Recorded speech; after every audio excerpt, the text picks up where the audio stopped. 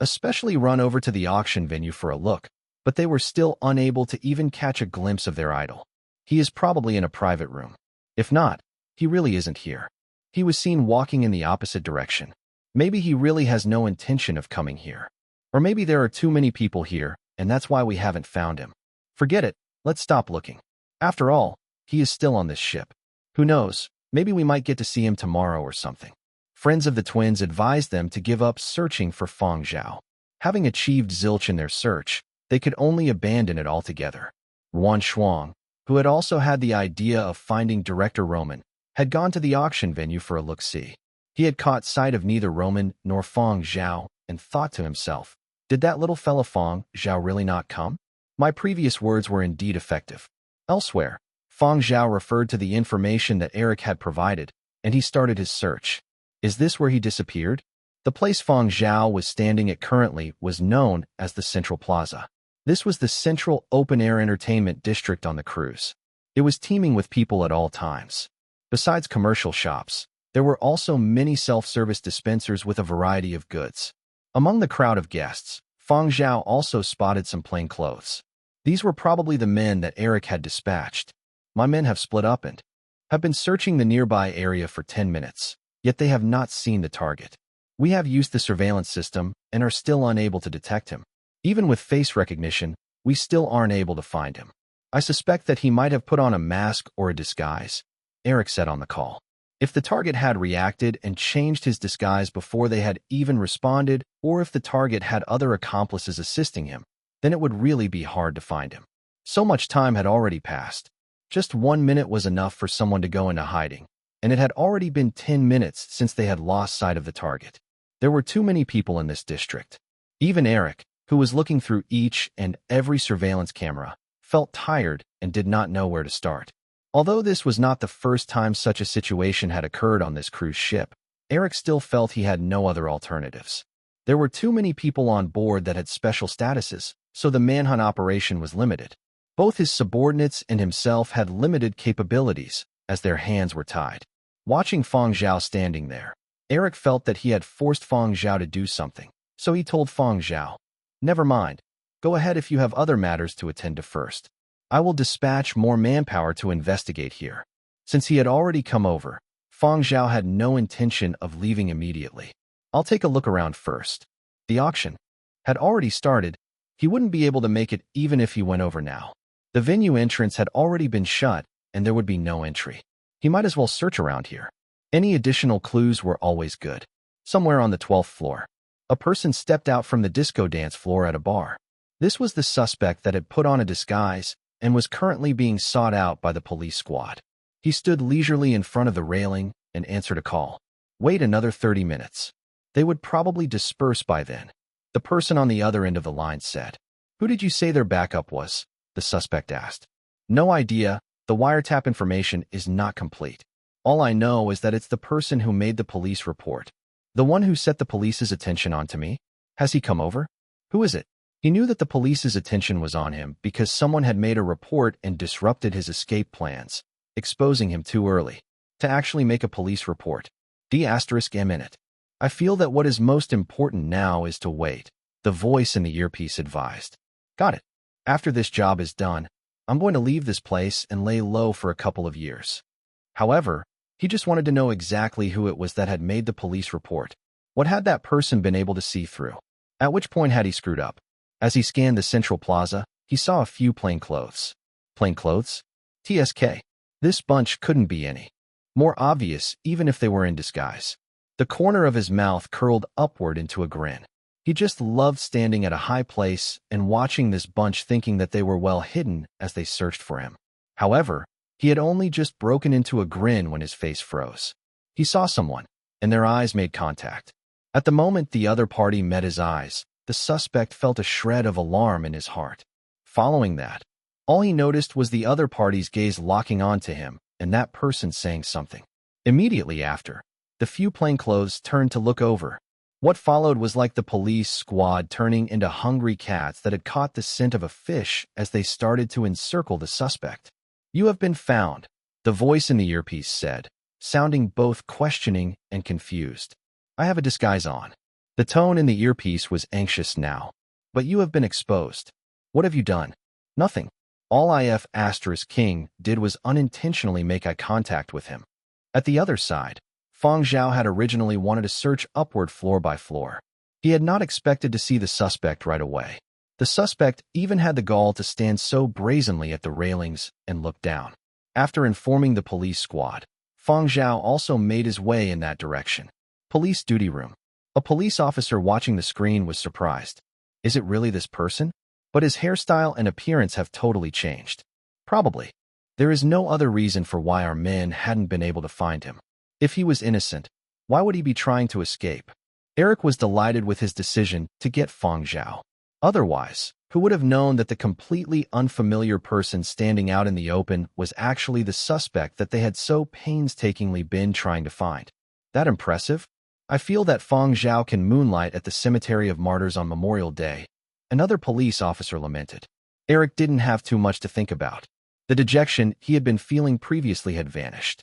Clutching the comms device in his hand, he instructed the scattered squad members on each floor while staring fixedly at the screen. His tone was somewhat elated as he barked out instructions. Seize that person. Surveillance. Watch closely. Don't let him escape this time. As he saw Fang Zhao also heading over, Eric decided to withdraw Fang Zhao from the capture, but after thinking about it, he changed his mind. He would wait till the suspect was caught first. What would happen if they lost sight of this guy again? At the Central Plaza. Tonight, Fang Zhao was wearing a slightly more formal suit for a soiree. This sort of outfit was not conspicuous here, as it was meant for the night's auction. Fang Zhao had wanted to dress a little more headstrongly, but from his days at Silver Wing, he knew that this sort of formal suit gave a better impression and projected the serious and dignified appearance of someone going for an interview. Only someone with a high enough status had the capability to be headstrong. If one wasn't at a high enough level, it was best to adhere to the rules. This was something that both Xue Jing and Ming Tsang had told Fang Zhao before. Thus, Fang Zhao had specially dressed up formally. However, the current circumstances were extraordinary, so he didn't care about being formal or not.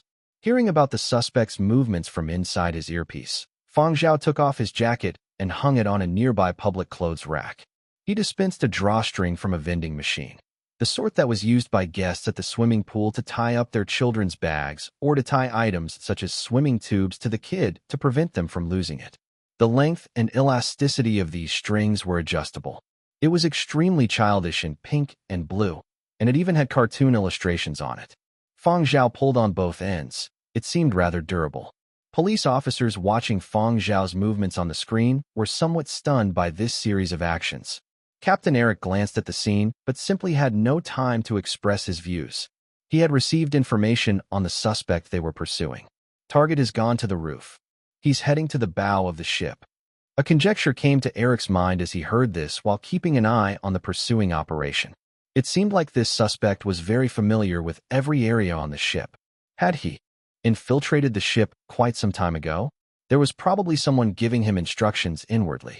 Perhaps the few cases aboard cruise ships previously had also been committed by them. Thinking about it, Eric got more worked up. Not about the merits he might log. If they could solve the previous few cases, the brooding feeling in his heart would disappear. Continue to chase. If you lose him this time, forget about returning. When he finished issuing commands, Eric watched Fang Zhao through the surveillance systems. The comms between the two were still ongoing. Eric passed on the disseminated information to Fang Zhao. The elevators here are very crowded. There is a door 20 meters toward the left side of where you are. Head through that door and move another 70 meters before making a right. You will see a special elevator there. I'll inform the command center to give you special privileges for it, and you will be able to reach the roof very quickly. Where are you running to? Over there. After Fang Zhao had left the Central Plaza, his pace picked up. As the crowd became more sparse, Fang Zhao kept increasing his speed. The route he took was completely different from the one Eric had advised him to take. There was a section at the end of the Central Plaza that was a rock-climbing wall simulating a natural cliff. This was specifically used for rock climbing, and it satisfied guests who had a passion for extreme sports. At the moment, a group was performing an activity on the rock-climbing wall. The instructor had just demonstrated to the members of the group how to effectively climb up the wall at speed and had competed with a few competitive people quite simply crushing their eager spirits. All right, take a break before having another go. Next, anybody else want to have a go against me? The words had just left the instructor's mouth when he realized someone had rushed over from the side in a flash. Following that, there was a rustle of wind as that person started ascending the wall. The other person had climbed up with rapid speed, as if he were on flat ground. In a flash, he had vanished from the summit. To be precise, the other party had ascended the rock wall and had climbed to the roof deck. People from the group who had raised their heads early had still been able to see a silhouette climbing. Others who looked up too late could only see the top of the wall. A short while later, that instructor blankly asked, "Did someone just climb up?" "I think so," members of the group replied. "Are you sure it was a person?" "I think so." "Who was that just now?" "I hadn't even said to start yet." Couldn't see clearly. There were still some people who had their heads raised as they stared at the summit. Seems like he was barehanded, and his attire wasn't suited for climbing. Very good. Now, who can tell me how a barehanded person without the aid of any equipment and wearing clothing not suitable could climb up so quickly? The instructor asked. Silence. The group of extreme sports fans collectively faced the wall and pondered hard. How exactly had he done it? The instructor waited for a bit, and before anyone answered, clapped his hands to draw the attention of everyone once again. All right, let's change the question. Anyone know who that expert was? Everyone shook their heads, and they continued to face the wall and pondered. The instructor asked once more, but discovered that nobody knew the able person who had ascended the wall with a whoosh. "We have seen a ghost." Police duty room. Those who had witnessed the scene were already dumbstruck. The cruise's command center was currently in a comms channel with Eric. "Captain Eric, the elevator is ready for use and the authority has been handed over. When is the person you mentioned going to come?" Eric, who could not take his eyes off the screen, had a complex look on his face. "Thank you. There is no longer any need." Chapter 286, Director cited. Watching Fang Zhao's speed of ascent before taking a look at those other police officers in the screen, Eric thought to himself, "I didn't realize they were that slow normally. Too little training indeed." At this moment, a police officer on the roof deck made a report to Eric. "Our deployment at the bow of the ship was complete, but the suspect suddenly changed his direction and is headed to the side. Why is he running over there?" Eric queried. "I remember that there is an SVIP area on the 17th floor.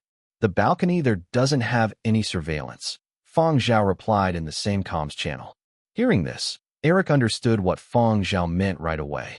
There is indeed a royal high-end suite on the 17th floor with private balconies. Does that person intend to jump from the roof to the 17th floor? The whole SVP area on the 17th floor did not have any surveillance monitors, nor were there any police officers there. Most importantly, the statuses of the people staying there were even more special, and they were more particular about privacy. Normally, they would simply not allow the police access to search and investigate that area. Was the suspect's intention to once again evade the surveillance and then change into a new disguise? Fang Zhao's conjecture really made sense. Eric also agreed with it.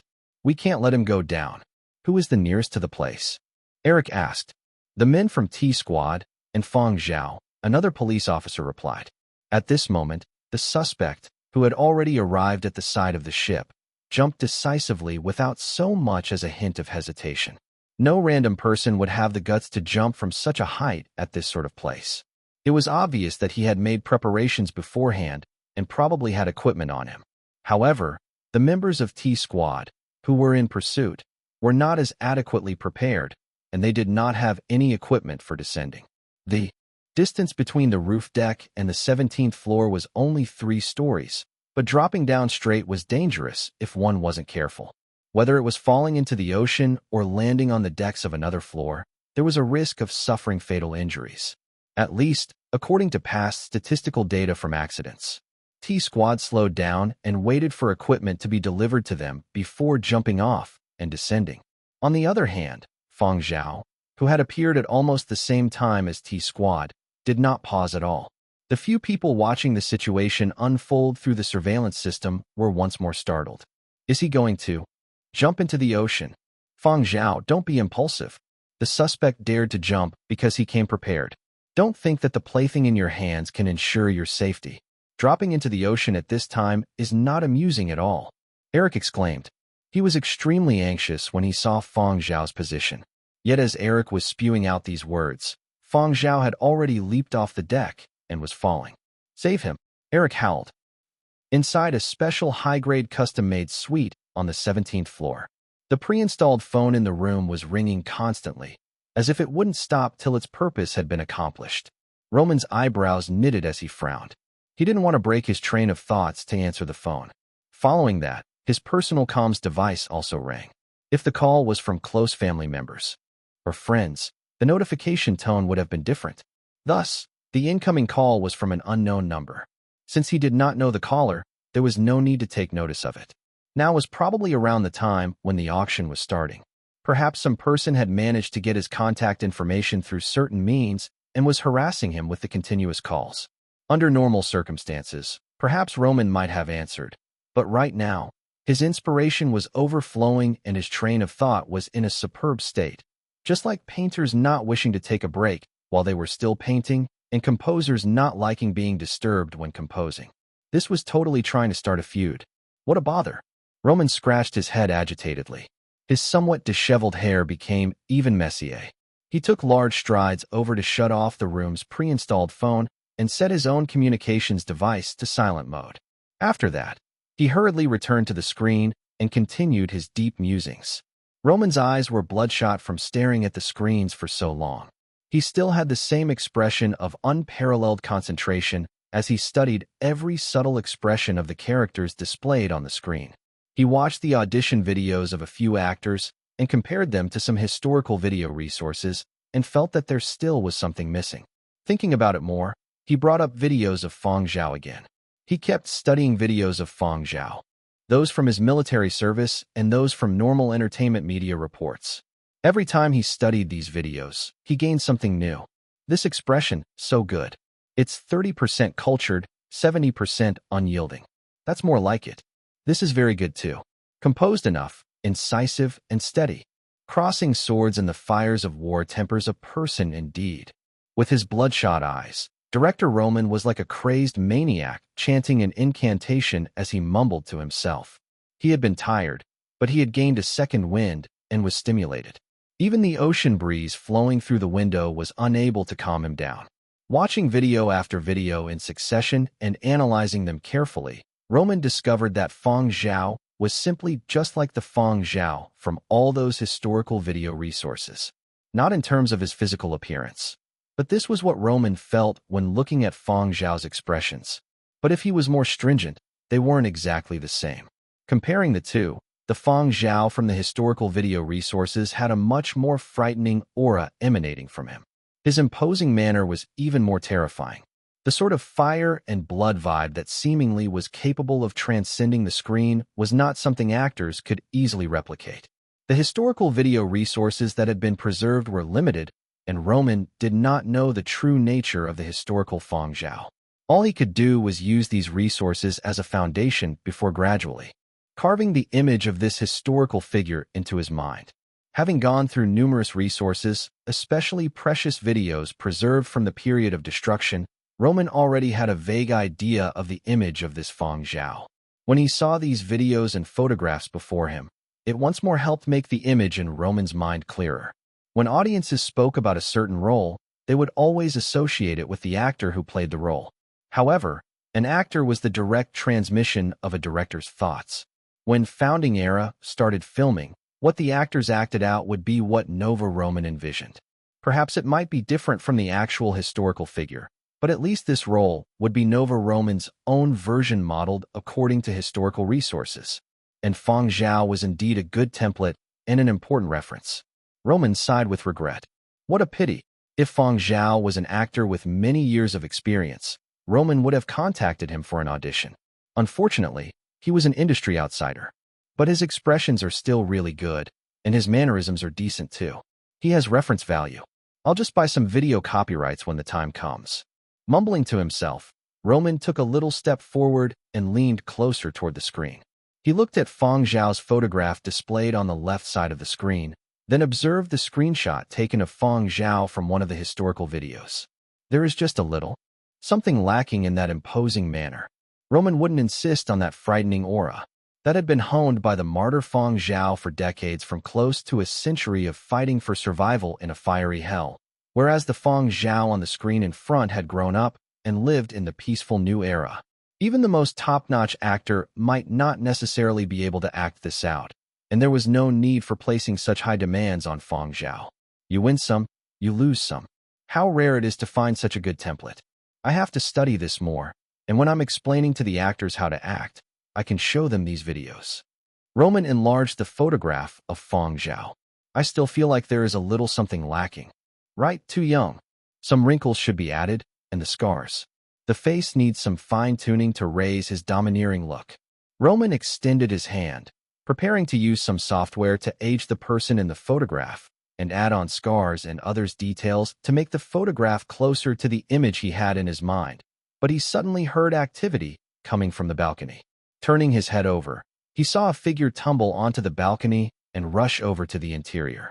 A stranger using this sort of method to intrude into this sort of place at this sort of time could only be described as not a good person. Alarm bells were already ringing in Roman's head. However, before he could react, another figure descended from the top and tumbled onto the balcony. At the same time, a snake-like whip flashed across. The suspect that had successfully landed on the balcony of this suite on the 17th floor was about to silence the person in the room and prevent said person from calling for help or making a police report. But just before he could do so, he felt his legs be looped and pulled under him as he crashed into the floorboards with a loud bang. Immediately afterward, his entire body was bound up like a dumpling. The suspect was in a daze at the sudden mishap that had occurred in the blink of an eye. Glancing at the rope binding him, the cartoon illustrations on it appeared to be sneering at him. He thrashed about a few times trying to break free, then stopped moving. With the cold muzzle of a gun pressed to the back of his head, who would dare move? Once Fang Zhao had subdued the suspect, he intended to explain to the guest in the room to prevent any misunderstandings arising. As he looked up at the person in the room and clearly saw the situation in the room, he was rooted for 2 seconds before saying, "Handling a police case. Please do not panic." As he said that, Fang Zhao brought up the electronic warrant that Eric had sent him, proving that he was assisting the police with this case. The suspect, who was wrapped up like a dumpling, did not dare make any large movements. All he could do was carefully twist his neck and rotate his eyebrows to analyze the surrounding conditions and seek a chance to escape. Sneaking a peek at the person behind him who was pointing a gun at his head, the suspect cursed silently. Where did the police get this sort of godly person? Even his landing after that jump was much smoother than mine. With this intuition and skill, you could work at any of the 12 large cemetery of martyrs. If you have the time, why not go deal with terrorists or head to foreign planets to fight for merit? What reason do you have to stay on a cruise ship as a small cop? Why did you have to King take note of me? The suspect carefully turned his neck again and looked toward the front. When he saw the situation in the room, he froze too. Inside the room, the walls were adorned with many mounted screens. There were videos, screenshots, and photographs on every screen. There were different backdrops, jungles, cities, streets, stages, and so on. The person in the photos had different outfits. Some were military uniforms, while others were suited for events. Some of these images were full-length shots, while some were feature close-ups. They were all the same person, and they were exactly the same as the person behind him. But he kept feeling that he had seen this person somewhere. The more he looked at it, the more familiar the person seemed. After that, as if the suspect had thought of something, his eyes widened and he wished that his neck could just snap right now. The wretched old fella in the room with an unkempt appearance and stubbly face, with his hand still on a photograph, seemed like the globally acclaimed director that had been a recent hot topic on the internet. Furthermore, thinking about how famous, rich, and powerful people like him led their secret private lives, he felt his brain going through countless possibilities in a flash before he finally comprehended. Unwritten rules. The suspect that assumed he had discovered the truth wailed over his misfortune in his heart. Seems like I have just witnessed a transaction that can never ever see the light of day. Am I going to be silenced for good? As for Nova Roman, who was standing in the room, he was also stupefied by the chain of unforeseen events. He had not expected that there would be people landing on the balcony of his suite in the SVIP area. When he saw the way the dumpling-like person lying on the floor was staring at him, Roman was even more displeased. Why do you have to stare at me like I'm an old pervert? Chapter 287. You are? Roman looked to the other person. Just now, when he had heard handling a police case, he had only been paying attention to the electronic warrant and had not noticed what this person looked like. Now that he had clearly seen this person, Roman was suddenly at a loss for words. The entire room was filled with videos and photographs of Fang Zhao. Before this, he had been studying them and his eyes were bloodshot from all that staring. Now that he suddenly saw the actual person, his first reaction was that he was seeing things. You are. Words had just left his mouth when Roman saw a few people in police uniforms land in succession on the balcony outside. Roman, was this how Cruz police handled cases nowadays? Eyebrows twitching, Roman calmly turned off all the screens in the room. The few that arrived later were the police on the roof deck who had come down after they had received the rappelling equipment. Fang Zhao, are you all right? Caught him. This is that fellow. Members of the police squad looked at the tied-up suspect and, after confirming that he was the one, used their handcuffs to restrain the suspect. Another officer, probably the leader of the squad, walked toward Roman to explain the situation that had unfolded before his eyes. Mr. Nova Roman? Sorry for disturbing you. When the police duty room dialed your room number, nobody picked up and you were uncontactable through your communications device. The police had previously contacted guests in the SVIP area and given them warnings beforehand to get those with bodyguards to deploy them. Only Roman had been uncontactable, and so they had been unable to inform him.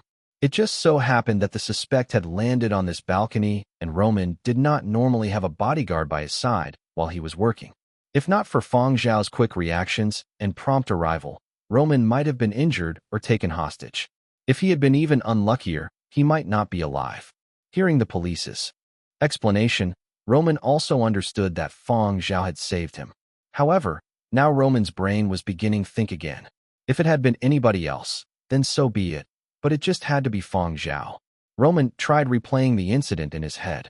His line of thought regarding Fang Zhao had not been broken yet, and because of these unforeseen circumstances, it had started changing again. Fang Zhao received a call from Eric. Eric inquired about what had happened and also allowed Fang Zhao to follow the police squad and the suspect to the interrogation room. Eric had even dispatched a small flying craft to pick them up. Time was tight, so Fang Zhao didn't have any time to approach Director Roman for a chat. However, under the present circumstances, the suspect had to be delivered first. After that matter was resolved, he would come and look for this director. After Fang Zhao and the police squad left, Roman once again turned on the screens and viewed the images displayed on them. He kept replaying the whole chain of events in his head and began deeply contemplating. After the detainee had been delivered to the police's interrogation room, Fang Zhao was called to another room to give a statement. Outside the interrogation room, Eric first lectured the members of the police squad. Even Fang Zhao knew how to prepare equipment beforehand. So what about you guys? Did you carry the equipment that is supposed to be on you? No efficiency, no operational capability. Even an amateur puts us to shame. One police officer timidly replied, Captain, Fang Zhao is really a professional. He's from the Baiji military district and has directly gone up against terrorists. He really cannot be considered an amateur. Didn't the military reports say that? Eric's eyebrows flew upward, his enlarged eyes compelling that junior police officer to swallow his words. You still dare to talk back? Fang Zhao had served in the Baiji military district. This Eric also knew, but he could not take back the words he had said. It was a matter of pride. He was the boss here. However, they really could not be compared with Fang Zhao. That mysterious intuition was another matter altogether. Just the way he had leaped off the roof deck was out of this world. Even if it was someone worked all year round on the cruise and trained frequently, they might only be able to accomplish it with some difficulty, and they wouldn't be as nimble either. Luckily, not every suspect is just like Fang Zhao. With his skills, if Fang Zhao was to commit crimes, we would lose our jobs, another officer lamented. Hearing this, Eric's mood became poorer. Don't talk about Fang Zhao to that extent. Let's say, if we weren't fortunate enough to have encountered Fang Zhao, do you think we would have caught the suspect being detained inside? But this wasn't time to be disciplining his subordinates. Eric had an interrogation to handle first. When Fang Zhao got here, Eric had already gone inside to interrogate the suspect. However, that had nothing to do with Fang Zhao. After he had given his statement, Fang Zhao was informed that he could leave. Just as he was about to leave, Fang Zhao heard two police officers discussing something in hushed tones. Any normal person would not be able to listen to the contents of the conversation, but Fang Zhao's hearing was not like a normal person's, and he could catch what those two were saying. When making his statement, Fang Zhao had heard from a police officer that the person he had detained had stolen something. He had stolen an important item stored in a safe in the storeroom. At first, Fang Zhao had thought the person had stolen a precious gem or something similar, as the auction this time around featured gemstones. He had not expected that the person had stolen an antique, a portable hard drive from the old era. Given the storage technology used in the new era, it was indeed an antique. During the period of destruction, many firms had not made preparations for data recovery for a calamity. When the apocalypse had descended, there had been severe data loss, and 90% of people's personal storage equipment had been destroyed. Too little had been able to be preserved. Some fortunate storage devices had managed to survive the period of destruction due to special methods of preservation that had managed to extend the lifespan of these devices. For devices that had not been so lucky, even if they were not damaged externally, they had spoiled over time and the data inside was impossible to recover. Research teams established during the period of destruction had only preserved more important data, the sort that only concerned humanity's survival and development. As for popular entertainment, there was much less. But as the world once again recovered and became peaceful, people once again sought out stuff from the old era. In the first 100 years of the new era, there were people who had gotten rich from discovering old era videos. But now, 500 years later, there was already a database with backups. When some people discovered storage devices from the old era, they would spend large sums of money to contract historical relic restoration specialists and appraisers. After investing large sums, they would often find out that the videos stored inside had already been uploaded to the database, and the first discoverer of those videos had already been recorded. These items in their hands could not be sold for a high price, and it had all been a wasted effort. People of the new era always had an old era complex, and this reason people still valued these sorts storage devices. Naturally, what was more important was the data they contained and whether there were videos from the old era that had not been uploaded to the database. Antiques could be faked, as could videos.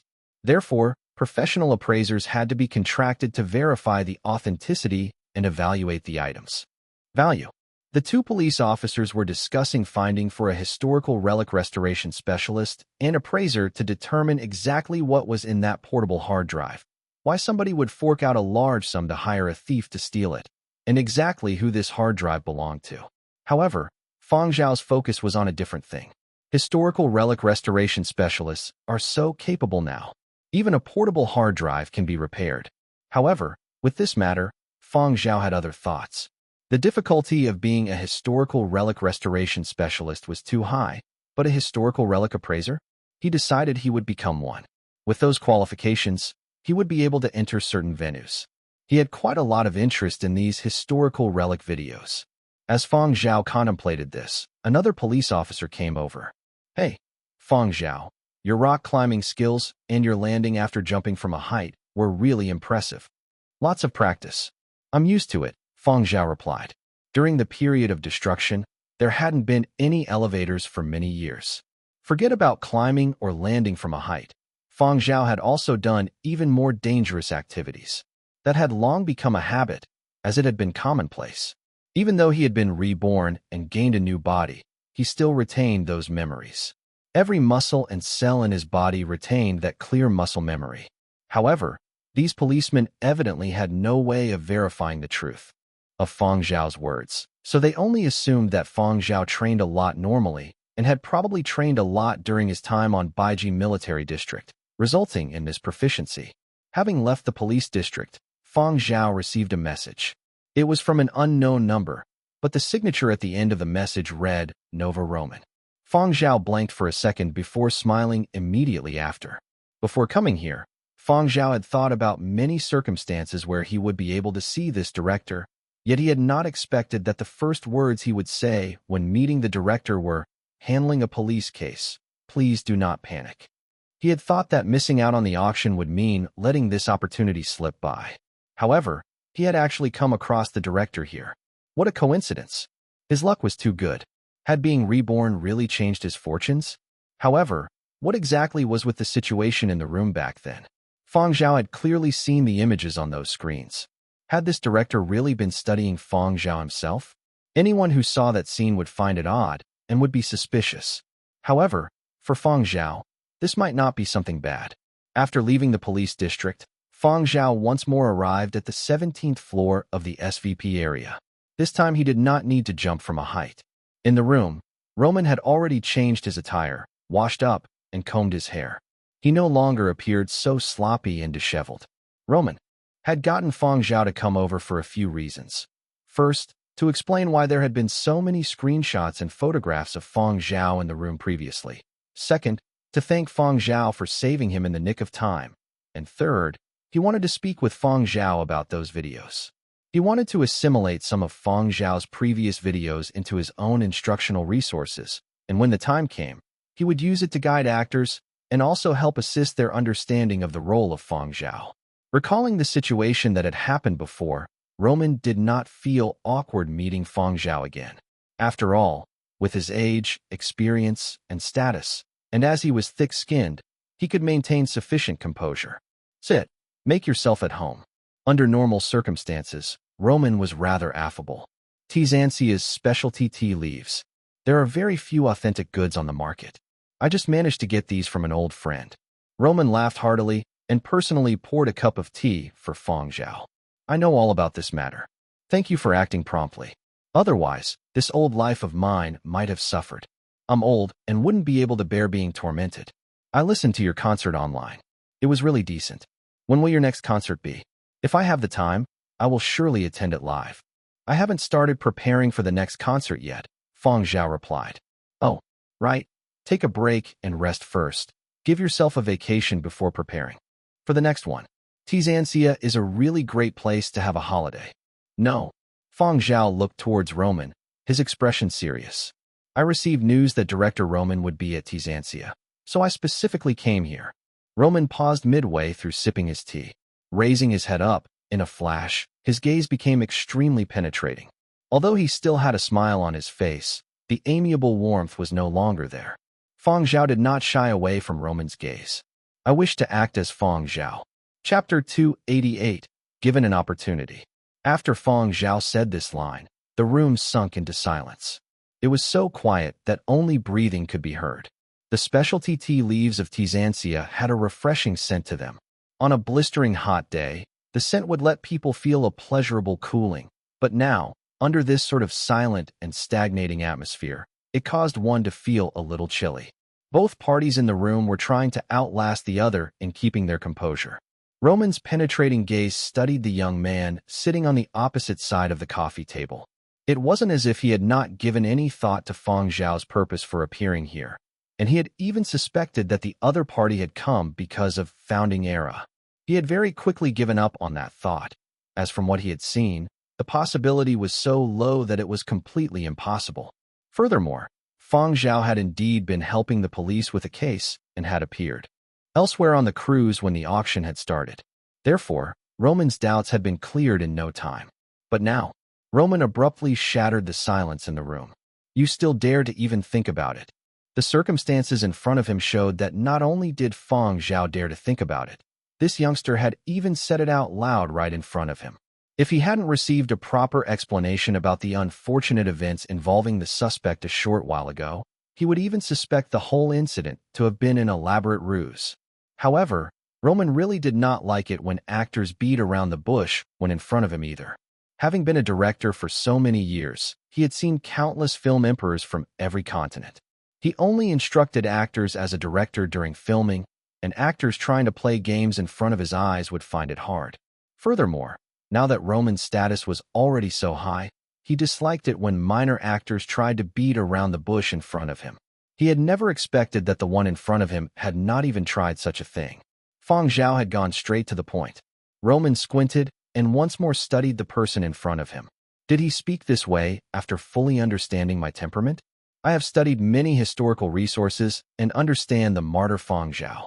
I cannot deny that on many fronts, you are indeed very similar to the Fang Zhao in the drama series, and that there is some resemblance between you and the image I have envisioned, which has given me lots of inspiration. I can let you become a body double. Given your agility, I can draw up a contract for you to sign right now. But, at this moment, Roman's entire demeanor changed. It was as if a raging tempest had surged, enveloping the entire area around the coffee table. If you want this role, that is basically impossible. You aren't even an actor. At present, you don't even have a single representative work, and you completely lack acting experience. What can you use to fight for it? Fang Zhao's gaze did not back down from Roman's change in demeanor, nor did he lose confidence or appear weak. On the contrary, he replied, "For this role, I can act better than all the others. Representative works, awards, only these are the most direct proof of your ability, not empty promises. That is why I'm asking for a chance now, a chance to prove my worth," Fang Zhao replied. Why had he looked for Roman? Because Roman dared to use newcomers. This was an unconventional gambit. Fang Zhao had analyzed a lot of people to try and find a breakthrough. Roman was the best place to start. Only here would he be able to fight for a chance. The room once again fell back into silence. It was so quiet that the sound of Roman's fingers rubbing the rim of his teacup could be heard. Fang Zhao did not add anything further, instead continuing to wait in silence. There was no need to say too many unnecessary words. In front of this globally acclaimed director, Roman would make his own judgments. After a short while had passed, Roman said, "You studied my temper beforehand." Roman loved to promote fresh talent in his own works, as he loved to unearth gold that had been neglected and buried away. He loved to wipe away the grime on a pearl, so he could see the instant when it glittered. He loved creating stars. When his career finally concluded, he wanted to look back at his accomplishments, that night sky full of resplendent stars. If a question was posed, among the people from the entire project with the authority to decide such a thing, who among them had the highest possibility of using fresh talent? The answer would be only Nova Roman. Every newcomer that had been pushed forward by him would make it big, and those with brains, or who could speedily adapt to this industry, had already stood on the golden pedestal in the entertainment circles. However, for the Founding Era project, Roman had originally decided to go about it conservatively. Now that he had met Fang Zhao in person, though, he was wavering. A revolutionary film project like Founding Era, according to Roman, naturally had a different significance, but his internal raging ambition and his tendency to take risks caused Roman to change his original outlook. Not only was Fang Zhao not considered a fresh newcomer, he wasn't even an actor. However, what harm was there in giving him a chance? Who had asked this youngster to suit Roman's tastes? And furthermore, Fang Zhao was practically the same as the image of the role Roman had constructed in his mind. Never mind, just consider it me repaying the favor. In his heart, Roman had found a very good excuse for himself. Should Fang Zhao fail, and if others were to ask about it in the future, he would be able to explain. On account of the inspiration you have furnished and you saving me, I shall give you a chance. However, there are some things I have to say. Founding Era is a revolutionary project. The role of the martyr Fang Zhao is an extremely important one. Even as the lead director, I don't have full authority, and I can't just decide alone. Roman added extra emphasis in his tone. 10 days from now, I will give you a chance for an audition. But this is just a preliminary trial. If you pass this stage, your audition video will be put together with the audition videos of other actors and sent for the second round of selection. After those videos have been filtered, the ones that pass will be shown to the other policy makers, and a vote will be called to decide. You have to prepare well. Fang Zhao had to make mental preparations for being overlooked, facing those policymakers with high authority, and dealing with the vicious looks from other great masters in the film circles. After he had said all this, Roman's penetrating gaze once again became warm, like the gentle breeze after a torrential downpour. He didn't look at Fang Zhao and instead gazed out the window and brandished his hands, indicating that Fang Zhao could leave. If Fang Zhao had not brought up this request, perhaps he might have discussed with Fang Zhao and analyzed the historical figure Fang Zhao more, but now there was no need. The entire selection process takes a long time, and the competition is very intense. Whether you can make it depends entirely on you. You have to be aware of your own strengths and weaknesses, Roman said unhurriedly. In 10 days' time, if the results were satisfactory, he would give Fang Zhao an official chance to be in the running and would surely give Fang Zhao guidance and assistance.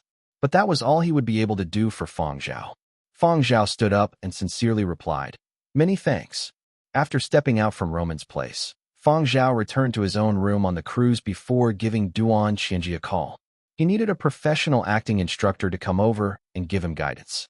Even if he was only showing his inherent qualities, he still needed to grasp the necessary acting techniques, and online coaching had its limitations. Also, Roman would not be able to provide Fang Zhao with much help, so 10 days was actually very tight. Yenzhou, Silver Wing headquarters.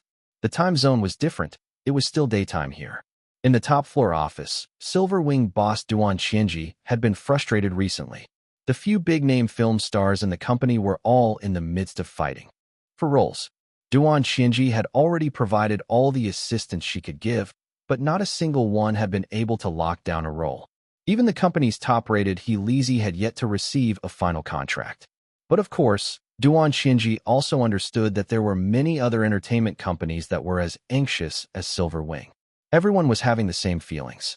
Duan Qianji got her assistant to pour a cup of coffee and was about to go over the latest reports.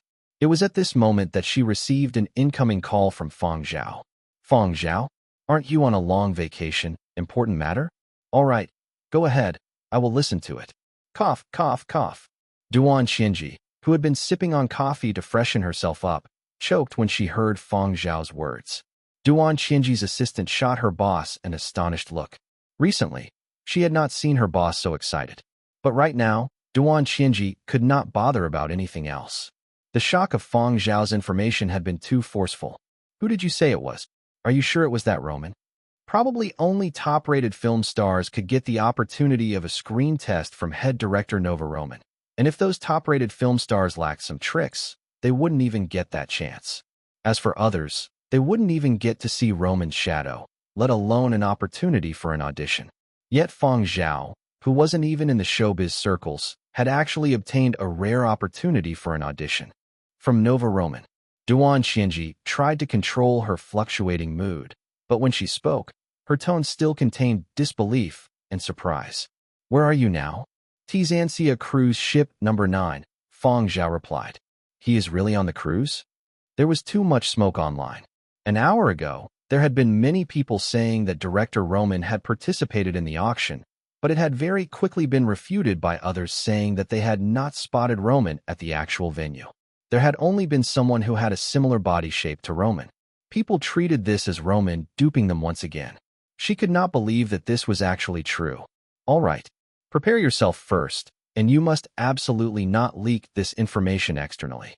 I will send someone over immediately." Now, Duan Qianji was even more nervous than Fang Zhao. She had known that Fang Zhao was definitely up to something when he had applied for the vacation. And when he was up to something, it would be a big matter. Regardless of how Fang Zhao had gotten a hold of this opportunity, Duan Qianji was only looking at the result right now. An opportunity meant hope, and with hope, there was a possibility. Every single opportunity had to be grasped. After ending the call, in line with Fang Zhao's request, Duan Qianji went to browse through a few satisfactory names and checked on these people's arrangements. Following that, she made a call. On a certain floor in Silver Wing Tower, an actor was coaching. Over 10 second and third-rate actors.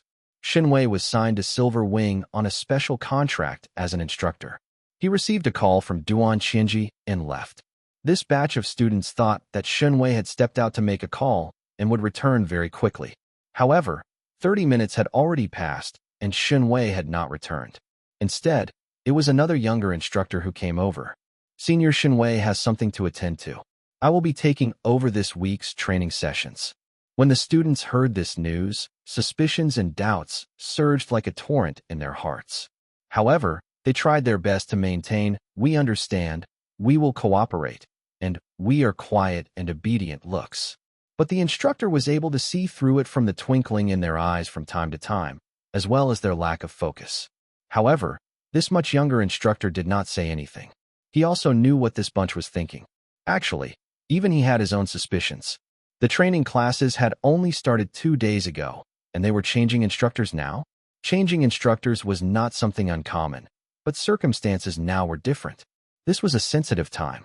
Unless some actor in the company had landed an opportunity for a screen test, otherwise, the company would not be so urgent in transferring senior instructor Shun Wei away. Very quickly, this information spread through the company. Was Shun Wei really transferred out for the time being? Indeed, it's been verified. How is the progress of the company's top-rate and first-rate film stars? Which of them has gotten an opportunity for a screen test? No idea. Information about that bunch is kept under tight wraps. Even if they got a chance for a screen test, they wouldn't reveal it. All we can do is wait, then. Let's see which entertainment reporter will release the news first. Speaking of entertainment reporters, where has Wang Tai gone to? Wasn't he given the title of Yinzhou's paparazzi king? He's been so quiet. There hasn't even been a fart from him. Recently, there really hasn't been any news of him. At this sort of time, being too quiet doesn't seem like his style. I'm having a nagging feeling in my heart, as if he is up to something big. Actually, there is only so much in these circles. The roles are all determined by the status of the industry. How big can it even get? Whatever stirring and hyping in the news is ultimately just going to be something that makes sense and is expected. Chapter 289. Who is this? Oblivious to the fallout within Silver Wing, Fang Zhao, situated in faraway Tizanxia, had already reached Shenwei. Shenwei still hadn't found his composure by the time he boarded his flying transport. He had gotten a call from Duan Qianji. He had thought he was going to be asked to train a few of the company's priority A-list actors. Duan Qianji hadn't prefaced her remarks, simply asking him if he could spare some time right now. When she had gotten an answer in the affirmative, she'd had him sign a confidentiality agreement. Chills had gone down Shenwei's spine once he had realized the severity of the situation. He didn't dare let down his guard, but he also realized this was an opportunity for him. He was as tight-lipped as he had ever been lest he squander such a rare career move. Once he completed the handoff at Silver Wing, he headed straight for Tizanxia in the flying transport Duan Qianji had prepared for him. Only when the flying transport had left Yinzhou airspace did Duan Qianji reveal who he was going to see in Tizanxia. Who would have guessed? Shun Wei marveled silently at this, knowing that all the folks at Silver Wing would get a kick out of the fact that his mystery assignment was Fang Zhao, someone who had nothing to do with acting. Unlike Duan Qianji, who was a results-oriented boss looking out for the company's interests, Shun Wei had started out as an actor. He knew full well how hard it was to land an audition for this film project, and for a key part, no less. He wanted to know how Fang Zhao had managed to secure the opportunity. That was what he was wondering about during the journey to Tizanxia. More often than not, actors were pawns. They had no authority. All they could do was wait to be chosen. So what had prompted director Roman to give Fang Zhao this precious opportunity? Was a backroom deal involved? Shun Wei got a sense of the answer on the first day he worked with Fang Zhao after arriving at Tizanxia. After analyzing Fang Zhao's personality and Fang Zhao the character as described in the script, he realized they were a perfect match. Fang Zhao had won by simply going with the flow. That is an advantage too, Shun Wei thought to himself. If there was a huge discrepancy between Fang Zhao's personality and Fang Zhao the character, or if he wasn't already an entertainment industry insider, he couldn't possibly have landed the audition without the proper backing and connections. But acting in keeping with your personality didn't mean behaving the same way you did in real life when you acted. You still had to depict traits assigned to the character in the script, building from your own personality in order to craft a complete portrait. As far as Fang Zhao was concerned, apart from mastering some basic acting techniques, he also had to learn how to be himself in the movie, how to deliver a performance that moved audiences. That was Shun Wei's job. Duan Qianji had asked for Shun Wei, which meant he was highly skilled and the most suitable coach for Fang Zhao. Shun Wei knew how to help Fang Zhao master the skills that were necessary for his audition in the shortest time frame. As for everything else, Shun Wei would simplify. He didn't have enough time to go into detail anyway. Fang Zhao holed up in his room after Shun Wei arrived in Tizanxia. The cruise ship was still in motion. He didn't need to head back to Tizanxia just yet. He instructed Yin Biao, who had remained on Tizanxia, to help Shun Wei settle down. He would then communicate with Shun Wei via video conference and receive coaching online. Fang Zhao rented a seaside villa for Shun Wei. There were plenty of similar options for tourists. They were private enough and conducive to his online coaching sessions. Meanwhile, in the latest online gossip, a video had caused quite the stir. One of the passengers on the cruise ship had uploaded a hastily shot rock climbing video while sharing his pictures from the trip.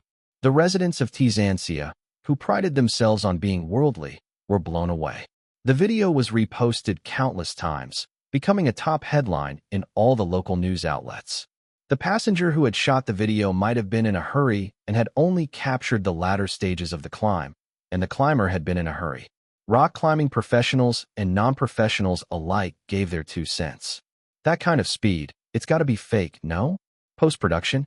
How did he do it? On first glance, he seems to be climbing with his bare hands, but maybe he's carrying some secret equipment in his palms. But he doesn't look like he came prepared. He looks like he's coming from a banquet or something. I know. It's got to be a publicity stunt. When all the hype dies down, we'll find out that some rock climbing athlete is making his debut in the entertainment industry. Word has it that several quite good-looking extreme athletes are contemplating new careers. It's not them. They were still broadcasting live from their climb up a snow mountain in Muzhou yesterday. Let's stop guessing. We'll wait and see. The publicity team behind this will follow up for sure. True. Let's let things play out. So the folks fixated on the video waited for the incident to percolate, except it didn't. The rock climbing incident on the cruise ship was soon eclipsed by other events. It barely got a mention after a while. It just dropped off the radar. Folks who thought they had seen through the act were bewildered. This didn't make sense. What about the hype? The athletes switching careers? Where did they go? Tizanxia. Yin Biao watched the video online while he conferred with Zuiyu by phone. Others would have missed it, but as Fang Zhao's bodyguard, Yin Biao had no trouble recognizing the silhouette. He just wasn't sure and wanted Zuiyu to confirm. It was also a chance to ask what had happened on the cruise ship. Zuiyu's face went blank. I'm not clear either. After hanging up with Boss, I went for a cup of coffee and listened to some music. Before I knew it, Boss was in the headlines again. Even though it was a local headline story, it was still a headline story. After a slight distraction, Boss was in the news again. What good are you for? Yin Biao thought Zuiyu wasn't doing his job. In contrast to the folks in Tizanxia, readers from other continents had other concerns. They wanted to distinguish fact from rumor, to figure out whether director Roman was actually on the cruise ship and which celebrities had managed to successfully stalk him. At times like this, the people who got the most flack were the best-known entertainment journalists on each continent. In Yinzhou, Wang Tai was the one who came under fire. Godfather, should we release what we have? Fu Rui asked Wang Tai after browsing the online chatter. Wang Tai shook his head. We still don't have enough stuff. Let's wait and keep at it. Wang Tai had been sitting on the material he had shot because he felt the timing was wrong. We're not going to release anything at all. You haven't seen the online commentary. They're saying that your reputation as king of paparazzi is at stake. It's all talk. I'm not actually going to suffer. It's better than being fed to the sharks. Believe it or not, if I released what we have now, Fang Zhao would show up tonight. Fu Rui was going to suggest they simply go into hiding after releasing their material, but he thought back to the last time Fang Zhao had paid them a visit and shut up. Then should we keep following?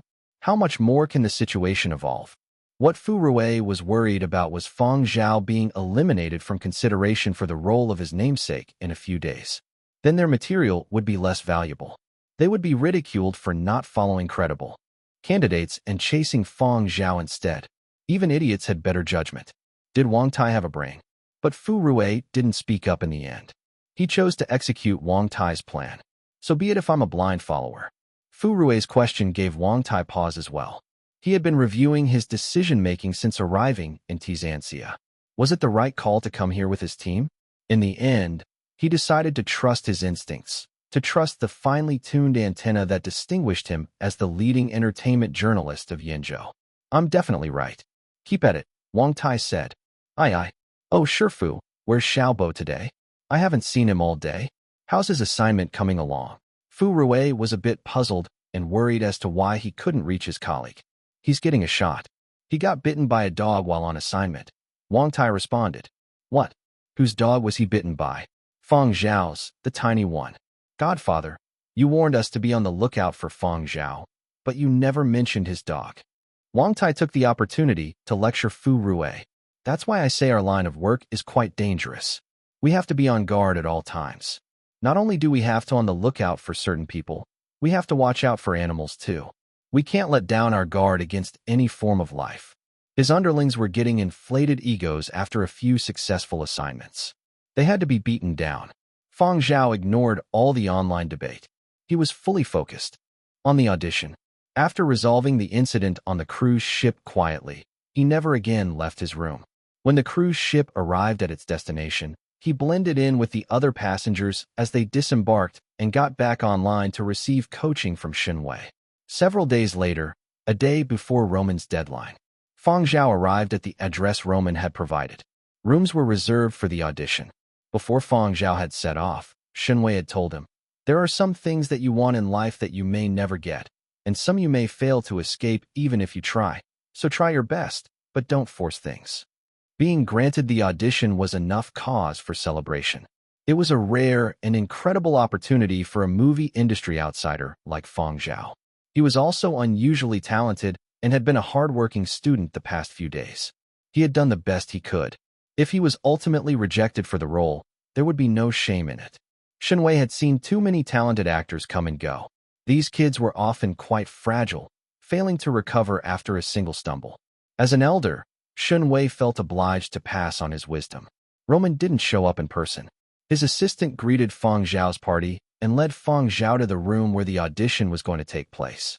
Shenwei, Zuiyu, and Yin Biao waited in a living room. Shenwei was a bit disappointed that he didn't get to meet Roman in person, but soon his sense of regret was displaced by nerves. As a teacher, he was even more jittery than his student. The room reserved for the audition was completely empty. There were no props. Certain images would be projected during the audition to help set the scene. The audition comprised 3 parts: a conversation, a fight scene, and a random scene picked by Roman. The third scene was extra credit, so to speak, an opportunity for actors to show their stuff. "I'll give you 5 minutes to prepare for each scene." Roman didn't bother asking Fang Zhao if 5 minutes was sufficient. After barking his orders, he sat down on a nearby sofa to study a document. He was very busy. He'd had to reshuffle his schedule to make time for Fang Zhao's audition.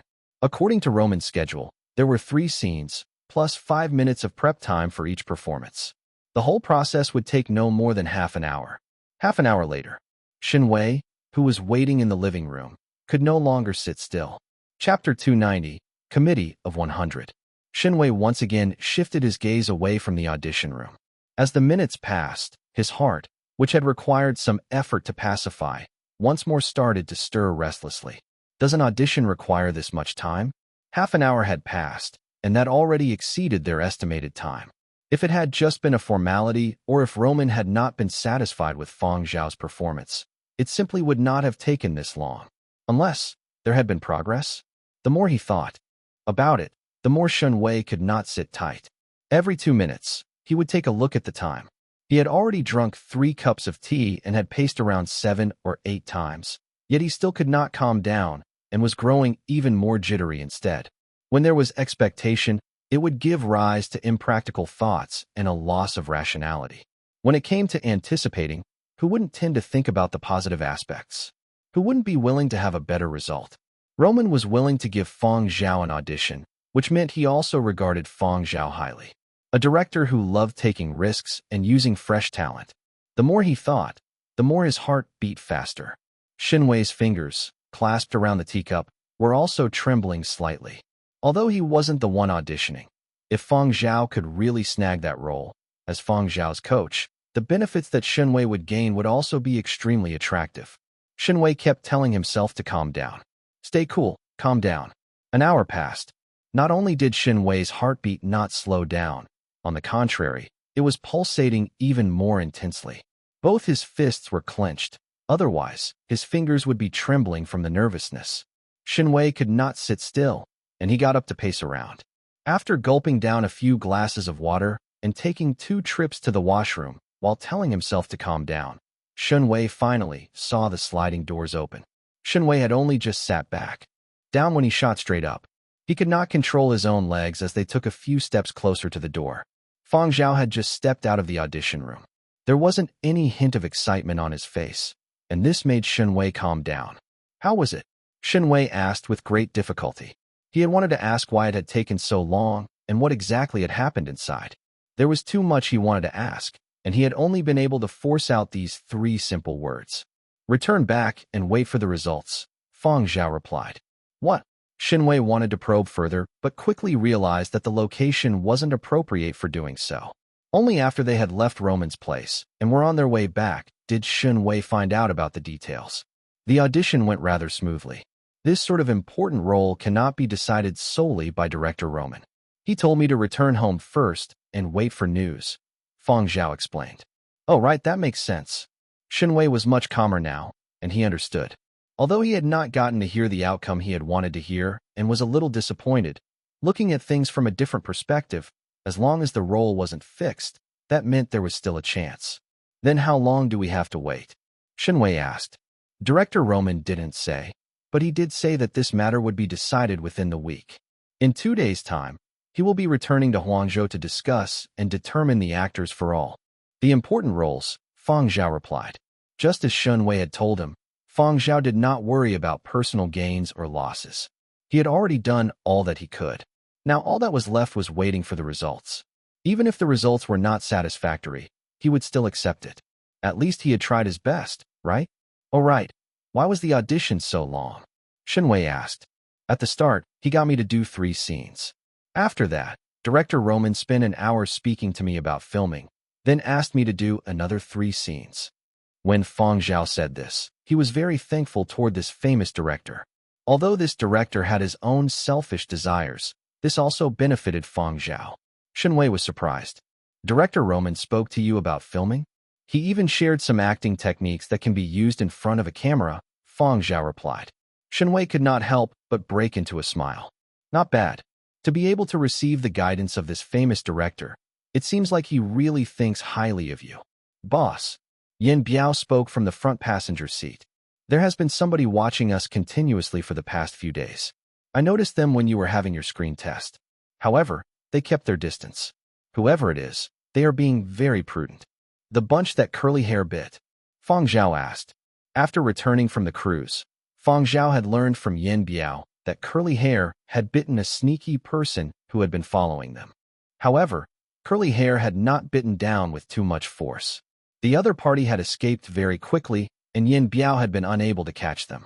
After that, Yin Biao and Zhuoyu had both asked Fang Zhao whether they should catch the person, but Fang Zhao had indicated that they need not bother.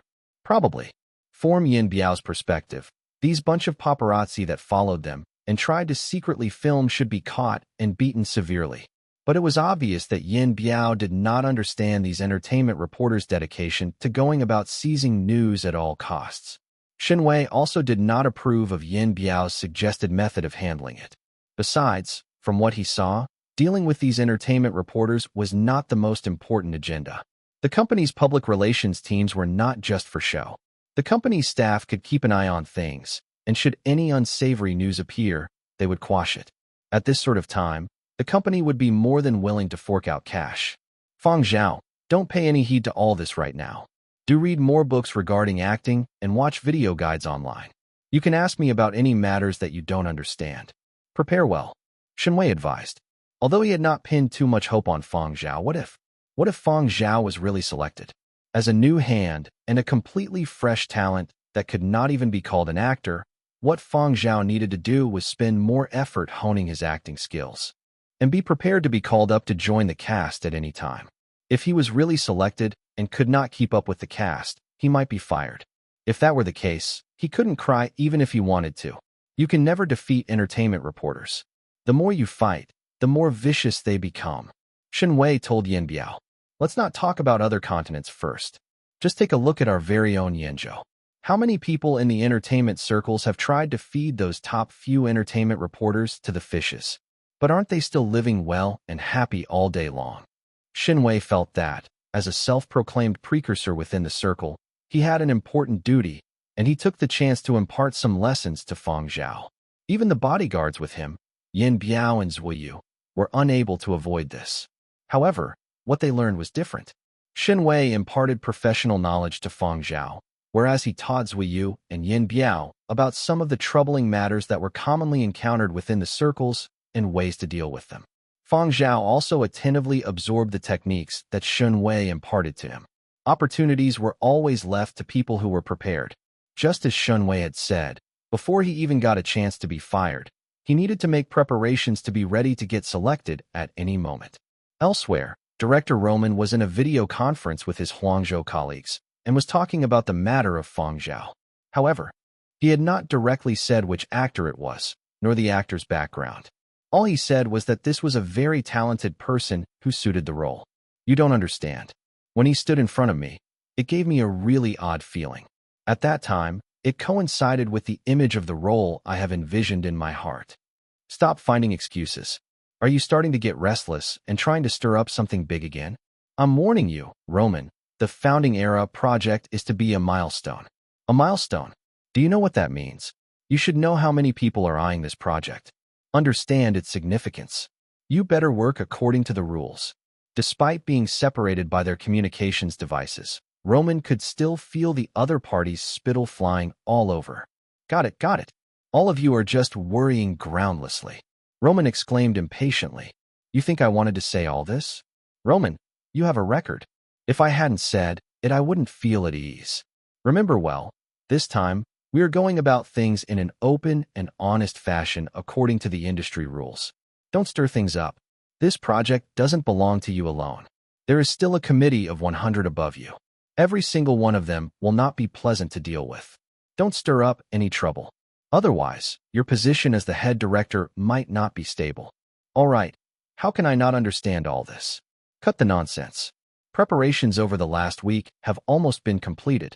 We have to fix the actors soon. Tomorrow we head out. See you at Huangzhou. Ending the call, Roman's mouth twitched. Follow the rules? Whose rules?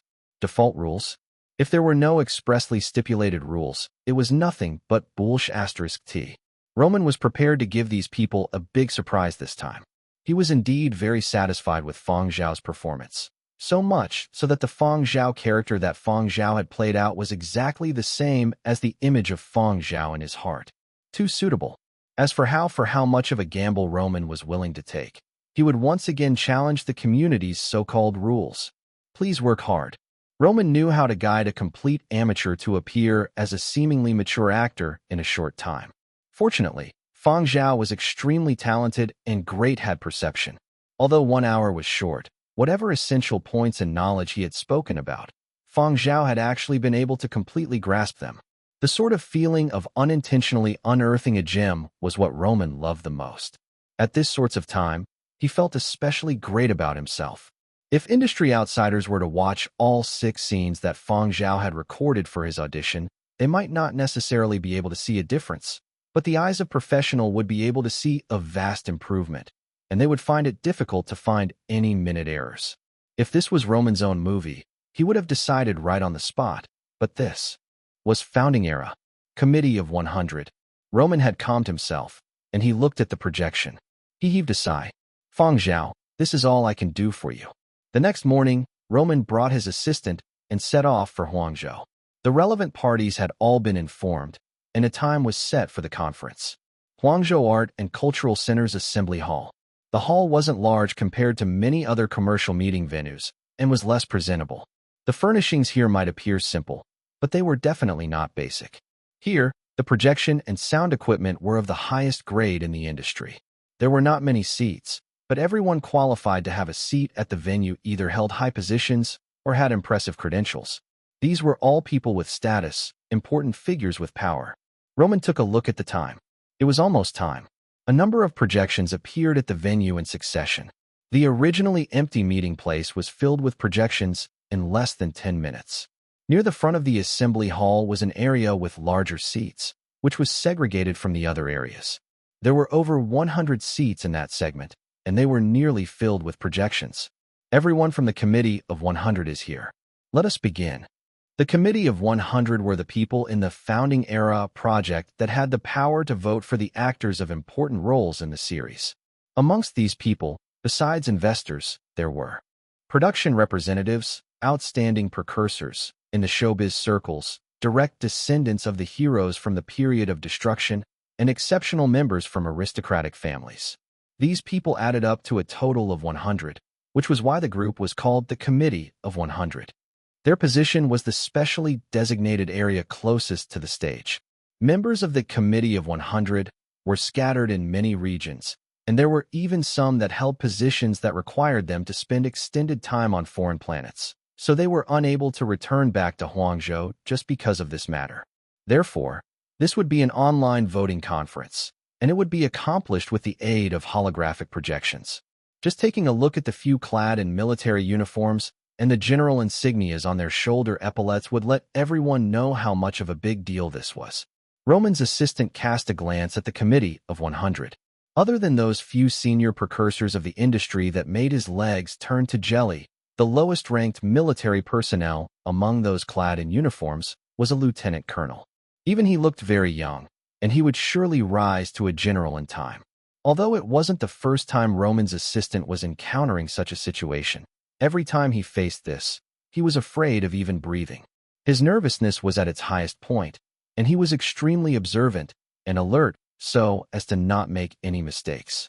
Today we have to decide on 3 important roles.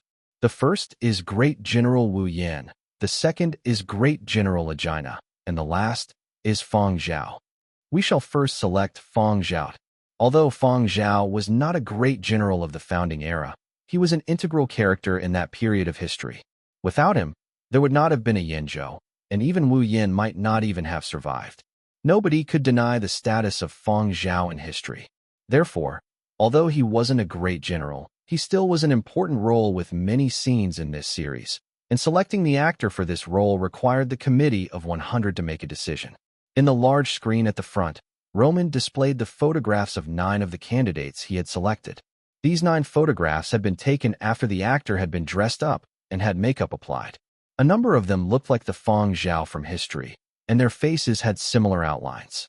After makeup had been applied, it became very difficult to distinguish them apart. There was also no indication of the names of the 9 actors on screen, only the numbers from 1 to 9. These numbers had all been assigned randomly. However, for people extremely close to these actors, they were still able to recognize them. These are the final 9 I have selected, Roman told the Committee of 100 below the stage. Just like the previous time, I will play the audition videos of the 9 candidates, starting from number 1. Each candidate has 3 scenes, and the final vote result will determine the actor. Chapter 291, Number 7. Although the names of the 9 actors displayed on the large screen were not shown, those that were more familiar with the entertainment circles had already started to decipher who they were in succession. However, when they came to the 7th person, they were stumped. I can recognize the first 6, but what about the 7th? Whispered a member of the Committee of 100 to his old friend occupying the seat beside him. The other person was also puzzled. Is that Dasmi? No, Dasmi is number 9. Then, Nyan. Not him either. Nyan is number 2. That's strange. Is it because of the makeup? I can't recognize him. At first, those in muted discussions had been those from the showbiz circles and people who were more familiar with the industry. At the area where the Committee of 100 sat, there were a few members clad in military uniforms in the 3rd row. Although they did not share a family name or come from the same military district, they all knew each other. Normally, they were incredibly busy and did not have time to pay attention to the entertainment circles. But as the quintessence of the descendants of the great generals, they still had voting rights when it came to selecting the parties that would play those important roles. When the Founding Era project had first been established, they had been informed that it would be broadcast across every military district as a compulsory series. Since it was a compulsory series and they had voting rights, they definitely had to represent their respective military districts by picking actors that were most pleasing to the eye. Actors that had criticized military districts were not required.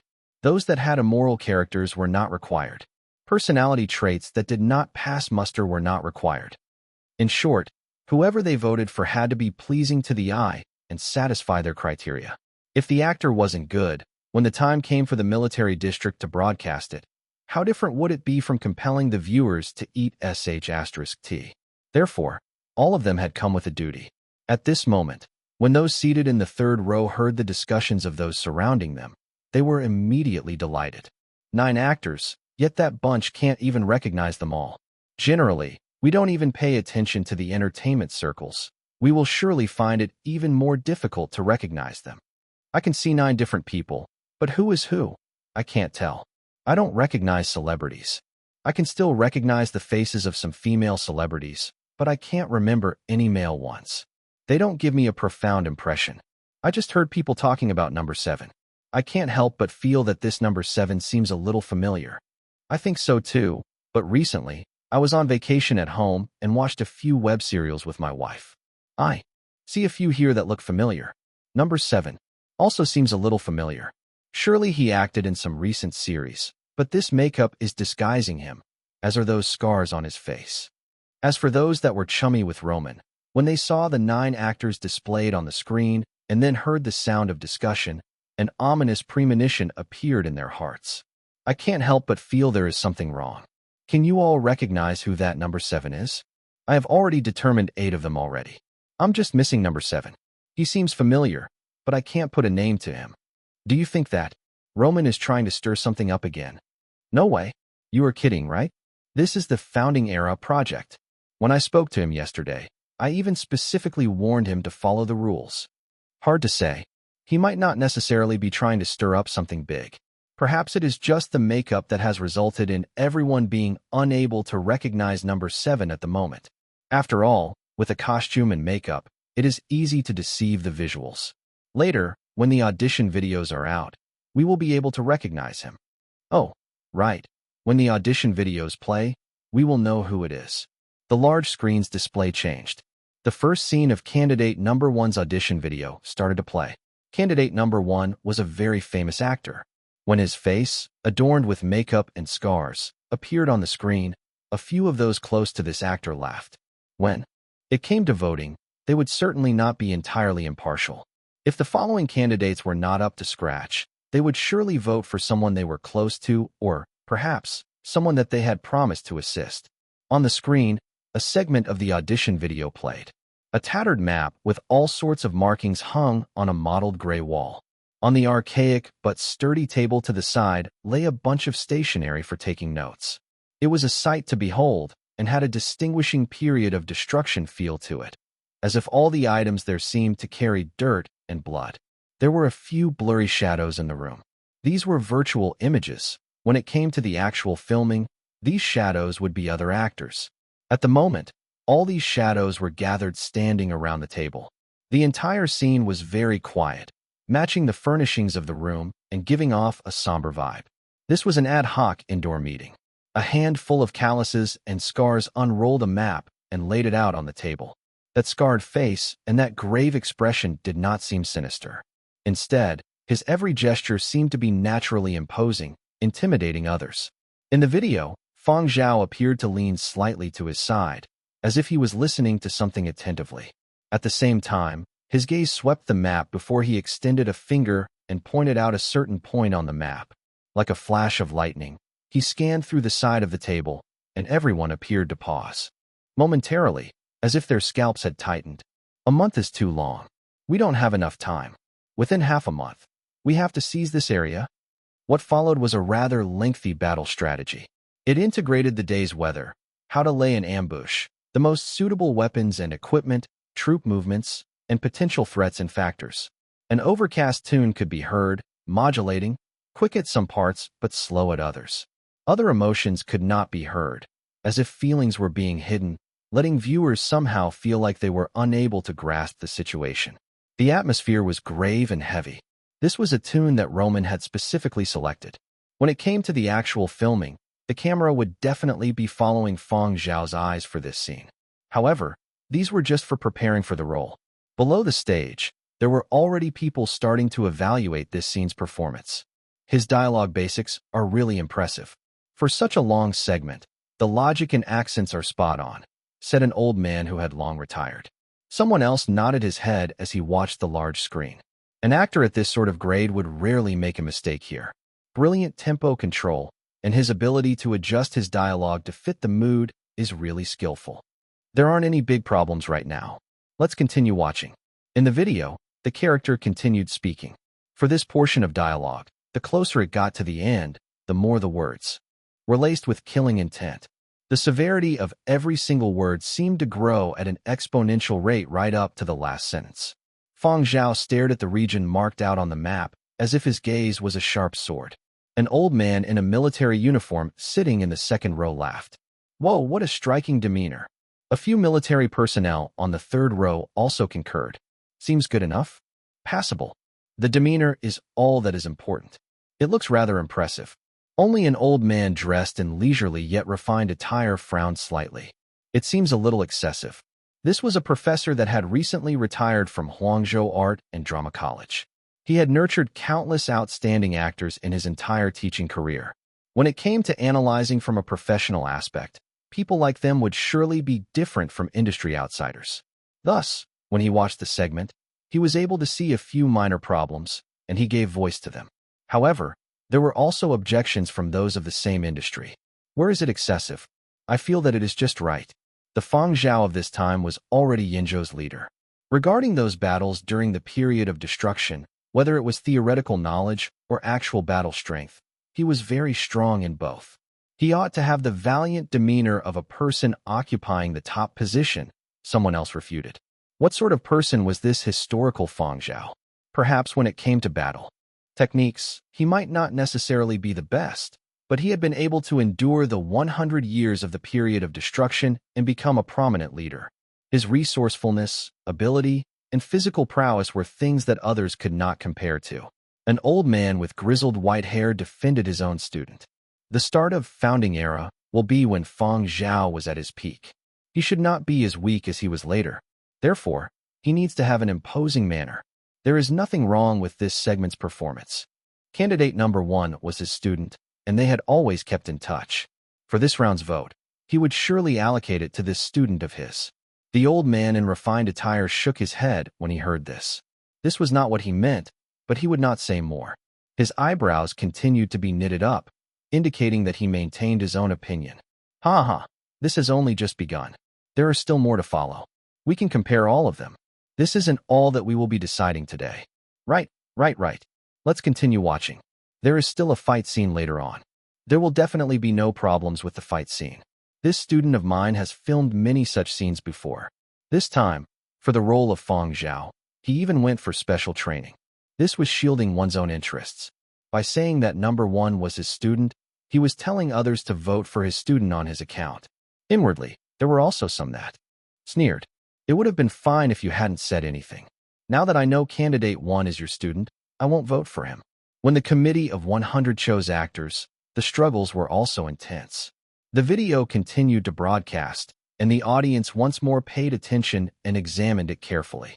Candidate 1's fight scene was indeed decent. Whether it was real or not, at least the result turned out very well. After a candidate's audition videos concluded, there were some below the stage who wrote down some evaluations in their own small books. After watching all the videos, they would select the one they felt was the best and vote for him.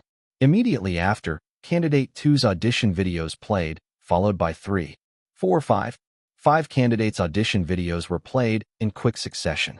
The discussions among the audience were even more intense. One might reckon his own student's performance was the best, while another might feel that his own senior or junior was the most outstanding. Some people chose to gloss things over and not offend any parties. All of them are really decent. They are all very capable actors. Without the means, and without contacts, these people would not have been able to get the script or a chance to audition. Therefore, anyone that had arrived at this final selection stage was not a simple person. There were some people at the venue who would refrain from voting when the time came so as to avoid offending anyone. In the third row, those from various military districts appeared slightly distracted. Hearing the discussions all around, their faces seemed detached and indifferent. All of them seemed fine. The acting is quite good, but that was all. Even if the people in question were first-rate or top-rate actors, the military personnel here wouldn't recognize them. The military personnel here were garrisoned on foreign planets most of the time and had very little contact with the entertainment circles, especially at places with arduous conditions, just like planet Baiji before power or had been discovered there. Even the internet bandwidth was limited, and the only news they received to relieve their boredom was official political and educational news. They wouldn't receive any entertainment gossip or any popular films or drama series. Of course, the most important point was that these bunch did not have much real interest in the entertainment circles. How troublesome. Why was this voting assignment taken up? At first, they had still found this rather meaningful. However, at this point, they were starting to find it a little troublesome. It would have been better if these actors had been brought to the mines or to out-explore the cosmos. They could conveniently have friendly interactions with the native creatures on some foreign planets. Seriously speaking, on their sides, there were actually many people with exquisite acting skills. On normal days, they all put on masks and acted. The military personnel here had naturally also honed a set of piercing eyes. If these sorts of people were to act, just based solely on acting skills, they would not necessarily lose out to these professional actors. In their eyes, actors were just that. Actors were not that wonderful, but the military personnel here had no right to criticize. These people did not chase stars, nor did they pay attention to the entertainment circles, but sitting here, they would still show the respect that these actors ought to receive. Even if these people felt impatient, they would still sit quietly and watch the entire thing before completing their own assignments. There are 4 more to go. After watching these, the role will be settled, a major general of a certain military said while glancing at the time.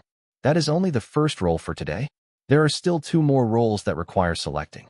Each role will follow the same process. Sitting here listening to this bunch ramble on and on seems even more tiring than training.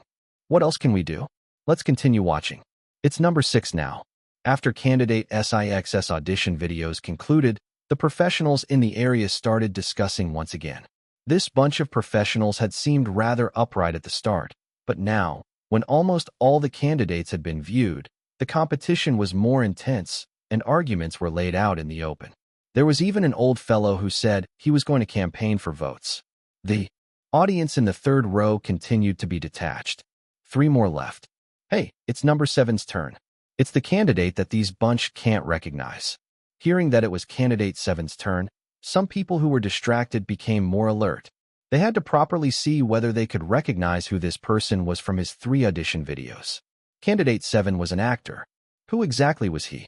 I also want to take a look. Perhaps I might recognize who it is before this bunch. You don't even watch dramas. How many actors can you recognize? Perhaps not the others, but number 7 gives me the impression that I have seen him somewhere before. Chapter 292. Vote Results. The veteran artists sitting in the 2nd row were also deep in discussion. Their focus was, as usual, on technique. I watched some footage of General Fang Zhao. This leader has unique speech patterns. Others might miss them, but we can spot them right away. When most folks spoke, they put an emphasis on certain words, sometimes just one, sometimes several. They also paused to highlight certain points.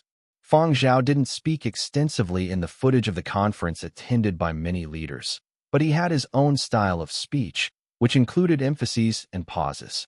The veteran artist considered this Fang Zhao's signature style. The first 6 candidates had tried to imitate that style in their performances. They had clearly studied the archive footage carefully, but they weren't quite there. They couldn't replicate Fang Zhao's speech pattern completely. Their deliveries were close approximations at best. The veteran artists were impressed with the young actors' professionalism and attention to detail. They actually all did very well. It's a tough call. If they'd had more time, they would have done an even better job. They would have resembled Fang Zhao even more. They don't have to be exact duplicates. Art is an embellishment of reality to begin with. Okay, it's time for number 7. I gotta take a close look at this guy. Roman sat in a corner, trying to gauge the audience's reactions. A still photo of candidate number 7 appeared on the screen, followed shortly by footage of his audition. It was the same scene that the previous 6 had acted out, the same lines. A gray-haired old man sitting on the edge of the 1st row of the area assigned to the committee of 100 didn't seem to be paying attention. His posture was relaxed, his eyelids drooping. But the moment candidate number 7 opened his mouth, the gray-haired old man's eyelids fluttered, and he bolted upright. He gradually opened his eyes and glared at the screen. As a veteran artist who had won countless awards, including the most prestigious honor in performing arts, the Galaxy World Medal, this old man was eminently qualified to sit in the 1st row. True professionals paid attention to minutiae that the actors were prone to miss. They zoomed in on these finer points and isolated them for scrutiny and evaluation. This old man was no different. The moment he heard number 7's voice, he knew this one was different from the previous 6 candidates. There were many professionals in the audience, so the old man wasn't the only one to catch on. True, it was the same lines and the same scenes. There were only so many ways you could break the lines up and vary the rhythm. Candidate number 7 didn't handle his pauses, emphases, and long vowels any differently. The amazing thing was that they detected a form of musicality in his lines. It was a completely unintentional, yet mostly natural rhythm. The casual rhythm was seamlessly incorporated into the character. This was what distinguished him from the previous 6 candidates. Even the non-professionals in the audience couldn't help but be captivated by every word in the delivery, even though they couldn't explain the attraction. The members of the audience secretly grumbled.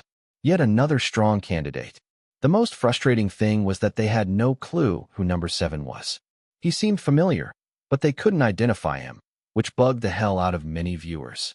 They looked at their colleagues probingly. Any luck? All they got in response was confused headshakes. I'm absolutely positive I've never seen one of his movies before, an instructor from the Zhao Academy of Art said. Every performer had his or her quirks, regardless of the role, something in their acting, their delivery, or other features that were easy to overlook. These made up their signature. But the veteran artists in the audience searched their memories in vain for an actor that matched the characteristics of candidate number 7. Where did Roman find this guy? Folks who were close to Roman went through a mental checklist of the world's top actors. No matches. Other industry heavyweights in the audience looked equally confused. Clearly, none of them had recognized number 7 either. That's impossible. He seems so familiar. It's got to be someone we know. But after a mental review of all the TV series and movies they had seen, they still had no matches. This is bizarre. Just the delivery of candidate number 7 distinguished him from the previous 6 candidates, which prompted many in the audience to direct their attention to the screen for a careful look. Generally speaking, number 7 did indeed resemble the Fang Zhao as scripted in Founding Era. He wasn't an exact replica of old photos of the real Fang Zhao, but at first glance, there was a striking resemblance. Considering this level of skill, has a retired colleague of ours decided to join the fun? Someone speculated. If it were indeed a retired veteran artist, he would certainly be competent enough acting-wise. But could his body endure the rigors of the shoot? Could he cope with the fast pace of the shoot? Could he keep up? Was Roman willing to take the risk? Someone caught a glimpse of Roman, who was standing in the corner, pursing his lips. The observer's heart went thud. Something was wrong. Something was definitely problematic with number 7. The observer knew Roman well from working with Roman for many years. He knew instantly from Roman's smile that there was more than met the eye. How dare he play games with such an important project like Founding Era? Let's see how he cleans up his mess. The audition video kept playing on the screen. Just like the 6 performers before him, number 7 stood up at the end of his extended monologue. He was oozing the ambition and the ruthlessness of a climber who had toiled for decades during the period of destruction. Yet number 7's aura wasn't as in-your-face as the previous candidates. He even looked calm. He spoke quickly, but it was the determination and killer instinct in his delivery that shook the audience much more strongly than all the previous candidates. It was a very special feeling. The military officials sitting in the 3rd row felt it all the more acutely. It was just a video, but the seemingly innocuous face on the screen, the seemingly peaceful eyes projected the utmost fear. They felt their muscles tense despite being hardened by countless missions. They took a deep breath and only exhaled slowly after a few seconds. Such a strong killer vibe. The comment intrigued one of the veteran artists sitting in the first 2 rows. Killer vibe? So that's a killer vibe? He hadn't felt the vibe as acutely. He wasn't from a military background, after all, but he had felt a sudden chill. It was a bizarre feeling and had prompted him to avert his gaze. I bet all the stripes on my shoulder that this guy definitely has blood on his hands, the military official said. Not necessarily. He might be a graduate of the Military Arts Academy. Word has it they've been training their people quite rigorously, possibly to the level of candidate number 7.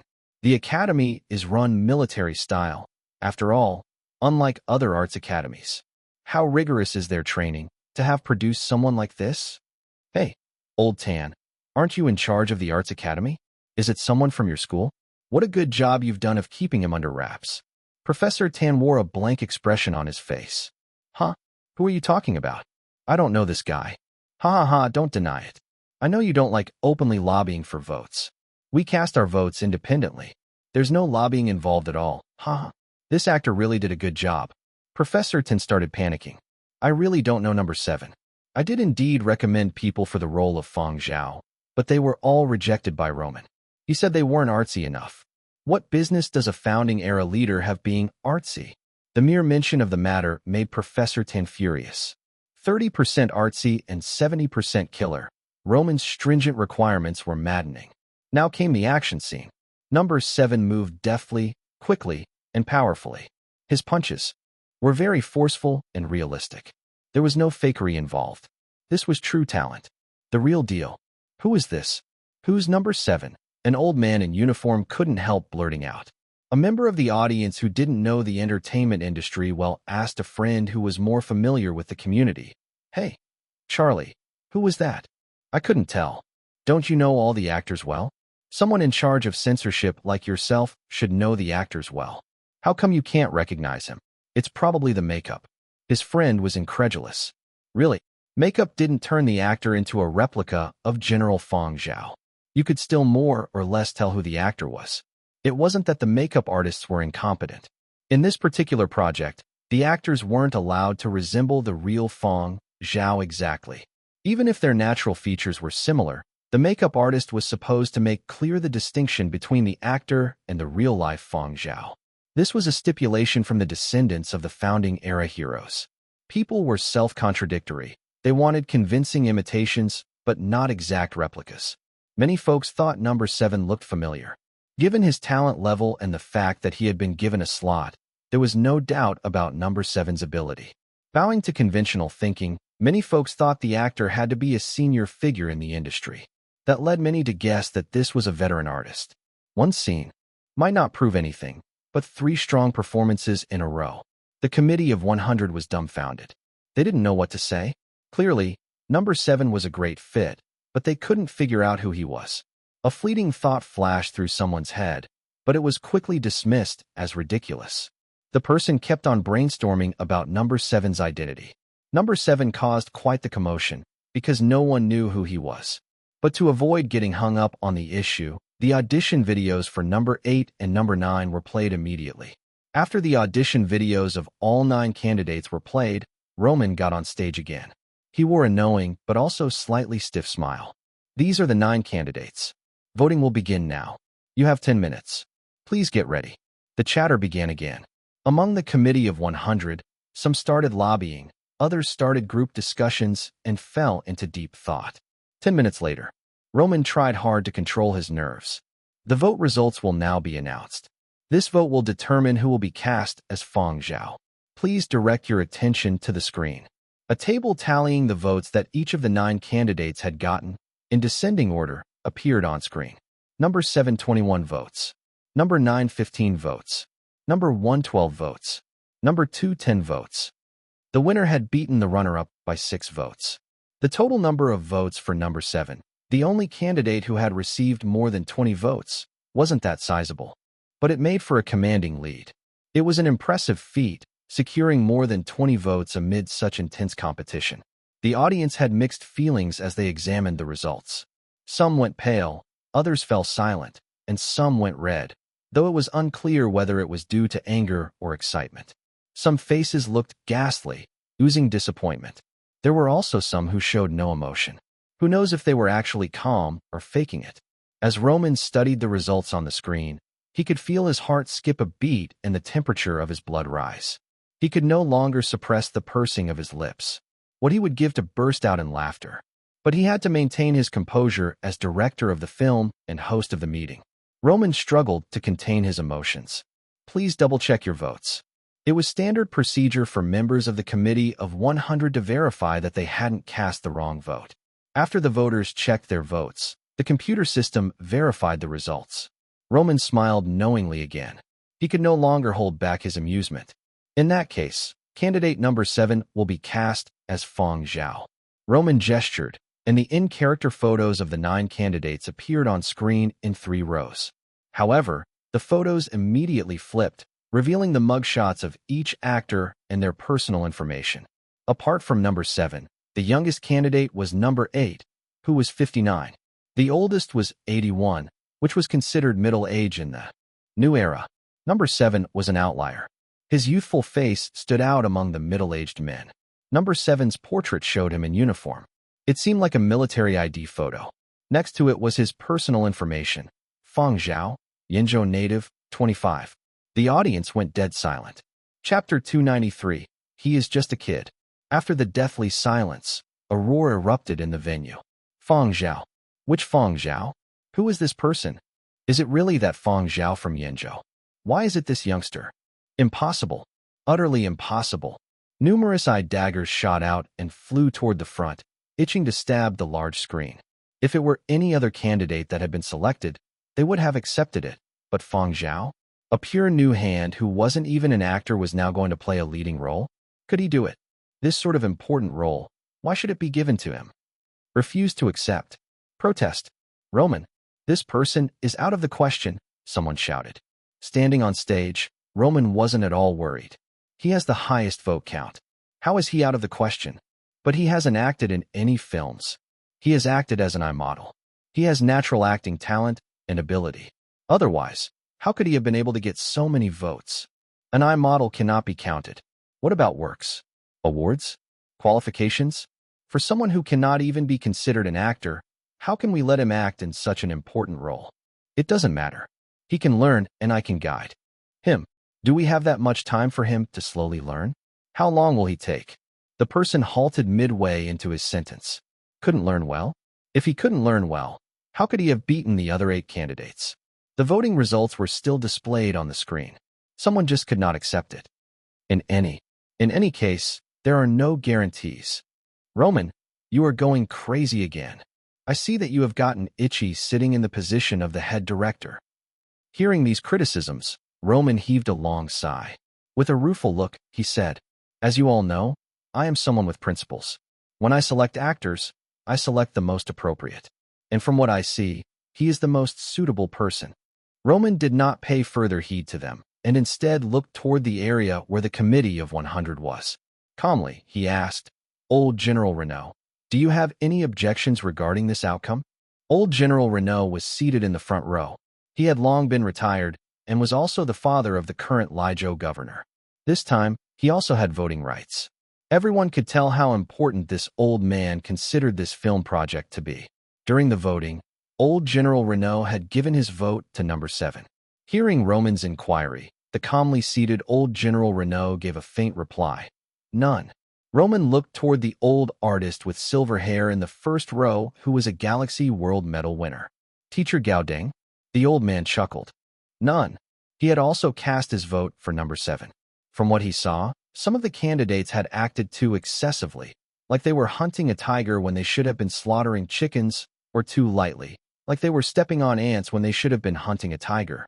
Only candidate 7 had had the most natural acting. This old man had only voted for the one that had satisfied him the most. Even if the official result was a little shocking, he still accepted it. Roman looked toward the third person. Brother Dalai? The votes have already been cast. Indeed, his performance was the best. Professor Li? Let's not change it. This young fella acts rather well. Director Torma? I feel that we can give this youngster a chance. Director Torma would not admit that his judgment was wrong. Teacher Viga? I don't doubt his acting skills, but I also do not understand the rest. Since he is a person recommended by you, I have one question. Please voice your thoughts. There was respect in Roman's tone. Viga had been his teacher for an optional class back when he had been in university. Can he keep up with the pace? Definitely. The moment he is a burden to the production team, I will personally kick him out and settle the problems within the cast. Since you have already considered this, I don't have any other doubts. Roman turned to look at Yinzhou's Wu family representative. Mr. Wu, the Wu family representative's main objective today was to audit the role of Wu Yan. However, he now wanted to pay attention and re-evaluate the role of Fang Zhao. Those from the Wu family who had voting rights originally had not found the results satisfactory. A youngster without any qualifications actually wanted to fight for the role of Fang Zhao. That was simply wishful thinking. But considering it again, it wasn't impossible. Among the other candidates, even if they weren't top-rate film stars, they were at least first-rate actors with considerable influence in every continent, and they were very accomplished. If the actor playing the role of Fang Zhao had too much influence, those of the Wu family might not feel comfortable. Their Wu family had members in the entertainment circles and had quite some experience when it came to the entertainment industry. The tragic role of Fang Zhao was one that was liable to provoke public opinion online. If the role was acted out too well or too profoundly, their Wu family might be embarrassed. After all, during the founding era, Yinzhou had been officially named after great General Wu Yin, not Fang Zhao, who had departed from the world a step earlier. Rather than let an accomplished old actor perform the role of Fang Zhao, why not let a newcomer play the role instead? Given the current circumstances, that seemed like the best option. After some consideration, the members of the Wu family no longer objected. The voting outcome is acceptable. The biggest obstacle, Yinzhou's Wu family, was out of the way. Following Roman's inquiries, the sounds of discussion within the venue became softer. All these big shots were indicating that they had no objections, so what else could they say? Could they make these big shots withdraw their votes? Could they make these big shots swallow their words? Nobody had the nerve to even try.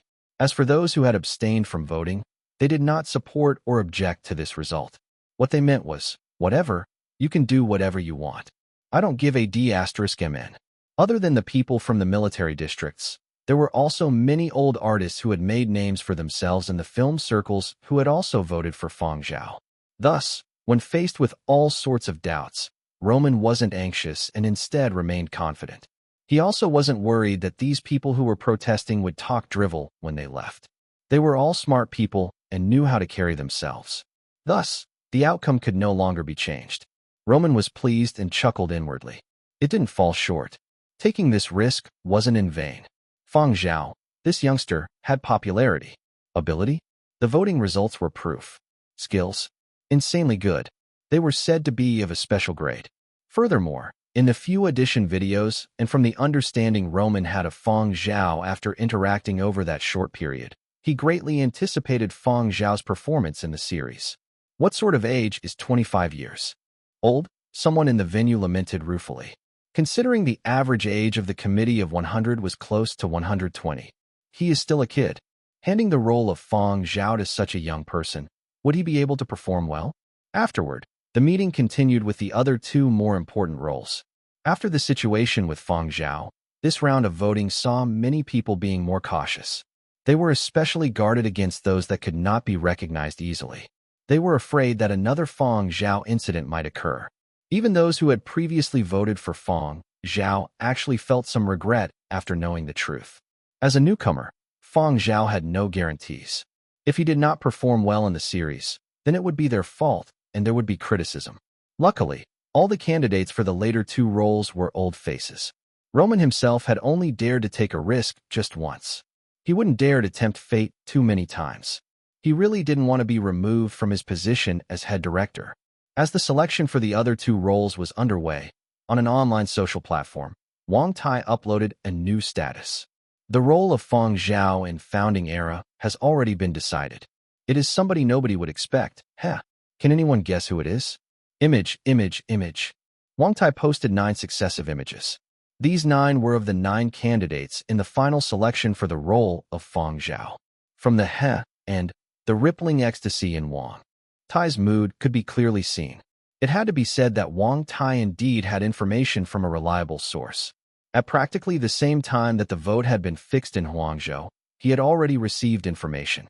Even Fang Zhao, who was involved, found out later than Wang Tai.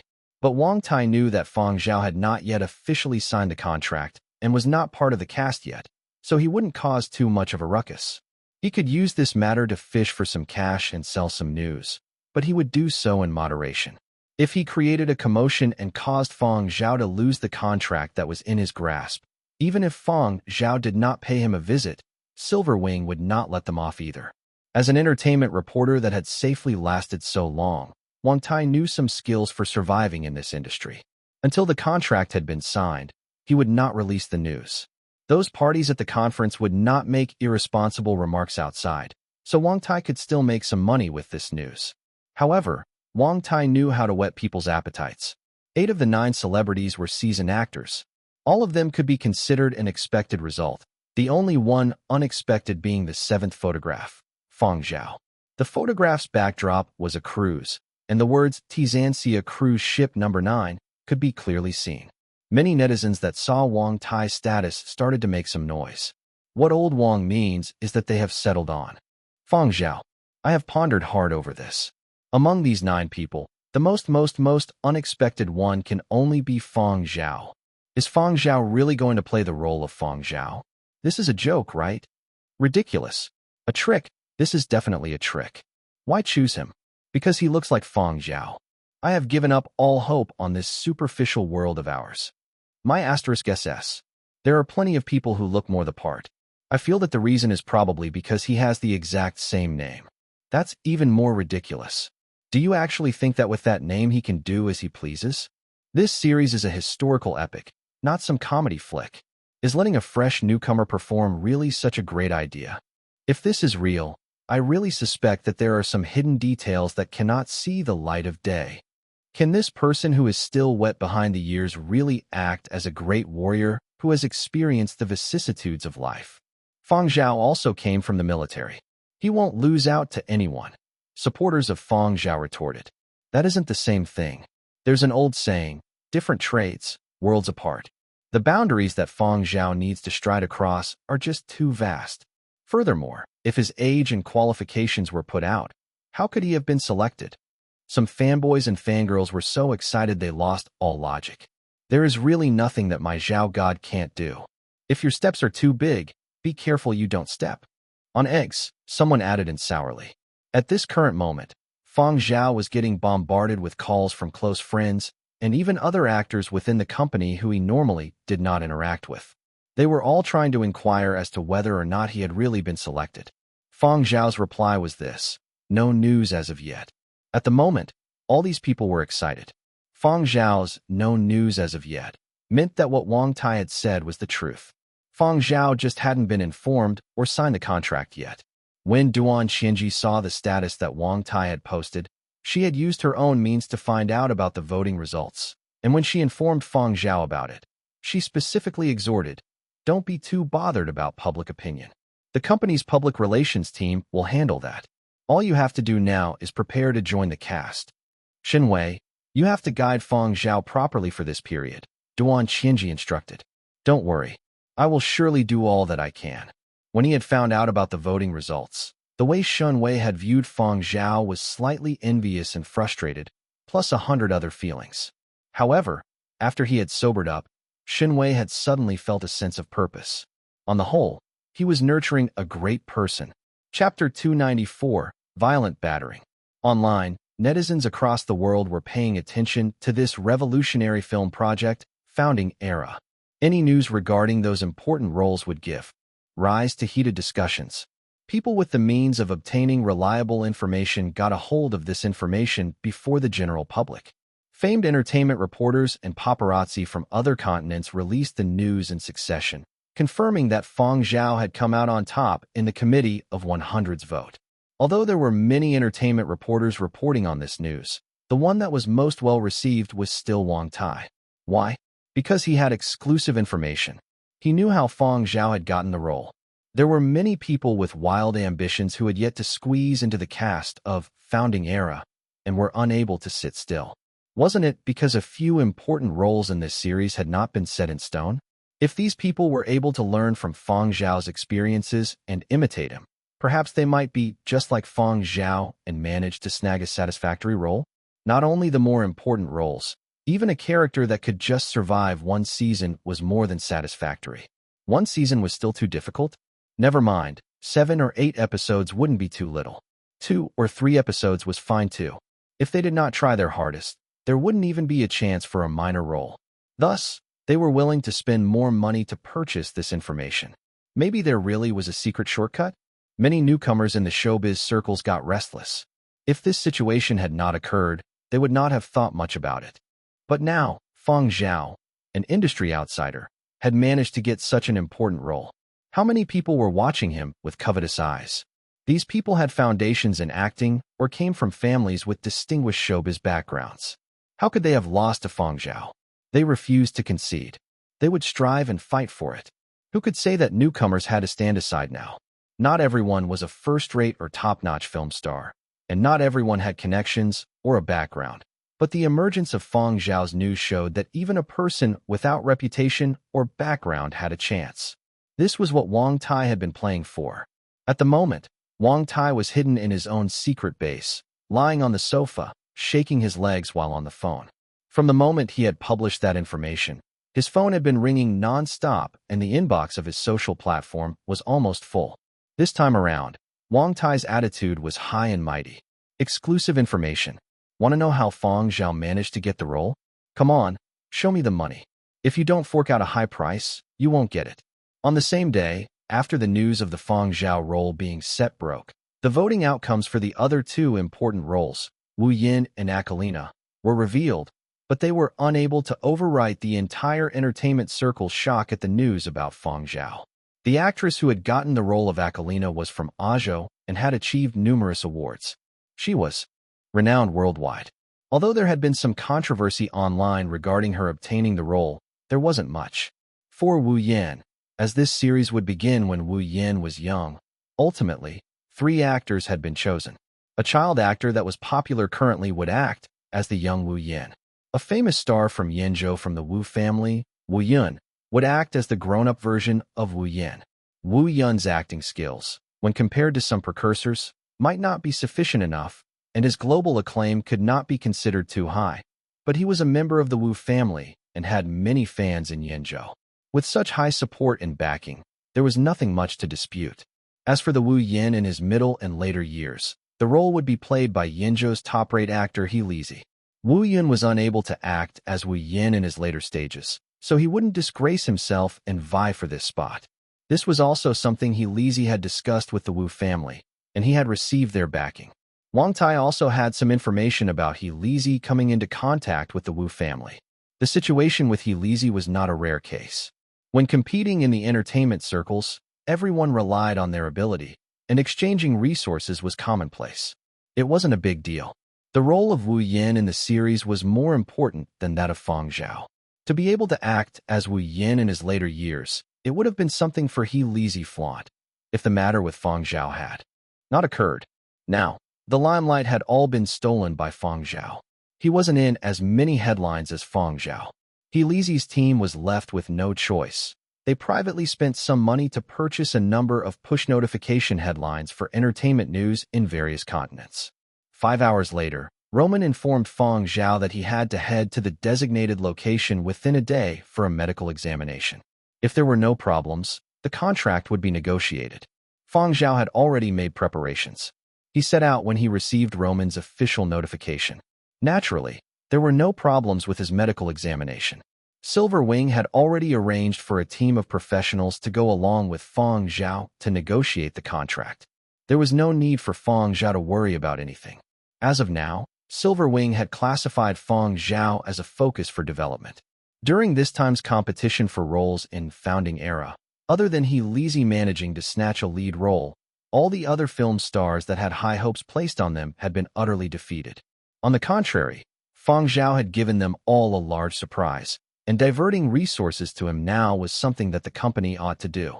Despite being extremely busy, Roman still found some time to speak with Fang Zhao. The more important a role, the more pressure the actor playing the role had to bear, and it would certainly be exhausting with those important scenes. Roman felt that Fang Zhao was still too young. It was Fang Zhao's first performance, and he was already acting in such an important role for a large-scale project. Roman needed to say a few words to Fang Zhao to feel reassured. Perform well. My face and reputation are being represented by you. If you don't perform well, that is unpardonable. These words were not aimed at Fang Zhao alone. Roman had the same demands for all the other actors and actresses in this serial. If you are not able to keep up with the pace of filming and you drag everyone else down, then you better scram immediately. After Fang Zhao officially signed the contract, Founding Era officially announced that they had finalized the actors for 3 roles and pointed out that Fang Zhao would be playing the role of Fang Zhao. This news was like a shockwave, battering the entertainment circles. Official seal of approval. It's been confirmed. It is actually him. This made many people who had doubted the news land in a state of self-doubt. Was it them who were unable to catch up with the times? Or had the industry rules quietly changed? Fang Zhao? Who was he in the showbiz circles? How had he gotten this role just like that? How the hell had he done so? Were newcomers now so impressive? Media outlets that had adopted a wait-and-see approach started to move too. They wanted to interview this dark horse Fang Zhao. Yet despite searching high and low, nobody was able to find him. Since interviews were not going to work, they would stir stuff up. Many media outlets went to interview people in the showbiz circles and listen to what professionals had to say regarding this. Unfortunately, those with even a tiny bit of brains would not say too much. This had been decided by the Committee of 100, not them. They dared not question the Committee of 100's decision. Whatever inner thoughts people might have had, the outcome had already been decided. They could not smack the faces of the 20-plus voters in the Committee of 100. They couldn't afford to offend the Committee of 100, nor were they willing to do so. Whether they approved it or not, they wouldn't express a different view. Roman also publicly praised Fang Zhao during an interview he accepted. That's right, Fang Zhao was recommended by me, but him getting the role was the Committee of 100's decision through voting. All I can say is that he is the most suitable, and the Committee of 100's decision is the right one. Of course, there was no lack of people who took advantage of the opportunity to make their presence felt by calling into question the Committee of 100's decision during interviews. Very quickly, a member of the Committee of 100 who had a fiery temper blasted others in an interview and directly replied to these people. Call into question? Accept? What a joke. It's our decision. Why do we need them to accept it? Are they more professional than me? Or perhaps they know more about acting than me? Regardless of how industry. Professionals and reviewers stirred up arguments in the media. This incident with Fang Zhao had thoroughly shocked the entertainment circles and shaken up the original notions of some people. Many people blew their tops, but they could only clench their teeth and swallow it as they regretted not fighting for a few roles themselves. A role that could only be fought over by globally acclaimed first-rate actors had actually been stolen by an industry outsider. How could they not rage? They were said that they hadn't been staunch enough, and they hated those people that had swayed their opinions. And they were even more envious of this dark horse Fang Zhao. At a certain bar, a certain intoxicated actor was having a foul-mouthed tirade. Fang Zhao might have some reputation in the music circles, but in the film circles, he is just a.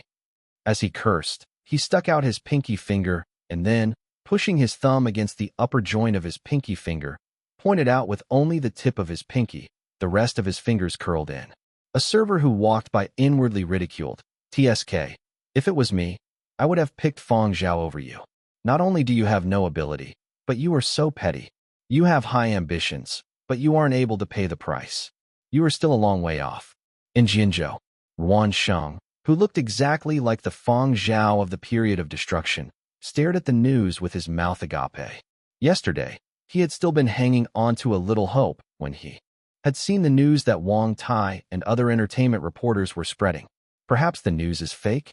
Maybe it's fake news, or perhaps this is just stirring up news. But now, when he recalled the words he had said to Fang Zhao back on Tizanxia's cruise, he felt a stinging pain on his cheeks, as though he had been slapped. It turned out that person had simply not taken his words too hard. When he recalled those events, reality had given him a punch. Now, Fang Zhao had already signed a contract to play the role of Fang Zhao, and Ruan Sheng hadn't even managed to get the role of a body double. Li Zhou. Zero tugged on his bed hair that looked like a bird's nest. His eyes were bulging so much they were on the verge of dropping. His face looked as if he had seen a ghost when he saw the headlines of this news notification. What the F***ck? He had just woken up from a nap when he was violently battered by this headline.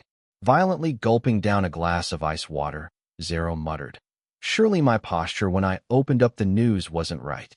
As he said that, he made a bunch of calls to his agent. For the sake of getting a satisfactory role in Founding Era, he had put in a lot of effort, spent a lot of money, and even been beaten by his father a few times. With great difficulty, he had managed to snatch a role. Yesterday, he was just being ridiculed by that idiot Barbara, and today he had received a battering from the news about Fang Zhao. Zero fumed. It isn't fair. Why does Fang Zhao get to play such an important role? Which people didn't have eyes and selected him? Their dog eyes must be totally blind. Zero's agent hurried in and, with a stony face, warned Zero to watch his words. Old Master sat in committee of 100's first row. I have heard he voted for Fang Zhao. Zero seethed. Surely he was misled by someone. Great-grandfather is so wise and farsighted. In any case, it's all your fault. I didn't get a satisfactory role because you are too useless. Without any expression, Zero's agent replied, Yes, it is all my fault. Zero, hypocritical dog. Renault was someone who wouldn't find fault with himself. His agent would always be a scapegoat. However, his agent understood that Zero had a trashy mouth. He would just treat these as farts. Zero did not fire his agent, either. He had genuinely received a huge shock and needed to vent. It just so happened that old Master Renault had voted for Fang Zhao, so Zero did not dare to continue scolding and just went crazy mumbling to himself. Zero paced up and down in his house, feeling unresigned. That fella really managed to steal the role.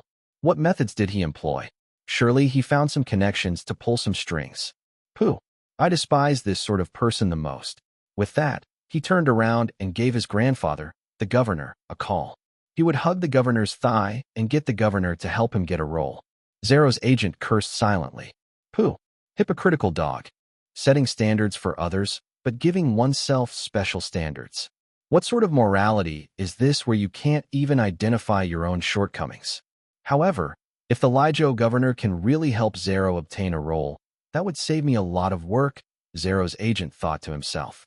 On the internet, the focus of netizens always changed very quickly.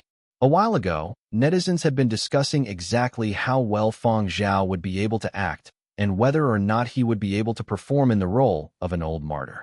Now, they were digging up Fang Zhao's family background, comparing the images of Fang Zhao alongside the Fang Zhao from history. Then thinking about news from the last 2 days, I suddenly had a thought. Perhaps they are related by blood. Take a look at Wu Yun. He was able to obtain the role of Wu Yin because his family name is Wu. I just heard that Lijo's Zero managed to get a decent role. Guess it can't be helped. His family name is Renault, so he enjoys special privileges. In any case, we still have to take a look at backgrounds and their family names. Fang Zhao is also a Fang, and he looks 70% like Fang Zhao. An industry outsider without inside information managing to snatch the role of Fang Zhao. If someone says there are no secret things going on behind the scenes, I definitely won't believe it. Does anyone remember the time when Fang Zhao's grandfather was revealed as a high-ranking military officer? It's his great-grandfather. He's retired. He still has influence even though he is retired. Can anyone dig up the backgrounds of others in Fang Zhao's family?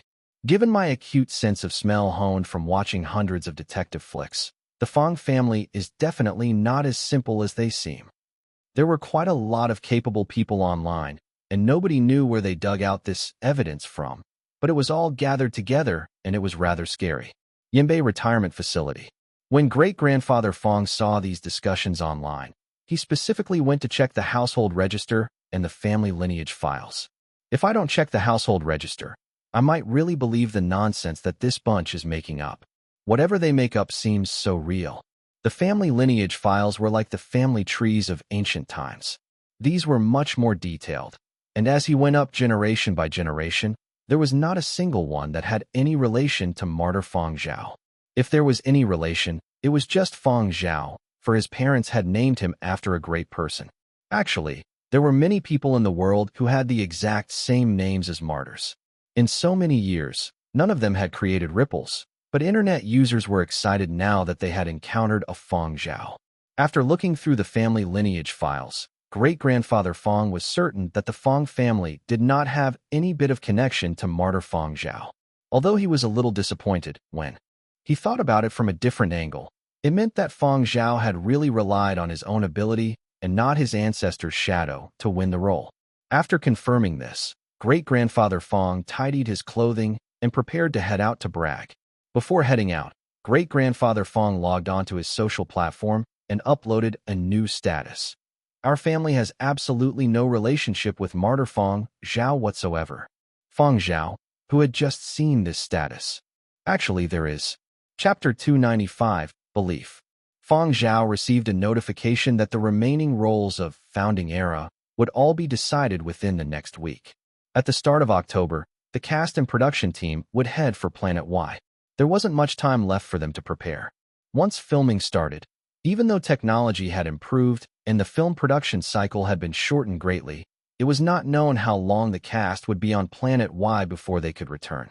It was rumored that the drama serial would begin airing in January around Memorial Day. This series would be longer than normal. After all, it was telling 100 years of history, and so it would broadcast and film concurrently. When the time came, idle time to do other stuff would be hard to come by, and it would be even more impossible to return back to Earth. Fang Zhao would have no way of returning to Yinbei City for Memorial Day in January to spend time with the rest of the Fang family. Thus, Fang Zhao settled matters in Qian City and returned to Yinbei City to visit second Uncle Fang's family and see his great-grandparents at the retirement facility. Great-grandfather Fang was very happy and dragged Fang Zhao for a stroll throughout the retirement facility. Actually, his intention was to flaunt. He was an old person, after all. In the past, they compared their careers, but now that they were retired, the achievements of their descendants were always brought up for comparison. In the past, great-grandfather Fang had not been fond of the entertainment circles and had found them to be foul, but ever since he'd found out that Fang Zhao had entered these circles, great-grandfather Fang's attitude had changed drastically. Furthermore, after everything that had happened, great-grandfather Fang now paid much more attention to the entertainment circles. Of course, he only took notice of matters involving Fang Zhao. One thing he did every day without fail was check up on online news regarding Fang Zhao. Great-grandfather Fang was repeatedly reminding Fang Zhao to be wary and take care of his health on Planet Y when his ears pricked up from the sound of footsteps ahead. Great-grandfather Fang, smiling till his eyes turned to slits, pulled Fang Zhao along. Come, let's head this way. When the few old folks approaching from the opposite direction saw Fang Zhao, they chuckled and said, "Old Fang, your family's little Zhao has returned. Heh, it can't be helped." Little Zhao will be following the production team and heading to Planet Y to film shortly. He won't be able to return for Memorial Day, so little Zhao came over to visit us two old folks. He bought a lot of stuff over, including Muzhou produce that isn't sold externally, a whole carload. How are just the two of us old folks going to finish everything? Really, I just told him, even though he earns a lot, he cannot be too extravagant. The few old folks before him. Is this old head showing off how much his great-grandson earns? Or is he lecturing his great-grandson? An old man sighed. Oh, acting is tough. Great-grandfather Fang's expression straightened. Can this be called acting? No. This is considered accomplishing a historical mission. It's Founding Era. Even though we have already retired, we all know its significance. I was just telling little Zhao that he isn't playing a role. He is performing a belief. No matter how tough or tiring it gets, he still has to complete it earnestly. If he tries to be lazy, I will be the first person not to let him off. Besides, if youngsters do not work hard and strive, they aren't worthy of the vigor of youth. Fang Zhao, that isn't what you just said to me. Great-grandfather Fang then chatted with his old friends for a bit. After they had left, great-grandfather Fang's solemn face immediately became softer as he turned toward Fang Zhao and said, "Those words weren't meant for you. Fang Zhao, let me tell you, little Zhao, you have to act professionally for this show, but your own health is even more important. Yesterday, I saw some news about certain film stars striving too hard during filming when they were young. They picked up lots of injuries, and they suffered all sorts of ailments when they got older. Even with the current level of medical science, it is still not possible to completely treat everything. How pitiful. Therefore, striving is good, but don't strive too hard." Fang Zhao. Great-grandfather Fang continued. "There is another saying that I have told you before. Be benevolent to others, but you still have to always be guarded against people, especially since you are a newcomer. I heard that rookies without any background support are liable to be bullied in the entertainment circles. I can't help you much on this. You just have to make sure to be very careful. There will be times where you need to tolerate it. After all, your qualifications are the lowest in these circles. There will be times where you would need to swallow your pride and anger, But the baseline is that if there are times when you shouldn't tolerate it, then you must absolutely not hold it in. Great-grandfather Fang even imparted some methods on how to deal with negative people. These were all methods that this old man had put into practice during his own military days. Can you remember all that I have just said? Great-grandfather Fang asked. He wasn't too reassured. Fang Zhao, I can remember. Great-grandfather Fang looked at his own gentle and refined great-grandson and felt less assured. You are just too honest. Fang Zhao, where do you get this from? After spending 2 days at Yanbei City with the two old Fangs, Fang Zhao returned to Qian City and received a notification to report at Silver Wing. The company would be gathering all actors that had made the cast of Founding Era for a meeting. Besides the cast members of Founding Era that would be heading to Planet Y for filming, there would be assistants as well, although they would be limited. Those without sufficient status could not even bring along an assistant. Even an actor with a status like Heeliz's could only bring along one. Once they got to Planet Y, the entire cast would be under unified administration. Thus, Silver Wing and the other entertainment companies involved did the same thing, gathering all the celebrities under their flag that were in the cast to take note of this. Some of you might be very successful in Yenzhou, but on a global scale, you might not necessarily be such a big deal. Furthermore, there are many experienced precursors in the cast of Founding Era. Your each and every move might be deemed immature in their eyes. Don't try to play any tricks. They have traveled along this path much longer than you. Founding Era will be different from any of your previous serials. Do not have any funny ideas. Filming conscientiously should take precedence over everything else. Although you all have signed contracts, that doesn't mean production can't do without you. If anyone gets kicked out for causing trouble, you can forget about ever returning.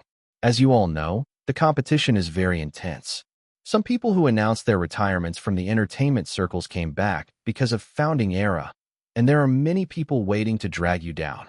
Department managers, bosses, and board members all took turns speaking in succession. I don't care what conflicts you might have internally, but when you head out, you are all part of the Silver Wing family. You have to stay united. Silver Wing had a total of 12 actors that were in the cast of Founding Era. More than half would not appear in the serial for more than a few episodes. Silver Wing's little group was headed by Heelizi, and Fang Zhao's position inside was only slightly lower than Heelizi's.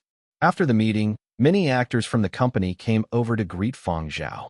Brother Zhao, please look after us when the time comes. Brother Zhao, it's your first time filming. If you have any doubts, feel free to ask us. We will be more than happy to help.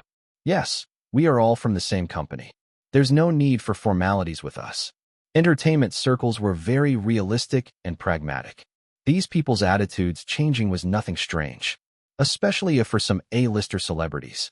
Back when they had first gone to the Y Film Studio complex for filming, they had thought Fang Zhao did not seem in touch with reality. He had been an industry outsider back then. They had never felt that Fang Zhao would be any threat to them. But now, their positions had changed. Finally, the date of departure arrived. From the official news releases these few days, it seemed like the cast and crew heading to Planet Y had vast fame and influence. 2 large Art Academy high-level collectives had appeared. 5 large live broadcasting platforms would provide instantaneous coverage. 12 large media organizations focusing on Huangzhou Airfield. 30 Art Institute professors and student representatives as a sending-off party. It was as if all the entertainment circle's elite were included. The splendid battle array of the cast and crew alongside the omnipresent news coverage online made the public feel that this wasn't just purely entertainment, that it possessed epic-making significance. This was a milestone that would be recorded in the annals of history. This was also the reason why many actors were willing to get into the cast even without receiving a paycheck. And there were actors who spent large amounts of money to squeeze into minor roles in this serial. A certain live broadcast channel. The host was currently broadcasting live at the airfield. I'm here live at Huangzhou Airfield. At the moment, outstanding actors from all over the world, famous directors, gold medal, screenwriters, authoritative advisors, top-notch production teams, and many others are all getting ready to set out. Everyone, take a look at the many flying transports behind me. These flying transports will send these people to the space station where the cast and crew members will board a transport ship and head to Planet Y. All 12 continents have transferred over a batch of troops heading to Planet Y2. According to the information I just received, we aren't able to see the military now, as they are already at the space station. This serial's escort arrangements are unprecedented. After introducing the situation at Huangzhou Airfield, the program host noticed a comment left by a member of the audience. Isn't this just filming a serial? Is there a need for such a huge battle array? And even mobilizing the military? This is just a waste of resources. The host read the comment out loud, but did not reply to it right away, instead asking in a serious tone, "Does anyone know why each continent's cemetery of martyrs has a batch of the finest soldiers?" Online audiences' comments started to get lively. Is the host talking about cemetery guards? I know. I heard that there are hidden treasures in the 12 continents' cemetery of martyrs. If anyone digs up a grave, they will become rich overnight. If no one is stationed to guard it, those treasures will be stolen. When the host saw these comments, his expression became even more grave. Money and treasures are all dead. If you think about it, they aren't actually worth anything at all. What the cemetery guards protect is a belief, our spiritual support. The host's spittle was flying all over as he talked about martyrs and cemeteries. Luckily, he had done enough preparation and memorized a lot of historical information. His seniors had also taught him what to say during the live broadcast, and it was the best and most politically correct answer. Whether those historical incidents that had circulated down over the years were true or not, the host wasn't certain, nor did he have any profound feelings. After all, 500 years had already passed. It seemed so far away to him. Nowadays, people were incapable of understanding how desperate and arduous that time period had been. Memorial Day was just a vacation to celebrate the new year. How many people actually went to worship the spirits of the martyrs? How many gravestones had thick layers of dust on them? Now, as the host faced the camera lens and spoke to the audience, everyone got all fired up, as if a burning passion had ignited within. But when he finished, that was it. In just the few minutes after, everyone's blood had already cooled, let alone after 500 years. They hadn't experienced it personally and had never lived during that period. How deep could their sentiments be? When it came to characters from the period of destruction, what the masses came into contact with were only those groundless fabrications, those high-energy historical films with monotonous writing, and the very few historical images online that had been officially released to the public. How ardently could the masses feel about such a thing? As the host thought about this, he saw the light. He suddenly understood some of the reasons the government wanted to reboot the Founding Era project. When he thought to this point, the host's expression became very solemn as he stared straight into the camera. Heroes never die, they are only forgotten. There are some things and some people that should never be forgotten. Don't even mention 500 years, even 500 years from now. We must never forget. Now, Founding Era isn't just a simple historical serial. It has been coined a revolutionary project to let everyone remember how the present came about. We, as people of the new era, have to remember this belief. The host raised a finger to his temple. Later, when the transport ship leaves the space station, that will be the ark ferrying our beliefs. Those in the cast and crew are heading to Planet Y on a mission. When the host finished speaking and recalled what he had just said, he immediately felt that his pretentious level had just risen by 100 times. IMAF * King Genius. In no time, this portion of the host's speech during the live broadcast was clipped and uploaded to the internet. It was met with a round of approval by netizens, and even some big shots in the academic and entertainment circles acknowledged it.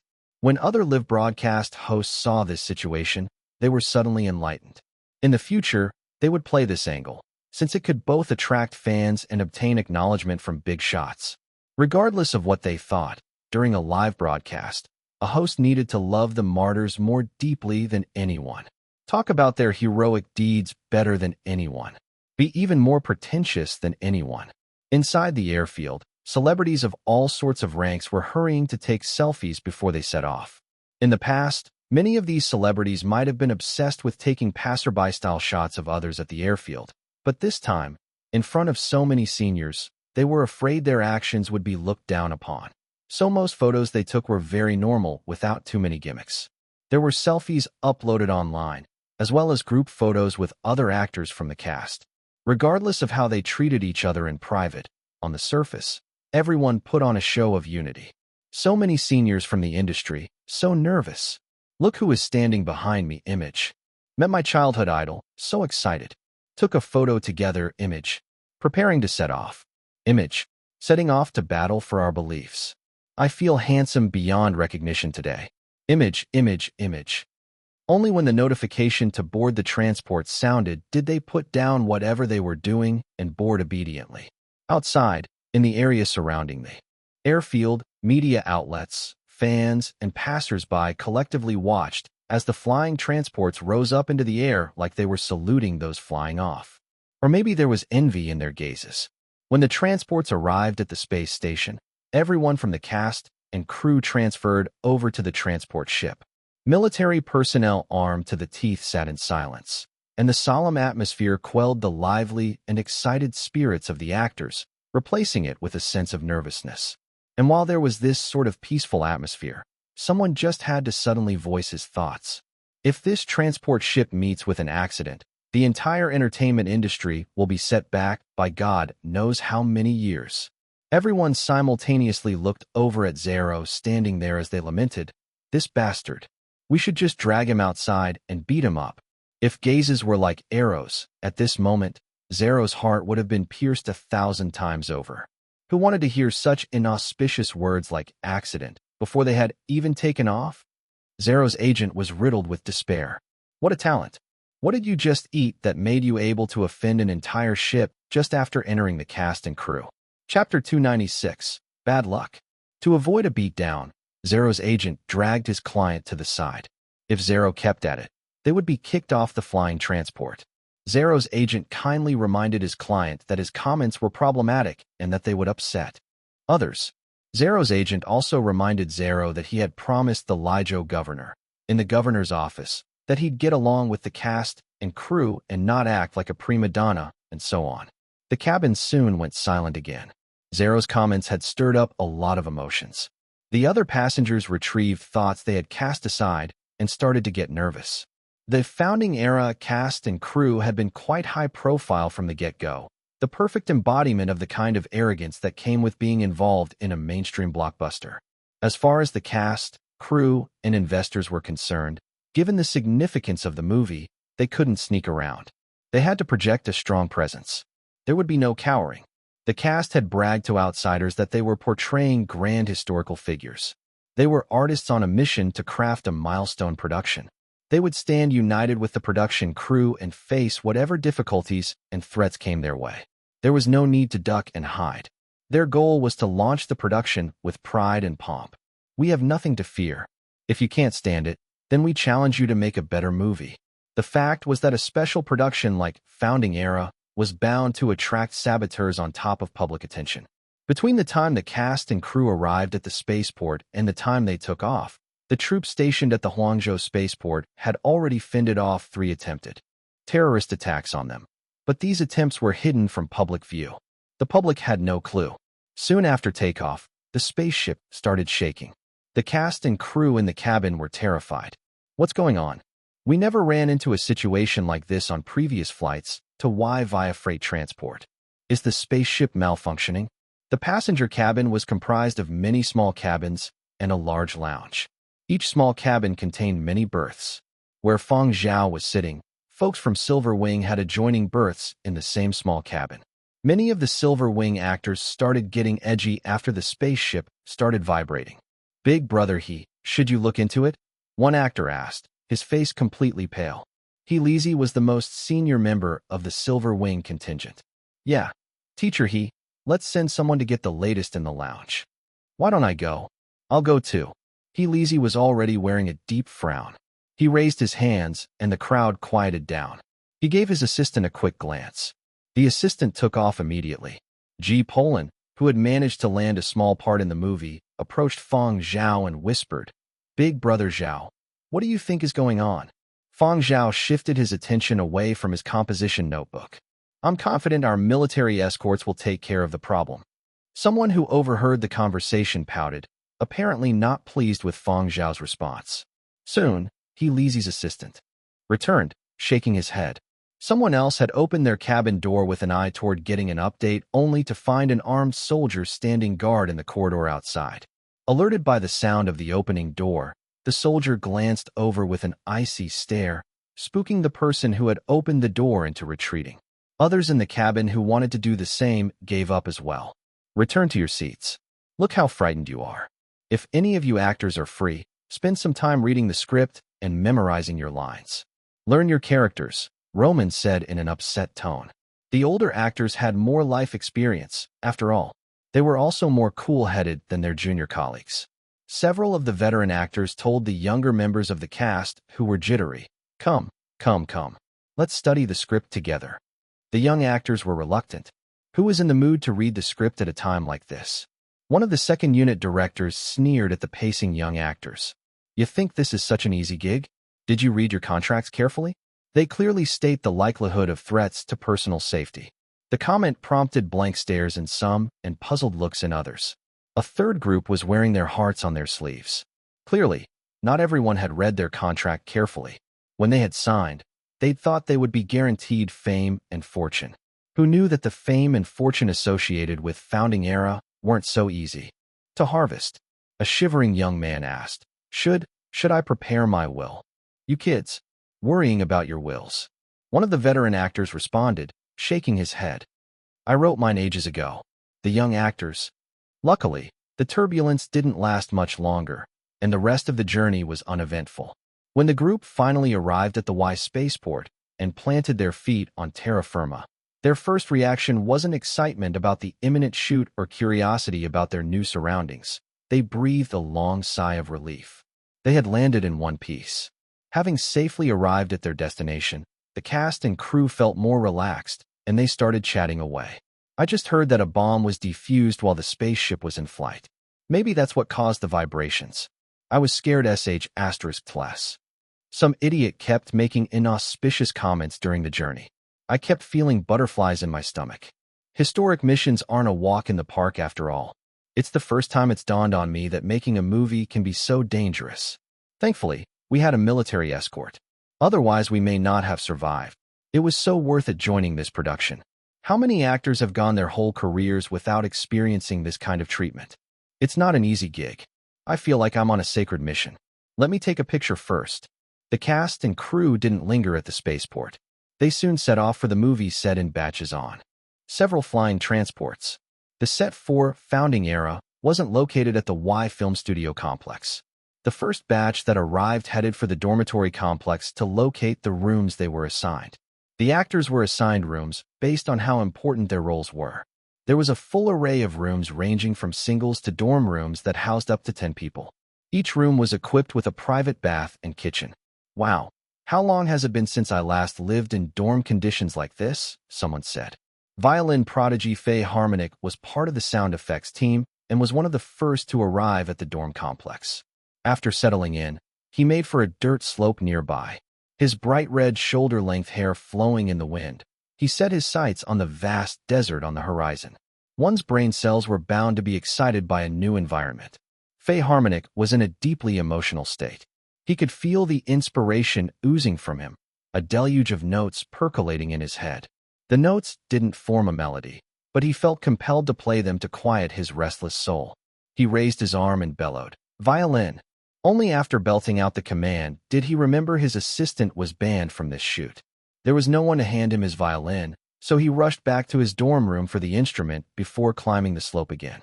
Faye Harmonic closed his eyes briefly, then gazed toward the distant clouds and desert as he cultivated his mood. "I'm a lone whale, swimming in the deep ocean, surrounded by dogs." Faye Harmonic cursed. He was getting ready to bolt, but it was too late. Zero was scurrying toward him, waving frantically. Faye Harmonic. Do we know each other that well?" Faye. This term of endearment, typically used by affectionate fans, suddenly felt revolting. Faye Harmonic's hand that was carrying his violin shivered as he watched Zero appear before him. He was weighing the pros and cons of getting into a fight with Zero. Forget it, I'll just bear with him. He couldn't afford to mess with Zero, and he didn't want to lose his violin. Zero was completely oblivious to the calculations going on inside Faye Harmonic's head. He was thinking about his agent's reminder to be friendly and not act like a prima donna. He summoned the most polite face he could muster and asked, "I've always been dying to ask you something, but I'm not sure if I should." Fei Harmonic knew Zero's temperament oh so well. Before he could say anything, Zero had already blurted out, "When you're engrossed in playing the violin, how do you make sure your bow doesn't get tangled up in your hair?" Fei Harmonic. How the F***ck do you not lose it with this guy? Ignoring Zero, Fei Harmonic wore a cold expression. He silently turned around and left the slope, thinking to himself, bad luck. When he was heading downhill, he saw a gorgeous figure emerging from the dorm complex. Weather conditions were rough. Apparently, a sandstorm was in the making, yet here was Barbara wearing her princess dress. She had an umbrella in one hand, the other lifting her dress slightly. She was accompanied by an assistant, who was carrying Barbara's handbag and forging a path for her. In contrast to her surroundings, Barbara looked like a rose that had sprouted in the desert. Fei Harmonic looked like he'd stepped on a piece of **T. You're on a friggin' foreign planet. Will not dressing up kill you? Such bad luck. I shouldn't have gone out at all today. Zero was number 1 on Fei Harmonic's blacklist, and Barbara was second. Unfortunately, he couldn't afford to piss off either of them. A furious Fei Harmonic headed for the dorm complex only to run into Fang Zhao, who was dragging a suitcase. Fei Harmonic got even more upset. 3 blows of bad luck. Fang Zhao was the last person he wanted to see. Because of Fang Zhao, Fei Harmonic's fan had persuaded him to give acting a try.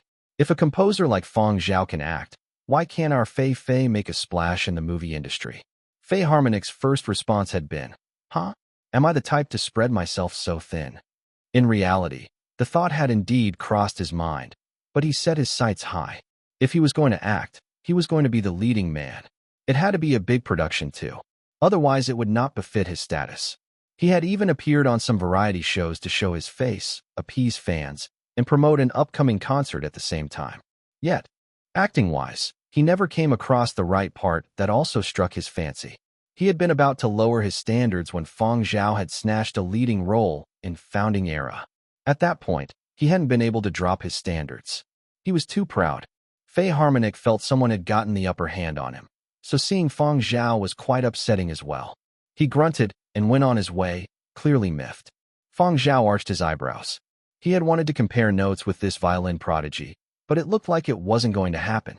Due to the importance of his role, Fang Zhao was assigned to a single room. There was internet coverage, so Fang Zhao checked the headlines while his fellow cast members resumed posting photos. Fang Zhao told his family and friends that he had arrived safely, then got in touch with Yin Biao and Zuiyu. His 2 bodyguards would join him on Wai soon. They were supposed to bring Curly Hair, whose paperwork was almost in order. Given Curly Hair's special talents, Fang Zhao felt it best to keep him close. Chapter 297. Inferior to a dog. As said by the masses, nowadays, there were only 2 sorts of actors left. Those heading to Planet Y and those that had been eliminated. And actors that were already filming at the Y Film Studio complex, regardless of whether they were in the cast or not, were taking advantage of the situation. Since they were already on Planet Y, ignorant people might really think that they were playing some important role in Founding Era. Not everyone knew that the Y Film Studio complex and the set for Founding Era were 2 different places. Many people were deceived. On the first day, when the cast and crew arrived on Planet Y, the internet was abuzz. Many people that were unable to visit Planet Y were green with envy. The headlines on every continent were seemingly dominated by Founding Era. Netizens were also very happy to see these headlines. Celebrities were falling over each other, trying to post photos to flaunt. Online audiences hoped to see more excitement. But no news came out from the cast and crew. Only the online interactive platform of Founding Era was releasing some trivial news every day. The online masses that were waiting for excitement were not satisfied. Where was the publicity? Where were the trailers? When it was going to be released wasn't mentioned either. There wasn't even a single still from the serial, and all the big stars had collectively disappeared. Regarding this, the official explanation of Founding Era was this: the entire crew does not have internet access. They are having a confined period. Netizens of the new era that couldn't even live without the internet in their daily lives couldn't help but pity the cast members. How cruel to actually deny them internet access. If it were me, Not having internet access would be the same as denying my livelihood. That is why I don't want to undergo military service. How am I going to live if I get posted to some destitute place without any internet? Will you even have the energy to use the internet when you are undergoing military service? Speaking of this, nowadays, aren't there very few serials that don't have internet access? Indeed, this is the royalty of serials. It just isn't the same as all those other inferior ones. I wonder when we will get to see those stars post their photos. Without those, the entertainment circle feels miserable. Over at Planet Y, the cast and crew had indeed entered a confined period, but they had yet to officially start shooting.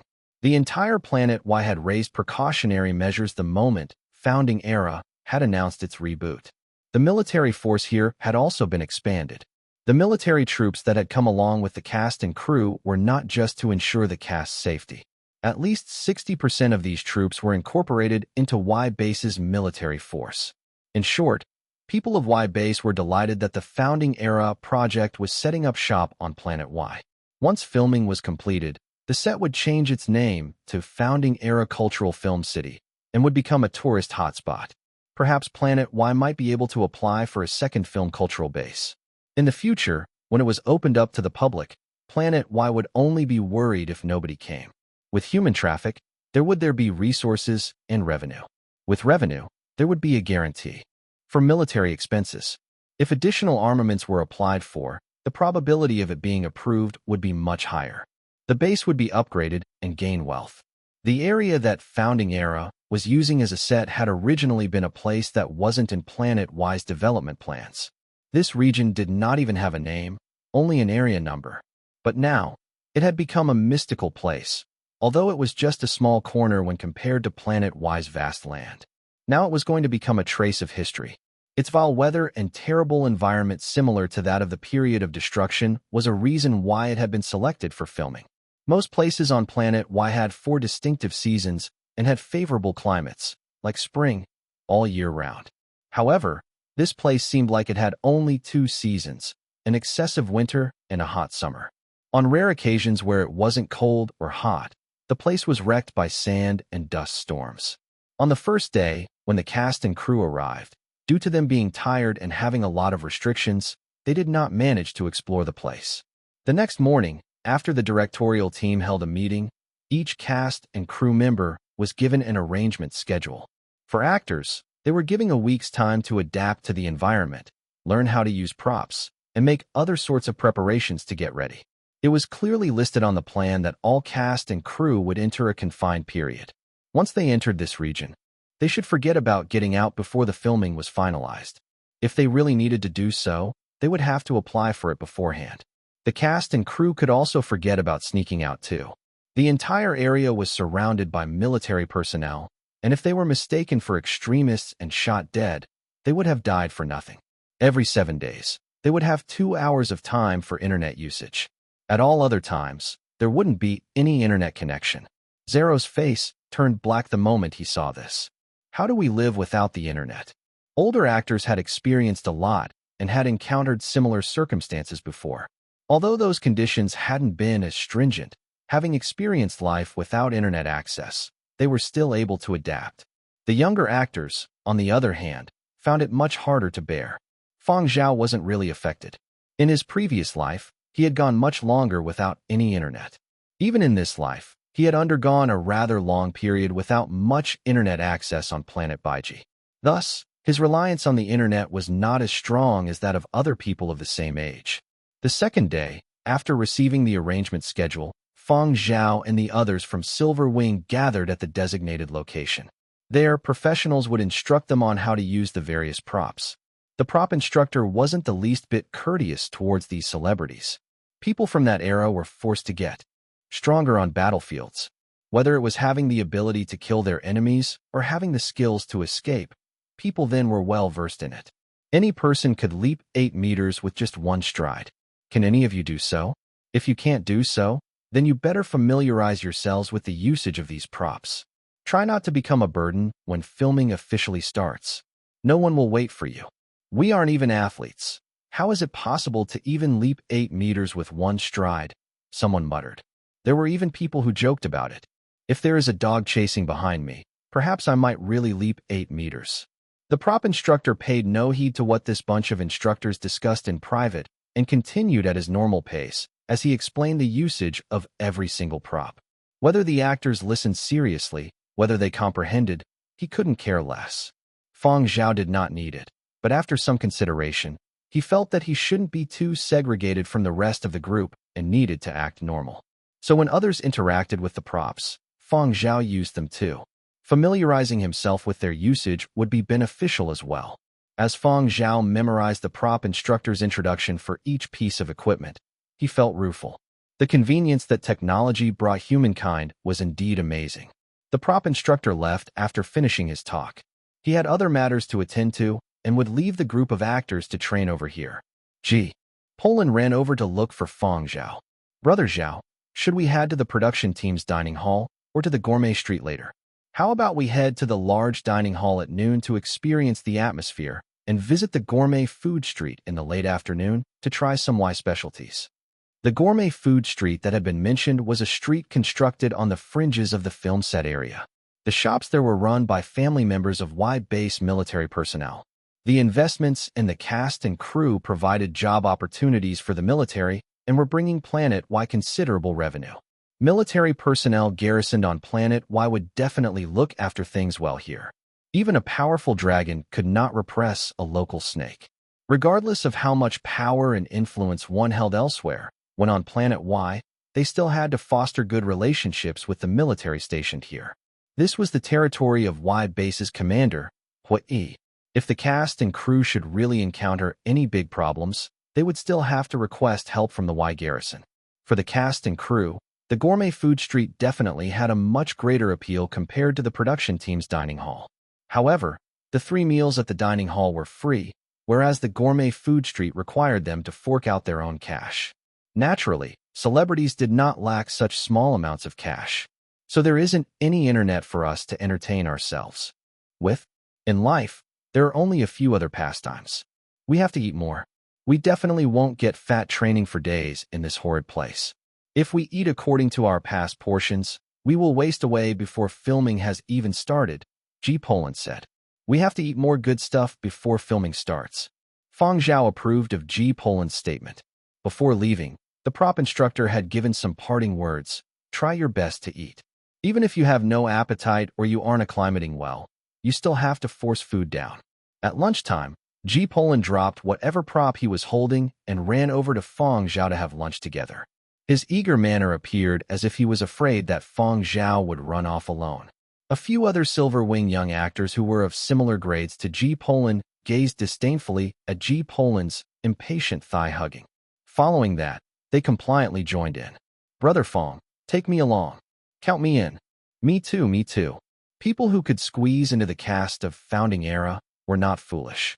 They could clearly see that he Lizzie was the head of the Silver Wing party, but there were too many people gathered around him. B-listers like them were nothing more than minions, and they could not force their way in. With no other choice, they could only follow Poland and mix with Fang Zhao. A few of them thought to themselves that fortunately, Fang Zhao was of a similar age to them. With common topics, they all felt comfortable talking to him. Even if any of them had mush for brains, the managers behind them surely had tricks up their sleeves. Previously, these managers had instructed them, if you aren't smart, then watch what smart people do and learn from them. For the past few years, Poland's stock had been rising. In the eyes of many people, he was a smart person. Fang Zhao could see through their intentions, but as long as they had no evil inclinations, he would look after those he could. In his eyes, they were just little kids. As Fang Zhao was bringing along a bunch of kids to the dining hall for lunch, he ran through the list of things he had arranged in his mind. No problems. Everything is accounted for. Elsewhere, at Earth's space station, a cargo transport ship headed for Planet Y was stopped. Yin Biao and Zhuyu were not in the passenger cabin, but in a single room allocated to them. They had followed Fang Zhao's instructions and brought along curly hair and all sorts of procedural documentation. Fang Zhao belonged to the first batch of Planet Y cooperative partners, and Planet Y's commanding officer Hua had given him the green light. However, for him to bring a dog, there were all sorts of tests that had to be done to prevent foreign bacteria and other microbes from being carried in. There were slightly more of these procedures, and despite starting in August, it was only now that Fang Zhao had gotten a pass from Planet Y. It was only a one-time pass, and when Curly Hair was going to leave Planet Y, he would need to apply for it again. However, the reason Yin Biao and Zuiyu were able to enjoy the treatment of having a single room was because of Curly Hair. When they had boarded, cargo was being loaded up on the transport ship. Curly Hair had smelt some hazardous materials. Those were goods that had some toxicity. Despite layers of safety checks, there had still been a little leaking, and nobody had any idea how it had gotten through the checks. The person in charge at the space station was furious. Investigate. Investigate thoroughly. Find out whoever or whichever step had a problem. Over at the transport ship, they had only been concerned about whether there were problems with the goods that had been loaded up. The majority of these goods would be for the founding era cast and crew. If any star was poisoned as a result, those on the ship would be done for as well. Wasn't there a police dog making a round? Why didn't it sniff out anything? Someone asked, puzzled. The space station had 20 elite dogs from Muzhou's police academy with the specific purpose of searching the spaceport. Police dogs and technology gave a double layer of insurance. However, this double layer of insurance wasn't able to make it 100% safe. Strange. How exactly was this dog able to sniff it out? Somebody asked as the ship's staffers gathered to discuss. One of them was shocked by the results of his online search. This dog is ranked 5th on the global pet value charts. It has a valuation of over 200 million. I feel it is even better than the 200 million worth of new equipment that the space station just bought. I just knew that the space station's new batch of machines were no good. See, there are problems already. In the past, I had never understood why a dog could be so expensive. Now I know why. It's totally worth it. The transport ship's commander had even specifically come looking for Yin Biao and Zuiyu. Let us borrow your dog again. Yin Biao and Zuiyu were in an awkward situation. Could their boss's dog be so easily loaned out? Of course not. But this was someone else's transport ship. They still had to ride on this ship to Planet Y. Although Fang Zhao did not have any internet access, with some connections, the two bodyguards could still contact him. However, since it wasn't an especially important matter, there was no need to make use of those connections. The two of them considered for a bit. It wasn't a big issue, so they sanctioned it. We can lend out the dog, but we have to follow along, Yin Biao said. The ship's commander rejected it. That won't do. Many areas on this ship are off-limits to non-crew members. You guys have to wait here. Don't worry. I will personally lead the dog to each cabin for a quick search before returning. It's just a dog. Would I not return him after borrowing? Having reached this point, Zuiyu and Yin Biao could only agree, since Curly Hair didn't seem like he was indisposed to it. The ship's commander gladly brought the dog to patrol the ship and even got his men to allocate a room for Yin Biao and Zuiyu with food and drinks. Zuiyu stared at the ceiling. I feel that. We are inferior to a dog, Yin Biao replied numbly. Chapter 298, Thigh Hugging. The Founding Era Film Set District. After a day of training with props and familiarizing themselves with the site, in the late afternoon, Fang Zhao brought Ji Polan and the others to the gourmet food street for some food. This gourmet street has a lot of stuff, but the prices aren't low either, a young actor said as he looked at the menu. Does the Commodities Price Office manage this area? It appears that they are unable to do so. There was indeed a wide range of selections at the gourmet food street, but the prices were expensive. However, this food was grown on Y farmland. It was purely organic, no hormones or fertilizers, and it tasted great. Most importantly, many of these fruits and vegetables were varieties that had existed during the old era. It was rumored that at the moment, only Planet Y was able to supply these. Therefore, eating this food was all about being pretentious. After the dishes were served and Fang Zhao had just picked up his chopsticks, Ji Polan exclaimed, "Brother Zhao, wait a moment. Let me first disinfect the poison." As he said this, Ji Polan fished out equipment and started taking photos of the food on the table. He took quite a number from many different angles. Since there was no internet, how about taking some photos? When he got his internet usage time after 1 week, he could show off online. Okay, I have disinfected the poison within myself. We can eat now. Wait, let me take some too. I was so hungry, I nearly forgot about this. Everyone, please wait for a moment and let me take a selfie. In this party of 8, Other than Fang Zhao, the other 7 were frantically snapping away at the table filled with food in all sorts of positions and angles. Fang Zhao thought for a bit and also snapped a photo of the table. It wasn't to flaunt on the internet. Instead, he remembered what great-grandfather Fang had told him before about taking some photos of the food here. Great-grandfather Fang wanted to know that Fang Zhao was eating well here. When he got internet access, Fang Zhao would send these to great-grandfather Fang. Ji Polan came over to suck up to Fang Zhao. "Brother Zhao, let's take a photo together." The others all squeezed over as well. Take a photo together."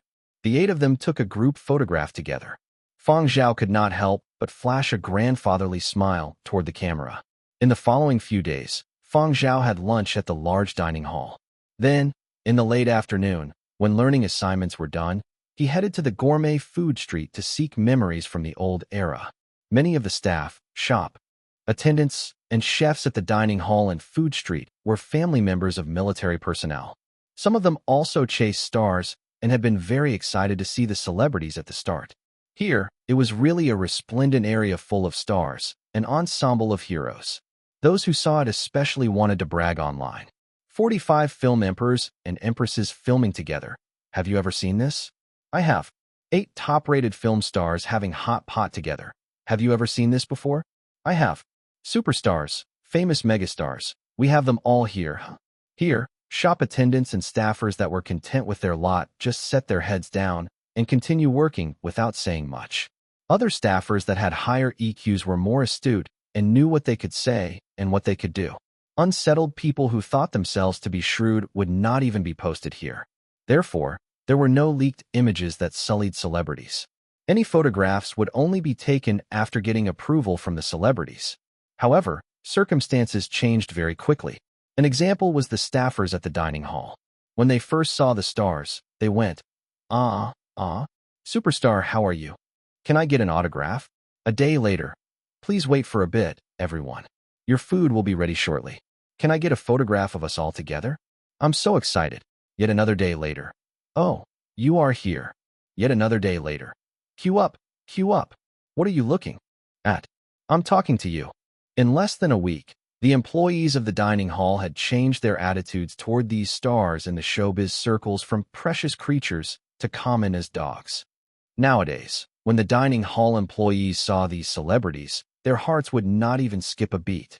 In these few days, a small group had formed beside Fang Zhao. Sometimes they would have meals together. Silver Wing's faction was divided into 2 groups. The first group had He Lizi as the head, whereas Fang Zhao was the core of the second group. The former group was mostly first-rate actors and a few other old actors. The latter group was mainly made up of second- and third-rate young actors.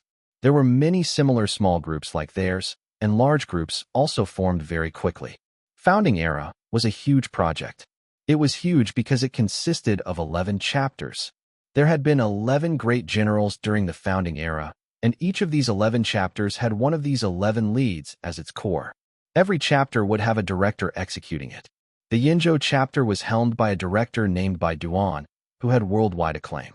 Roman was rarely seen, but Fang Zhao saw Bai Duan every day. Some of Fang Zhao's daily tasks were set by Bai Duan. Given the special nature of Yinzhou, although he wasn't playing a lead role, Fang Zhao's role was still especially important at the start. Therefore, Bai Duan frequently looked for Fang Zhao and gave him lots of tasks before filming officially began. The living quarters were some distance away from the filming location. Every day, at allocated time intervals, there was a shuttle transport service to ferry the cast and crew. These weren't the public transports that were commonly seen everywhere in the new era. Instead, these were specially modified and lengthened transport vehicles from the base. These vehicles could shield from the wind and rain and were bulletproof and resistant to explosions. Even if hailstones the size of fists were to come crashing down in torrential weather, the people inside would not be hurt. Of course, even though the environment here was considered vile, it was not that extreme. The cast and crew were here to film a show, not to play a survival challenge. Today, Fang Zhao had taken the morning transport headed for the filming location. He had a few places to visit today. Director Bai wanted him to understand more about Fang Zhao's working environment back then. When Fang Zhao arrived at his destination, Director Bai was instructing some men to move equipment. Spotting Fang Zhao, director by called out to someone new. Bring Fang Zhao to film set Y71. G. Poland made his way over. Director by, let me go? I know where film set Y71 is. Director by did not seem to mind and waved his hands, indicating to hurry up and bring Fang Zhao over. G. Poland spoke as he led Fang Zhao toward film studio Y71. I was just familiarizing myself at film set Y70 yesterday. Y71 is just beside it, so I remember it quite well. On the way, the two ran into other Silver Wing actors that had gotten close to Fang Zhao. Since they had no pressing matters, they tagged along for a look-see. There were others present when Fang Zhao arrived on film set Y71. He Lizzie was there too, in the middle of a conversation with another middle-aged actor. Fang Zhao did not go over to disturb He Lizzie and instead took measure of the film set. This was a meeting room, similar to the backdrop of the first scene in the audition, but it was even closer to the real historical scene. Clearly, whoever had set this up had referenced historical resources to reconstruct it. Even the scratches on the table were very similar to historical videos that had been preserved from then. Fang Zhao went over to the head of the table and walked alongside it. He brushed his fingers across the tabletop, feeling the uneven and bumpy scratches on it. He kept walking forward till he reached a very plain-looking chair placed near the front. At present, the brilliant lights and vibrant colors of a new era city had all become dull. Many memories were being awoken in his mind. The world that revolved around blood, fire, dust, and ash had become very distinct once again. The lighting indoors wasn't sufficient, and the supplementary lights had not been turned on. When He Lizzie spotted Fang Zhao, he opened his mouth and prepared to remind Fang Zhao not to touch things carelessly. At the side, a young actor's elbow accidentally bumped into a metal cup. The metal cup tumbled to the floor, creating a clanking sound. As if sensing something, that actor looked over and met Fang Zhao's gaze. In that instant, the young actor felt all the blood in his entire body freeze. That penetrating gaze was ice-cold and seemed so realistic, as if sharpened hunting knives had been hurled over. That sort of immense, bone-crushing pressure seemingly reeking of blood seemed to emanate all around, making it difficult for one to breathe. Fang Zhao's attitude after stepping into the film set had been easygoing. Nobody in this room had made any mental preparation, and with the sudden change of pace, everyone was stunned simultaneously. The entirety of film set Y71 was silent. The sound of director by shouting came from outside. Fang Zhao? Is Fang Zhao here? Following the shout, the freezing atmosphere in the room dissipated in a flash, as if the previous scene had never happened. Fang Zhao responded and flashed an apologetic smile to everyone in the room before leaving. He had been a little caught up in his memories. He had not restrained his gaze and had scared that bunch of kids. Only after Fang Zhao left did the person who had knocked over the cup feel his blood slowly warm back up. His heart was pounding, and he felt as if he had escaped death by the skin of his teeth. This was the first time he had ever felt like this. Even when the transport ship traveling here had experienced an anomaly, he had not trembled to this extent. Other actors in the room could not help themselves, and they spoke out. Oh my God, did you see his expression just now? My skin was tingling. I felt my legs going a little soft. Scary. You even said yesterday that this brother is rather friendly? How is he friendly? The one who had been denounced defended himself. Normally he is indeed very amiable. Who knew that he would become like this while acting? I finally understand how he was able to snag that important role and why I got a role that will only last one season. We are simply on a different level. That manner just now was awesome. I was caught off guard and shocked. If I was acting alongside him, I would have forgotten my lines. I thought the way his imposing manner was written in the script was just an exaggeration. I have gained knowledge and experience. No wonder everyone was striving so hard to get into such a high-grade cast. Wow, everyone is an expert. Fang Zhao did not even have makeup on. If he had been wearing makeup, wouldn't he have had an aura like that of a great person? Fang Zhao definitely wouldn't lose to those old seniors in the showbiz circles if he went head-to-head with them like this. At the side, He Lizzie pursed his lips. He had forgotten what he'd wanted to say. Taking a deep breath, he replayed that scene once more in his mind. The sort of imposing manner that Fang Zhao had portrayed seemed as if it was an inherent ability he could release and retract freely. If it had been He Lizzie acting instead, he might not necessarily have been able to achieve that degree. No, it wasn't a might. He could not do it. No wonder Roman had recommended Fang Zhao so profusely. No wonder over 20 members of the Committee of 100 had voted for Fang Zhao. This youngster had hidden it really deep. As he lazy thought about having to spend a period of time acting with Fang Zhao, he felt an immense pressure.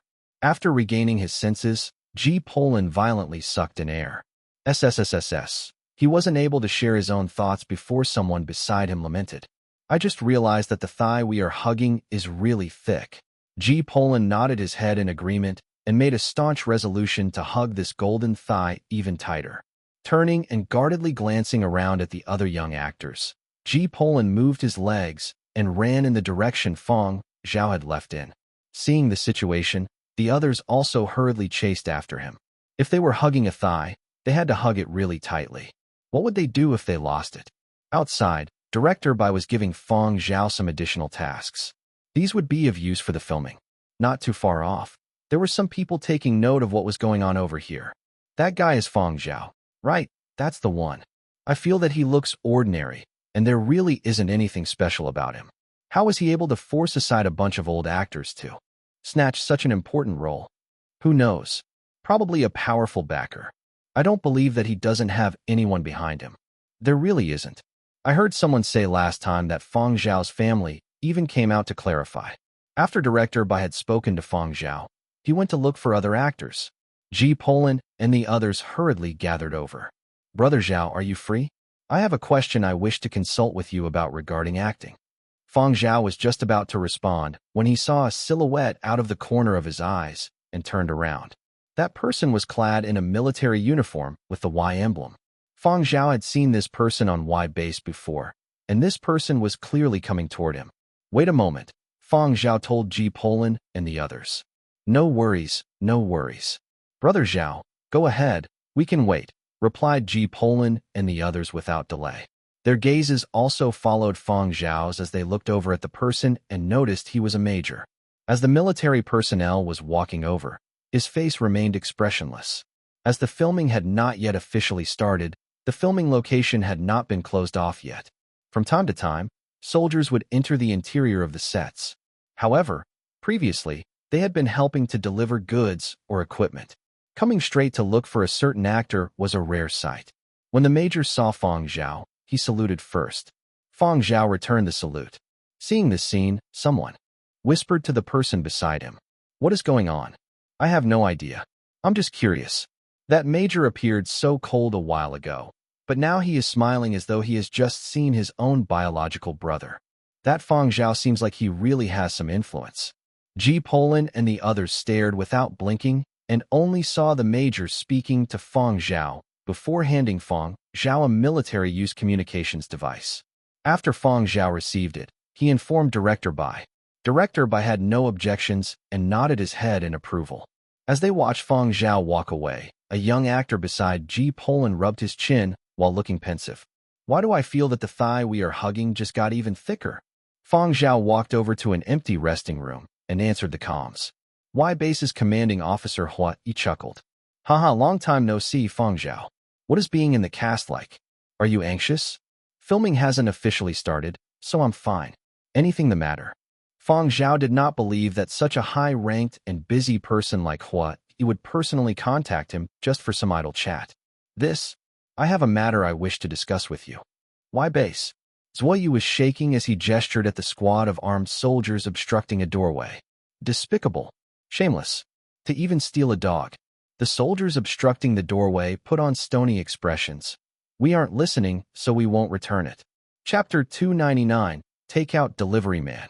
Looking back. On that day, the captain of the freight vessel had inspected the various cargo holding bays with Curly Hair in tow and yielded some results. Not a whole lot, but some. After all, the screening equipment and the elite dogs from the police canine unit weren't mere window dressing. Curly Hair had just caught what they missed. When they returned to Y, the captain of the ship couldn't bear parting with Curly Hair as Yin Biao and Zhuoyu prepared to take him to his owner, so he reported the matter to his superiors. Port security was a major priority for Hua Yi. Planet Y's fortunes were on the rise. It was on a development spree. If anything went wrong, it could spell disaster. So once he got word, he ordered them.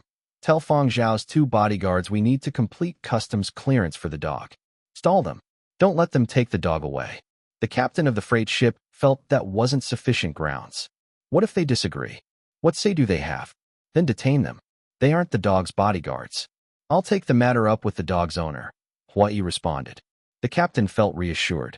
Commander, no matter what, you must keep the dog. It's so much more effective than the screening equipment at the spaceport. Who knows how long the founding era shoot will take? My ship will be transporting a lot of stuff for the cast and crew. There are also other ships. Our military budget doesn't rival Baiji's. Even though we received a new batch of screening machines, it's still no guarantee. We should follow the MO of spaceports on the home planet, screening equipment and sniffer dogs. Didn't you ask Muzhou's Police Canine Academy for dogs? We should get them this year, no? Yes. I'll tell them it's urgent. We should be getting 9 dogs. The captain was delighted by the news. Even though other dogs might not be as competent as Curly Hair, they would still make a difference. He was always filled with envy when he watched the canine units in action at the spaceports on Earth. Machines were simply machines, and police dogs were police dogs. The dogs over at the Muzhou Police Canine Academy were always in demand. The captain was curious. That many? They're that generous? Didn't we have trouble getting 5 from them in the past? It's because the founding era project carries quite a bit of clout. That's why the Canine Academy is being unusually generous. Hua had put in a request with the Muzhou Police Dog Academy 5 years ago. Back then, Planet Y had been the boondocks. Their security screening equipment had been quite outdated, mostly hand-me-downs from planets ranked higher in the development order. If they couldn't afford screening equipment, Hua figured, at least they could afford to raise dogs. But it turned out that the dogs at the Muzhou Police Canine Academy weren't cheap either. The main problem was that Hua hadn't acted quickly enough. Every time a quality pup was available, it was reserved right away. Planet Y had to get in line. Now that Y's development prospects had improved, Hua felt he was on more solid ground. After complaining of insufficient funding and leveraging the clout of the founding era shoot, he had managed to get his dogs. And today he heard about Curly Hair. He wanted to draft Curly Hair as well. It was just a dog, he figured. All he had to do was offer Fang Zhao something in return. But after figuring out Curly Hair's market value through a quick internet search and reading the relevant news items, Hua cringed. He knew there was no way they would land Curly Hair. That said, Hua still probed Fang Zhao when Hua got him on the line. After confirming that a sale was out of the question, Hua tried a different strategy. I'm thinking the reason you had the dog brought here is because you didn't want to leave such a precious dog at home. But frankly, Y and the film studio complex aren't much better. It's a mixed crowd these days. Who knows, your dog may be marked soon. He's better off at our base. There will be pups from the Muzhou Police Dog Academy to keep him company. The academy is also going to send a trainer and a breeder. They will take good care of your dog. I've set aside land for the dogs, quite a sizable plot. We don't have much to write home about here on Y, but we sure as hell have plenty of land. Fang Zhao remained silent. He knew Hua wasn't finished yet. Lo and behold, Hua continued. Let Curly Hair serve. At our base, he can do whatever he wants most of the time. All he has to do is take a stroll through the inbound freight vessels. This is a good thing for the dog. Dogs who have performed military service are entitled to government benefits down the road. Even though you're not exactly short on cash, this is an honor of sorts, no? By the time he heads back to Earth with you, he'll be entitled to preferential treatment at all sorts of places. Fang Zhao demanded to see a live feed of Curly Hair. Hua knew he was still in business when Fang Zhao didn't reject his proposal outright. No problem. Let me show you. That little fella is having a great time, he said in an upbeat voice. And Hua wasn't lying. After their call was switched to a video conference, Fang Zhao saw Curly Hair, who was already in uniform. Curly Hair's outfit was printed with the logo for the Y military base, and he seemed to be enjoying himself. The uniform Curly Hair was wearing was actually intended for the pups from the Muzhou Police Dog Academy, but Curly Hair was a small dog, so the outfit was a good match. Don't worry, we're only going to use him to detect drugs and smuggled goods and the like. He'll be in a safe environment. We won't use him for dangerous military missions, Hua added. The fact that Hua had made the call in person meant that the Y base took the matter seriously, that it had been carefully thought out and was not a spontaneous request. Let me come over after I Finish up tonight. We'll talk then, Fang Zhao said. No problem. I'll give your production crew a heads up. After completing the tasks Director Bai had assigned to him this day, Fang Zhao skipped the routine trip to Restaurant Row with G. Poland and Company, boarding a flying transport bound for the Y military base instead. A quick look at Curly Hair revealed that the dog was in good health and spirits. Fang Zhao knew then that Curly Hair was okay with serving on the military base. The folks at the base thought that Curly Hair couldn't understand what was being said, but in fact, Curly Hair had understood everything. If he was upset, he would have started making a fuss a long time ago. How could he have possibly sat still without Yin Biao and Zui Yu in his line of sight? Fang Zhao also checked out the play area he said he had set up for the dogs. It was quite big, not a whole lot smaller than Dongshan Farm. Much of the training equipment had already been installed. Curly Hair went nuts when he got there, making his rounds through each piece of equipment. Fang Zhao also met the breeder. He was from Muzhou and a clear dog lover. He seemed like a decent chap. Come to think of it, the dogs were a top priority for Huai.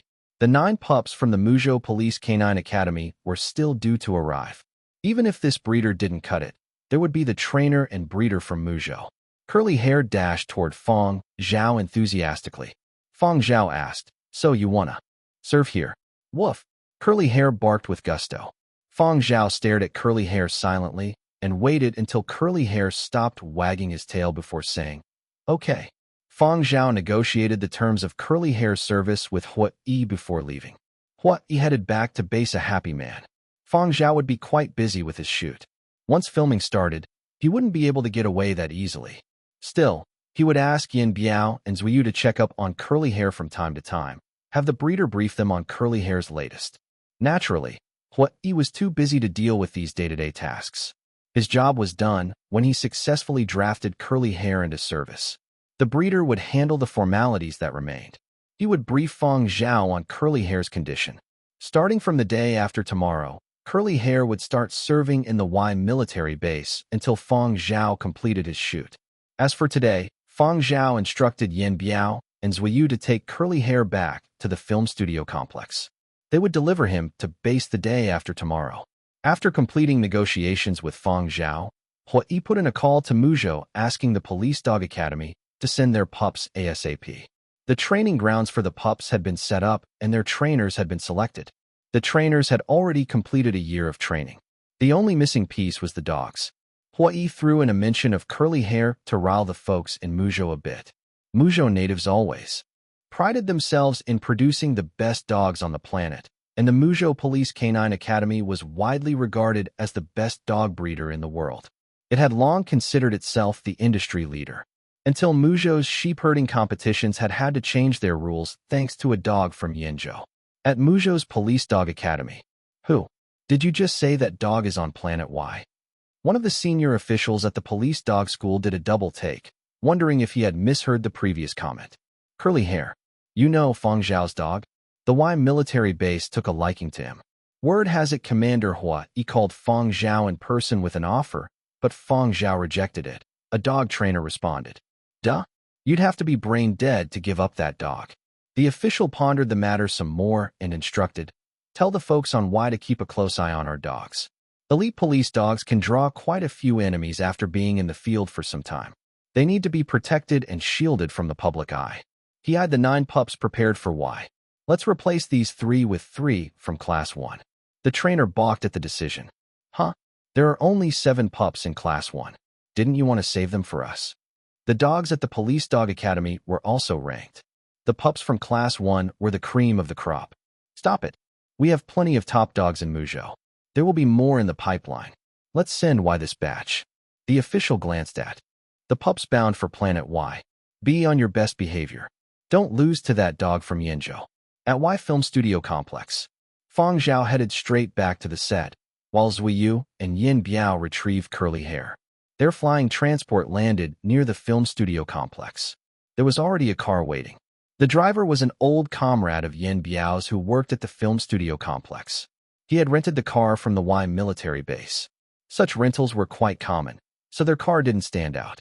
A shadow emerged from a dark corner after Zui Yu and company sped away in their car. The person returned to the film studio complex as well. The stalker was an entertainment journalist who had infiltrated the film studio compound. He hadn't landed any scoops of late. News was hard to come by at the film studio complex. All the big stars were on the set of Founding Era, which the entertainment press corps had failed to penetrate. So tonight he had decided to try his luck near the film studios. Lo and behold, he had managed to shoot something. The entertainment journalist returned to the room he had rented after arriving at the film studio complex. Two of his colleagues were waiting. From the look on your face, you got something, didn't you? What did you get? Which celebrity? Wow, you'll never guess. The man pulled up the footage he had shot on his camera. Aren't these two guys Fang Zhao's bodyguards? Entertainment journalists memorized the identities of all the folks who worked for the stars, agents, assistants, bodyguards, and the like. Even if they couldn't, they kept the information on file. Fang Zhao's entourage had been thoroughly researched by entertainment journalists around the world because he had been cast as the male lead in Founding Era. The other colleague figured out the real focus of the pictures. Wait, isn't that the dog worth some 200 million? Shouldn't Fang Zhao be shooting now? How come he had his bodyguards bring his dog? How would I know? The journalist paused the footage he had shot and pointed to a spot on the screen. The Y military base was responsible for their transportation. Check out the flying transport. It's emblazoned with the base logo. The journalists were going to screen capture a few still photos out of the video. Even if they failed to shoot any celebrities, this dog was news. Let's brainstorm how to spin a story with these few pictures that draws the most readers. Should we make a connection to Fang Zhao's family history? The dog is a hot topic. It's worth 200 million, one of the top-ranked dogs on the global list. As for the truth, did it matter? They were pros at extrapolating stories out of photos. Wait, hold on. The journalist glued to the screen brainstorming a storyline blurted. It looks like Fang Zhao's bodyguard spotted you. Here, they threw you a glance. Don't worry. We're fine as long as we're not marked by the military. All I did was shoot a dog. What? Are they gonna arrest me? The doorbell rang. The three journalists were jolted to their senses and glanced at their door with alarm. The leader of the group gestured, and one of the other journalists turned on their surveillance footage. Sir, your takeout is here. The man standing at the door was wearing a hotel uniform. He was a familiar face. He flashed his pristine white teeth while staring at the camera. The three men relaxed. They ordered takeout all the time. The film studio complex was off-limits to drones, so all takeout deliveries were made in person. It's my dinner. Scared the hell out of me. I'm going to start writing after I eat. We'll file the story tonight. When they opened their door, they found about a dozen dark gun barrels pointed in their direction. The trio, a group of armed soldiers, stormed into the room. In the span of a few breaths, they had canvassed the entire room and confiscated the journalists' cameras and storage devices. Take them away. The squadron retreated. The three entertainment journalists didn't have time for so much as a grunt. The film studio complex had a lively nightlife, so word of the arrests spread quickly. Barring major infractions, the Y military typically ignored what went down within the confines of the film studios. Journalists were generally free to roam around all day, then sneak out at night and find sanctuary outside the army's jurisdiction, as long as nothing major happened. Only fines were imposed when reporters were caught. This was their first time venturing into the complex to make arrests. When they figured out who had been arrested, the other journalists based in the film studio compound started wondering what exactly their seized colleagues had managed to shoot. Judging from the response, it's got to be something pertaining to military secrets. Isn't that a death wish? Why not stick to celebrities? Why shoot the military? You want to cut your life short. The arrested journalists were downright baffled. All we did today was shoot King Dog. Another spot in the film studio complex. Zhuyu glanced in the direction of the commotion, then turned to tell Yin Biao. When I was still with Special Forces, someone told me about an ace dog bred by the Muzhou Police Canine Academy. It had completed many missions at various ports and made some major busts, which earned it a first-class merit medal. You know how much weight a first-class medal carries. You don't get one without a major contribution. Yin Biao remained silent. Even though he had been part of a different branch of the military, he knew how rare first-class medals were. Few humans were awarded them, let alone dogs. The dog had been a bona fide ace. Back then, the Muzhou Police Dog Academy was quite high profile and very cocky. They bragged about their ace dog many times. There was extensive news coverage. Eventually, it became a target after all its achievements. Someone placed a $20 million bounty on its head. The officer in charge of the dog got mighty worried and assigned 20 officers to guard it around the clock, but the dog was still assassinated during a mission. After that, the Police Dog Academy took a different approach. They became very protective of these elite dogs that were as effective as high-tech robots, and they limited media coverage. Such memories got you worried. Port work is still quite dangerous. Does boss really have no qualms about it taking on these security screening assignments? Yin Biao spread his hands. Boss said it was Curly Hair's own call. This is an ideal situation. Boss is shooting on Y and Curly Hair is serving in the military base. The two of us can keep dicking around. Curly Hair was fast asleep in his kennel, belly up and snoring. Chapter 300. I won't seek him out even if it kills me. After settling the matter with Curly Hair, the cast and crew officially began filming. Once filming officially started, the pace of everyone in the cast and crew became very hectic. Many people had been thinking they were already very busy during the previous preparations. Never had they expected that after filming officially started, there wouldn't even be time to visit the food street. Not just the gourmet food street, even the number of people visiting the large dining hall saw a large decline. Most of the time, people from the dining hall would send food over instead. The next time they would be able to properly sit down and have a meal would probably be when their own scenes had all been completed. 11 chapters would all be filmed simultaneously. There were 11 filming teams, and nobody wanted to lag behind. Being conscious of competition was one thing. Besides that, the head director was still shooting dark looks as he watched from the back.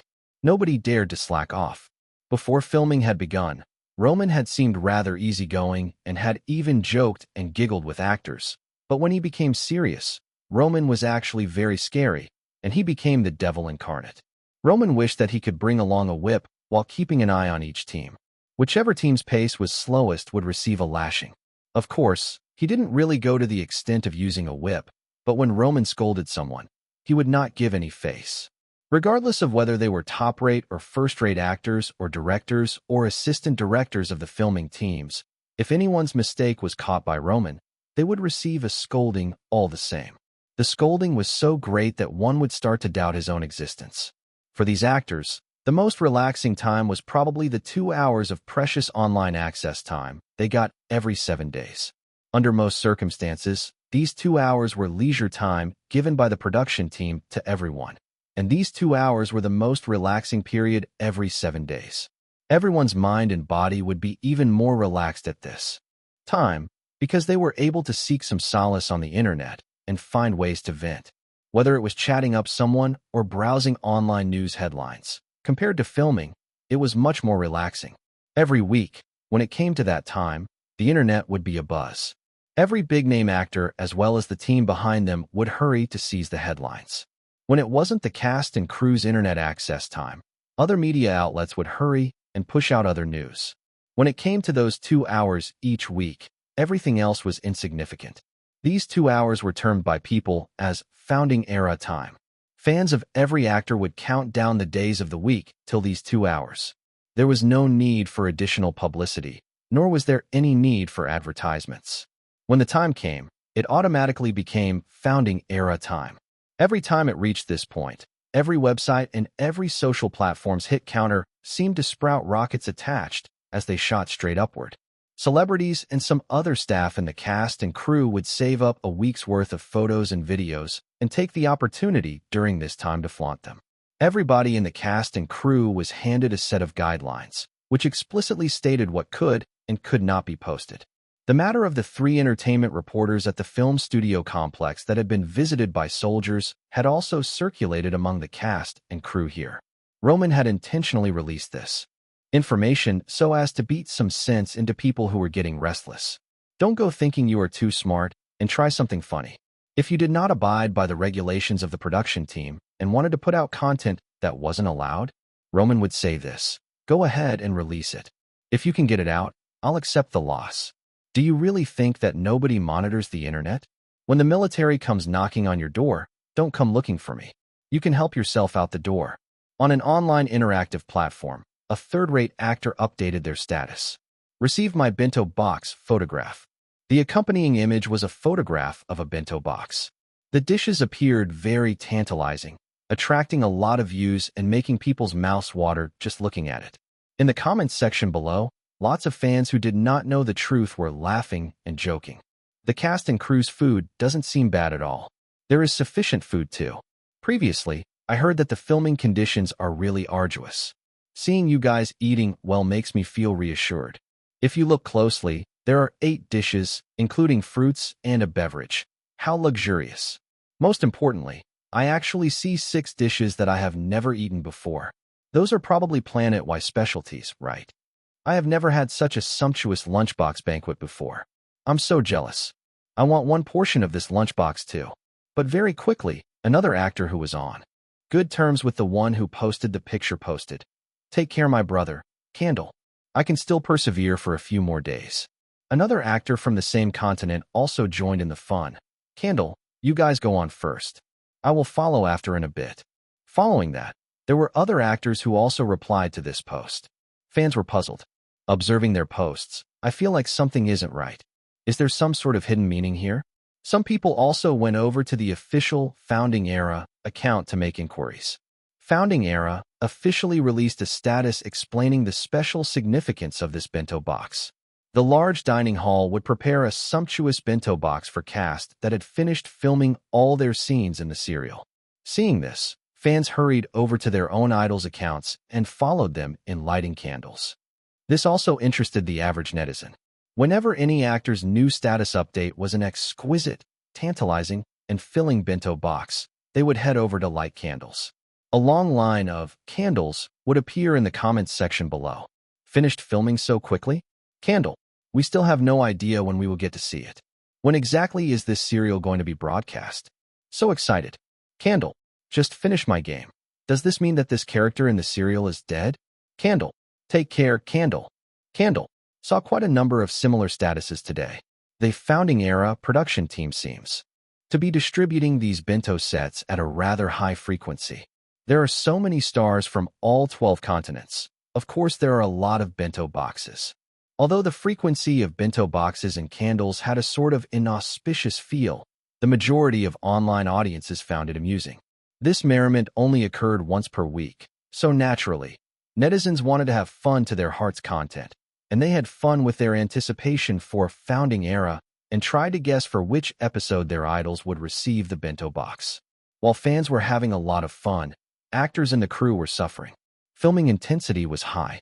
For some actors that had decades of experience, this wasn't considered much, as they were used to it. But when weather conditions were not good and filming still continued, that was when it became somewhat unbearable. Just yesterday, there had been an abrupt change in the weather and it had started hailing. Everyone thought that outdoor filming would be halted and they would be able to take a break. However, Roman had been especially delighted. Faster, faster, faster. Hurry. These are favorable conditions at the right time. Every group, make your adjustments. Start filming whichever scenes are appropriate here. The hailstones weren't considered very big and would not cause injuries when they struck bodies, but it would still hurt. Because the lead director was watching attentively from the side, the actors could only clench their teeth and soldier on. There was also a medical team on standby at the side. After the scenes were shot, they would provide a checkup, medicine, and injections to ensure the actors did not fall sick. Roman controlled this well and would not let the actors get caught up in any life-threatening situations. They had to suffer hardship and wouldn't fall sick, but their bodies and hearts were extremely tired. The actors felt as though they were being tortured. They recalled the start where the instructors and coaches had told them to eat more. Now, they felt that they had eaten too little, as they often felt very hungry during filming and they were quite tired, yet they had no appetites. An actor from Muzhou scoffed in private, simply treating humans as beasts of burden, regardless of whether they were willing or not. In order to not keep up the pace of filming, these actors still had to perform nonetheless. Even extremely pretentious superstars that had brought along a whole entourage when filming in the past had to follow the production team's demands and force themselves to adapt. What else could they do? Anyone that was sent back would lose all face. Furthermore, they weren't stupid. Who was even willing to give up such a chance?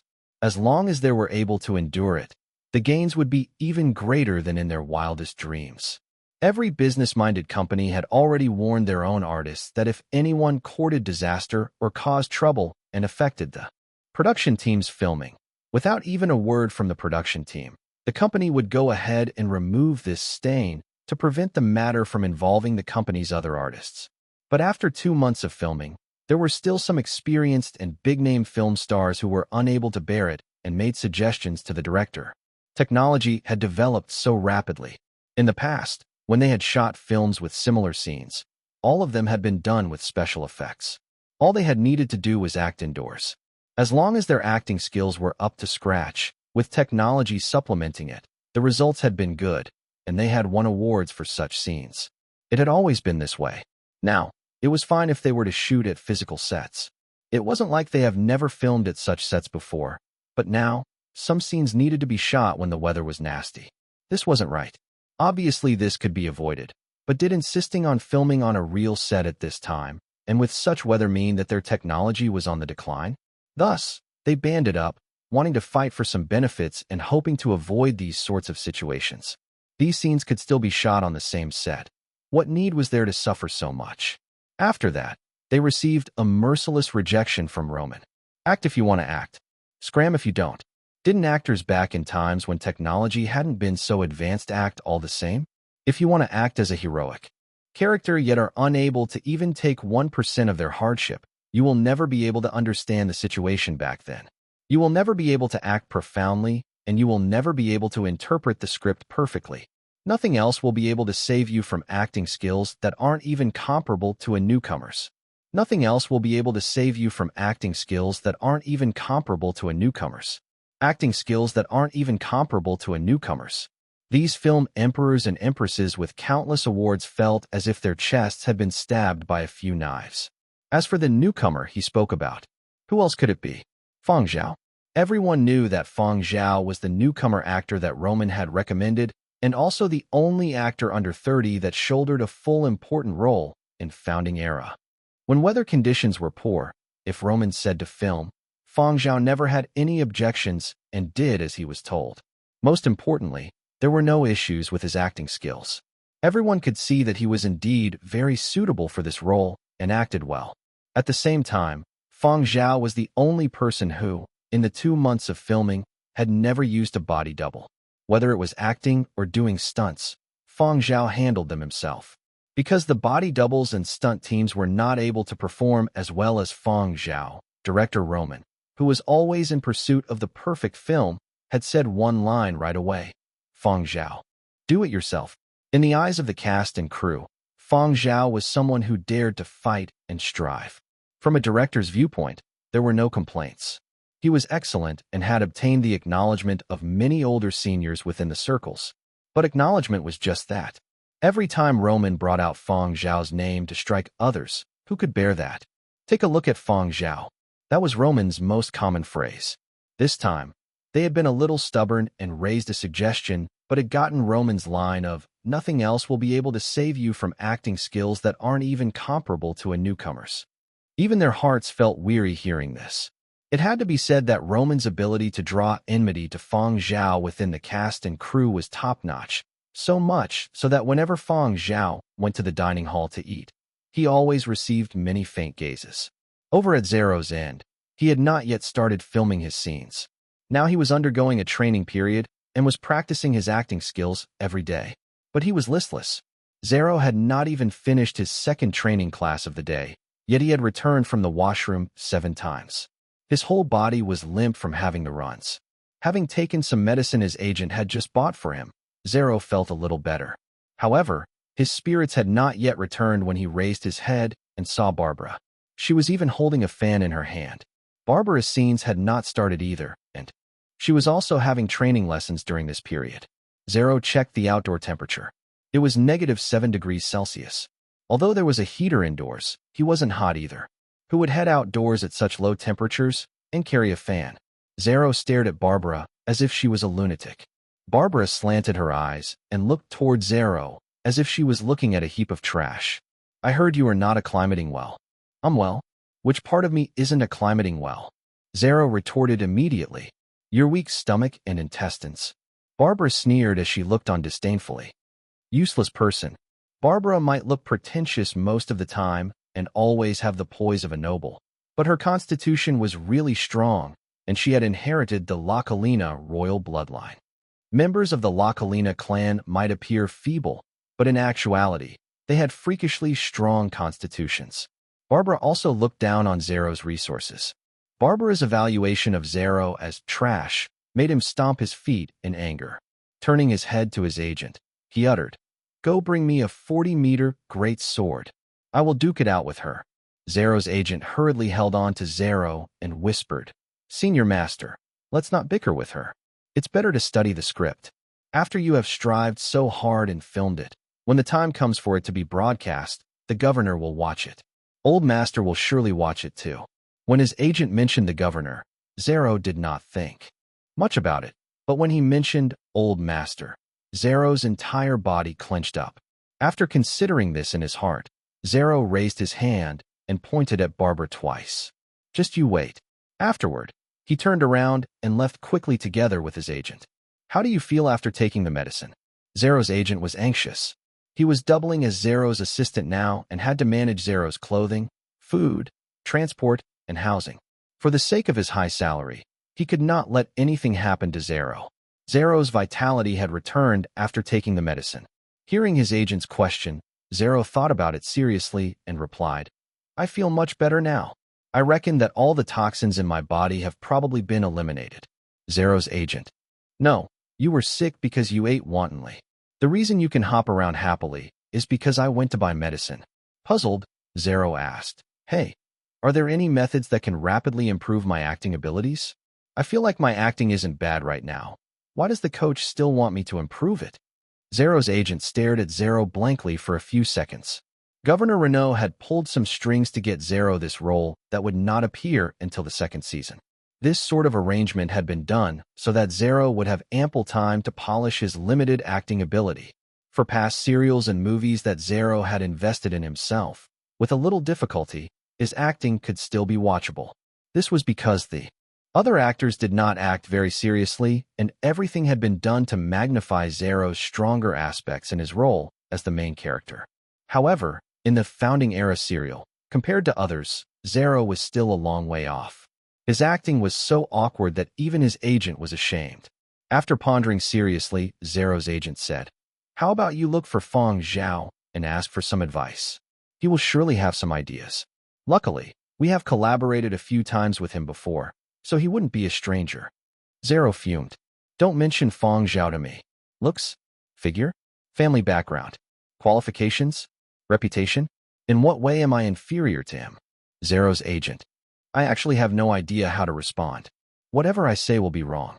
Zero was still brooding about not having gotten a role with more screen time. "I won't seek him out even if it kills me." Chapter 301. Premiere. As the days passed, the number of people who had finished filming all their scenes increased, but very few people left the cast and crew. They only left if they had important matters or other arrangements to attend to. During free time, one actor asked another, "When are you going to receive your bento box?" The one who was asked stared at the sky in frustration. Given the pace of filming, probably in 2 days. The person in front patted the other's shoulder. "You can do it. What about you?" "Me? Haha. My bento box is already cold." "When did you receive it? When are you leaving?" "I'm not leaving. I still have to stay here and study." What a good learning opportunity. Those who had finished filming all their scenes were not willing to leave. They felt that leaving early was losing face.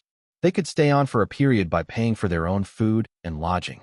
To put it nicely, this was termed retained cast studies. Of course, there were indeed many benefits, and there was a lot to be learned. These people that stayed behind at their own expense provided manual labor, moving stuff, and carrying equipment, and they were also on standby. Perhaps if they were lucky, they would be pulled into an extra role and have a few minutes of screen time. Even if the makeup for these extra roles was so thick that they couldn't recognize themselves, they felt satisfied anyway. These people were more than delighted to work and fork out their own money. The companies behind them were also supportive and would reimburse part of their expenses.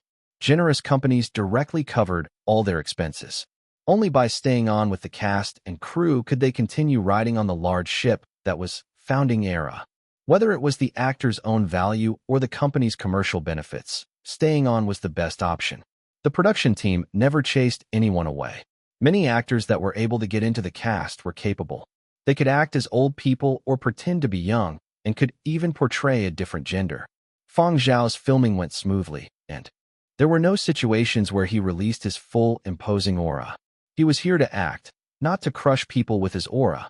That wouldn't be beneficial for cooperating. A historical serial wasn't history. Other actors were not the actual people from back then. Fang Zhao could clearly differentiate reality from his memories. From an artistic point of view, now he was just working together with other actors to bring an adaptation of actual history to life in the form of founding era. This would let many more people remember what had happened during that time and the people that had sacrificed so much for these lands. From a cultural and artistic aspect, it would leave its mark in history. As Fang Zhao's motive was different from others, he treated this very seriously. Furthermore, in his own words, he did not consider it very arduous, so when compared to others, it seemed much more effortless for Fang Zhao. It could not be said that he had very little to do.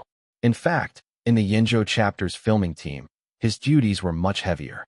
Filming was tougher, and he did not use a body double, instead doing everything by himself.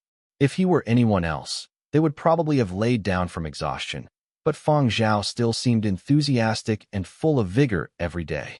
His appetite was also good. Others might not even be able to finish a meal, yet Fang Zhao could finish up to 3 on his own. Some people in the cast and crew loved to see Fang Zhao eat. Watching him eat a lot with relish, others would feel slightly more ravenous and stuff a few more mouthfuls of food in. An old actor noticed Fang Zhao eating with such relish and could not help but ask, "Fang Zhao, how are you able to eat so much?" Fang Zhao swallowed and replied, "Because I'm hungry." That old actor hiccuped, following which he turned to the person beside him and sighed. Given Fang Zhao's physical and mental qualities, it is no wonder he rose up through the ranks during his military service. When the cast and crew were filming, who wouldn't be tired and hungry? But there were times where one would just feel unwell deep down. It might also be due to being too immersed in their character and being unable to completely separate oneself. When one was feeling stifled or panicky, it could give rise to a physiological rejection, and they would not be able to bring themselves to swallow their food. But take a look at Fang Zhao. A short while ago, he had been even more immersed in his character, but when filming was done he squatted at the side and dug in. While others were still holding on to their food in a daze, this person had already started on his second portion. When others finally adjusted their state of mind and separated themselves from their character and were about to start eating, this person had already finished his third portion and was helping others in the cast and crew. When others had finished forcefully stuffing food into their mouths, memorized their lines, and adjusted their state of mind, this person came running back to let the makeup artist touch up his appearance, and he got into character in 1 second. A really natural actor. Yet another old actor lamented, "How many years has it been since I have felt that sort of pressure?" Old actors said as, with complicated expressions, they watched Fang Zhao as he entered his filming state. This was also a reason why many successful old actors from the cast felt pressured. When juniors performed too well, it would make these seniors feel like their zeal wasn't sufficient and they were not professional enough. The pace of the production team's filming was very quick. Now, the second season's filming was almost done. Actors had already adapted to the situation and environment and were used to this sort of intensity. They were all quality actors, and after adapting, the filming of the second season had proceeded even more smoothly and quickly than that of the first season. Nowadays, face makeup was simple. Every actor and role had special prosthetics that could be stuck onto their face. With a little touch-up from the makeup artists, even through a high-definition camera, there would not be any traces of makeup, and it saved a lot of time. Apparel, scars, and others were all the same. Everything had become much simpler with technological advancements, and not a lot of time was required for makeup. Naturally, efficiency had increased as well. While filming for the second season was underway, the first season was in post-production. It was rumored that post-production was almost complete. Although filming might have seemed quick, the cast and crew had put in a lot of effort. Also, they had prepared for a long time. The cast had not made preparations only after the Founding Era project's reboot had been announced. Rather, plans had been made some years earlier, but they hadn't been carried out then. The script had also been released earlier, but only after it had been rebooted had the consultation team looked through it and made amendments. Design plans for the construction of sets had long been prepared beforehand and had already been meticulously drawn up. As for actors, those that had internal information had started preparing a few years earlier and had just been waiting for the project to be rebooted. On the accompaniment music side, the music team had been hoarding pieces. Some extremely capable teams could even create accompanying music that better fit the plot at the last moment. With so many elites and talented people, Roman could use whoever's work best suited his requirements. Quick filming did not signify that large quantities were being churned out at the cost of quality. Post-production was also tightly supervised and had stringent requirements. With a lead director like Roman, who had very high standards, nobody could even think about just going through the motions. From filming all the way to post-production, everyone gave their all. The entire cast was like a well-oiled machine that was running precisely and efficiently. Besides filming, every once in a while, Fang Zhao and other actors playing important roles in the same team would have to visit psychologists for a talk. This was an arrangement of the production teams, and it was a clear-cut requirement. For Fang Zhao and other actors who held more important roles, they were required to visit the psychologist once every 7 days. The production team was worried that these actors' mental health might be affected if they got too deeply immersed in their characters. The production team cared about the physical and mental health of their actors and had also considered many aspects. Actually, the original plan after filming started had been to be in a completely sealed mode without any access to the internet all the way until filming ended. Ultimately, following suggestions from the psychologists, it had been changed to 2 hours of internet access every 7 days of the week. The reason was that people needed to release tension. This gave actors a time to drain all their pent-up feelings and emotions. The psychologist in charge of Fang Zhao and the others was called Dayu. Dayu knew many of these actors. As he was in the cast and crew, although he was not participating in the filming, he found out by talking to those actors that this might be the actors' toughest ever challenge yet. He could understand the mental states of these actors through conversations with them. From Dayu's professional viewpoint, Founding Era was like a dark and gloomy forest fraught with strange dangers. When actors stepped inside, they were extremely careful even when it came to brushing away a single leaf. As they advanced further in and fell even deeper, it got even more dangerous, and any object had the possibility of being a threat. What Dayu needed to do was guide those actors deep in the darkness back out. All the other actors were fine. The only one Dayu felt was a difficult problem was Fang Zhao. Every time he faced Fang Zhao, Dayu felt like every time Dayu was dissecting Fang Zhao's mental state, the Fang Zhao sitting in front of him seemed to be scanning Dayu's mental state as well. Dayu coughed lightly, relieving the strange atmosphere that had built up. He remembered his previous chats with other actors and continued. People of those times seemingly became like beasts. Supposing they lost their humanity, it would signify that they would lose many things. Fang Zhao replied, "Lose your bestiality, you lose everything." Dr. Dai paused and looked at Fang Zhao before looking away quickly and nodding his head. That's right.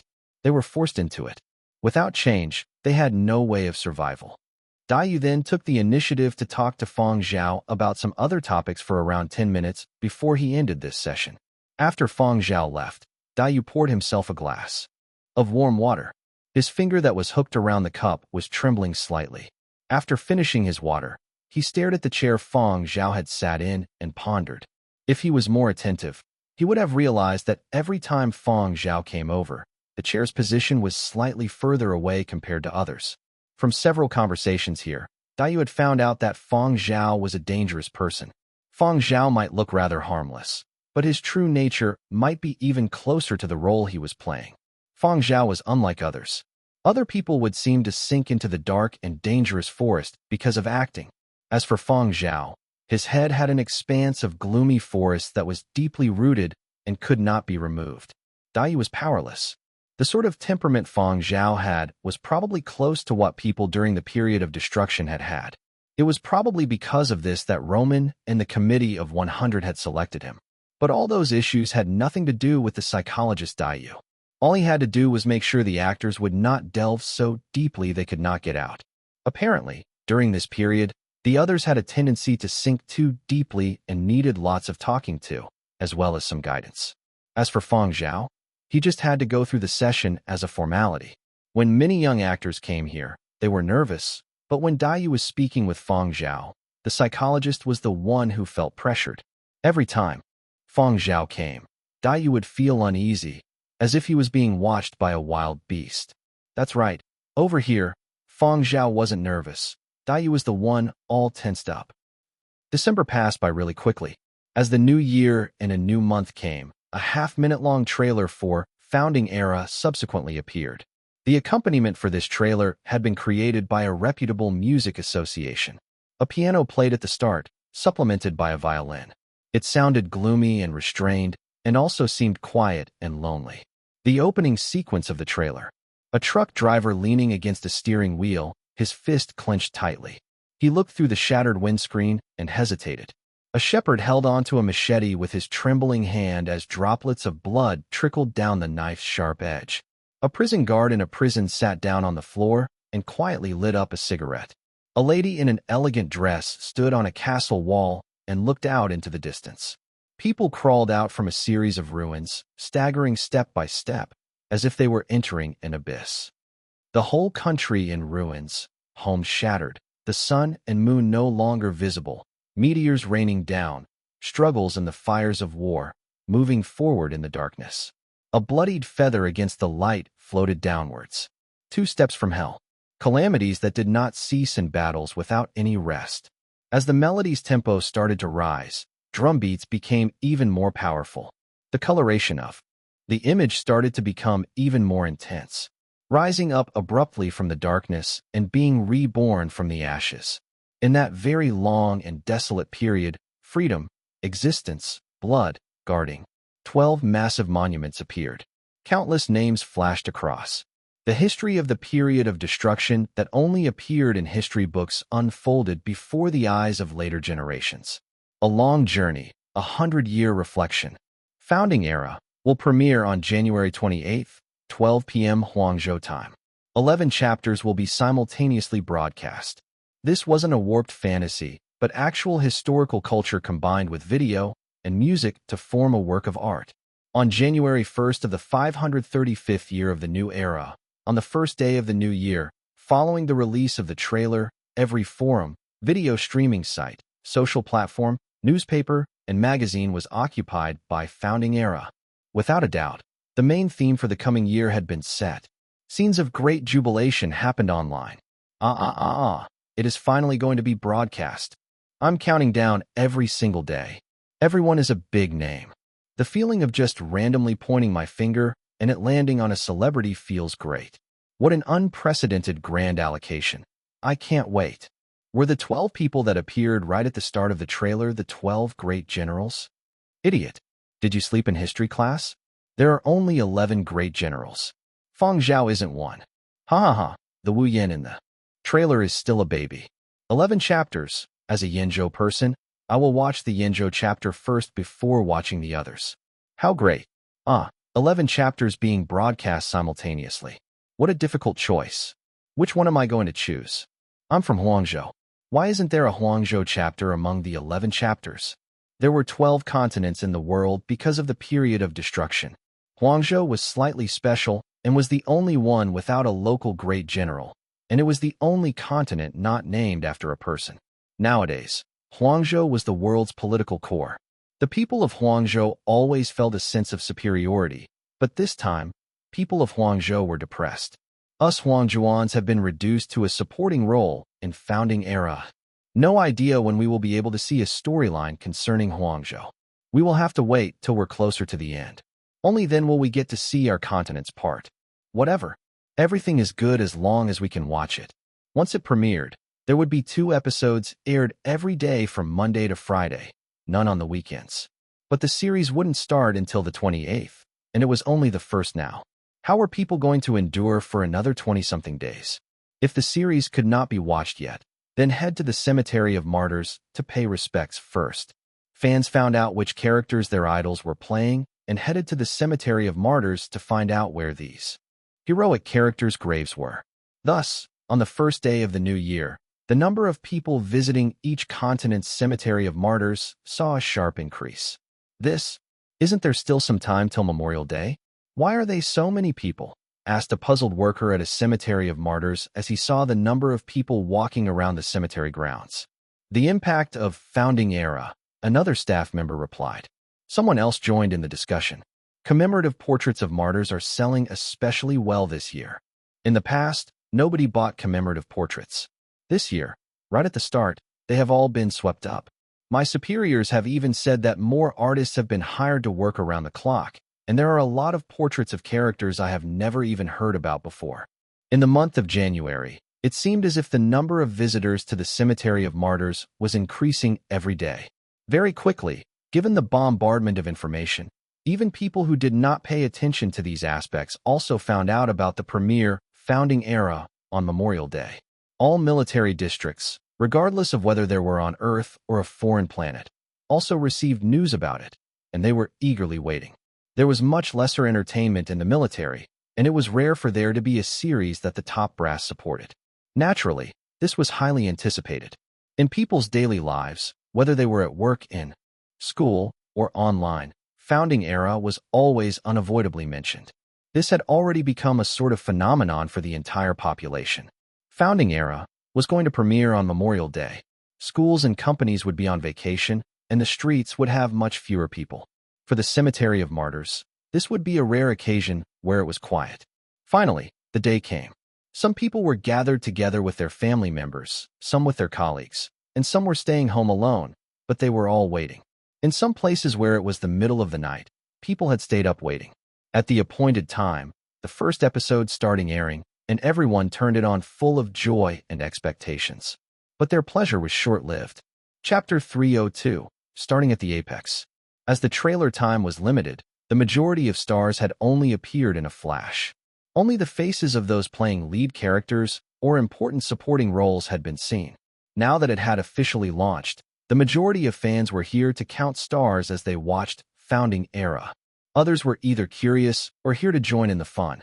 People that were actually interested in the subject itself were a small minority. After watching 2 consecutive episodes, the most intense feeling fans got was brutal deaths. Right at the start, large quantities of bento boxes distributed. How could it not be brutal? The first episode started off gently building up the old era's exquisite and peaceful ambience.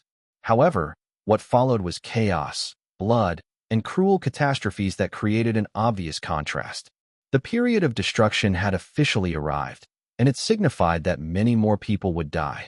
Founding Era had its own rich historical vibe and sense of solemnness. Even this impressive lineup of stars was unable to dilute the main ideology it was trying to propagate. This was the first official, profound dialogue the creative team had with audiences regarding that period. Everything people of the new era knew about the period of destruction was from historical books and various historical resources and records. This was just akin to a skeleton. For the majority of new era people, their sentiments toward that period were not deep. After all, it had already been so many years. And this cultural film was bestowing flesh to the skeleton. Flesh and spirit. It was only through this method that more people would understand the culture of that period and have a greater sentiment toward this history. From the beginning, Roman had requested that battle scenes be as realistic as possible, so much so that it would scare viewers. He felt that this was the only way to make those people who had emerged in that time stand out and show their mettle. Regardless of whether they made their mark on history or not, regardless of whether they were from the influential families or they were a little-known person, nobody could be missed. Because of Roman's high standards, the opening of all 11 chapters were all coherently realistic. The sound effects also helped maintain the lifelike state of these scenes. Take the Yinzhou chapter, for example. In the first episode, there were 2 large-scale battle scenes. Without any accompaniment music, the sound effects took the lead in creating extremely realistic battle scenes. However, in the battle scene toward the end of the first episode, there was tragic and stirring background music playing. This stirred up the audience's feelings and created a deeply emotional effect. After that scene finished came the end credits, where a list of the names of those who had died in battle was shown. Included on it were the martyrs' names and grave numbers. Along with the extra effort put in by the actors, it produced a multi-pronged battering effect. In the past, whenever fans had heard about anyone receiving a bento box, they had laughed and joked, but now they could not even smile. Harsh, cruel. This was history. Not every chapter started before the calamity. Every chapter's timeline was different. Yinzhou's chapter simplified the preceding happenings and began when Wu Yin was young. The Fang Zhao of that time had already gathered a bunch of people by his side. Leadership was a sort of authoritative circumstance. This was why, right from the start of the chapter, Fang Zhao had the aura of a leader wielding power, and the temperaments displayed by other characters in the Yinzhou chapter was slightly different from characters in other chapters. According to Yinzhou chapter's timeline, these people had already adapted and had learned the ways of survival during the period of destruction.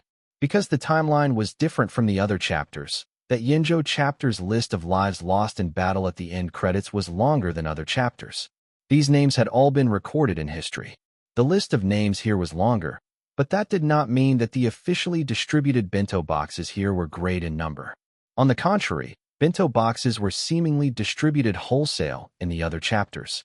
The beginning of the other chapters was when the apocalypse started, where the peaceful world was pounded till it became hell on earth. Some small celebrities and internet personalities with minor roles received their bento boxes right at the opening sequence. Each celebrity's fans were treated so brutally that their insides were all jumbled up. This was just the opening sequence, and looking at the current circumstances, the wholesale distribution of bento boxes would definitely not be little. Online, 90% of hot topics were related to founding era. Some had companies behind them generating buzz for their celebrities. Others were topics that netizens had brought up themselves. There were even people that listed the celebrities that had appeared in the first episode. A breakdown of the poor little things that received their bento boxes right at the opening sequence. Even with all the promoting by their companies in the past, nobody had concerned themselves with these less popular celebrities. Now, everyone was especially stirred up, and the companies behind these celebrities seized the chance to promote their assets. The benefits that founding era could bring had started to show. Some celebrities that weren't too famous, but who played rather impressive roles, even if they only appeared for a few minutes. With their company's operations, the fame of these celebrities could rise greatly. Of course, the ones that were most evident and had the ability to dominate mainstream entertainment headlines were the various leads of every chapter. And for Yinzhou chapter, before Wu Yin grew up, Fang Zhao was the lead. After all, according to the timeline, during the first season, Wu Yin was still young and had less screen time than the leads of other chapters. During this period, there was no way to simplify Fang Zhao's role in the story, as too many matters revolved around Fang Zhao.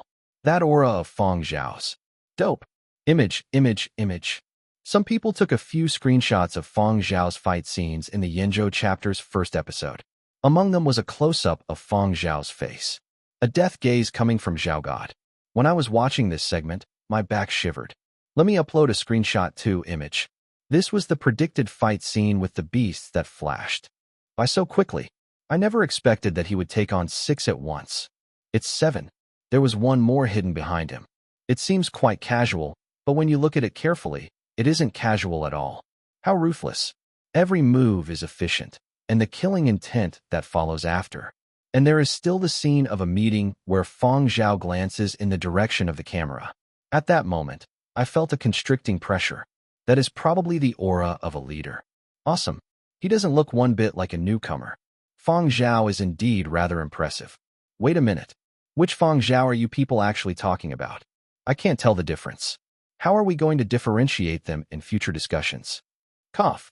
Fang Zhao is only a newcomer in the acting circles, but he has made a name for himself in the gaming and music circles already. Gaming fans have brought out the scripture videos from Battle of the Century to watch once again. It has the same effect even though they are different media. Reputable film reviewers from Yinzhou also gave their evaluations of Fang Zhao. Some people can soar up to the heavens when just given a chance. Fang Zhao is that sort of person. Starting his career at the apex, yet another reviewer said.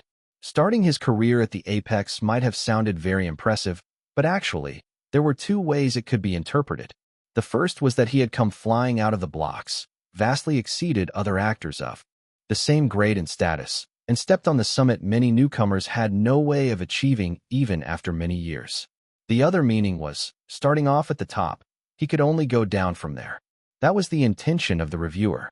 Right now, according to the audience's understanding, these were good words that were praising Fang Zhao. But if Fang Zhao went downhill, that reviewer would give a different sort of interpretation all the same. Even so, there were many media news outlets that used this reviewer's evaluation of starting his career at the apex, with the majority appearing to praise or lament. A newcomer, someone not from the showbiz circles, an amateur who could not even be considered an actor, relying on founding era. He had truly made a name for himself in the showbiz circles. At a certain military district, there were a group of people gathered to watch founding era together. All 11 chapters were being watched one by one. After they had just finished the Yenzhou chapter, one person among them pointed to the screen and asked another, "The person you selected to play the role of Fang Zhao was him?" "Yes, it's this actor. I even voted for him. Now it seems like I made the right choice." Indeed, he acts rather well and makes the role memorable. That flair of his is just something else. It was too dazzling when there were too many stars. Some people might not be able to recognize this face of Fang Zhao's, but they could remember his flair. The next time they saw this, even if they could not recognize the face, they would be able to correspond it to the role. Many stars were unrecognizable after putting on makeup. Their originally mild impressions would be even more insipid, but the impression Fang Zhao gave off was very profound. Perhaps people were slightly biased toward Fang Zhao. After all, Fang Zhao had originated from Baiji Military District. Just checking the news back then would reveal all this information. This actor was once a soldier. He has really fought against terrorists. No wonder you can feel that killing intent from his fight scenes. Other actors can portray this somewhat, but their killing intent isn't as realistic. Military personnel that had experienced real betters were more sensitive to this. The other actors aren't bad either. This is much better than those so-called war flicks from before. The filming is great. This series lets everyone see that it isn't the same as those nonsense series of the past, and the acting isn't exaggerated either. Those fight scenes are especially immersive for us. Multiple fight scenes filmed in one take were grim, nimble, and not at all gaudy. This series did not have many gaudy fight scenes. When the actors of the cast and crew had been training, they found out that this was unlike any previous series they had acted in before. Fight scenes in past serials were just for the sake of looking cool, but the fight scenes here were to be as realistic as possible. For artistic purposes, Fang Zhao had actually added an appropriate amount of depth to his acting. Not too little or too much, but just the right amount, so that he would appear even more natural before the camera. This effect was needed for the filming, and was a change that Fang Zhao had made according to Shun Wei and Roman's guidance. Of course, others did not know that Fang Zhao had deliberately made adjustments to his acting for filming.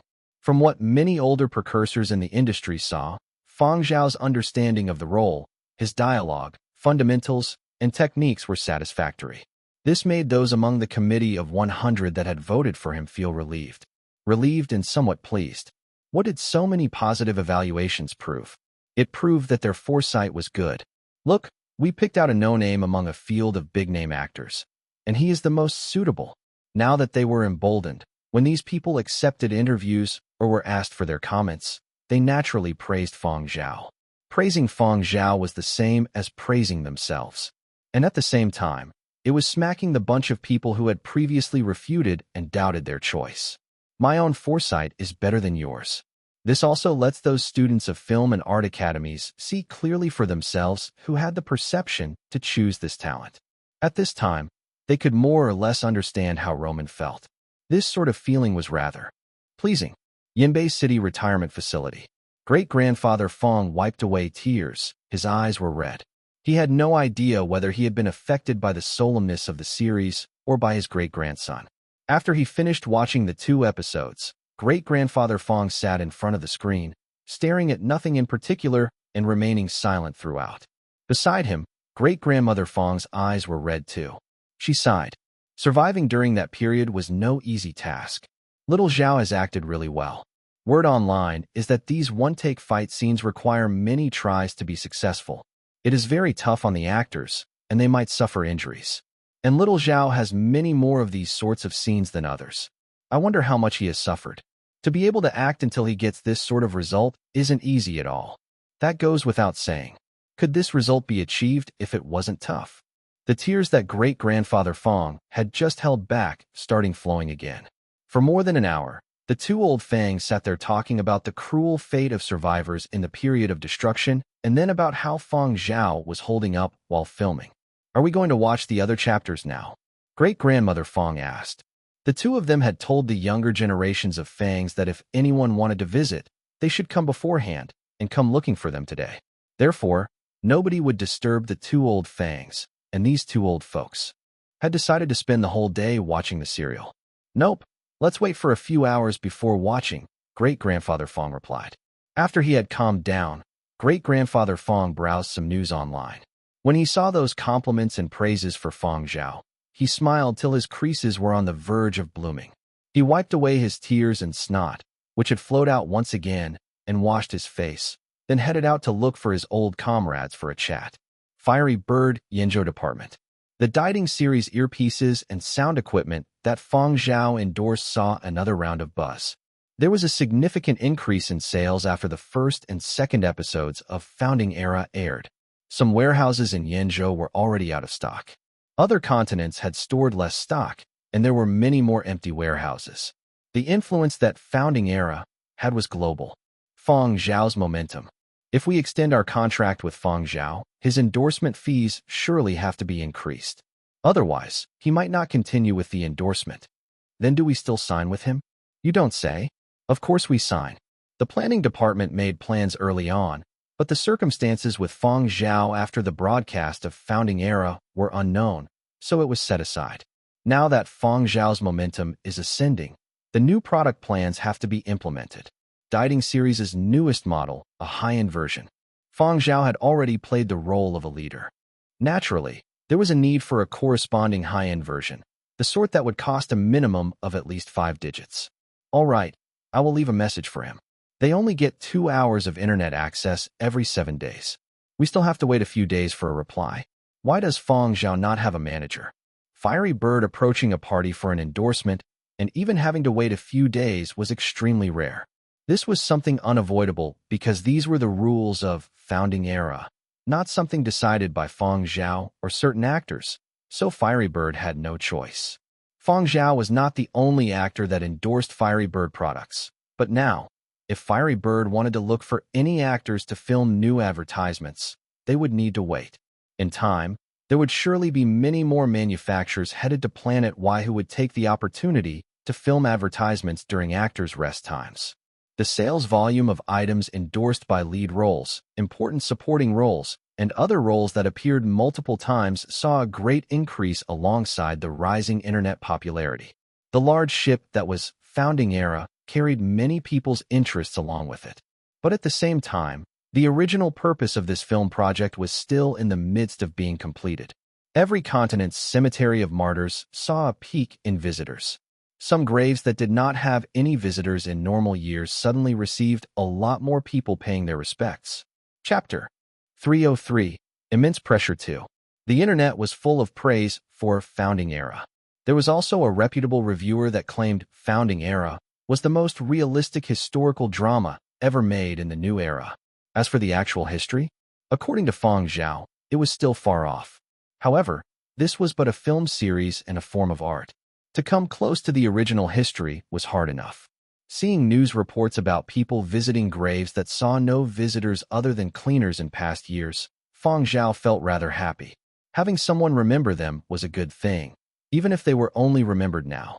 As a milestone historical drama, Founding Era was sure to air again in the future. There were certainly going to be even more online broadcasts. Even many years later, as long as people watched it, they would know about these martyrs and the things that had been done. Being remembered was fortunate. There were many more people that never got to leave behind their names, let alone gravestones. Fang Zhao agreed to Fiery Bird's endorsement contract extension. Fiery Bird's conditions were decent, and all Fang Zhao needed to do was find some time to take some photos for an advertisement. This wasn't a lot and would not delay filming. In the cast, there were many people that accepted endorsements and advertisements. The production team allowed the cast to accept these endorsements. Their only requirement was that it did not affect filming. Advertisements could only be filmed during the few days of break after a season of the series concluded filming. Also, the advertisements could only be done at the region designated by the production team. As before, actors could not leave the filming area. Commercial firms were also required to apply to enter the filming area and needed to sign confidentiality agreements. Also, not every commercial firm could send people to Planet Y. Therefore, some actors that had finished filming felt that they could not wantonly accept advertisements while staying here, which would affect their earnings, so they decided to leave the cast and return home. Roman was actually rather unwilling. He hoped that his actors would not accept endorsement deals or advertisements during the filming period, but Founding Era was a little special as it touched on the dark side of human nature. Even if it was unable to be portrayed completely in front of the cameras, the actors would deeply be affected when they analyzed the characters they played. There will be problems if it goes on this way. Just let them find other things to take their mind off things. After all, shooting a commercial won't take long, perhaps half a day, the head of the psychologist team told Roman.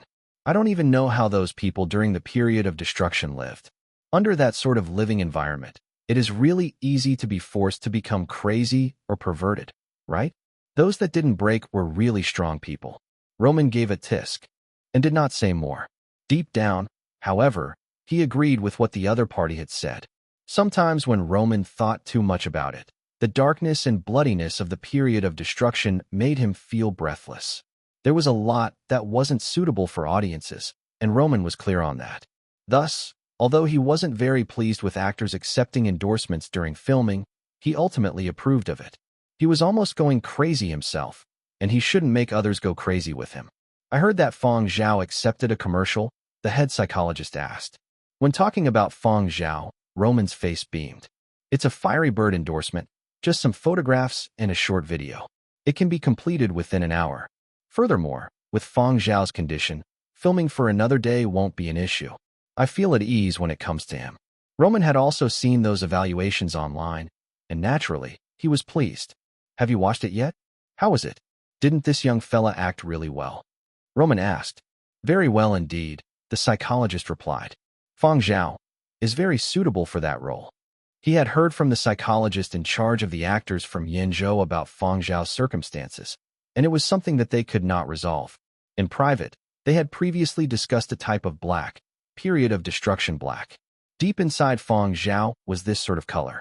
Roman, who was currently very pleased with himself, did not take much note of the strange expression on the psychologist's face when Fang Zhao was mentioned. When Fang Zhao was mentioned, Roman could not help but think about another member of the cast that was giving him a headache. The smiles that had just appeared on his face were wiped clean in an instant. Zhao, the person that Lizhou's governor had personally called about. Fang Zhao and Zhao were two extreme opposites in the heart of the lead director. One was incomparable, and the other was incomparable.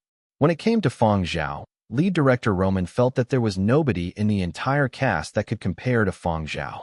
And when Zhao was mentioned, lead director Roman felt that even if he just randomly picked an actor from the cast, they could act much better than Zhao. The training classes that had been arranged for Zhao previously might as well have been for the dogs. There was simply no effect. Zhao only had 2 appearances in the second season. He had spent 3 takes, and the result still hadn't been satisfactory. Finally, after some guidance, his results had been finally passable. In the second season, Zhao basically only had to show his face, and the number of lines he had could be counted with one hand. Yet such a simple task took many takes.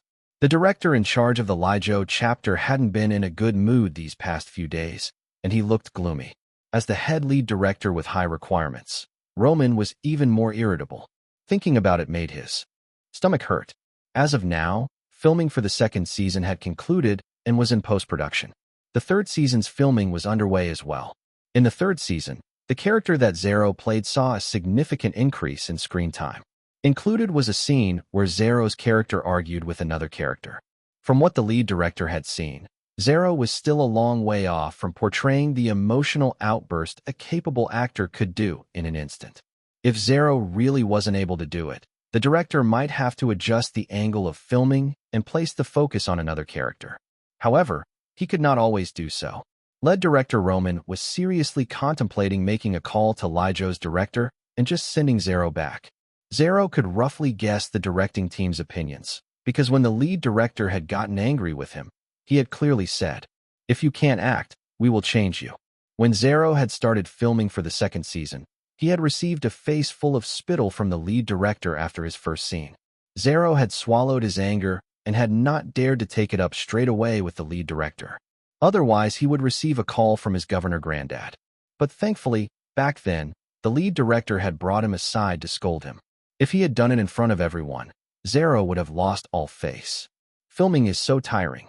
Zhao slightly regretted entering the cast. This was a whole different experience from his previous movie filming. There were times when he felt the entire atmosphere of the cast and crew was really stifling. In Zhao's own words, face was very important. He could quit himself, but he could not be driven out by the directing team. Thus, Zhao had spent more time studying the script over the past few days. The more he studied, the more difficult he felt it was. How to portray an emotional outburst. Zhao felt that he acted rather well every time, but other people had expressions like the spectacle was too horrible to endure. News online was full of praise for a founding era. Li Zhou people would surely focus on the Li Zhou chapter, and when Li Zhou people talked about the Li Zhou chapter, they could not avoid mentioning someone who always generated discussion: Zhao. Since the first episode of Li Zhou chapter, Li Zhou netizens had not seen Zhao at all. "I didn't see Zhao at all in the first episode. Did I miss him? I also tried searching, but I could not find him.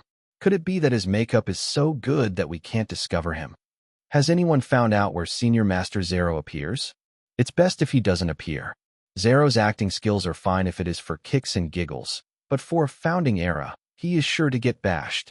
When I think about Zhao's acting skills, I actually reckon he will get killed in the show right away. Haha, I can't wait to see Zhao. I'd rather not. It is better to not let the Li Zhou chapter become a laughingstock for other continents to joke about. Zhao will destroy everything when he appears. Without a doubt. I say, Senior Master Zhao, for the sake of the whole of Li Zhou and the Li Zhou chapter that was produced at great length, it's best if you withdraw from the cast. I support Zhao. But Senior Master, when will you appear? Could it be that you can't act well, so you have already left the cast? Perhaps you are hiding and not uttering a single word. Haha, it might be just that. Even if he has the support of the Renault family, could a lead director with such high standards as Roman bear to see his series get destroyed? The illustrious name of the Renault governor is just ruined at the hands of this grandson. The many inquiries on social platforms were very effective against Zhao. Seeing all these messages and comments, Zhao was pissed. This time, even he could not even filter them out if he wanted to.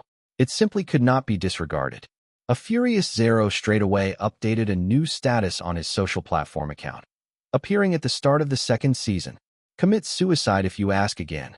Zhao could not reveal which episode he would be appearing in, but the second season would be released soon, and Zhao leaking that he would appear in the second season was acceptable, so the production team would not find fault with this.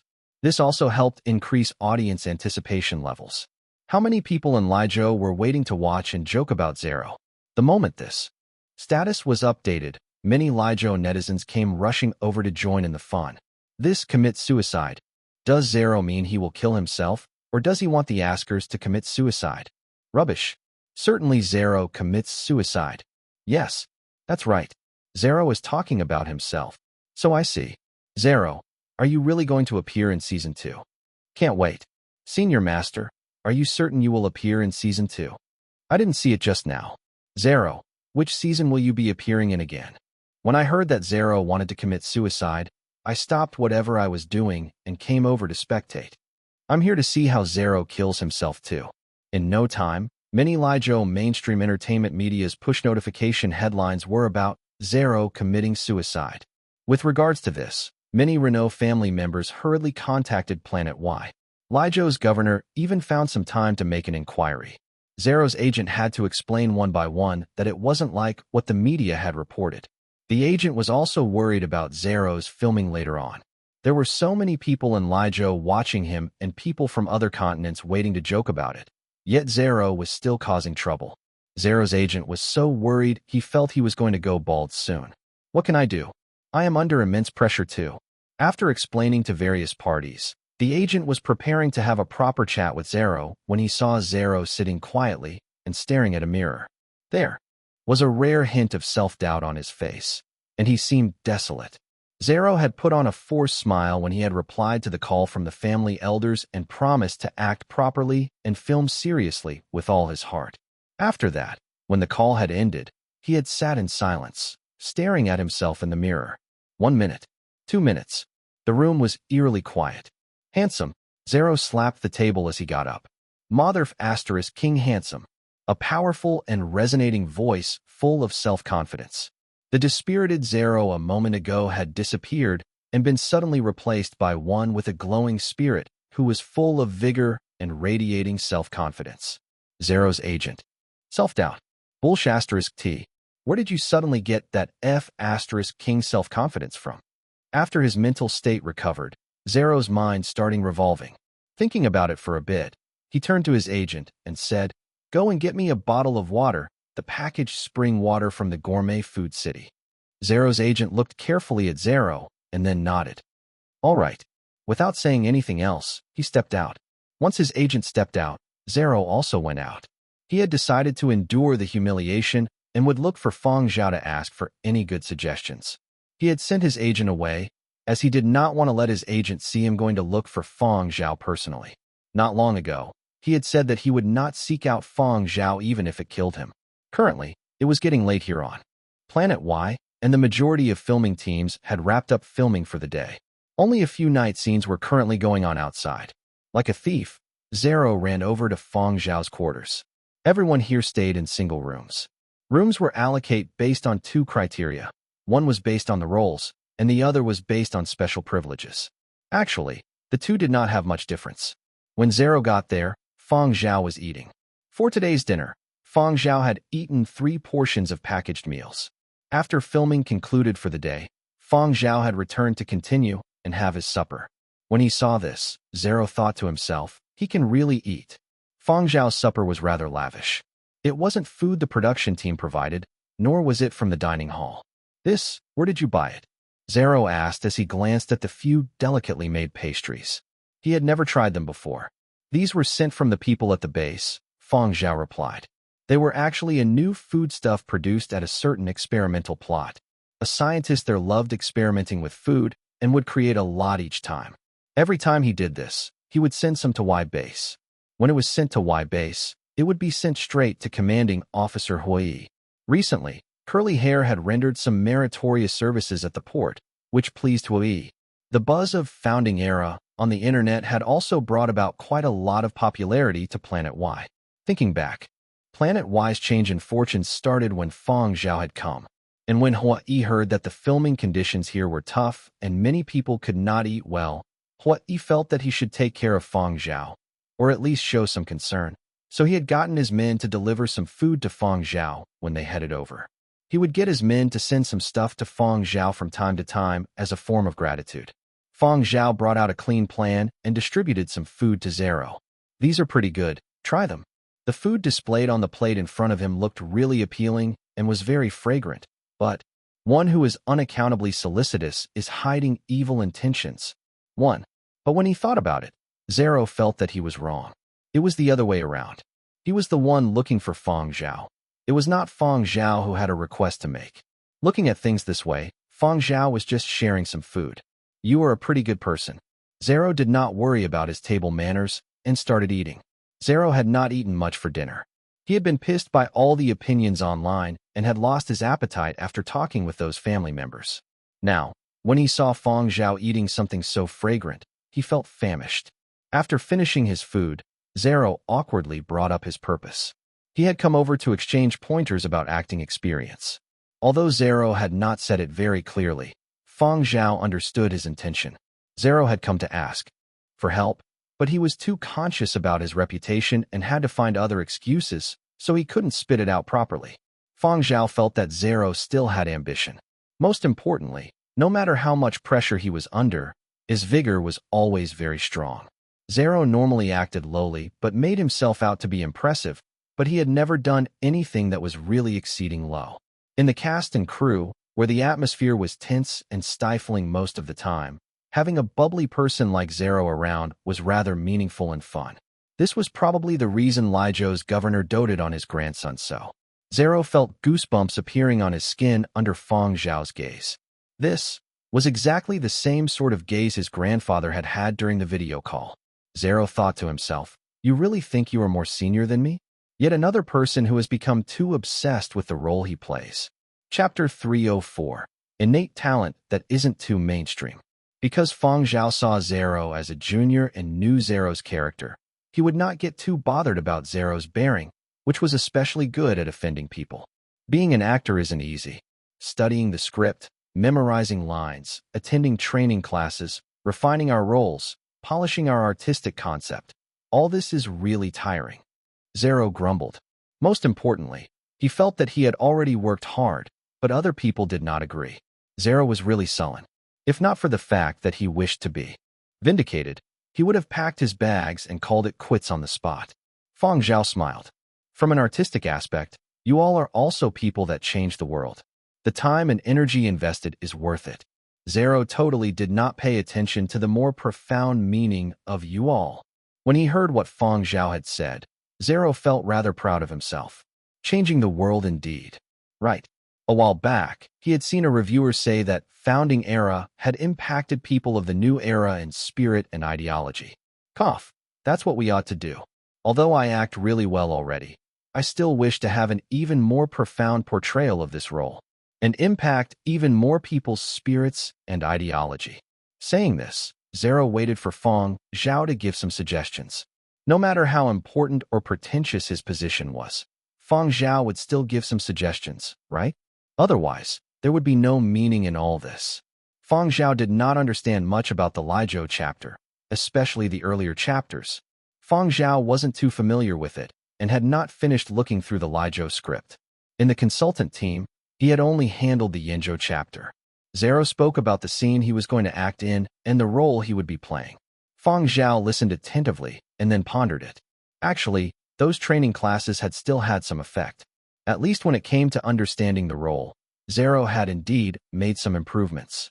It was just that the coach's professional acting knowledge and practical techniques had not been absorbed by Zero. For the next scene, Zero would be playing a character that had clashing views with a comrade. These sorts of conflicts had frequently appeared in the period of destruction, but they weren't easy to act out well, at least according to Zero. Given Zero's own personal experiences and the abnormal way his brain worked, producing a result that the director wanted was too much of a challenge. Even if he could understand what sort of character he was portraying or he knew what sort of mood the director wanted, he still wouldn't be able to act it out.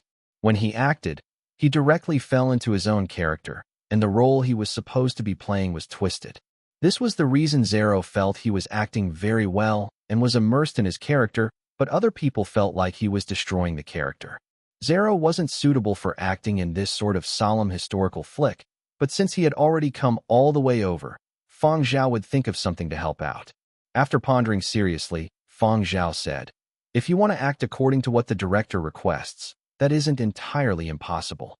In Season 3, the character Zero played saw an increase in screen time, but as before, his role wasn't important. Therefore, if there was no way to improve Zero's acting skills from the basics, then an alternate path had to be taken, finding a way to save him. If we are just looking at the filming outcome, there is one method that might be suitable for you, Fang Zhao said. Zero jolted up. What sort of method? There might be a little suffering involved, Fang Zhao continued.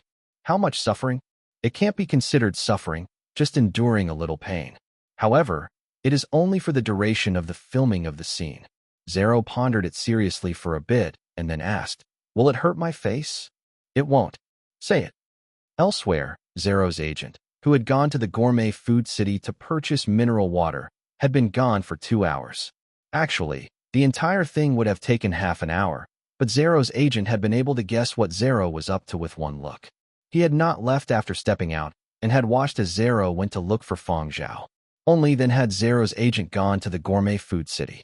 However, Zero's agent would pretend that he did not know anything, and he even sat at the gourmet food city for more than an hour after purchasing the mineral water. It was rare that this senior master Zero would actually lower his head and seek help. His agent was just worried that a conflict might arise. Actually, there were still famous actors among the cast that had some relationships with the Renault family, such as the actor playing the role of Great General Renault. He had graduated from a military college. After becoming famous, he'd had frequent dealings with the Renault family and had both means and power. This time, he had been specifically selected by old General Renault for this role. Because of his relation to the Renault family, this actor would also show concern for Zhao, but with a lead role, his assignments were too important and he had greater pressure than others. He had been unable to find time to chat with Zhao, and when he had finally managed to free up some time, the conversation had not turned out well. Zhao had straightaway pissed the other party off. Zhao's agent had lamented on countless occasions. If Zhao wasn't a Renault and didn't receive the family's protection, he would have long been beaten to death. There were other actors with ties to the Renault family as well, but basically, nobody could calmly have a conversation with Zhao that lasted for more than 5 minutes. Zhao's agent knew what those other people were thinking when they talked to Zhao. I'm not even your granddad. What reason is there to go along with everything you want? Who can afford to take your mood into consideration at all times? We also have status and power. Who in the cast isn't busy? Who doesn't feel heavily pressured? Being dog-tired every day and emotionally affected by the roles. I don't even have the time to see a psychologist, yet I still have to contend with your moods? How thick-skinned can you be? Which Renault of your generation isn't better than you? At most, I can hug the thighs of other people in the Renault family. If you were not a Renault, you would have been slapped to death a long time ago. Among those of the same age, there didn't seem to be anyone that could stand Zhao. Thus, this time, Zhao's agent was very worried about Zhao going to look for Fang Zhao. Given Zhao's moral character, what would happen if he accidentally offended the other party? Given Fang Zhao's military prowess, he could beat up 10 Zhaos without breaking a sweat. However, Zhao's agent never expected that when he was nervously waiting for Zhao to return, Zhao would actually come back bubbling with joy, the sort where one had just gotten a cheat code for a game and couldn't wait to try it out. His agent tried to probe. Something good happened? Not telling. Zhao's face was full of mystery. He wanted to give everyone a surprise. The day of filming the scene arrived. After many actors in the Lizhou film unit had finished their own scenes, they did not leave right away and instead found a spot to observe. Today, Zhao, who was being talked about by all the Lizhou netizens, had a scene. Zhao could not be compared to those few leads or important supporting roles, but he was a character that was where the winds and waves were the strongest. The actors also naturally paid attention to this. They were worried that it would be just as those netizens had said, that Zhao would destroy everything.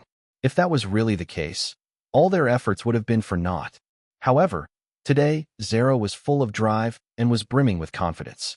There wasn't any hint that he had been affected by all the opinions online. He seems to be handling the pressure well, someone muttered. Most likely he just has a simple mind, another actor whispered. Today, the Lizhou film unit director was looking all gloomy as usual. Are you ready yet? Wait a moment. Zhao stuffed something into his mouth and signaled the director. All right. Action. A thunderous roar that seemingly contained a mixture of emotions resounded. Save people? Who can you save? You are just sacrificing another life. That roar wasn't the sort of shout that Zhao had previously so painstakingly forced out. The emotions here were too intense and too real, so much so that it deceived the ears of older actors. When he finished his line, Zhao took a large gasp of air. His facial muscles were twitching, his eyes were all red, and they were even glistening with tears. This sort of oppressive, fretful feeling that gripped the heart could be even felt from 10 meters away. The director could not help but do a close-up. Surprise. A huge surprise. This was exactly the result he wanted. The director's previously overcast and gloomy expression became clear and sunny. All the other actors and staff that were sitting around spectating had blank looks of shock. Their jaws were almost touching the ground. Is that Zhao? Is that really Zhao? How has he portrayed it so precisely? Could it be a body double wearing a Zhao disguise? Can Zhao do an emotional outburst, as and when he wants to? Nobody could understand it. How could this idiot have suddenly gained enlightenment? All the previous training classes had not been effective, yet after a few days without seeing him, he had actually transformed so much. At the moment, the other actor opposite Zhao was also performing at a high level. His lips were trembling and veins were bulging out of his temples as he silently endured. His fists were clenched, and it appeared as if they were about to fly up to beat the other person if not for him forcibly restraining his emotions. The other person was acting rather well too. His skill could deceive everyone's eyes as well. Previously, the two had kept having frequent flubs. How were they coordinating so well now?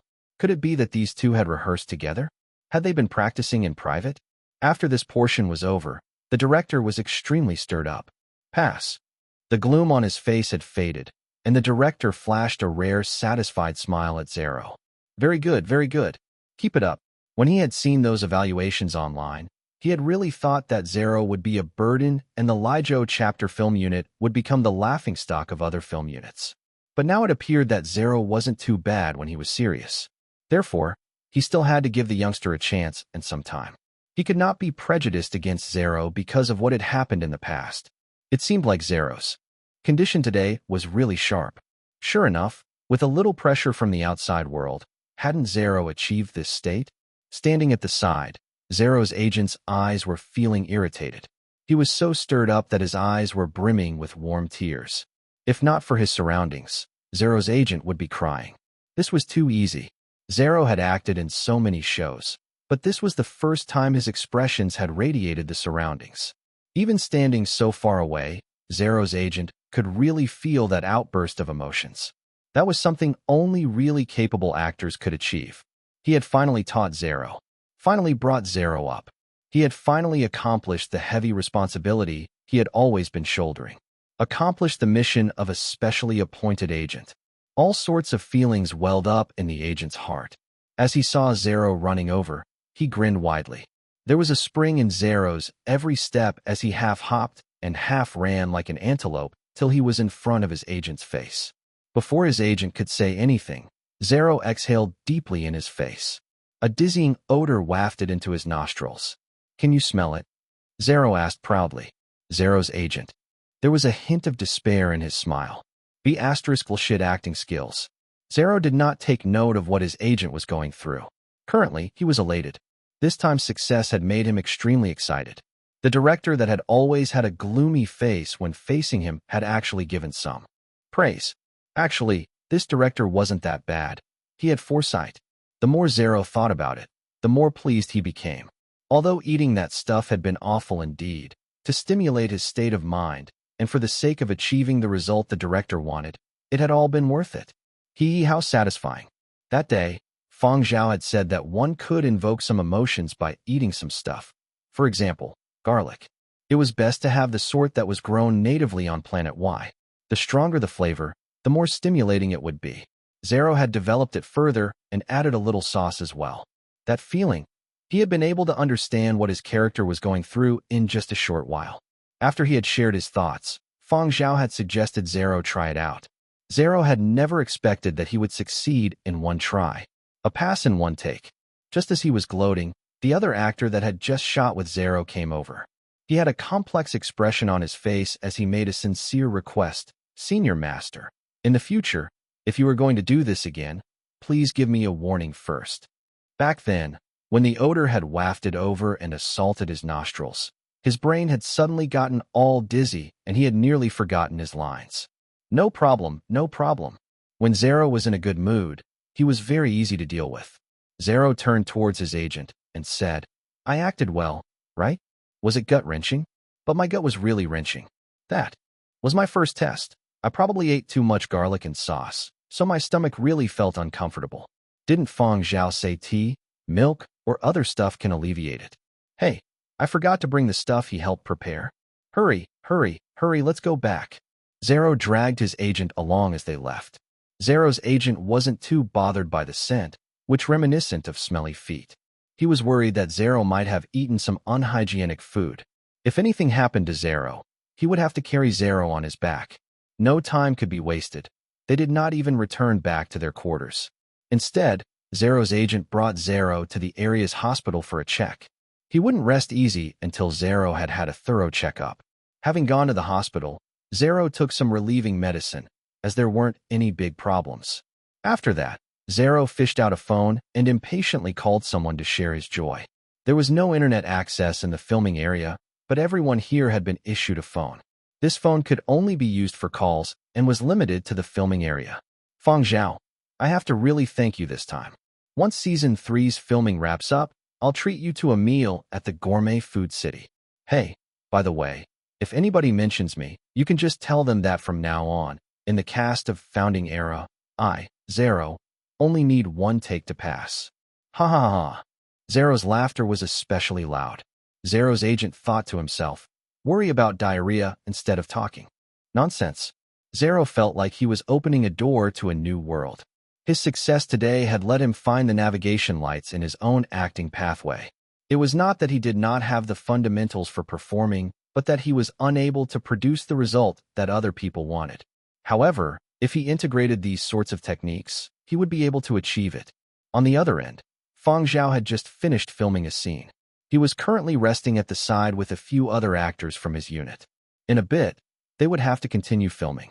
After Fang Zhao answered the call and learned of what had happened, he had also laughed.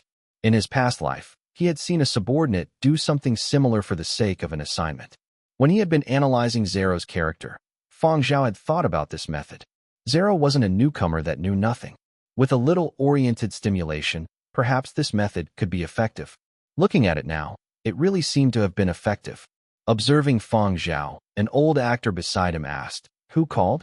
The sound of his laughter sounds a little familiar. Zero. He says that filming at his end went well. It took just one take, Fang Zhao replied. The other actors taking a break had shocked expressions on their faces and were doubting their own ears. Zero? The one from Lizhou? The one who has a good family background, but nothing else, and only drags everyone else down? Only one take. Were the standards of the Lizhou film unit's director so low? Did the lead director approve? In any case, this was unimaginable. You believe that? Someone asked Fang Zhao. I do, Fang Zhao replied. We will be able to see it for ourselves when the broadcast is out. After Zero ended the call with Fang Zhao, he made calls in succession to people he knew in the cast. Barbie, I heard that for your Lizhou film unit, you take at least 2 takes for many of your scenes? That's no good. I only took 1 take here. I'm not brag. On the other end, Barbara expressionlessly hung up. Zero's lips curled as he heard the beeping sound through the phone. Then he dialed another number. Hello, Wu Tianhao? I heard your Tongzhou film unit's filming didn't go so smoothly yesterday. You two should attend more training classes and polish your acting skills. Don't just read novels every time filming ends. Go F***CK yourself. There was the sound of Wu Tianhao smashing something followed by beeping from the phone. Zero inhaled sharply. How petty. His agent stared blankly at the ceiling. Zero continued to make calls to others. Didn't you people use to mock me? Now I only took 1 take. Feeling foolish now? Zero continued to provoke others. If you can't act, just leave the cast yourself. In the past, you people provoked me. Now I'm the one returning the favor and giving you all pressure. Any slaps I get, I return tenfold. Zero's round of flaunting finally ended, and he was in a good mood. He asked his agent. Fang Zhao has rendered a great service this time around. Do you think I should give him a big red packet? His compensation for this series isn't very high either. How pitiful, Zero's agent calmly said. I heard that his endorsement fees have increased multiple times. How much? Zero asked, but he wasn't particularly interested. His agent mentioned a figure. Zero, who was prepared to do a charitable deed, felt as if his face had been splashed with cold water. What the? His endorsement fees are that high. His agent continued dousing him with cold water. From what I reckon and from some calculations, I'm telling you that he has more money than us. He really isn't pitiful at all. However, if you act well, when the 3rd season broadcasts, your rates when accepting endorsements won't be too shabby either. Certainly, Zero's self-confidence, which had just taken a beating, swelled back up. He tossed his phone aside and went to look at the script, studying what he should eat for his next scene and what else he should add in. Lead director Roman had also heard about Zero's 1 take in the Lizhou film unit. He heard about it not from Fang Zhao, but rather from Zero himself. Roman was full of doubt when he went to watch the segment filmed by the Lizhou film unit. It was as if he had seen a miracle, and he said, that improvement is really huge. I heard he employed some tricks, said a member of the directorial team who had asked around. Roman shook his head. Not just anyone can use such methods. Do you think nobody has tried this in the past? How many can actually produce a result that is so fitting to the storyline? Zero still has some innate talent, but his innate talent isn't too mainstream. It seemed like he wouldn't need to make a call to Lijo's governor. As he was lamenting, Roman again asked, "Who gave Zero that idea?" This is a good method that has quick effects fit for Zero's character. I'm not too sure about this, but I heard from someone that Zero went to seek out Fang Zhao. After that, he completed his scene in one take, the director in charge of Lijo Film Unit said. Roman's creases became deeper from his smiling. Oh my, Fang Zhao still has this ability. Fang Zhao could produce a miracle when given a rotten piece of wood. What did this mean? This meant that Fang Zhao could still guide others. It meant that Roman's foresight was good. Look, this is my recommendation. 3 days later, there was yet another scene. Zero, who had once been publicly known as a burden, did it in one take yet again. In no time, everyone in the cast knew about this matter. After that, the lead director go-to line changed. Now, if anyone was out of form, had other ideas, or were not acting conscientiously, Roman would spout. Take a look at Zero. All the actors felt that this stab by the lead director was especially ruthless. If he spoke about Fang Zhao, they could accept it. Given Fang Zhao's ability and energy in the past few months, they could not find any fault and were already immune to it. However, if Roman brought up Zero, none of the actors could acknowledge it. Shame. Due to the global acclaim and public praise the first season of Founding Era had received, some actors had become conceited when all of it had gone to their heads. Now that they had received such a stab from the lead director, though, they were compelled to return back to before. If they could not compare to Fang Zhao, then so be it. But now they could not even compare to that idiot Zero. Chapter 305, Stage Name. Lots of folks were glued to the second season of the Lijo chapter when it aired, hoping to catch Zero in action. They were, as usual, put off by the limited edition bento boxes in the episodes. But some folks felt that things would improve once Zero showed up. He was bound to create tension.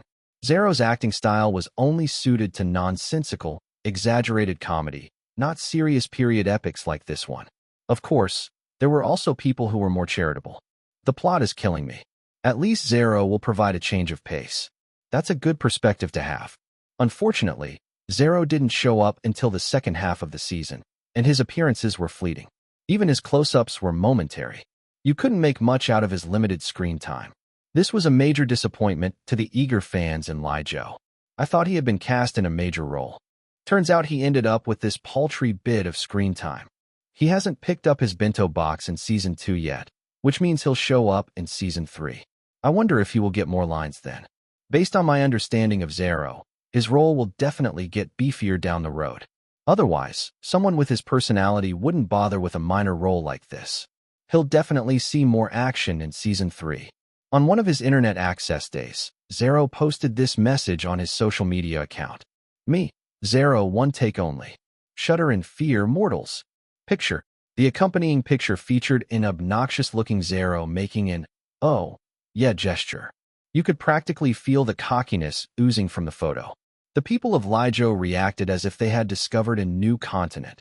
They were downright incredulous. One take only? Is he referring to his latest scene? I don't believe him. I'm not sure if I should believe him, and there's no way to verify his claim now. Let's wait until Season 3 comes out. Why don't we ask the other actors? But the other actors remained silent. Every time they saw a question in the comment section of their social media accounts asking if Zero was telling the truth, they pretended they hadn't seen it. The truth was that they didn't know what to say. However, the director of the Lijo chapter unit reposted Zero's message, adding, "Good job. Keep it up." That was his way of confirming Zero's one-take claim. This made the people of Lijo look forward to Season 3 even more.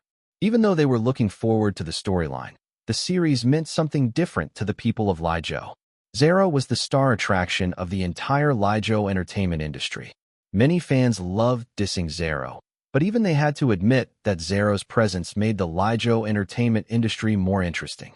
There was never a shortage of news. The Renaults were also looking forward to Zero's scenes. They had confirmed through their own channels how Zero was faring on the set, that the single-take claim was in fact true.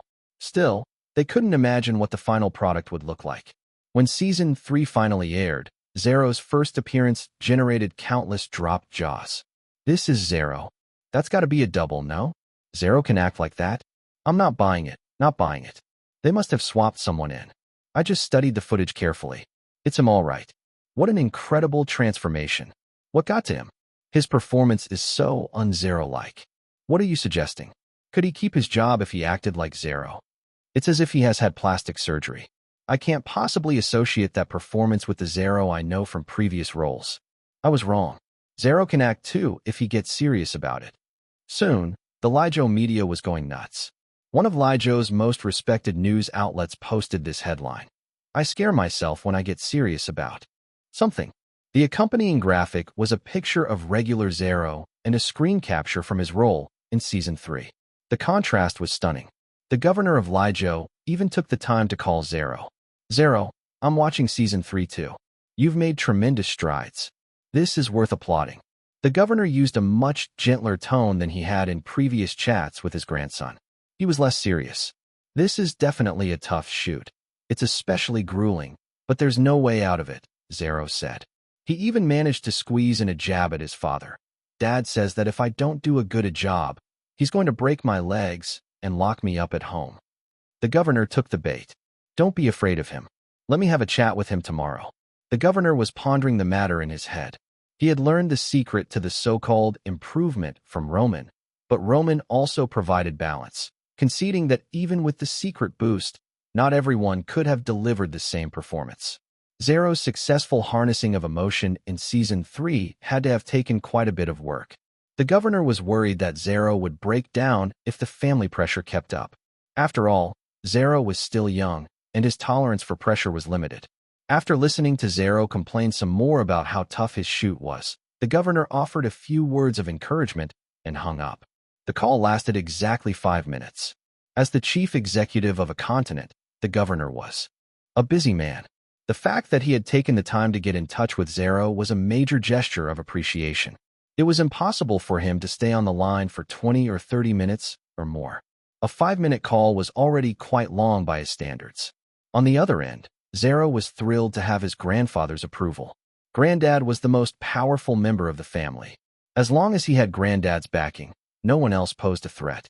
If his foul-mouthed dad kept up his act, Zero would keep reporting him to Granddad. Filming for Season 4 had actually already wrapped up by the time Season 3 aired. The 5th season was about to start shooting, but the actors had a few days off in between. Zero remembered that Fang Zhao was the brains behind his acting turnaround, and that he had promised to treat Fang Zhao to dinner, so he gave his fellow cast member a call. Let's go for a meal at Gourmet Food City. I hear there's a new restaurant, and the food is decent. When Fang Zhao got the call, he had just returned from the Y military base. He had nothing else going on, so he said yes. The new restaurant was a fusion place featuring cuisine from all the continents. It didn't take reservations, so Zero and Fang Zhao had to wait when they arrived. Let's sit on the side for a bit. You can bring me up to date on your filming, Fang Zhao said, pointing to 2 rows of chairs by the reception desk. Unaccustomed to waiting for seating, Zero was already a bit fed up, but he got excited once Fang Zhao mentioned his shoots. Right. I have to give you a proper briefing. What Zero enjoyed the most was bragging to others about his scenes. He still had few lines. He had plenty of time after he was done to prepare for the next scene. Zero wouldn't have been able to complete so many scenes in one take had his scheduling been tighter. But as far as Zero was concerned, the fact that he was completing all these scenes in a single take gave him tons of confidence. This was the first time he had ever felt so good about his acting. He felt as if he could treat all those award-winning actors and actresses like dirt in no time. During his downtime, Zero pondered his next career move. I think it's about time I come up with a stage name, Zero said. Is that necessary? Fang Zhao asked. Absolutely. I have actually thought of it before, but my agent shot me down. Now, though, I feel like I am in a different stage of my artistic career. What good is an artist without a stage name? My ambition is to become one of Lijo's top contemporary artists. Fang Zhao. That's a worthy goal. So which name do you think I should use? It should be something that stands out. Best if it's reminiscent of the old era. It has to have substance and style. It should have personality and be classy at the same time, but I don't want to lose my current name either. I'm thinking something similar that rings familiar. Fang Zhao, how about? Samoyed? Sounds good. What does it mean? Zero asked. It's the name of an old-era dog species that went extinct. Samoyeds were known as the Smiling Angels, Fang Zhao said. They've gone extinct. Yup. They were dubbed Smiling Angels? Yup. That's it then. I suggest you do some more research during our internet access time. Coming up with a stage name is something you shouldn't rush. You should take it seriously and compare a bunch of names, Fang Zhao advised. That's true. During the conversation, Zero glanced at the entrance to the restaurant. He immediately yelled, "Hey, Wu Tianhao, why are you running away?" Wu Tianhao had invited a few actors who were party buddies from Tongzhou for dinner. They wanted to enjoy a proper meal during their rare break after slaving away for a season. Yet lo and behold, the moment they set foot in the restaurant, Wu Tianhao ran into two people he didn't want to see. He had been getting ready to bolt when he'd been spotted by Zero. Wu Tianhao had no choice but to retreat. He raised his voice. "Who's running? Are you bloody blind?" Wu Tianhao's dinner companions stayed silent. The two people facing off were both descendants from prominent families. One from Tongzhou's Wu family, the other a member of the Renault family in Lizhou. It was best if they didn't butt in on an argument between these two. Wu Tianhao's good spirits had evaporated. Fang Zhao and Zero were always being held up by the director as model actors, especially for their contemporaries. Wu Tianhao had acting chops, but he couldn't manage to complete all his scenes in one take. It was okay that he couldn't emulate Fang Zhao, but not being able to match Zero was a downright insult. They were both descendants of storied generals, and online pundits loved to compare actors with this kind of lineage. Zero used to make everyone look good, but now his acting skills were suddenly off the charts, be it by gimmick or other means. The bottom line was that Zero's performances turned out well, and viewers bought into them. The former critics now heaped praise with the same intensity they used to pour scorn on him, and they often used Zero to diss actors from other continents. Wu Tianhao really didn't want to see these two. They killed his appetite. But Zero was in a hospitable mood. He waved at Wu Tianhao's party vigorously. Come, come. The more the merrier. Let's eat together. It's on me." That comment irked Wu Tianhao. "No need. It's on me tonight." But Zero stood firm. "I got here first, so of course it's on me." Wu Tianhao couldn't afford to lose face. "You think Daddy can't afford a simple meal?" He had told his dinner companions that he was treating tonight. If Zero ended up buying, who knew what they would say? "Huh, and you're suggesting I can't?" Once Zero's stubbornness came out, there was no stopping him. The Tongzhou actors that Wu Tianhao had invited were dumbfounded. Are they really arguing over such a petty matter? Really? It seemed like a battle of egos, but it also came across as an excuse to stir trouble. If they started a fight, Zero would definitely not be a match for Wu Tianhao, but Zero had Fang Zhao. It was hard to say who had the upper hand. The back and forth led nowhere. Wu Tianhao made a resounding noise from cracking his knuckles. He wanted to beat the crap out of Zero, no doubt, but he held back on account of Fang Zhao. It would be an even bigger loss of face if he lost. Chapter 306. When in doubt, call Fang Zhao. In their hearts, both Wu Tianhao and Zero viewed the other as a stumbling block in their path to superstardom. Given their similar lineages, they were often compared. They themselves liked to draw the comparison. Achievement-wise, Wu Tianhao didn't think he was inferior to Zero, but Zero had the upper hand in one area. Zero was backed by the governor of Lizhou, who doted on him. Everyone knew this. As long as Zero didn't go too far, someone would clean up his mess. Meanwhile, Wu Tianhao had to watch himself. Even though the Wus were the most prominent family in Tongzhou, the governor of Tongzhou was a straight arrow. He never played favorites when dealing with the younger members of his family. Secure in the knowledge that he had backup, Zero was especially carefree, and he loved to mouth off. Every time Wu Tianhao saw the uninhibited look on Zero's face, it drove him nuts, and now Zero was always being held up as an example by Roman. That pissed Wu Tianhao off even more. Meanwhile, from Zero's end, the reason he disliked Wu Tianhao was simple. Anyone more good-looking and more pretentious than he was ended up on his *T list. The fact is that there were many reasons Zero and Fang Zhao had become close. Fang Zhao had helped Zero out, and they were business partners on several projects. Fang Zhao also wasn't double-faced around him and wasn't easily riled. Of course, as far as Zero was concerned, there was another important factor. Fang Zhao wasn't as good looking as he was. Zero had gushed secretly more than once. Haha, Fang Zhao isn't as handsome as I am. When Fang Zhao had invited Zero to invest in Y, Zero had been motivated mainly out of curiosity and the planet's prospects. They had been business partners. Back then, he'd had few folks he could shoot the breeze with, and Wu Tianhao's dojo had seemed interesting, so he had liked looking Wu up when he was free. Now things were different, especially after they had joined the same production. It was as if they were facing off in a coliseum. They liked comparing themselves and competing on everything. Take the current dispute, for example. As far as the others were concerned, who picked up the tab was a trivial matter, and yet the two of them were butting heads and refusing to concede 1 inch, as if being able to pay the bill was a major victory. Childish. That was what everyone else present thought. Judging that the feud was going nowhere, Fang Zhao, who had been a quiet bystander, asked a waiter for a pen and a piece of paper. The waiter was curious, so he looked on. He couldn't follow Fang Zhao's finger, but before he knew it, the piece of paper had been transformed into a small piece of dice. Fang Zhao used the pen to mark its 6 surfaces with an increasing number of dots. Let's use this to decide, Fang Zhao said. The two parties in the cockfight-like standoff looked over. When he figured out what Fang Zhao was holding, Wu Tianhao gave a knowing smile. Ah, so we are kindred spirits. Fang Zhao smiled and said, the decision of who to pick up the tab is still up to you. How about the one who throws the odd number pay the bill? Wu Tianhao was about to smile, but he suppressed himself. He glanced at Zero. I'm okay with this. So am I, Zero said. Fang Zhao handed them the paper dice. Wu Tianhao gestured at Zero with his chin. You first. Zero abruptly withdrew his hand, which had already reached out for the dice. I don't need any favors from you. You first. This time, Wu Tianhao didn't refuse. He took the paper dice from Fang Zhao, weighed it and fumbled with it, then tossed it casually onto a neighboring table with a confident smile. After rolling on the table a few times, the dice landed with 1 dot on top. The smile on Wu Tianhao's face instantly grew. It's settled, then. This meal's on me. What are you so cocky about? I haven't tossed yet. Zero weighed the paper dice in the same manner as Wu Tianhao, without seeming to reach any conclusions. He tossed it on the table.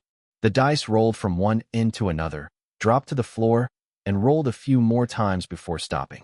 Wu Tianhao looked and burst out laughing. It's 2. You have nothing to say now, do you? Unless you want to play foul. Zero was indeed about to propose a rematch, but he caught himself. I'm not that type of person, Fang Zhao said. Then this meal is on Wu Tianhao. Next time, Zero will pick up the tab. The others in the party were incredulous. Will there be a next time? But in fact, Zero was feeling much better. So be it. I'll treat next time, then. I threw a 2.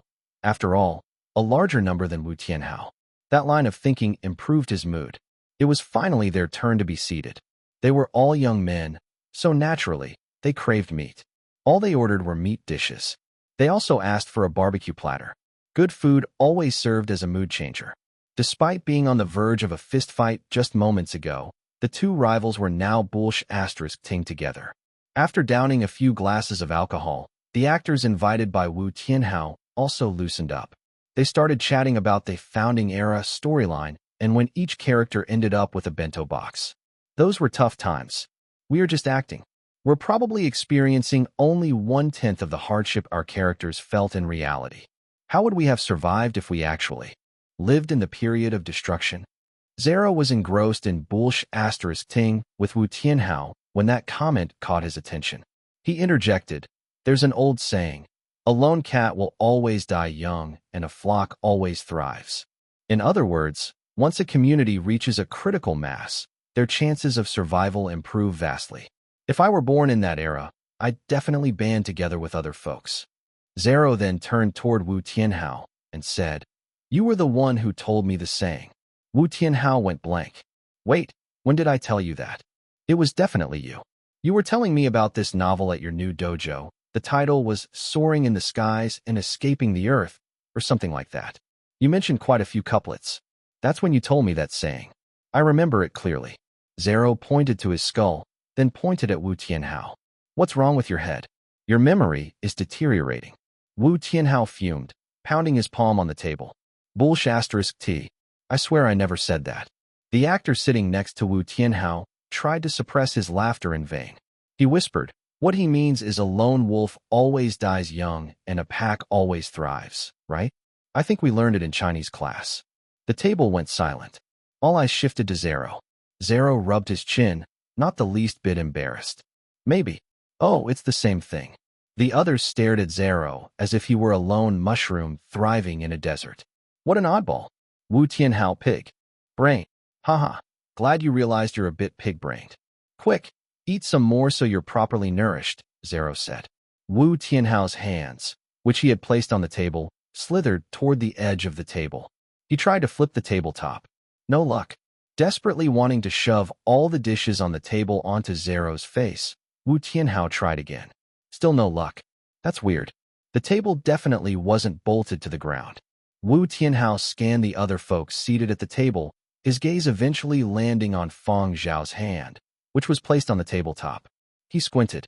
Fang Zhao returned Wu Tianhao's glare with a friendly smile. He took the fresh dish being served by a waiter with his other hand, withdrew the hand pressing the tabletop, and started serving the barbecued meat to everyone in clockwise order. He served Wu Tianhao the biggest chunk on the plate. Wu Tianhao glanced at Fang Zhao, then gave Zero a look. He gauged the mood and felt his rage subside. Why bother with an idiot like Zero? Be classy. Be generous. People are watching. A veteran actor was sitting at the next table, as was an actress Wu Tianhao had the hots for. Can't leave a bad impression. If he actually flipped the tabletop, he would have no class left. Damn, I was almost blinded by my anger at Zero. As for Fang Zhao, Wu Tianhao had mixed feelings. Members of the Wu family had the utmost respect for people who were competent, especially folks who were good fighters, and, judging from the situation, Fang Zhao didn't mean to instigate him. Fine, I won't cause trouble today. So Wu Tianhao kept chit-chatting with Zero. Fang Zhao was pleased. These two kids are well-behaved tonight. He had noticed that even though the actors invited by Wu Tianhao hid their emotions well, they were still a bit depressed because they were still in character. Although they were enjoying a day off, they were still in a bad headspace. The argument between Wu Tianhao and Zero provided a timely distraction. Their thoughts were diverted elsewhere. After the meal, Wu Tianhao paid the bill and left with his entourage. He threw Fang Zhao a knowing glance before he took off. Fang Zhao, let's have fun together sometime when we're free. Have fun doing what? Zero asked. None of your bloody business. Wu Tianhao bolted without looking back. Zero was going to press Fang Zhao for details, but he got a call from his agent about a possible endorsement deal, so he dropped the line of questioning and headed back to his dorm room first. Fang Zhao also returned to his dorm room, but he decided to jog back instead of catching a ride with Zero. The dorm complex was quite empty when Zero arrived. The cast of Founding Era was on vacation. The actors were either resting in their rooms or binge-eating at Gourmet Food City. Zero was about to head upstairs when someone called his name. Sorry to bother. Could I have a few minutes of your time? Zero looked over. The man who had just spoken was quite good-looking, just slightly less handsome than he was. Yep, he's on my ** list. Who are you? Zero asked. The man choked a bit. He probably hadn't expected Zero not to recognize him. He was quite popular in Yenzhou and had a sizable fan base around the world. Even if Zero couldn't recall his name, surely Zero should recognize his face, no? But Zero glared at him as if looking at a stranger. My name is Si Lu. I'm an actor who appears in the Yenzhou chapter. Si Lu had been about to give a lengthy self-introduction, but Zero clearly wasn't in the mood, so he kept things short. Zero became slightly less confrontational when he realized the man wasn't an actor from Lijiao. Oh, you're from Yenzhou. What is it? I've run into some trouble with my acting. I was wondering whether the methods you use to improve your acting might come in handy, Si Lu said. While Zero's recent rise had its doubters with some senior figures in the industry questioning his technique, the success of the third season of the Lijiao chapter had silenced most critics. Zero's performance had clearly turned out well. Si Lu was struggling with his role, and his main scenes were about to come in the fifth season. He wasn't in his element. He had just returned from asking fellow actors for pointers, which had turned out to not be very helpful when he had run into Zero. So he had decided to give Zero a shot too. Zero glared at his fellow cast member like was looking at an idiot. Of course they come in handy, but they might not be useful for you. Also, why don't you look up Fang Zhao? He's from Yenzhou too. It's much easier talking to him. You Yinzhou actors are weird. Isn't it common sense to ask questions if you have trouble with something? And you have someone available for that purpose. Yet here you are seeking out an outsider. In fact, Zero simply didn't want the hassle. He was in a hurry to get back to his room.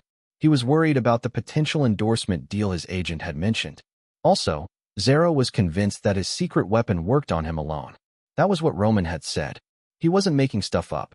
Lu froze, and Zero waved him off and said, "Okay, go look up Fang Zhao. He's an actor and an official consultant to the production. He's also filming on the same set as you are." With that comment, Zero bolted. He mumbled as he left, "Something wrong with his head." Lu stayed put. His face twitched when he heard Zero's parting comment. He was in a bind. He wanted to consult Fang Zhao, but they weren't signed to the same company. He was signed to Neon Culture, one of Silver Wing's traditional rivals. His agent had warned him before his shoot to stay away from Silver Wing artists lest he get conned without knowing. So should he approach Fang Zhao in this case or not? Chapter 307. Train?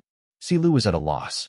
Fang Zhao was able to guide Zero, and as a member of the consultant team, he would surely be even more familiar with the Yinzhou chapter and would understand the roles better. Perhaps Fang Zhao's understanding was much deeper than other actors, but he would be willing to listen to reasonable remarks. Lu had a habit. Whenever he was distressed, he liked to go to a gym and hit the weights. There was an exercise level in every building in the housing area, but there were many people there. Apart from this, there was also a health center that Lu loved to visit. There was actually another place specifically for the leads and important supporting roles of each film unit. The conditions there were even better, and there was more personal space. The only problem was that Lu could not get in as he wasn't qualified enough. Although the cast and crew were on vacation today, there were still many people in the health center. Some people would visit the gourmet food city to relieve some stress, whereas others would visit the health center to relieve all their pent-up stress and frustrations after a season of filming. Lu was also a frequent visitor here. When he entered, he saw familiar faces from each continent's film unit. He did not greet anyone, and nobody bothered him. Although everyone was training their bodies, they all had their own train of thoughts. Greeting others could be considered disturbing them. So here, nobody would hastily talk to another unless they were friends. It hadn't been like this at the start, but as season after season went by, this strange atmosphere had arisen. Sometimes, when one was being polite, from another's point of view, it was like one was asking about their entire family. Therefore, when one entered the health center and saw a senior from the showbiz circles, not greeting the other party wasn't considered a form of disrespect. As Lu was training, he considered whether he should go seek out Fang Zhao. At this moment, Fang Zhao had just entered the health center after running around the gourmet food city.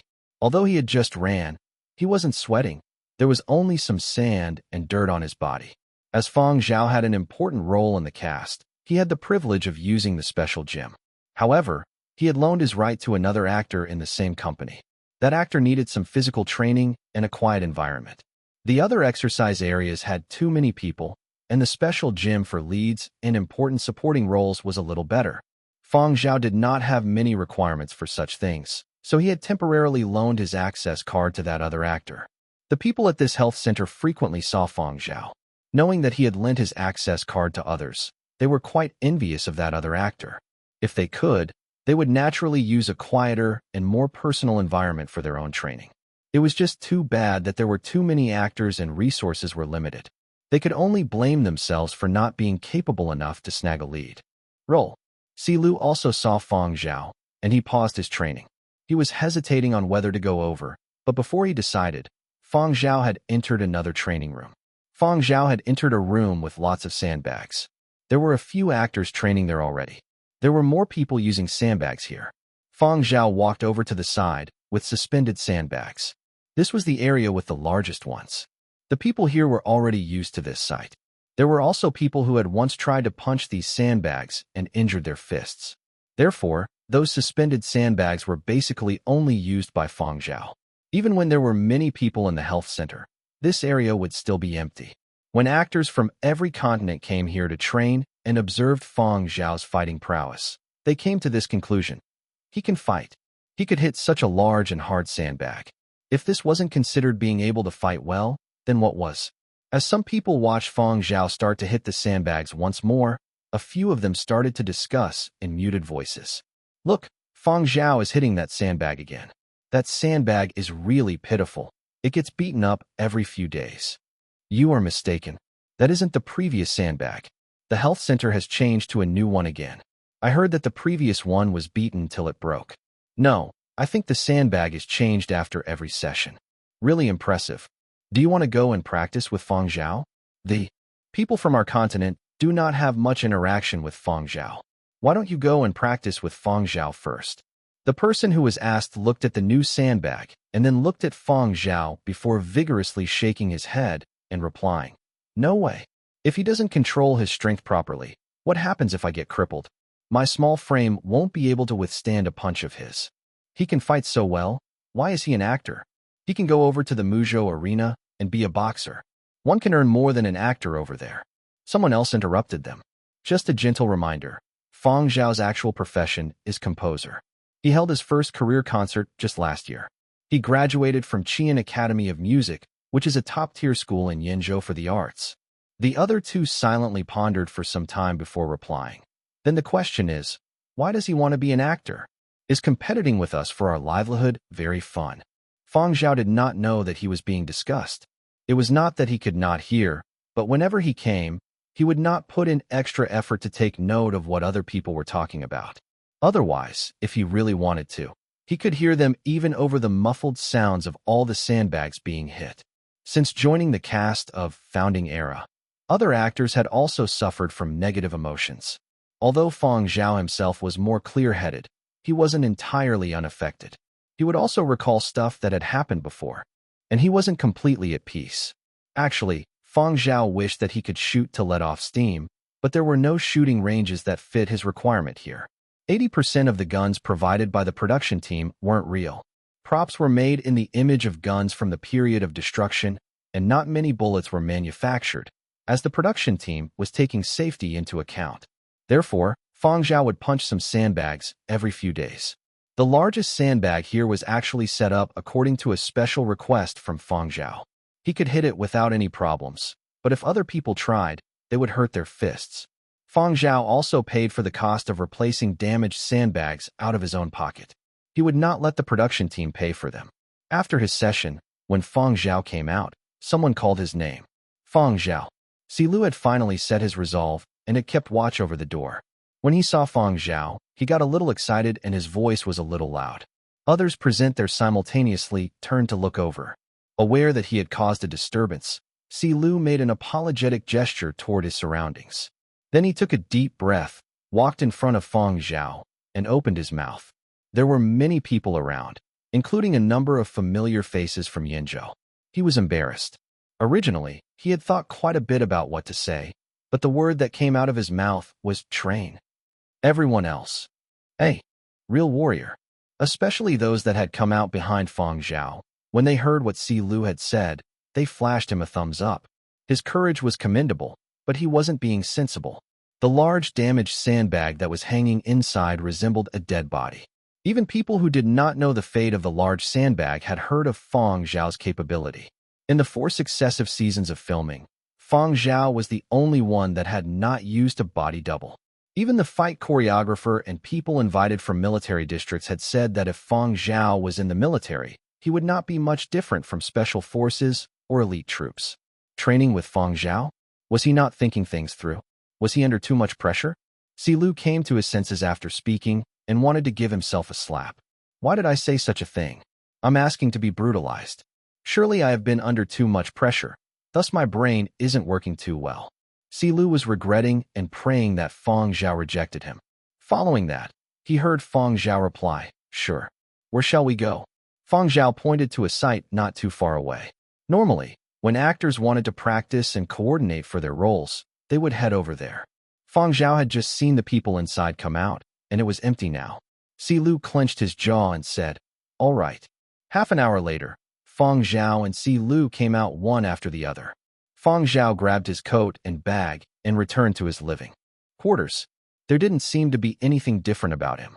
As for Silu, he appeared dejected. He grimaced whenever he moved his arm. Clearly he was in pain. An actor came over to ask him, Were you beaten up? Silu shook his head. No.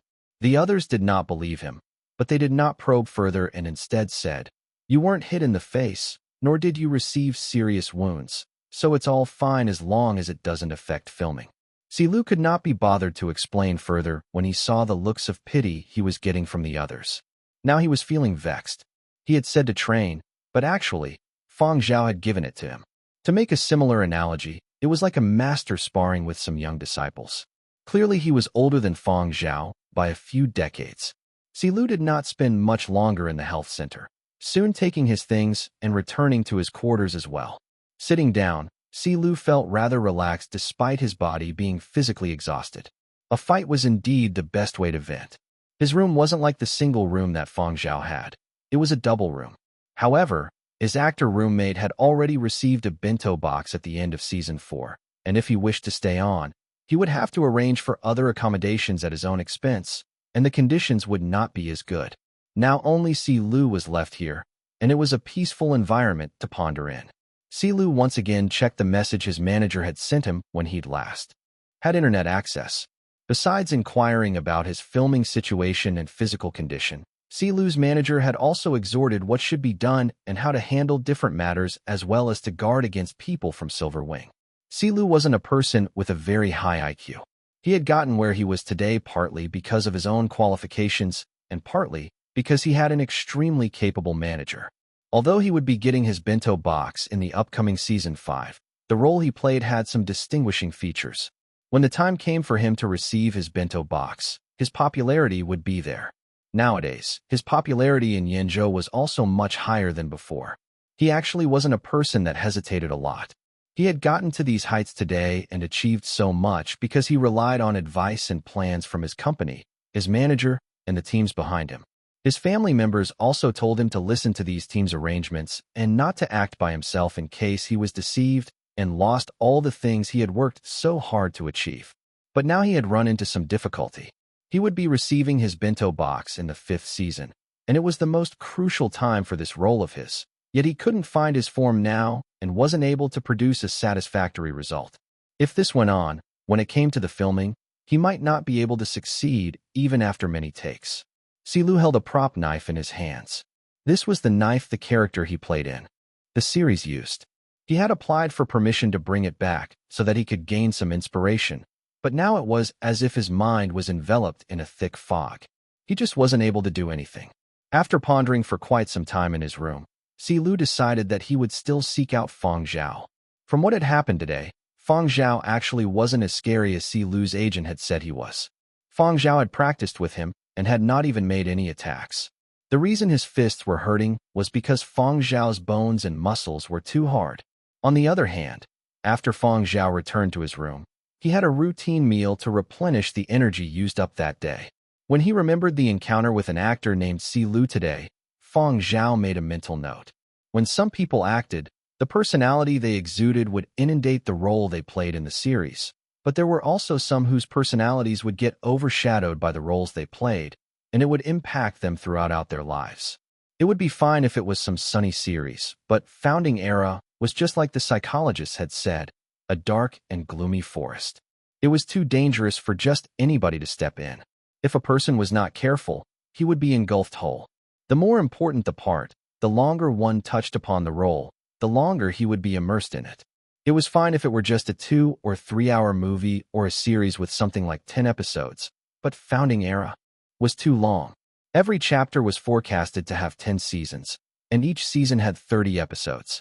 The actors spent too much time immersed in their roles. Today, when Fang Zhao had seen the aura that Silu was exuding, it had been clear that Silu had been deeply influenced by his role, but it couldn't be considered too serious. Of course, Fang Zhao had been able to see that the other party had had other stuff he wanted to say, but Silu had not voiced it.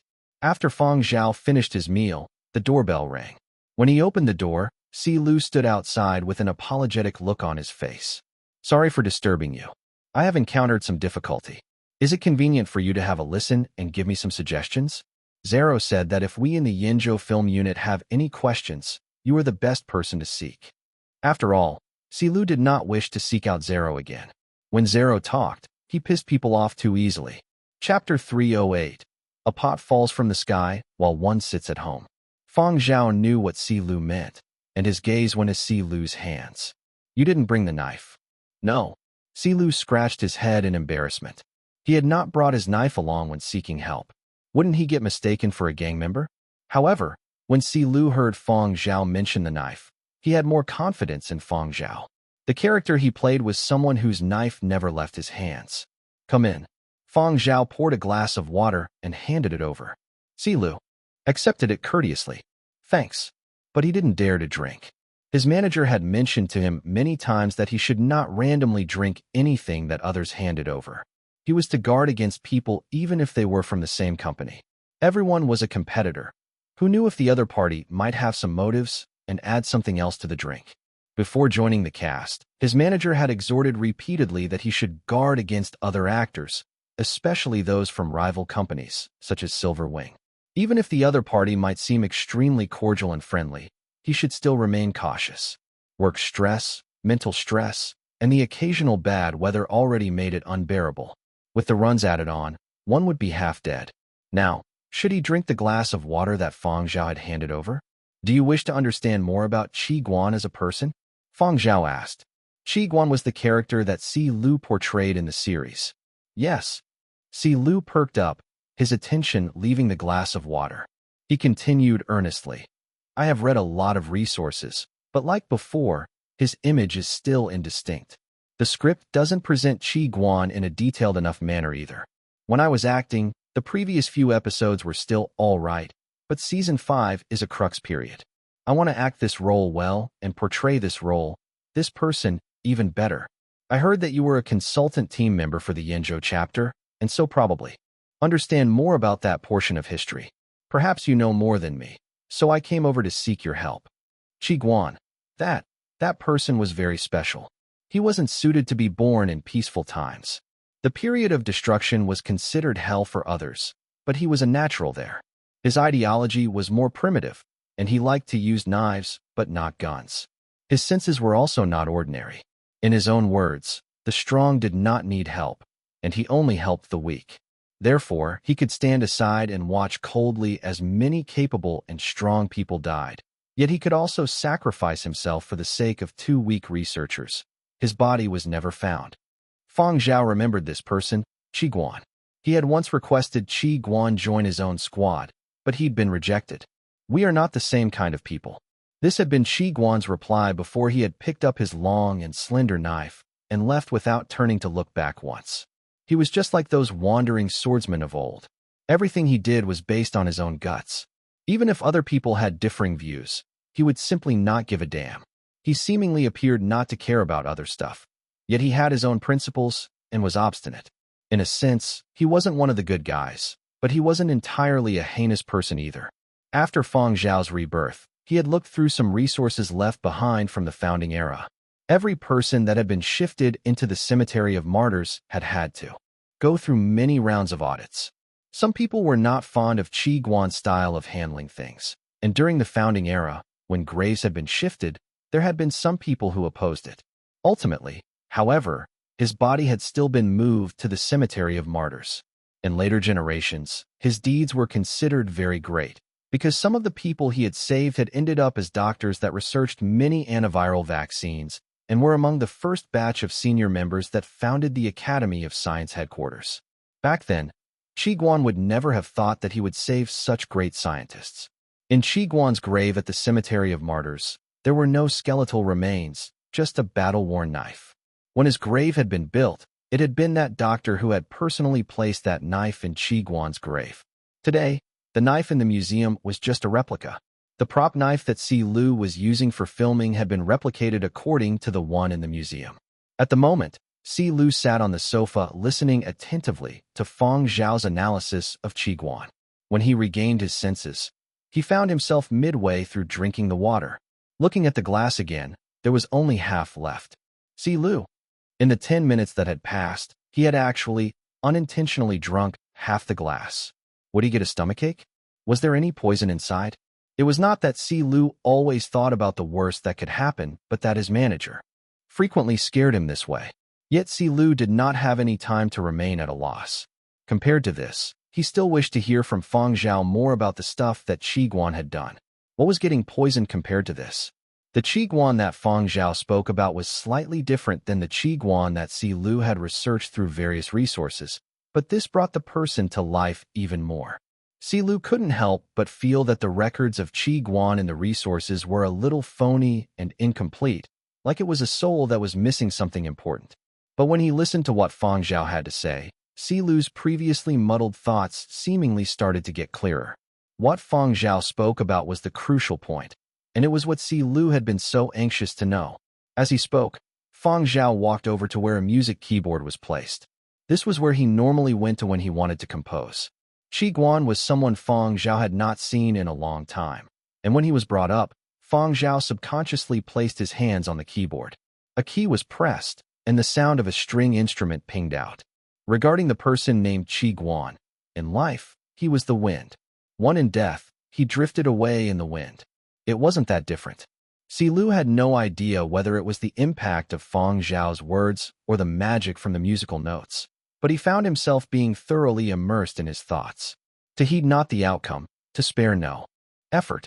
A moment, a day, a month, a season, a year, a cycle, a lifetime, directly delving into his conscience. Perhaps this was his life's principles. When Si Lu had obtained the script, and when he had researched his character, what he had seen was a loner in the wilderness who had no companions, but maybe that wasn't the case.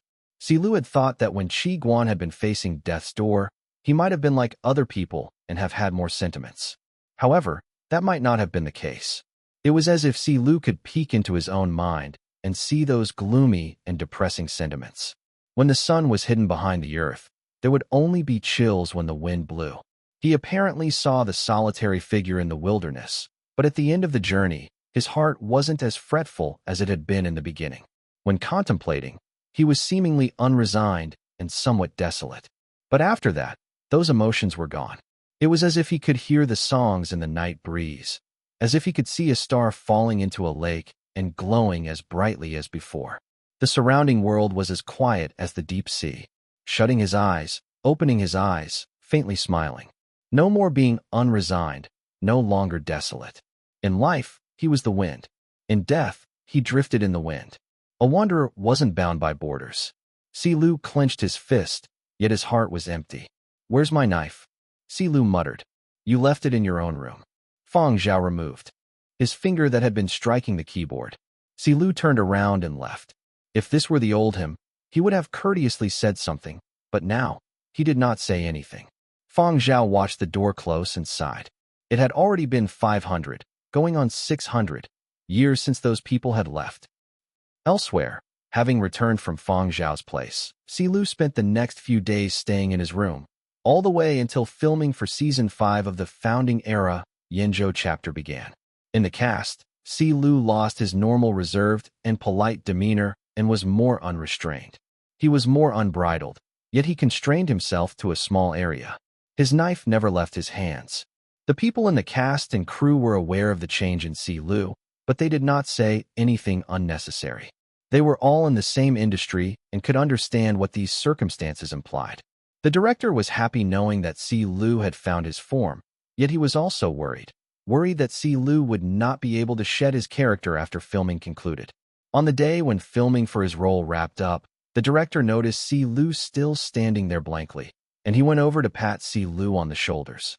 "Go pay a visit to Dr. Dai after this." The director also got someone to collect the prop knife and put it away. Since Si Lu's scenes in the series were completed, it was better to collect these sorts of props, just to be safe. The directing team had too many people that had the same sort of circumstances as Si Lu. This wasn't a rare phenomenon. As the series went on, there would be even more actors like this. Yesterday, he had even heard someone from the psychologist team advise director Roman to increase the number of psychologists. "Hey, yet another one who has sunk in and can't get out," said a staff member of the production team to his colleague as they watched Si Lu, who seemed in a daze. "After some visits to the psychologists and some time, he'll be fine and will be able to shed his character." The cast and crew were too busy. Even if they were actors from the same company or even good friends, nobody could spare the time to take care of others. Therefore, the production team staff that was in charge of handling these people would bring these actors over to the psychologists as soon as possible to receive therapy. The production team did not wish for the actors' mental states to be affected because of this series. Lu was just like a robot, and he listened to the staff's instructions, changed out of his costume, washed the bloodstains off his body, took a bath, put on a set of new clothing, and headed to the psychologist to receive treatment.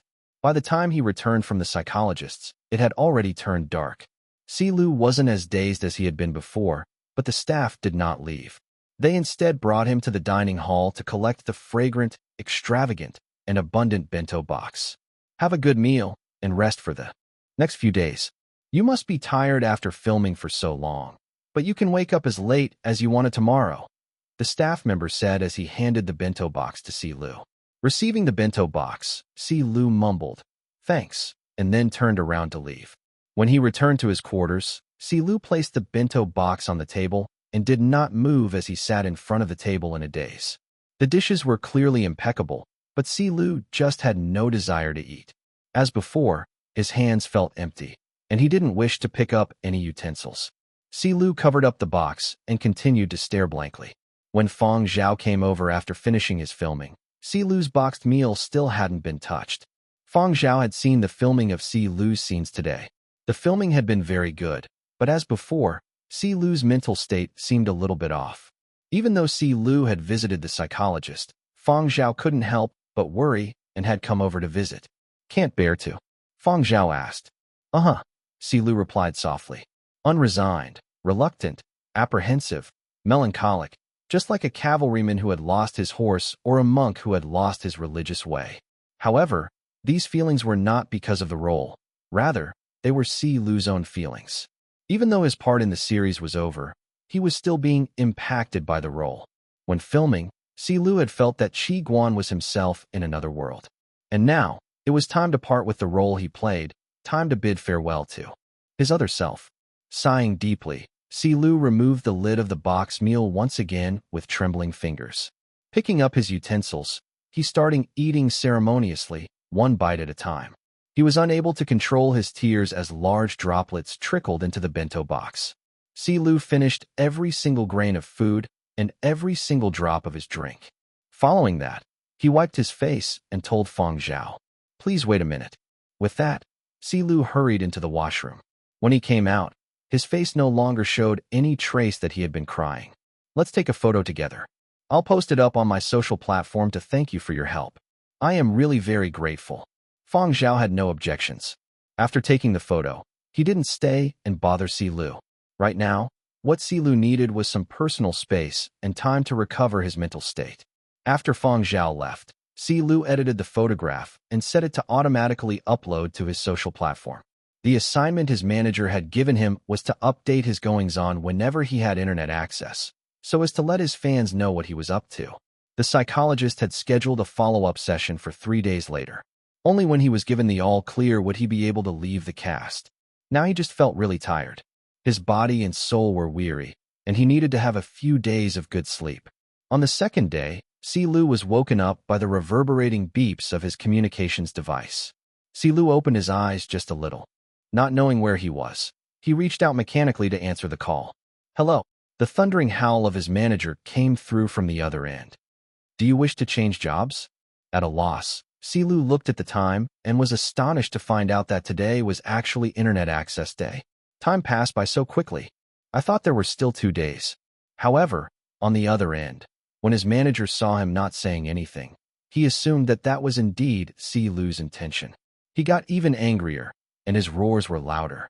"You didn't even take a photograph of the bento box, but you took a photograph with Fang Zhao, even saying thank you? What are you trying to imply? Do you want to jump ship and join Silverwing? Now that you are famous, you have more guts and want to revolt. I have said this many times, stay away from Silverwing's personnel. Is this how you repay me?" Lu thought back and suddenly remembered. "Oh, I forgot to take a photograph of the bento box." It seemed like his manager had even told him to find a proper angle when taking a photo of the bento box before and had mentioned many photography techniques. He had actually forgotten all about it. Now that you have found a new backer, a new master, you wish to kick away all of us that have put in our utmost to help push you up. One moment I was guiding the teams to help you chart out your developmental plans, and the next moment I find you posting this sort of stuff. Lu, UF asterisk king half. The guts. No, you are mistaken. Silu hurriedly explained. Silu had gone from being a small, insignificant actor to where he was today, thanks to the toiling from his manager and the teams behind him. He really had no intention of jumping ship. All he had wanted was to tell everyone that the reason he had been able to find the best form to portray his character was thanks to Fang Zhao. Because his mood had still been somewhat stifled when he had edited his status, he had only written down 2 words, "Thank you." He had never expected it to cause this sort of trouble. After Silu had explained the before and after, only then did his manager on the other end of the call calm down. Don't do this sort of funny stuff in future. It is very easy to misunderstand your post. You don't know it yet, but because of your photo, many Yinzhou media outlets are in a frenzy, circulating news that you want to jump ship. They're saying that Fang Zhao is planning to poach from neon culture. Fang Zhao is really good at duping people. When he was gaming, he helped Silverwing's gaming department poach a few esports gods. Now that he is acting, he is surely thinking of poaching their rivals' assets. Oh, right. The actor that joined Silverwing last week was surely conned over by Fang Zhao. I don't think Fang Zhao is that sort of person. How about I delete that post now? Silu asked cautiously. Delete my ass.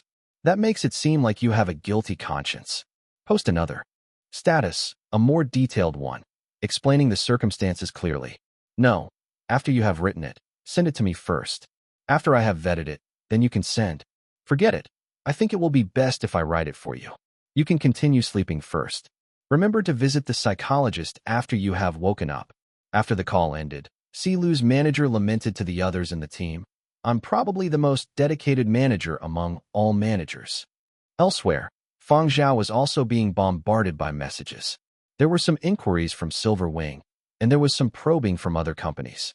Only after he had seen the evidence being circulated by all the different entertainment media did Fang Zhao know that he had started poaching from rival companies again. A pot falls from the sky while one is sitting at home. 2. Chapter 309, Magical Object Dating Z Series. Entertainment media did not focus on what the truth was. What they focused on was whether it could attract the attention of the masses, and if it couldn't, they would stir things up. A photograph with Fang Zhao, who was currently very popular in Yinzhou and played an important supporting role in Founding Era. A further glance at the source, a neon culture celebrity. Neon culture and Silverwing media were old rivals. Just investigating back a few years, one might discover that shortly after Fang Zhao had graduated, he'd had some issues with neon culture. Now Fang Zhao had such good relationships with neon culture's actors. Normally, even if one had good relations in private, they would not frequently bring it out into the open, let alone reveal it on such a public social platform. In actual fact, fans didn't think too much about it when they saw this photograph. What was the big deal about actors having a good relationship, helping one another, or giving thanks? There were many actors that had good relations with others, even if they were from different companies. However, in no time, many editors of entertainment media outlets turned a no big deal into an earth-shaking event, and they even dug out the incidents back when Silverwing's gaming department had been recruiting. Evidence of Fang Zhao's poaching ability was brought up, and even the recent incident of Silverwing poaching an outstanding actor from another company was also pinned as Fang Zhao's doing. Regardless of whether he had been involved or not, all of these were pinned on Fang Zhao. Wasn't it his own fault for flourishing in the limelight now? If these were not pinned on Fang Zhao, how would discussion be generated? How would attention be drawn?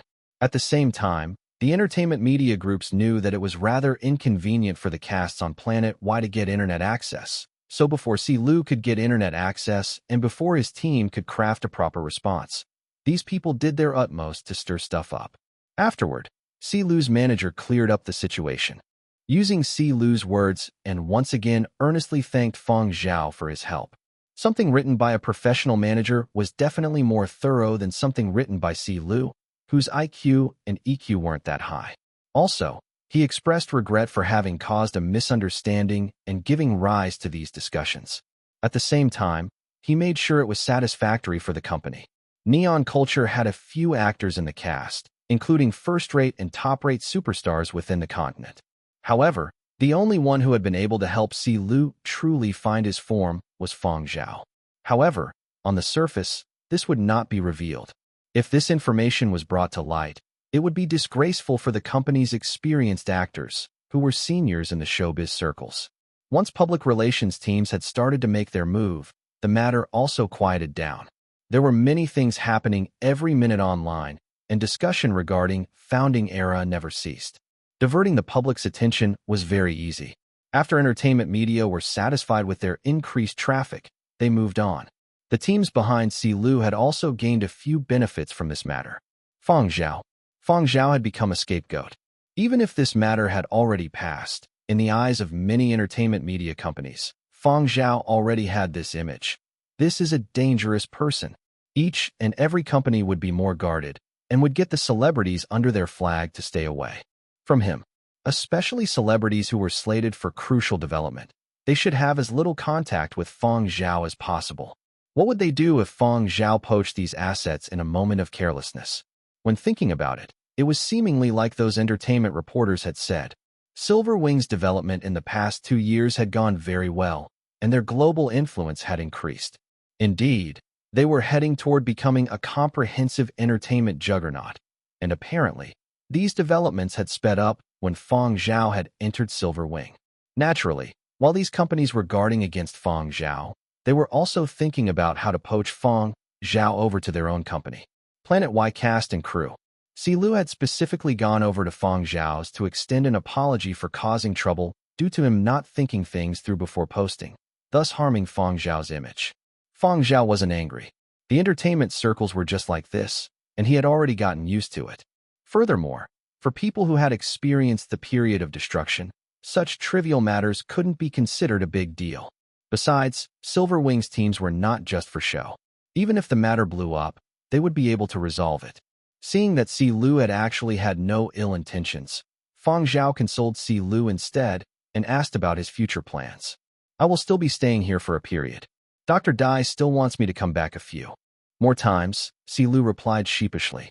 For actors like him that had had considerable scenes and had acted for 4 to 5 seasons, once their part in the series was over, they would receive some recommendations from the psychologists. Silu might have seemed all right now, but he had not completely gotten out of character. The psychologist wanted to observe him for a while more and allow him to leave only after everything was in order. Silu was also advised to leave the cast right away once he was given the all-clear. For people that were immersed too deeply in character, even after shedding the role, continuing to stay on with the cast might result in them falling back into character again. Silu was actually very reluctant. He had originally wanted to stay on with the cast to learn more, but now the psychologist and his manager had both advised him not to stay on. Silu trusted the judgment of these professionals. I will be returning once Dr. Dai tells me that I can leave. Oh right, Fang Zhao, what was the name of the tune you played that time? I don't think I have ever heard it before. Silu was asking about the tune Fang Zhao had played on the keyboard when he had come over to consult Fang Zhao and better understand the historical character Qiguan. There isn't a name, Fang Zhao replied. That was also my first time playing it. It has never been released on the internet before. An impromptu composition? Impressive. Now Silu really admired Fang Zhao. He had heard from musicians from his own company that Fang Zhao had also been invited to join the founding era music team. That meant to say that if Fang Zhao composed any pieces, he could compete with others for his music to be used in scenes inside the series. For example, the scene where Qiguan, the character Silu portrayed in the series, died in battle had accompaniment music created by a musician from Yenzhou. Before, Silu had not understood, but now he felt that as long as Fang Zhao wanted to compete, he might not necessarily lose to those precursors in the music circles. A consultant team member and music team member, and he was even acting in an important supporting role. Fang Zhao was really a talented person. Silu's admiration for Fang Zhao was increasing. Fang Zhao was genuinely capable, and Silu was almost becoming a Fang Zhao fan. Some 10-odd days later, Silu received an all-clear from the psychologists. He went through the cast and crew procedures, collected his luggage, and boarded a transport ship headed from Planet Y back to Earth along with others who had received their bento box. On returning to Yenzhou, Silu first went to the Cemetery of Martyrs to pay his respects. Qiguan's grave number had already been engraved in his heart. After he arrived at the Cemetery of Martyrs, he went straight to Qiguan's grave and bowed deeply. He knew that there was only a knife inside the grave, not a prop knife, but the actual one that Qi Guan had used. In the eyes of many people, Qi Guan's character might be very flawed, but in Si Lu's heart, he no longer felt so. Perhaps his sentiments were from being too immersed in the character, as Si Lu felt like Qi Guan was another him who had wandered that hell on earth as he'd pleased. When the Yinzhou chapter Season 5 was aired, the episode with Qi Guan's death scene earned quite a lot of tears from audiences. A tragic hero always created a deeper impression. In the eyes of the people, he had already exceeded the ordinary and had become a fable. Before the 5th season aired, some people had created a list of the names of those that would die this season according to the real process in history. Fans of Si Lu and of the historical character, Qi Guan, all watched it as their hearts shuddered. There was a main music piece for the episode where Qi Guan died. The piece had been composed by a celebrated musician in Yinzhou, and the quality of the tune was very high. Many people felt that this storyline was very fitting to the music piece and that it was especially tear-inducing. However, after listening to it a few times, Si Lu felt that the accompaniment piece in the series was not as profound as the one he had heard Fang Zhao play. Although he could not remember every single note clearly in his head, every time he recalled the song, there were always some faint sounds. He also sensed that these sounds had gradually vanished when he'd stepped out of the character of Qi Guan. As for which of the two tunes was better, the two could not be compared. The accompaniment music in the series focused on tragic and sacrifice and had a thicker artistic embellishment. As for the piece that Fang Zhao had played, that truly belonged to the person Qi Guan. The two pieces had different orientations. Si Lu decided that he would search for Fang Zhao's concert and give it a listen when he got back. Today, Si Lu was in a car headed back to the company after recording a program. He was listening to his manager tell him about what other arrangements he had this month when he suddenly looked out of the window. An advertisement was flashing on the massive screen on the exterior of a high-rise building. Is that the latest earpiece that Fang Zhao is endorsing? Hearing that, his manager turned over to look and grudgingly replied, "Yeah, I heard that it is a luxury version. There were commercials and advanced sales a short while ago." Si Lu went online to search for the full video commercial. Sunshine, mountain creeks, life, destruction, still water, daybreak, ancient temples and shrines, alpine glaciers, shrapnel splitting into pieces, guns blazing. Day and night appeared fleeting, the vast starry sky seemingly right beside you. Dreamlike musical notes revolving beside the ears, a hand stretching out that looked to be able to pass through multiple worlds. Take off the earpiece and you are just a part of the world. Put the earpiece on and you can possess the entire world. Dieting Z series, power arrives. Hearing the sounds from the commercial, Si Lu's manager said, "I didn't pay attention then, but after searching, this series of earpieces is rather high quality." Entertainment circles had their own status hierarchy. Celebrities would endorse luxury goods to display their standing and let the masses have a much clearer idea of their status. Other people endorse luxury items too, either clothing, jewelry, makeup, or luxury cars and such, yet the first luxury item that Fang Zhao endorses is actually an earpiece. Si Lu's manager also felt that it was strange. An actor endorsing an earpiece. No, I think Fang Zhao wasn't an actor in the past. Wasn't he from the gaming circles? Composer, Si Lu said, slightly animatedly. Fang Zhao's composing is especially impressive. When he was telling me about Qi Guan, he even improvised a tune. At the time, it was as if my entire self was brought into another world, and after that, I found my best form, all the way until I finished scenes. Don't you think that is especially impressive and mystical? You definitely have been poisoned. Hey, there wasn't any poison. Really, I drank the water he gave and was totally fine. Si Lu also did not bother to explain further to his manager. He had just seen the timing for the first round of advanced sales for the Z series. It was today at 2 in the afternoon. It was about time soon. Si Lu had been very busy traveling all over and attending activities, so he had spent very little time online and had not paid attention to news regarding earpieces. Thus, he only knew about it when he saw the advertisement outside. Actually, Fiery Bird released a luxurious high-end earpiece model every year. That model would also represent Fiery Bird's greatest accomplishment in manufacturing earpieces. This year, there had been an even bigger breakthrough. and they were releasing a new earpiece system, System Z, which once more brought about a heightened hearing experience. But at the same time, as a high-end series and being viewed by the masses as a luxury good, the Z series' price wouldn't be low. As of now, among all the high-end earpieces, the most highly anticipated one was the model that Fang Zhao wore in numerous commercials, old-era style headphones. The standard version already cost above 100,000, and the superior version was over 500,000. As for special custom-made versions, those were for the nouveau riche. From what the masses saw, Dining System Z was a luxury item. As for fans of music, they were more curious about the newest system that Fiery Bird had to offer. Anyone familiar with earpieces knew that the Dining series had always been about pursuing a hearing experience, and now the Z series earpieces would be equipped with the rumored most up-to-date earpiece technology that was the System Z. People that normally did not pay attention to this were so shocked their jaws dropped upon seeing the price range. However, for people that took note of earpieces, this was normal. It happened every year. Some people could never go back after using a high-end machine, not only because these earpieces could satisfy their acute ears and their demanding requirements for sound quality, but also because of the degree of comfort provided. High-quality earpieces could let the user forget that the earpiece was even there as it assimilated sounds into the ear, letting the user enjoy the sounds of the world. Probably only fanatical music lovers would purchase such high-end machines every year, purely for the sake of being pretentious. Fiery Bird only releases a high-end series every year.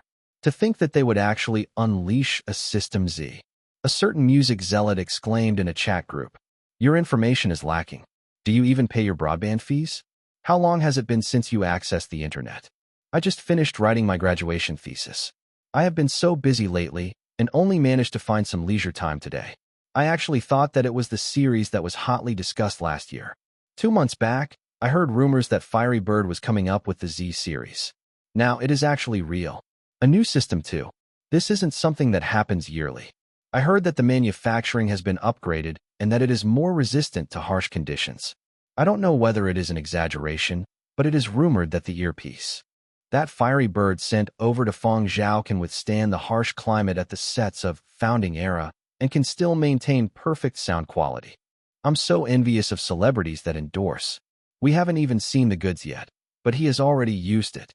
All right, this year's magical object is about to be born. Ladies and gentlemen, are you ready to fight for it? You don't say. I have already set an alarm. The moment I receive the notification, I will go out guns blazing. Every year, Fiery Bird's first batch just has too few items. In each continent, there are only 500 pieces for each style, and they're basically sold out in 2 hours. If you oversleep when the time comes, you won't even have time to regret. In their own words, if one was just a step too late and didn't get to purchase it, whereas others did, then all one could do was stand aside and watch on with envy.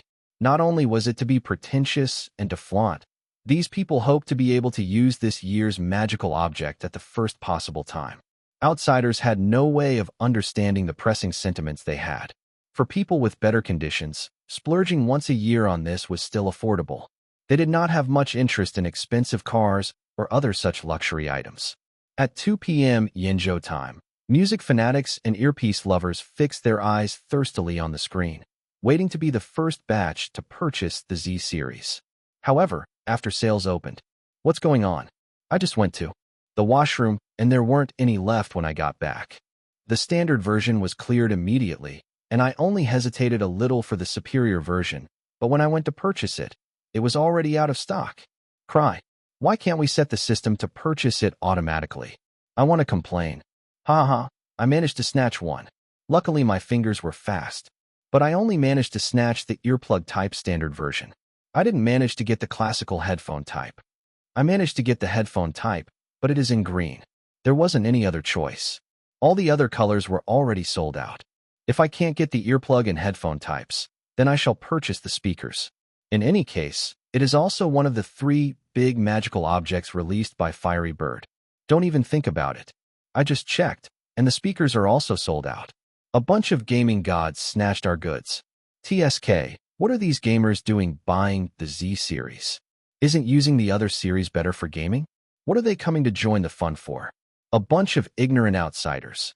Not just that, there are also fans of the Founding Era series and fans of the Ambassador Fang Zhao. This year's competition is just 2F** King Stiff.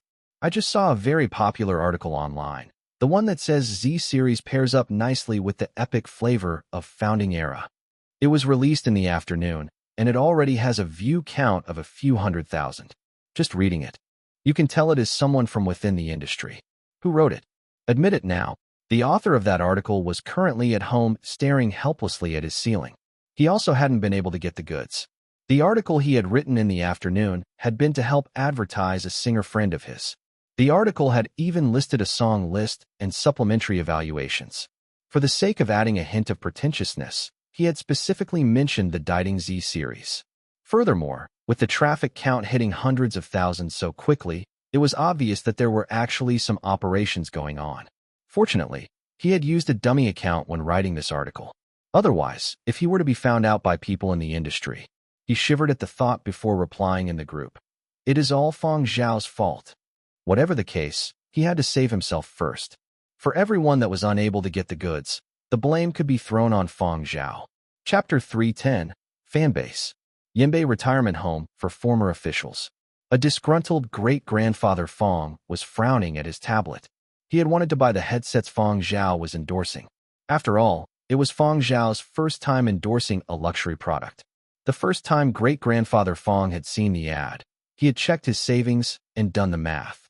He had decided to buy the basic model. But no such luck. What is Fiery Bird thinking? They're a big company, after all. Didn't they think to cater to elderly customers who are slower to act? How are we going to compete with those kids? What year is this that we still have to place orders manually? What's the point of smart automation? To put on a show? It's downright insulting to the elderly that we can't pre-program our purchases. Great-grandfather Fang was grumbling nonstop. Great-grandmother Fang, teapot in hand, was about to water their plants on the balcony when she heard her husband's rant. She raised her eyebrows, threw her spouse a glance, and continued with her chore. This is called hunger marketing. My understanding is that many luxury brands come out with limited edition products. This is quite common. It's not just Fiery Bird. Don't file a complaint and make much ado about nothing. You'll give Xiao Zhao a hard time. I know. Great-grandfather Fang was just venting. He had no intention of filing a formal complaint. If you really want those headsets, why don't you ask Xiao Zhao next time he gets internet access on why? Great-grandmother said. Great-grandfather Fang shook his head. I'm not going to bother Xiao Zhao over something trivial like this. What a tough shoot Xiao Zhao has. Who am I to waste his time over a pair of headsets? I heard just a few days ago that some of his fellow cast members got so immersed in character they needed to stick around for psychotherapy after they completed their scenes. It pains me to hear things like that. I had no idea that acting was so hard. Any kind of radical change requires hard work. Xiao Zhao must have paid a heavy price to deliver such a great performance. He won't be due for a bento box for a few more seasons. Sigh. The thought of him getting his bento box pains me even more. One hand, he wanted Fang Zhao to finish his shoot soon and get some rest at home. On the other, he didn't want to see Fang Zhao's character exit the show. Great-grandfather Fang was quite conflicted. Great-grandmother Fang raised her eyebrows again and threw her husband another glance. The older this old fart gets, the more sentimental he becomes. But soon, great-grandfather Fang shifted gears. Even though he was upset about failing to place an order for the headsets, he was also a bit emotional. It would have been even more embarrassing if a product Fang Zhao endorsed didn't move, but the new headsets Fang Zhao was endorsing were selling like hotcakes. What did that say? That meant that his great-grandson was competent, that he had influence. That line of thinking got great-grandfather Fang excited again. He tidied up the outfit he was wearing and told great-grandmother, "There's still some time before lunch. I'm going for a walk." He walked out with his hands folded behind his back. There was a flat-screen billboard within the retirement home compound. Great-grandfather Fang chose a route that passed the billboard on purpose. The flat screen played the latest commercials every day. After taking in the ad for the Dating Z series, headsets endorsed by Fang Zhao as if he were admiring a work of art, great-grandfather Fang wanted to gloat. But when he turned his head, he couldn't see a single soul. Where is everyone? He canvassed the area. All of the folks who had been taking walks nearby were gone. Maybe it was nostalgia for the old era, Or perhaps it was the influence of founding era. Anything that had to do with the old era was evoking strong emotions in folks. The retro headsets from Fiery Bird's Dieting Z series sold out instantly on every continent, regardless of the model. It was impossible to snatch a pair unless you acted swiftly. The earplug model and stereo system from the same series also sold out quickly. Several days later, the folks who had managed to land the first batch of headsets received their goods. What was the first thing they did when they got their shipments? 8 out of 10 buyers showed off their headsets on their social media accounts first. One of the new stars of the professional gaming scene in Fang Zhao posted a series of pictures on his account. My headsets have arrived. The same model that Zhao God uses. Come to think of it, Zhao God was the one who inspired me to become a professional gamer. Pity he has switched industries. Professional gamers from other continents also showed off their new Dieting Z series headsets online. Most of them mentioned Fang Zhao. Some mentioned him in passing, but others did it intentionally to boost their own exposure and brag about their wealth at the same time. But most of the gamers who had never faced Fang Zhao and yet were lamenting the fact that he had switched industries were merely paying lip service. They sure as hell didn't want to face off against Fang Zhao. Even though Fang Zhao's gaming career had been brief, he had made a significant mark. Footage of his avatar in action was often reposted and dissected. The reason some gamers still called Fang Zhao Zhao God was because no professional esports team or single player had been able to match his results since his retirement. So Fang Zhao was truly the reason why some of the current stars of professional gaming coordinated with each other when ordering headsets from the Dieting Z series. Jinro, the current captain of Silver Wing's professional gaming team, noticed all the posts claiming they missed Fang Zhao's presence in the esports industry and wanted to face off against him. He screenshotted a few of the more representative posts and posted the pictures on his social media account with the following message. I'll show Zhao God these screenshots after he finishes his shoot. I hope you're ready to face off against him then. The gaming department at Silver Wing had new management, and the professional gaming team also had new leadership, but the gamers still referred to Fang Zhao as boss internally. In public, they went along with the Zhao God moniker. Jinro's post inspired gaming fans to follow suit. Captain Jinro, you're missing a few screenshots. Here are some more. Picture. Here are 2 from Mighty Tong Zhou. Picture. 5 from Mighty Lai Zhou. Here's 10 from Huangzhou, mightiest continent of them all. After gaming fans from different continents and curious onlookers from outside the industry joined the screenshot frenzy, gamers kept posting pictures of their new Dieting Z series headsets, but few made any mention of wanting to face off against Fang Zhao. The first few rising stars of the gaming world who had posted such messages now wanted to delete those posts, but deleting them now would be too obvious. They could only wait until the discussion died down. All we did was bullsh**** ta little. Was it necessary to resort to screenshots? Some gaming publications reported on the screenshots in their social media posts, which gave the phenomenon even greater exposure. Of course, not everyone followed the latest developments in the gaming industry, so the screenshots weren't a big deal. Overall, they didn't cause a major ripple. No one took them seriously. After some kidding around, the controversy soon died down. The hot topic was still the Z series headsets. Music lovers and headset aficionados who had managed to land them were busy writing reviews. Folks who had failed to snatch a pair were either jamming Fiery Bird's customer service department with calls about the official launch date, or shifting their attention to the company's other headset lines. There were also folks who had bought the headsets simply to show off. Simply posting pictures of their headsets online didn't give them their fix. They also wore their headsets in public, hanging out strategically in spots that had the most foot traffic. At a major mall in downtown Xi'an, 2 young men were discussing headsets. Look, these are my new headsets. They cost some $5,000, the first young man said gleefully. You've had those headsets for some time, no? You should upgrade to a better pair. Oh, I think my $50 headsets suffice, the other young man said. How can $50 headsets compare to a pair that cost $5,000? The young men were feuding when they heard a third voice. Aren't they the same? All you hear is noise with headsets that cost less than $100,000. The 2 young men froze. Wow, now that's being pretentious. They looked over and examined the headsets hanging over the neck of the man who had just spoken. The logo and unique design were unmistakable. They were Fiery Bird's Z-Series retro headsets, the most popular among the three most anticipated headset models this year. The first young man who had spoken raised his hands in surrender. Okay, pretend I never said anything. Only an idiot would compare hardware with a nouveau riche tycoon. Not everyone could afford the Z-Series, but even setting aside the Z-Series, there were other more reasonably priced lines. The previous Diding lines that Fang Zhao had endorsed were quite good value for the money. They were sufficient for folks who weren't that exacting when it came to sound quality.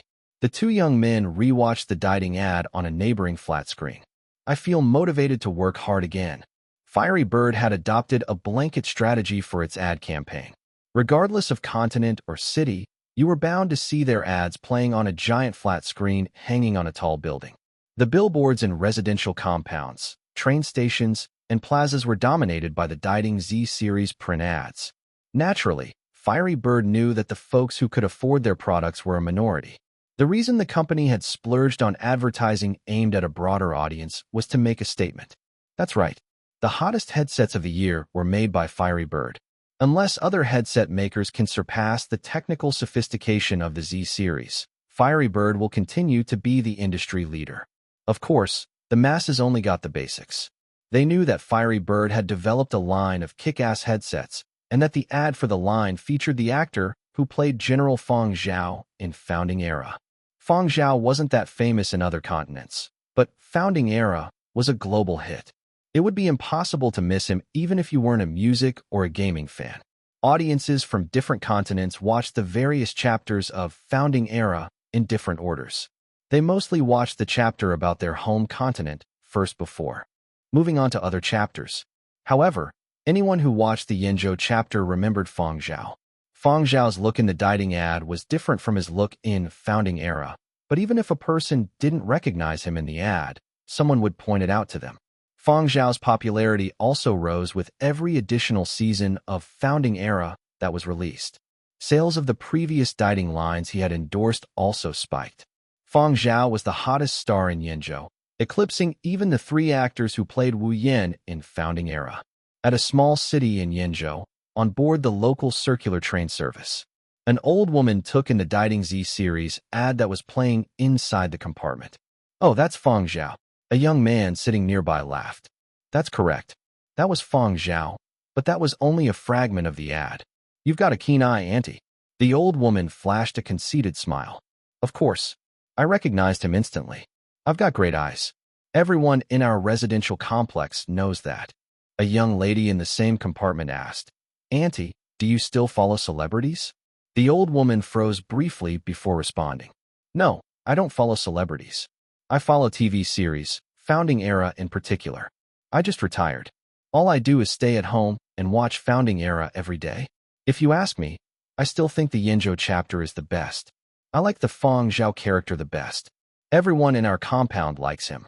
After watching all the different chapters, I've realized that he has the strongest presence. You have to project that kind of aura as a leader. While others fill up the room, he fills up the entire building. I was a senior manager before I retired. I behaved just like him. Fellow passengers. Then you're wound a bit too tightly for a retiree. Anyway, I think he's the actor who leaves the deepest impression," the old woman said with a laugh. "He's my type of guy." Fellow passengers. "Oh, what's the name of the actor who plays Fang Zhao?" the old woman asked.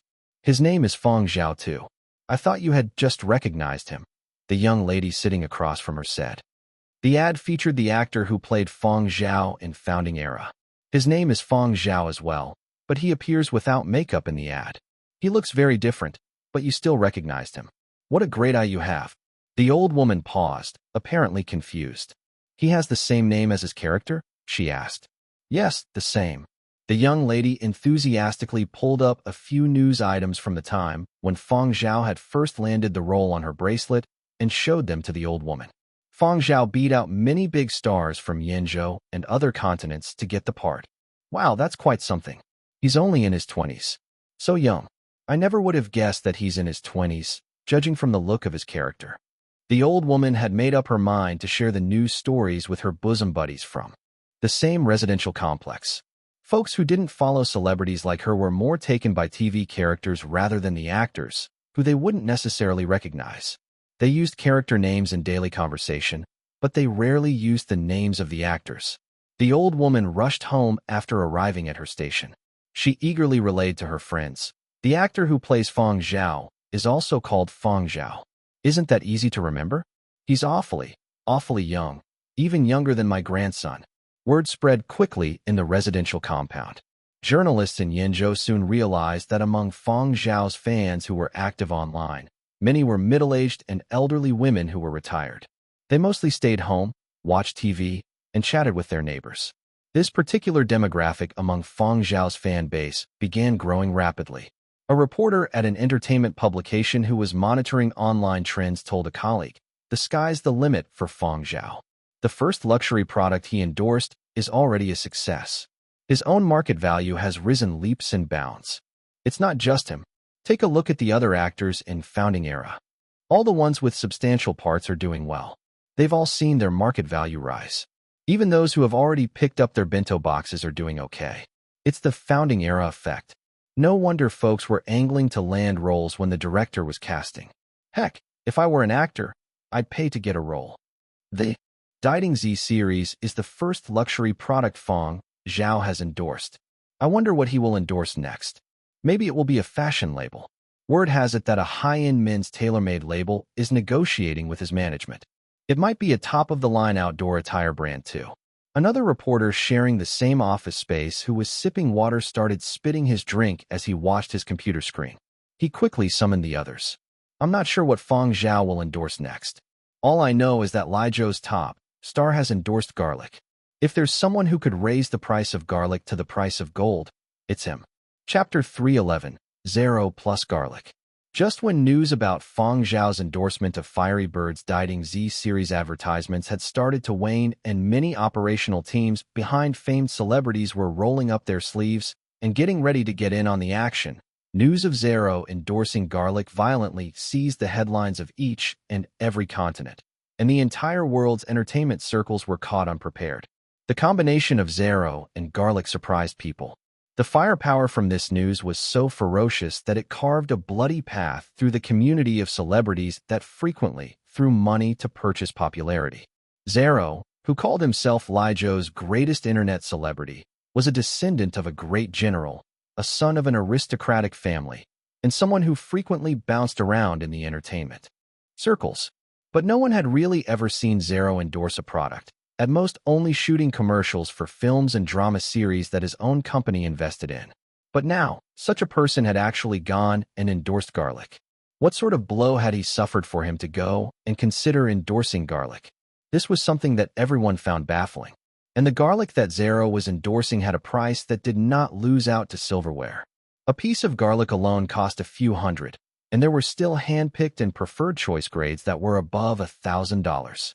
If special varieties came out in the future, would there be a grade that was worth tens of thousands? Ripping people off. This wasn't the way to hype. In the past, no internet personalities' goods that were being hyped up were this exaggerated. Many netizens were dumbstruck. Can garlic also become a luxury good? We were talking about earpieces yesterday. Today, after taking a look at my own wages, I realized I can't even afford garlic. No. It is only the garlic from whatever farm Zero endorses. The garlic produced on planet Y can be considered a luxury, but the garlic from Muzhou is still affordable. Never in my wildest dreams did I expect the greatest internet celebrity of Li Zhou to actually endorse an item that is so down to earth. The brother who posted before, please take a look at its price and feel your own pockets before answering honestly. How can that garlic be considered down to earth? I just went online and checked. Muzhou garlic prices have swelled. Fraudulent goods. Where is the Bureau for Commodity Prices? Not only garlic, farm produce that have seen their prices falling recently have suddenly bounced back up. There were many voices of protest online, but for Muzhou farm owners, Zero was simply good news. Because of Zero, farm produce that was used in everyday life and was gradually being neglected received attention once more, and the prices rebounded.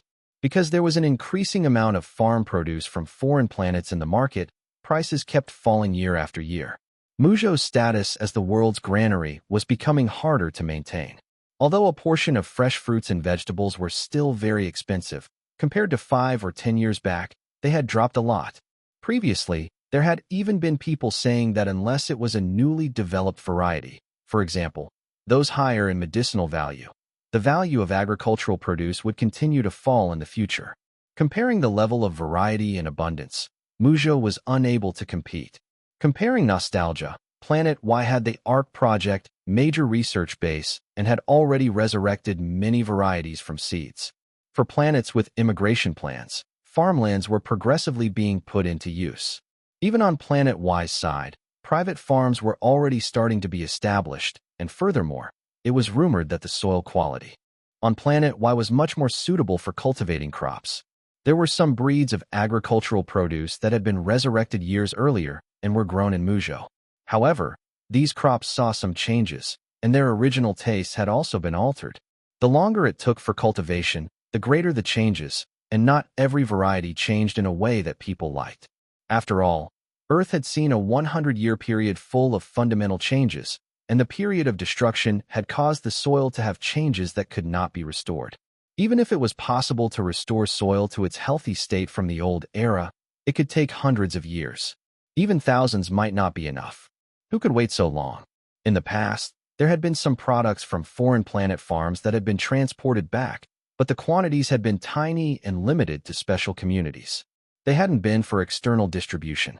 In general, commonly seen fruits and vegetables, such as onions, ginger, garlic, and other such products, did not have much investment value, and the risk was high. Today, Zero had directly given these people a resounding slap. The garlic that Zero was endorsing was directly sold online. For an item like garlic, not mentioning its medicinal properties, as a seasoning, it could be used for numerous culinary purposes. Of course, there were also people that felt that even if garlic was special, having such a high price when it could only be fried once. Wasn't that going overboard? Many people left messages on Zero's social platform for this. Other than this garlic being grown on Planet Y, what other special characteristics does it have? Even if transportation costs and cultivation expenditure are included, the prices shouldn't be so high. I know that garlic can boost one's immune system and kill bacteria and germs, but with such a high price, could it be that it can even exorcise demons? What does it have to be sold at such a premium? During his internet access time, when Zero was undergoing an interview by a certain gourmet magazine arranged by his agent, he heard the presenter mention this question, and he replied with a question of his own. Does this even require a reason? Zero had listened to his agent's advice, and so did not reveal the secret of his acting skills to the public. I say that it is a magical object among garlic, so it is a magical object. It is worth its high value. Recalling the circumstances when he had been filming, Zero proudly said, "This garlic encapsulates human sentiment inside of it. Don't believe me? If you don't believe me, buy one and eat it, and you will understand." And when some people watched the interview, their views changed and they thought, that's right, with the family background that Zero has, he has surely tried all sorts of good stuff. If he says it's good, it is definitely extraordinary. Gluttons that were unable to free themselves from the clutches of culinary delicacies and who had sensitive and fussy taste buds were just like those music zealots and did not lack money either. These people would head wherever the good stuff was. It was fine if that could not head to Planet Y. There would still be advanced sales online. Scramble for them. Chefs inside some high-end restaurants or hotel chains were already sharpening their knives, ready to do battle. They just wanted to see what sort of difference this garlic had compared to the ones from Muzhou. Would food prepared with this sort of garlic be even more delicious? The first batch of 5 tons of Planet Y garlic would be put on sale at the appointed time, and like before, they were sold out in a flash. In just the blink of an eye, people discovered there was none left. People that had managed to purchase this garlic tried it as soon as they received the goods, and they took to the internet to express their own thoughts and views about the garlic and share their own culinary skills with the world through bright photographs of exquisitely displayed delicacies. Really, the taste just hits the spot. I don't know whether it hits the spot, but the flavor is just right. Stimulating. This is probably true garlicky flavor. The taste is slightly pungent, and if you eat it raw, it is a little spicier than the ones from Muzhou, but I think there isn't that much of a difference. How can there be not much difference? Is your tongue so defective that you can't even Tell a difference between superior and inferior garlic? You aren't suited to being a chef if you can't taste a real delicacy. Even Zero is better than you. In no time, a new pretentious style appeared. Garlic used in seasoning? It had to be garlic flown back from Planet Y. Only then would there be enough flavor. You cannot appreciate this flavor, but you cannot say that it is ordinary. Do you think we are having garlic? No. What we are having is an aesthetic taste. A taste of pretentiousness. A taste of being an elite. How many gourmets gave it acclaim and said it was authentic garlic flavor? If you can't taste the difference, it is definitely your tongue that is defective. You can't even be compared to Zero. The gourmet world saw a tide of good evaluations, but the price of this garlic was indeed too high. Thus, many people started thinking of ways to get those over at Planet Y to help by some on their behalf. Isn't this garlic grown on Planet Y? Purchasing it from Planet Y would surely be cheaper. Thus, many actors in the Y film studio complex were bombarded with long-distance calls from friends and family. Hello, when will your filming over there end? Help me bring back some of the native garlic. Over here, they cost too much. And there are even fakes. What is the price of garlic over at Planet Y? If it is cheaper, help me bring some back. Any amount will do. Over here, I can even finish a few 100 kilograms no problem. Even conscripts serving on Y base received requests from their relatives to help them purchase garlic. As for those with the right connections, they were contacted to purchase it internally and in bulk. If they could not purchase it immediately, the buyer would make an advance order and gladly pay the deposit first. When Zero saw his name appearing on the push notifications of entertainment news headlines across each continent, and then saw the money in his account increasing, he forgot the initial unwillingness he'd had when his agent had first asked him to endorse garlic. Your endorsement is percentage-based. Are you satisfied now? I told you before that there was no need to be envious of Fang Zhao. Now the market in which we are operating in is very big. Zero's agent was encouraging Zero at the same time he was discussing profit sharing with their collaborative partners. Now all you have to do is concentrate on doing a good job for the filming that is to come and not bother about other stuff. When the time is ripe, we can generate hype again, Zero's agent exhorted. Zero nodded his head in delight. What was the big deal about earpieces? Had anyone ever endorsed garlic before? No one. A person with his sort of status should be unique and unmatched. He should stand out from the masses. There were many people who loved music, but what about people who ate lots of good stuff? Were there any? There were many people that bought earpieces, but were there many people that were addicted to gourmet foodstuffs? Were there? The amount was too far apart. Zero excitedly watched his own popularity soar while his agent pondered how to increase Zero's value even further. Back when Planet Y had first applied for the major research base, there had been some large Muzhou farm owners that had been eyeing land here. However, back then, the audits for private farmland here had been even more strict than the film studio complex, and it had not been something that Y base could decide alone. Now that it was finally open to public purchasing, Zero's manager had contacted a bunch of farm owners on Planet Y to collaborate and generate a wave of hype for garlic before letting Zero stand at the front to advertise. In the past, there had been a limit to garlic on Planet Y. By joining hands, Planet Y's garlic had increased by about 80%.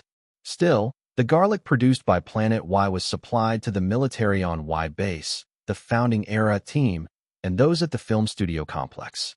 Basically, the supply only covered this bunch. It was market dominance.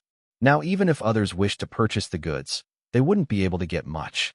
Furthermore, the checks on freight transports from the Y spaceport were very strict.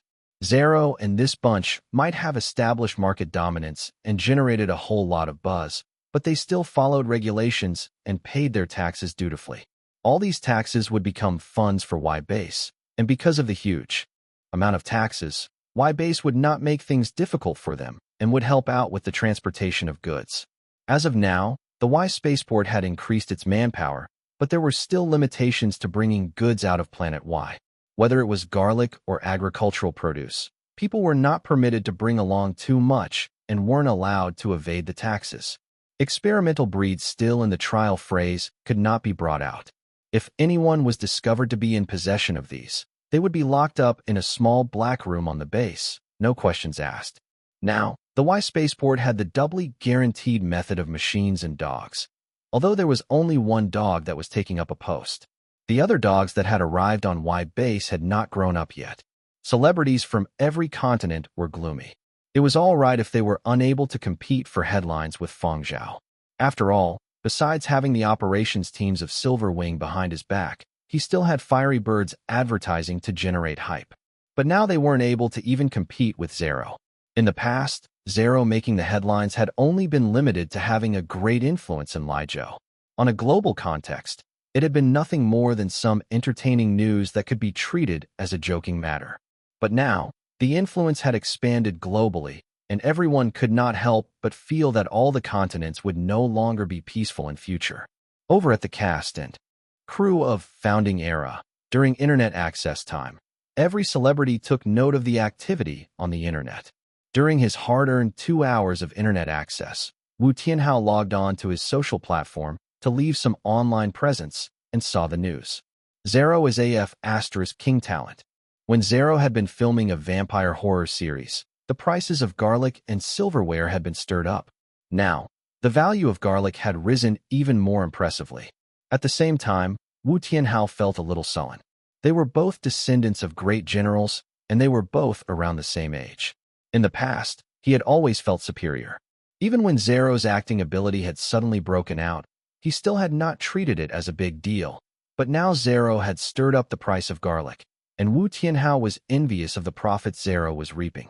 He had invested in many projects and was always busying himself, yet those could not compare to how much Zero had earned from generating hype for garlic. Planet Y was really a gold mine. With the topic of Zero and garlic erupting, Fang Zhao's buzz on the internet slowly declined. Fiery Bird did not need to bombard the masses with advertisements all the time. Just letting everyone know about this product was enough. When the time for the official sales approached, they would have another round of publicity campaigns, but right now they were fine with leaving the spotlight to others. Even if this wave of popularity was over, many people would still remember Fang Zhao and the first luxury item he had endorsed. Before Fang Zhao had endorsed the Z series, he had actually signed a contract to endorse something even more luxurious, the 10th generation console. However, back when he had signed that, the contract had been region-limited, not global. Furthermore, the 10th generation console had yet to begin mass production, so any advertisements were still being pushed back. The outside world had no idea about this. With regard to Fiery Bird seeking Fang Zhao to endorse the Z series earpieces, besides valuing Fang Zhao's influence and potential, Fiery Bird had also had a mentality of it being a technological challenge. They had felt that there was no challenge in seeking out other stars. Fiery Bird had never ever worried about sales volume. Seeking out an ambassador was not just for sales. What Fiery Bird wanted the earpieces to challenge was Fang Zhao's ears. Whenever Fang Zhao endorsed an earpiece model, he shared with Fiery Bird his thoughts as a consumer as well as the pros and cons of the product. Even though the Z-series earpieces had been coined a magical object by the outside world, as before, it did not receive a perfect evaluation from Fang Zhao. Fiery Bird did not think that Fang Zhao was going out of his way to find fault with their product. The frequency range of the Z-series was frightening, and it far exceeded the hearing range of the average person. Generally speaking, if one wanted to hear every single detail, he would need to have the abilities of certain beasts. Fang Zhao seemed to possess such an ability. Divine Ears and Diting were but some of the nicknames netizens had given Fang Zhao. Fiery Bird's technology development department staff also acknowledged this, and when they had time, these staff would communicate with Fang Zhao and inquire with him about his thoughts when testing certain products. This sort of collaboration was something that other celebrities had no way of providing. At the Founding Era cast dormitory building, Fang Zhao was seated in his own quarters with his earpiece on. Although he had not given the Z-series earpieces a perfect evaluation, he also acknowledged that among all the earpieces he had used up to now, this series provided the best experience. All the technology squeezed into such a tiny earpiece caused Fang Zhao to lament the marvel of technology. Science and technology had made the experience so different. Fiery Bird had given the name Z to this new series that had a new system. The outside world saw it as representing the Zhao in Fang Zhao, but in actual fact, in the old era, the letter Z had a significance in cosmology. This represented the self-confidence and ambition of Fiery Bird as an industry leader. Fang Zhao's fingers slid across the keyboard as musical notes drifted into his ear.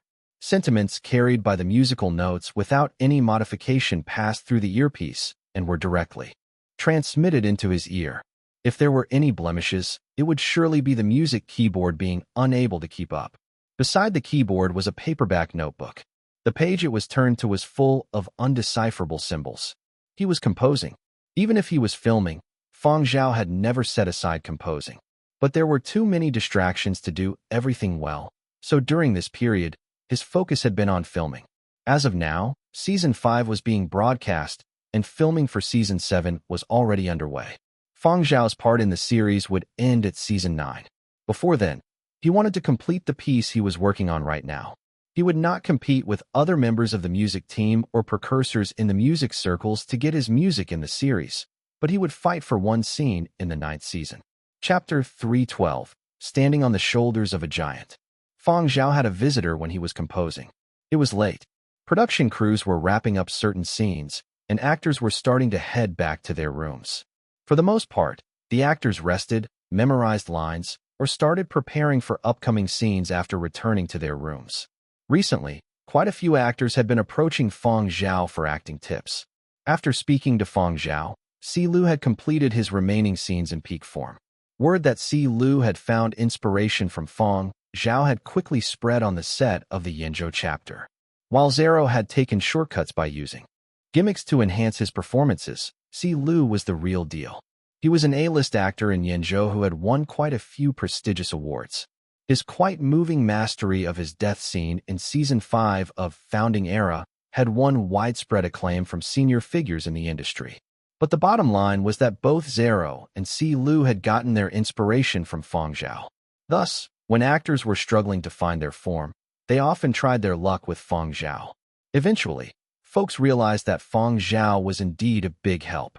They didn't make much of his handy advice, though, chalking it up to his impressive knowledge of Yinzhou history. As a consultant to the production, they figured he also had a deeper understanding of the script and the characters than the average actor. When he heard the knock on the door, Fang Zhao thought it was another actor. Instead, when he opened his door, he saw Dina, the vice president of the Yinzhou Music Association.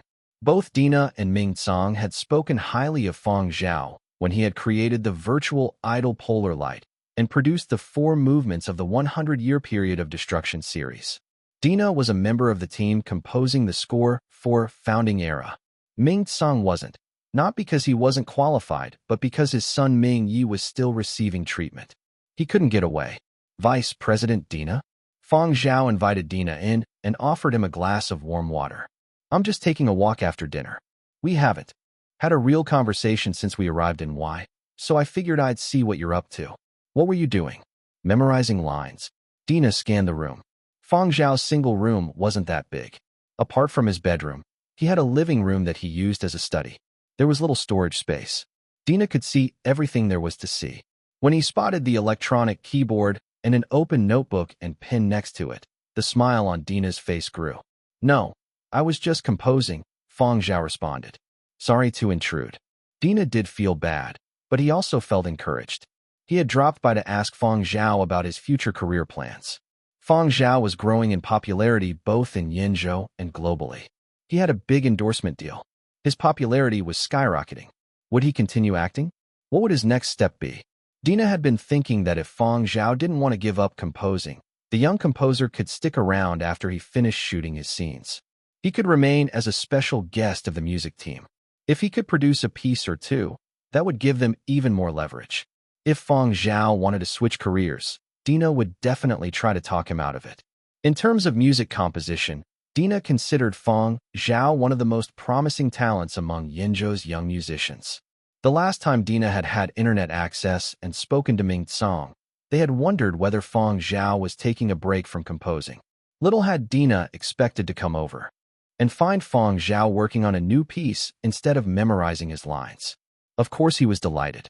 And based on Dina's observation of Fang Zhao's patterns the past few years, he realized that Fang Zhao either opted out of the game or was fully committed. Once he set his eyes on something, he would definitely deliver at a high quality. It was too early to say if Fang Zhao's new piece would be chosen for the Founding Era score, But Dina was happy about the mere fact that Fang Zhao hadn't given up on composing. He had no use for the spiel he had prepared in advance, and Dina didn't want to interrupt this junior musician's composing. He'd rather not stem the flow of Fang Zhao's inspiration with a conversation. "I'll get going then. Keep doing what you were doing. You're very talented at composing pieces set against the period of destruction, but don't put too much pressure on yourself. The journey is more important. There are no winners and losers in music. Even if your piece isn't selected for the score, it doesn't mean it's a bad song." "I know," Fang Zhao said, "as long as you can stay sober-minded." Dina got up to leave. En route to his dorm room, he ran into Fei Harmonic, the violin prodigy from Jizhou. An old friend from Jizhou had just bragged about Fei Harmonic to Dina today, proudly noting that the young violinist had contributed to quite a few scores and songs recently.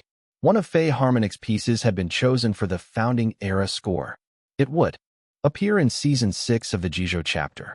Dina always treated talented young musicians well, regardless of which continent they were from. But he did not know Fei Harmonic well. They exchanged perfunctory hellos before going about their own business. Later, Dina remembered that he had seen Fei Harmonic carrying a case.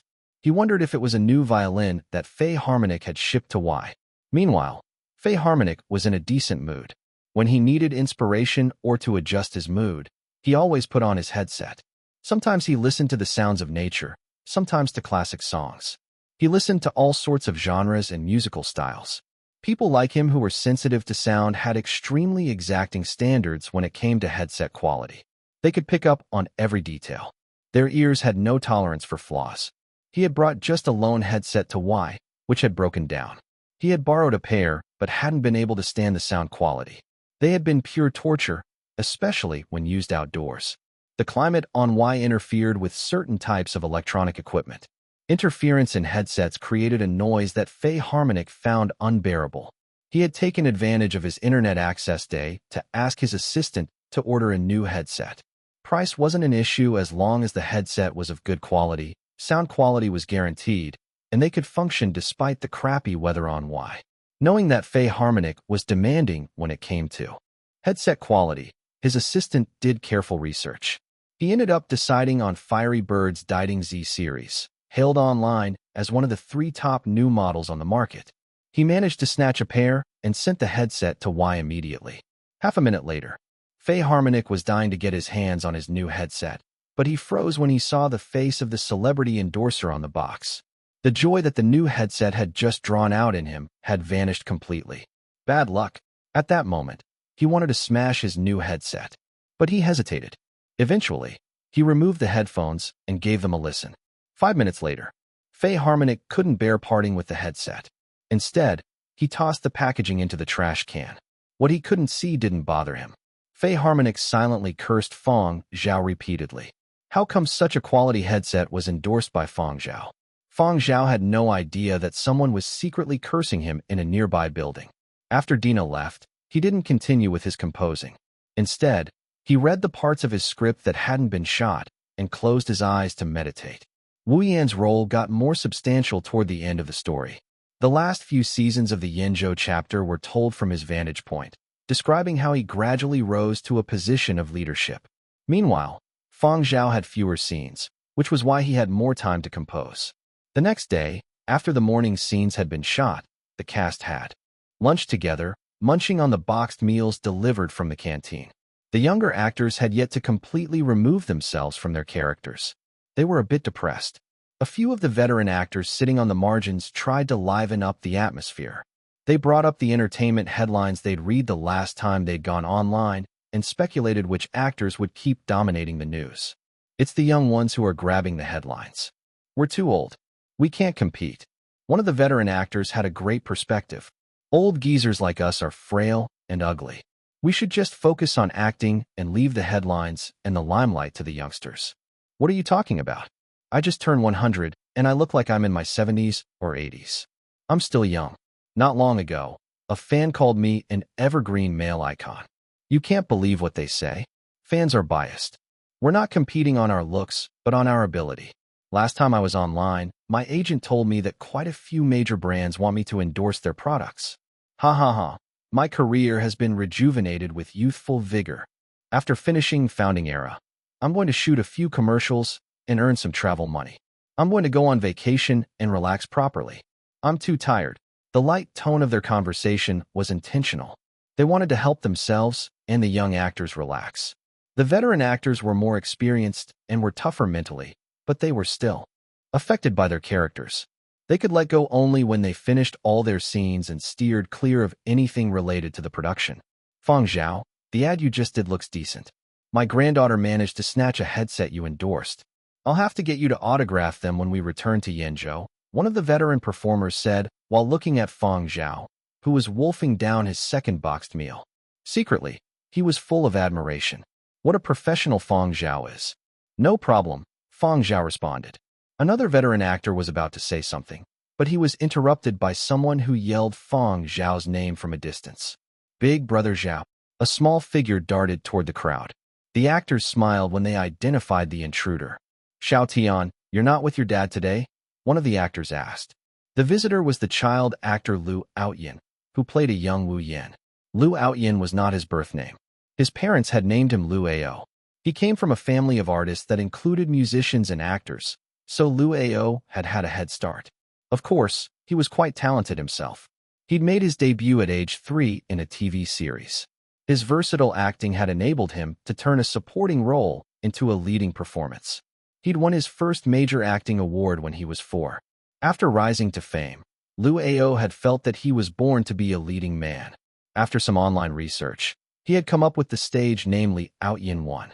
At age 6.5, leveraging his family background and his own talent, he had landed the role of young Wu Yan. Common sense would suggest that Liu Outyin was closer to Wu Jun and He Lizi. After all, they played the same character at different ages. They shared a lot of common ground. But in reality, the division of labor was a bit lopsided. Liu Outyin only had a limited number of scenes. There were few important events in Wu Yan's youth, after all, so Liu Outyin had a lighter load. But Wu Yan's life became more eventful after he came of age. Wu Jun was under a lot of pressure to do a good job portraying Wu Yan in his early adulthood. Sometimes, the director found his performances lacking. He needed a lot of time to adjust, so he had no time to chat with Liu Outyin. He Lizi was even busier. If Wu Jun was under considerable pressure, then He Lizi faced even more. He had little time to spare for Liu Outyin. Perhaps because they had enjoyed good camaraderie in Season 1, Fang Zhao had left a good impression on Liu Outyin. After they had gotten to know each other better, Liu Outyin had begun to look him up for a chat even after the scenes they shared had finished shooting. The little fella had endured some hardship to portray a young Wu Yan, losing quite a bit of weight. He had stayed away from high-calorie snacks and such for a long period. So what the audiences saw in Season 1 was a malnourished, skinny figure, which was historically accurate.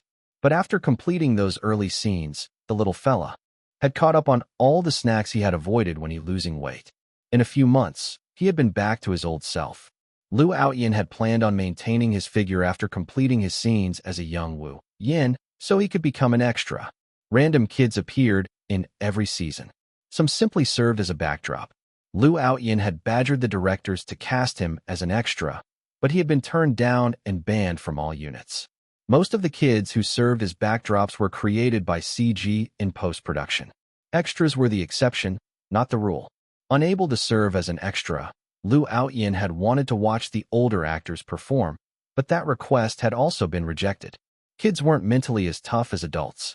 It wasn't a good idea for them to stay malnourished and spend that much time on a stressful set. The negative vibes that the veteran actors gave off when they performed were also a bad influence on kids of Liu Outyin's age. So Liu Outyin could only visit sets after the day's shooting had been completed. Liu Outyin's father was an actor. He was shooting next door. His mother was a musician and was a member of the team that was composing and performing the score. He also had a few relatives working on the production who were heavyweights in the industry. When he heard someone mention his father, Liu Outyin responded, "He doesn't have any scenes today. He's watching a performance at the concert hall. There are quite a few performances today. Quite a few actors who aren't scheduled to film today are there. Do you guys want to join?" The concert hall was where the music team was based. It was equipped with rehearsal space and instruments. There were also professional recording studios and performance halls. Musicians working on the production put on shows there frequently. It was a way for them to interact and exchange ideas. Meanwhile, The on-set psychologists encouraged the actors who were free to attend the performances as a form of relaxation. Big Brother Zhao, are you going to check out the shows this afternoon? Lu Outyin asked. Fang Zhao looked at Li Outyin, who was staring at him eagerly, and nodded. I don't have any scenes this afternoon. I'll head over. Then let's go together in a bit. Finish your meal first, Big Brother Zhao. I'll give director by a heads up. Lu Outyin dashed toward the director's office. One of the veteran actors chuckled. Fang Zhao, you're quite popular. Fang Zhao used to be the center of attention of a few young actors led by Ji Polan. After they had finished their scenes, Fang Zhao had suggested they look for work as extras on other shooting units. 11 chapters, 11 units. They were bound to be short on actors at some point. Working as an extra was good experience. Spending time on the sets of the other chapters, getting to know the other actors, and picking up a few acting tips was a good thing for Ji Polan and company. Now, Ji Polan and friends rarely showed up on the set of the Yinzhou chapter, but Lu Outyin showed up from time to chat up Fang Zhao. Lu Outyin returned soon. Noticing that Fang Zhao had finished eating, he said, Big Brother Zhao, let's take a picture together again. I'll post it next time I have internet access. Didn't you post one already? Fang Zhao asked. I'll post another one. I don't have any more scenes. If I don't show up, my fans will forget me. This time I'll have to hitch a ride on your popularity, Big Brother Zhao. Lu Outyin was delighted to get Fang Zhao's okay. Instead of sitting quietly next to Fang Zhao, he climbed Fang Zhao's body as if it were a tree trunk. Using Fang Zhao's hands for support, he sat on Fang Zhao's shoulders. After taking the picture, Lu Outyin excitedly yelled to the actors who were bystanders. I sat on the shoulders of a giant again. There was a story behind Lu Outyin's comment. General Wu Yin had said during an interview when he was elderly that the reason he had advanced so far in his career was because he had stood on the shoulders of a giant. The only surviving photo of a young Wu Yin was a picture he had taken with Fang Zhao. In the photo, the diminutive Wu Yin sat on Fang Zhao's shoulders. Much of the storyline in the Yinzhou chapter had been drawn from Wu Yan's memoirs. Wu Yin had said in the book that without Fang Zhao, there would have been no him. Wu Yin had been mentored by Fang Zhao. A similar scene was part of Season 1 of the Yinzhou chapter. A tiny, skinny Wu Yin sat on the shoulders of a Fang Zhao still reeking of gunpowder and blood. Fang Zhao's eyes were watery with emotion. It was an exact recreation of the old photo. Away from the set, Lu Outyin, who was fast gaining weight, and an out-of-character Fang Zhao struck a similar pose for pictures. I, Lu Outyin, have stood on the shoulders of a giant more than once. I'm bound to have a bright future. Lu Outyin followed up by asking Fang Zhao, Don't you agree, Big Brother Zhao? Xiao Tian, you've gained weight again, Fang Zhao said. That little cub of a child had been eating excessively since giving up on his diet. He was rapidly gaining back the weight he'd lost. Rubbish. I haven't been eating much, Lu Outyin said, gazing at his chubby limbs. I'm just a little chubby. Not to mention that you're a strong man, Big Brother Zhao. I'm just a baby. This is nothing for you. Knowing that Fang Zhao could carry him easily, Lu Outyin didn't dismount, instead showing Fang Zhao a bunch of pictures he had taken recently and starting to gossip. Big Brother Zhao, did you know they came up with a nickname for the private gym reserved for the prominent actors? What's the nickname? Guess. Cream of the crop. No, Rec Center for Retired Officials. Chapter 313, Troublemaking Hands. Why was it said to be a rec center for retired officials? Because when it reached the 6th and 7th season, the important characters portrayed in the series were all starting to become old. Humans' physical constitutions had started to change during those 100 years. It had been a long-term process, not an overnight change. These changes had been more obvious in children born during the period of destruction. Other people had been able to see their constitutions change slowly day by day, but they still could not have been compared to people of the old era. Even if the two types of people were both 100 years old, the people that had experienced the period of destruction right from the start would seem much older than people of the new era. The plot for Season 6 and 7 roughly touched upon 60-plus and 70-plus years during that period. According to genuine historical video resources, during that time, many of these important historical characters had already been old, and as time passed, these characters would gradually get older. If they were to take into account the old era's way of counting age, if the period of destruction had not abruptly descended, The majority of this bunch would already have retired. They would really be a bunch of retired officials. Fang Zhao laughed when he heard this term. He had also wondered what would have happened had the period of destruction never occurred. What sort of leisurely life would he have led upon retiring?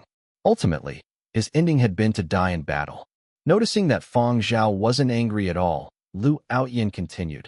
Big brother Zhao, later on, when we go to the music center, give me your autograph. Not much, just a Diding Z series earpiece and a few photographs. My entire family loves you, and my grandparents follow the series closely. They tell me that in the Yenzhou chapter, besides me, you are their next favorite. Sure, it was just signing his autograph. Fang Zhao would not decline this sort of trivial matter. The music center here had been designed by a number of globally renowned architects. The building did not have the bright splendor of buildings of the new era. Looking at its exterior, it seemed rather unsophisticated. It was as if the architects had used rather pious methods to suit the native topography and blend it together with the rocks, sand, hills, and earth. Its exterior did seem crude and had an intense native flavor, but stepping in, one would find sophisticated technology all over. There were numerous teams with all sorts of different musical styles concentrated here, and over 10 practice studios and concert halls, yet not a single note of a musical instrument could be heard on the first floor. Stepping in through the main doors of the center, all one could hear was muted discussions. This was the sound of people walking on the first floor and sitting at the rest areas. On the whole, it was rather peaceful. Lu Outyin's father was carrying a bag, and he took quick strides over from the level 1 rest area and exclaimed, "Get down. So old, yet you behave like a 2-year-old? Do you still need someone to carry you when walking? How many times have I told you?" After carrying Lu Outyin down from Fang Zhao's shoulder, his father apologetically said to Fang Zhao, "Sorry, little kids are insensitive. Were you like this all the way when coming over from the film area?" Father Lu looked at Lu Outyin. Lu Outyin avoided his gaze. Father Lu's eyebrows furrowed, and he opened his mouth to begin the lecture. Lu Outyin leaned in to take the bag from his father's hands before he could speak. "Dad, have you brought all the things I asked for?" Father Lu ignored his question and even blocked his son, raising the bag out of his son's grasp. This little rascal just loves giving people trouble. "Fang Zhao, are you tired from carrying the little piggy all the way? You can rest for a bit over here. Now, it is the afternoon rest period. Performances at the venues have not started yet." Father Lu paid no attention to Lu Outyin's protest at being called little piggy, and he brought Fang Zhao to the rest area. "If I'm a little piggy, Dad, you are a big piggy? My bag. Dad, give me my bag." Lu Outyin picked up his tiny feet and chased after them. "Big brother Zhao promised to give me his autograph. I won't bother him after he has signed it." After speaking with Fang Zhao for a bit, Father Lu saw that Fang Zhao really did not seem to mind. Father Lu did not reprimand Lu Outyin as it was a public area, after all, and there were many people nearby. Later on, when they returned home, he would have a little private talk with Lu Outyin. To have the cheek to sit on Fang Zhao's shoulders? Taking a photograph is all right, but walking such a distance and making Fang Zhao carry you? Take a look at your own weight. This little brat needs some sorting out. Fang Zhao, if you have no urgent matters to attend to, have something to eat with us while you sign. The refreshments here aren't too bad, and what the performing artists eat here is more exquisite than what actors get over at the large dining hall. The taste might not be on par with the food at the gourmet city, but it definitely wins out in terms of artistic sense. These are the benefits investment firms have given them. However, only the cards here can be swiped if you wish to eat here. People invited to the music team have the meal card for the music center. I will be using my wife's card. Father Lu did not seem embarrassed at all and was even a little pleased as he showed off a little. But when he thought about it, Fang Zhao was also a member of the music team and had the meal card too. "Big brother Zhao, look, we can do the signing here." To the side, Lu Outyin had finally gotten hold of the bag and had taken out his earpieces and handed it over to Fang Zhao together with a pen. "There are still 2 more photographs. For our photo together, you just have to sign here. When I have internet access, I'm going to flaunt your autograph, hee. Fang Zhao took the pen, earpiece, and photographs and proceeded to sign them. Lu Outyin handed over another 2 photos. "Can you help me sign these 2 stills too? These are for my grandma and granddad. After these 2, There were another 2, then another 2, and then yet another 2. Seeing Lu Outyin fishing out photographs 2 by 2, Fang Zhao laughed. All right, bring out all the remaining ones. I will sign them all in one go. This rascal had too many patterns. Lu Outyin brought all the photographs and cards in his bag out. Some were for his seniors, and some were for his siblings. There was even one for the classmate who sat beside him in class. Altogether, there were more than 50 pieces. Hee. Lu Outyin also felt a little embarrassed and did not know what to say, so he could only smile sheepishly. He had previously lied to Fang Zhao that there were only a few pieces, but in actual fact, the scene before his eyes seemed quite excessive. From the corner of his eyes, he noticed his father's face turning black. Fang Zhao returned the pen and photograph cards back to Lu Outyin after he was done signing all of them. Heh, thank you, big brother Zhao. Feel free to order whatever you want. I can swipe my mom's card too. Father Lu pointed to the oval-shaped couch not too far away and said to Lu Outyin, lower your voice. If you don't want to eat, go over and sleep. Lu Outyin saw his father's expression wasn't too good, so he didn't dare to be stubborn. Grudgingly, he moved over to where the couch was, but he did not feel like sleeping and he wanted to keep himself occupied, so he scanned around looking for anything fun. At this moment, he saw a Muzhou actor bringing a dog in, and his eyes glowed. There were quite a number of actors from Muzhou's filming team that had brought along dogs with them. These dogs were from Muzhou's famed police dog academy, were mature, and could understand a lot of commands. The Muzhou chapter of Founding Era could not have scenes without dogs. Dogs had played an important role in Muzhou all along, and there were many records left in historical resources. In the Cemetery of Martyrs, there were also many graves and sculptures of dogs. When the Police Dog Academy was selecting dogs for filming, the dog's appearance, IQ, temperament, and other factors had been taken into consideration before this batch had been selected. Muzhou's actors had also familiarized themselves with the dogs early on and now brought them along wherever they went, fostering a stronger bond so the coordination between man and dog would be even better during filming. There was no explicit rule prohibiting dogs, so whenever those Muzhou actors came, their dogs were at their sides. Lu Outyin was both afraid of and curious about these dogs that were much larger than him, and he could not help but tease them whenever he saw them. These dogs had received training and were leashed, so even if the dogs were provoked and got mad, they would not chase after Lu Outyin or bite him, as there was a person holding them back. And because of this, Lu Outyin got bolder. Even if his father had told him many times not to provoke the dogs, he was unable to stop his troublemaking hands. This time, it was the same. The moment he saw the Muzhou actor bringing the dog over, Lu Outyin scurried over to it. Father Lu was talking to Fang Zhao about the series as well as discussing other stuff, such as certain code words that people outside the cast and crew did not know.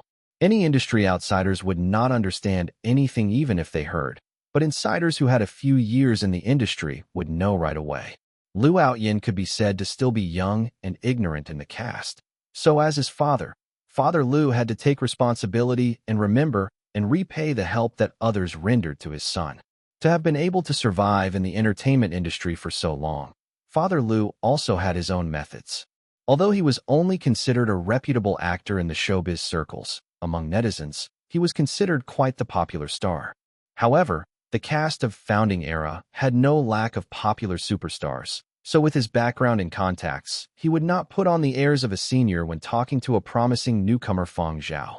Of course, when speaking to Fang Zhao, Father Lu also paid some attention to Lu Outyin. Noticing the little rascal provoking a dog again, he started to fume inside. The actor from Muzhou had not been too familiar with Father Lu in the past, but because everyone had friends and relatives over here at the music center and frequently came over for meals, over time, they had gotten to know each other and would exchange some words when they ran into each other. Thus, when Father Lu saw the Muzhou actor looking over, he made some hand gestures toward the other party. Lu Outyin, this little brat, deserved to be taught a lesson he would remember. At the moment, the unknowing Lu Outyin was staring at the obediently seated dog. In his hands, he held a straw for drinking fruit juice. The average size of a Muzhou dog was very big, so that, in the serial, more people would see how awe-inspiring Muzhou dogs were. Back in the Police Dog Academy, the dogs that had been selected were especially impressive. Even when seated, The dog was taller than Lu Outyin by 2 heads. The large dog noticed Lu Outyin when he started walking over and stared at him warily. It knew that this rascal provoked him every single time, and when Lu Outyin got close, some impatient growls formed in the dog's throat. Lu Outyin closed the distance and nervously extended his hands, using the straw to poke the large dog lightly. The large dog growled and suddenly got up and rushed 2 steps over to Lu Outyin. As this was the length of the leash, it generally did this to scare people only and would not struggle against the leash restraining him. Lu Outyin had also been scared by this method a few times. After a while, he had stopped being afraid anymore, and he experiencedly took a few steps back till he was just out of reach of the dog. Then, thud! Boy and dog both turned to look at the leash, and they saw the leash handle had fallen on the ground. Lu Outyin, turn around, run. The large dog looked at the leash on the ground, then raised its head to look at that Muzhou actor. Seeing the actor gesture, the dog chased after Lu Outyin. Lu Outyin looked over his shoulder and saw the large dog catching up. Scared ***, he shrieked and ran in the direction of his father. How fast could those short legs of Lu Outyin's carry him? The large dog was closing in, but it actually was not even using its full strength. Everyone around witnessing the scene knew it was teasing the child. Father Lu got up and walked over, spreading his arms preparing to catch his son while thinking to himself, "Learned your lesson this time?" Who knew that Lu Outyin would change direction, bypassing his father and running over to Fang Zhao before expertly clambering up Fang Zhao's shoulders. Father Lu. The large dog stopped about 5 steps away and twitched its nose while staring at Fang Zhao suspiciously. It took a step closer and sniffed, wary and curious. Following that, it warily turned its head toward the Muzhou actor and gave 2 low growls. Black-faced, Father Lu went over and picked Lu Outyin up from Fang Zhao's shoulders and smacked him on the butt. "Let's see if you still dare to provoke dogs in future." The Muzhou actor came over and picked up the leash before telling Lu Outyin while laughing, "Little friend, don't do this next time. If a dog isn't leashed, you might be bitten. Did you hear that?" Father Lu softly chided his son. The Muzhou noticed his dog sniffing the air from time to time while taking a step closer to Fang Zhao. "This dog is really well trained," Fang Zhao said. Hearing praise for the dog from his own continent, the Muzhou actor was also pleased. "Of course, our Muzhou dogs are all very smart. Besides, he even came from Muzhou's police dog academy. This is the cream of the crop. If you want to own a dog." The Muzhou actor paused midway through his sentence. When he had first learned of Fang Zhao, it had not been because of Fang Zhao's composing status, nor had it been because of his acting. It had been because of Fang Zhao's dog, which had caused waves in Muzhou. Thus, the Muzhou's actor changed his tune. "Your curly-haired dog is rather well trained too. Why didn't you bring him over?" Fang Zhao replied. "He still has an assignment." That Muzhou actor flashed a knowing smile. He guessed that Fang Zhao had surely had curly hair film some commercials or TV series for money. After all, that dog's value in the global charts was right at the front. People from other continents just love these sort of things. But at the same time, inwardly, he felt a little disdain. He just could not stand it when people from other continents treated dogs as tools to earn money. Regardless of what he thought, that Muzhou actor did not show it on his face. He just laughed heartily. After exchanging some words with Fang Zhao and Father Lu, he left together with the dog. Just as they were leaving, that large dog raised its head to look at Fang Zhao suspiciously and sniffed before releasing a low growl. If its specialist trainer was here, the trainer would surely have known what it was trying to say. There is the scent of a dog on Fang Zhao. Every few days, Fang Zhao would head to the base to visit Curly Hair.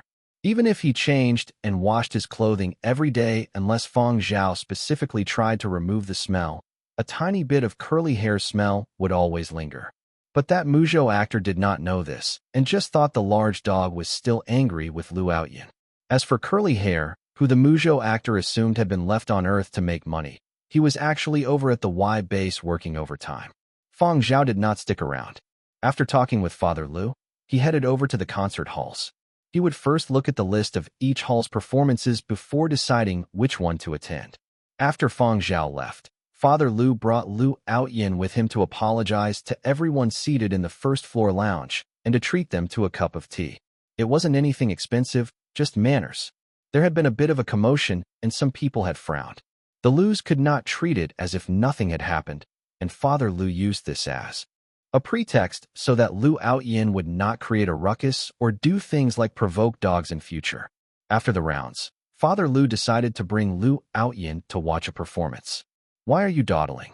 Hurry up," Father Lu urged as he saw Lu Outyin walking sluggishly. "My legs have gone soft." Lu Outyin had been scared by the dog, and strength had not fully returned to his legs. When Lu Outyin had gone one round with his father to apologize, he had beard with it and not uttered a word. But now he could bear it no longer. "You and your troublemaking. Let's see whether you dare to provoke dogs anymore." Father Lu went over and picked Lu Outyin up. He had no way of being like Fang Zhao and supporting this little fatty on his shoulders, so he could only let Lu Outyin ride on his neck. "Why did you run over to Fang Zhao when there was a problem?" Father Lu still took offense to that incident. "I feel that Big Brother Zhao gives me a greater sense of security," Lu Outyin replied. "Sense of security, my foot. You better know who is your daddy." "Of course I know," Lu Outyin said seriously. "Don't worry, I will surely provide for you when you retire. In your dreams. Your daddy is still young." Father Lu, who was in the prime of his life, simply did not want to think about retiring. He decided to put this little rascal in order when they returned home today. Chapter 314. That is my wife. Fang Zhao did not follow the father and son pair. The hall they were going to had a soothing musical style, whereas the place Fang Zhao was headed to had a different musical style. When actors from the cast came over, they would pick a style or genre of music that suited their preferences. If they wished to relax, they would head to the soothing music hall. If they wished to gain inspiration or find their form, they could choose to head to other venues. The majority of people in the music center were from the music circles, and in this place that was isolated from the external world, the rules within the circles were even more obvious. A few young singers who had been popular online back in the past were very content here. It had nothing to do with being suppressed or crowded out. Separated from the internet and public opinion and away from the fans. In these circles, how high one stood and how many artistic achievements one had were clear for everyone to see.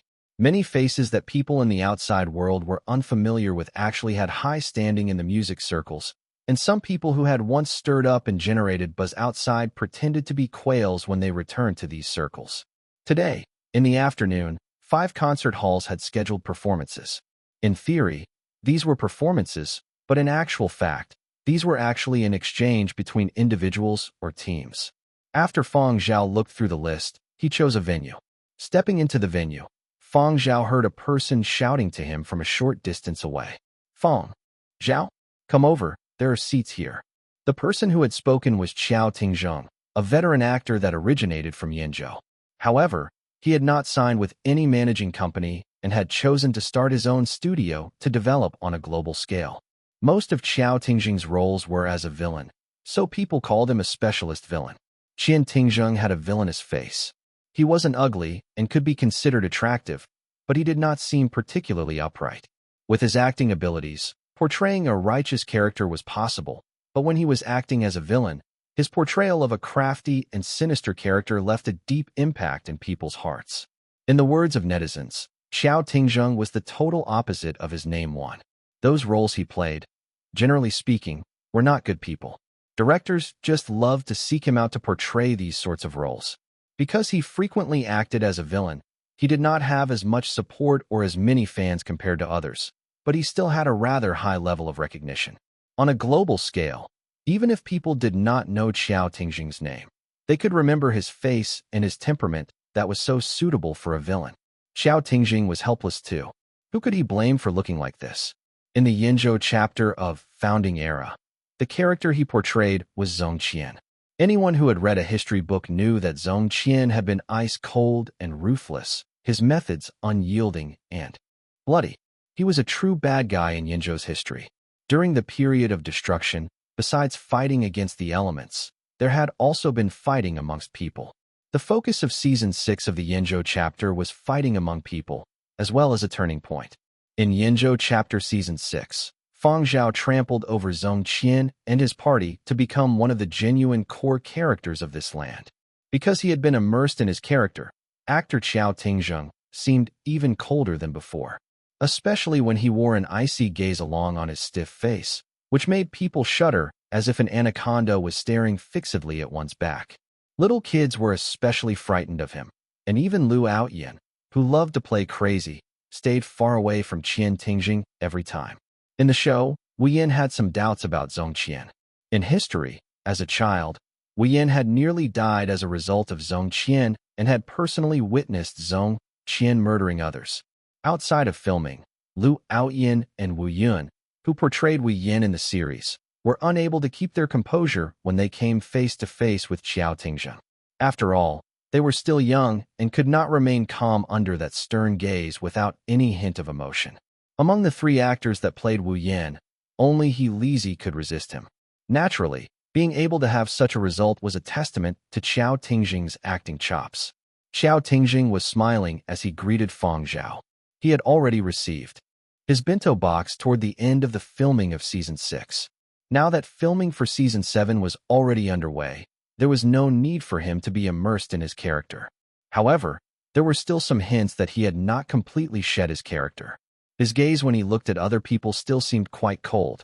Thus, when people saw Qian Tingzheng smiling, they could not help but shudder and think to themselves, how can a smile be so terrifying? Qiao Tingzheng did not care what others thought. In the show, Fang Zhao had trampled over him to ascend, but outside of the show, Qiao Tingzheng did not give Fang Zhao any attitude. Qiao Tingzheng instead greeted Fang Zhao warmly and invited him to watch the performance together. There were actually many actors that came over to the music center. As Founding Era progressed to the later stages, there were even more people receiving bento boxes. Now that they had much more free time and were unwilling to leave the cast and crew, when these people had nothing to do, they would head over to listen to performances, interact with actors from every continent, and expand their contacts. There were many people interacting with Qiao Tingzheng, but very few were willing to sit beside him to watch a performance. So at the moment, the 2 seats beside him were empty. Fang Zhao did not reject the invitation. He walked over to sit with Qiao Tingzheng. Qiao Tingzheng was very pleased with Fang Zhao's choice to come to this music. "Huh, you definitely won't regret coming here. These are all amazing singers all right at the top. Perhaps they might not have much fame online, but in the music circles, these are the ones." Qiao Tingzheng stuck up a thumb. "Oh right, I heard from someone that you brought that little fellow Lu Aoyan along." Qiao Tingzheng asked. "Uh-huh, I handed him over to his father already," Fang Zhao replied. Qiao Tingzheng scoffed. "TSK, that little fella might be young, but he has many tricks up his sleeve, and he can be very determined. Otherwise, how was that kid able to snatch the role of Child Wu Yin when there were so many people who had stronger family backgrounds and more awards? Perhaps one other reason is that he was determined to adjust himself to be exactly like the role he would be portraying, ultimately causing the director and the committee of 100 to select him." Fang Zhao nodded. How can he stand out if he doesn't strive his hardest? Noticing that Fang Zhao was not surprised, Qiao Tingzheng laughed. "Seems like I was overthinking." He had been worried that Fang Zhao would be deceived by Lu Aoyan's innocent appearance. He had never expected Fang Zhao to have seen through it all along. After a bit, Qiao Tingzheng suddenly asked, "I heard that many actors from Yinzhou have sought you out to discuss their roles. I also heard from my friend that you are a member of Yinzhou's historical consultant team and have a profound understanding of Yinzhou's history." "I do. Know a little, but I don't think it can be considered that profound." Fang Zhao waited for what was to follow. "Then, what sort of person do you think Zhong Qian was?" Qiao Tingzheng asked. Zhong Qian had risen to prominence before fading during the period of destruction. For an ordinary person, he had become resplendent before perishing. In the long history, he had blossomed for a short period, yet brought about countless shocks. Zhong Qian had once had the conviction of the people of Yinzhou, had numerous fanatical followers, and been in a position of power. During that period of despair, he had led survivors from that corner of the continent out of hell, yet because of his stubbornness, he'd led his people into another abyss. There were no people from that period that had been soft. Leaders had had even more methods at their disposal, but Fang Zhao had never been as extreme as Zhong Qian. Zhong Qian was. Fang Zhao was staring out into nothing in particular, yet he seemed like he was focusing on something in the nothingness. He was a savior who walked the wrong path. Qiao Tingzhen heard what Fang Zhao said and appeared astonished before looking down and falling into a short silence. Following that, he laughed heartily, a bright blaze in his eyes. Exactly. The character's personality was made up. Outside of filming, a person would naturally be willing to put himself in the shoes of the character he played so as to reflect on it. Xiao Tingjing was the same. A person immersed deeply in their character would have a sort of sentiment that nobody else could understand. Although Zhong Qian was definitely a villain in Yinzhou historical books and received a lot of hate, when Xiao Tingjin was playing the role and was immersed in the character, he seemed to have experienced the glories and downfalls of Zhong Qian's life. Xiao Tingjin sighed softly. A savior, ah. He had asked many people about their views on the historical character Zhong Qian. However, either the villain label was slapped on right away, or people spoke nonsense on account of his seniority in the showbiz circles. Zhong Qian had never been allowed into the cemetery of martyrs and was criticized by future generations. In the eyes of people now, he was indeed a failure. Fang Zhao's evaluation was the first time Xiao Tingjin had heard someone speak of Zhong Qian this way, and they were also the most satisfying words he had heard. He had never expected this line to come from Fang Zhao. In the series, the two characters they portrayed were two opposing factions from the start till end. Afterward, Xiao Tingjin did not make any sounds. The performance was about to start, and the voices of people in the venue gradually faded away. The opening performance was a globally renowned female singer, Wensha. The song she would be performing was the closing theme of Season 6 of the Yinzhou chapter.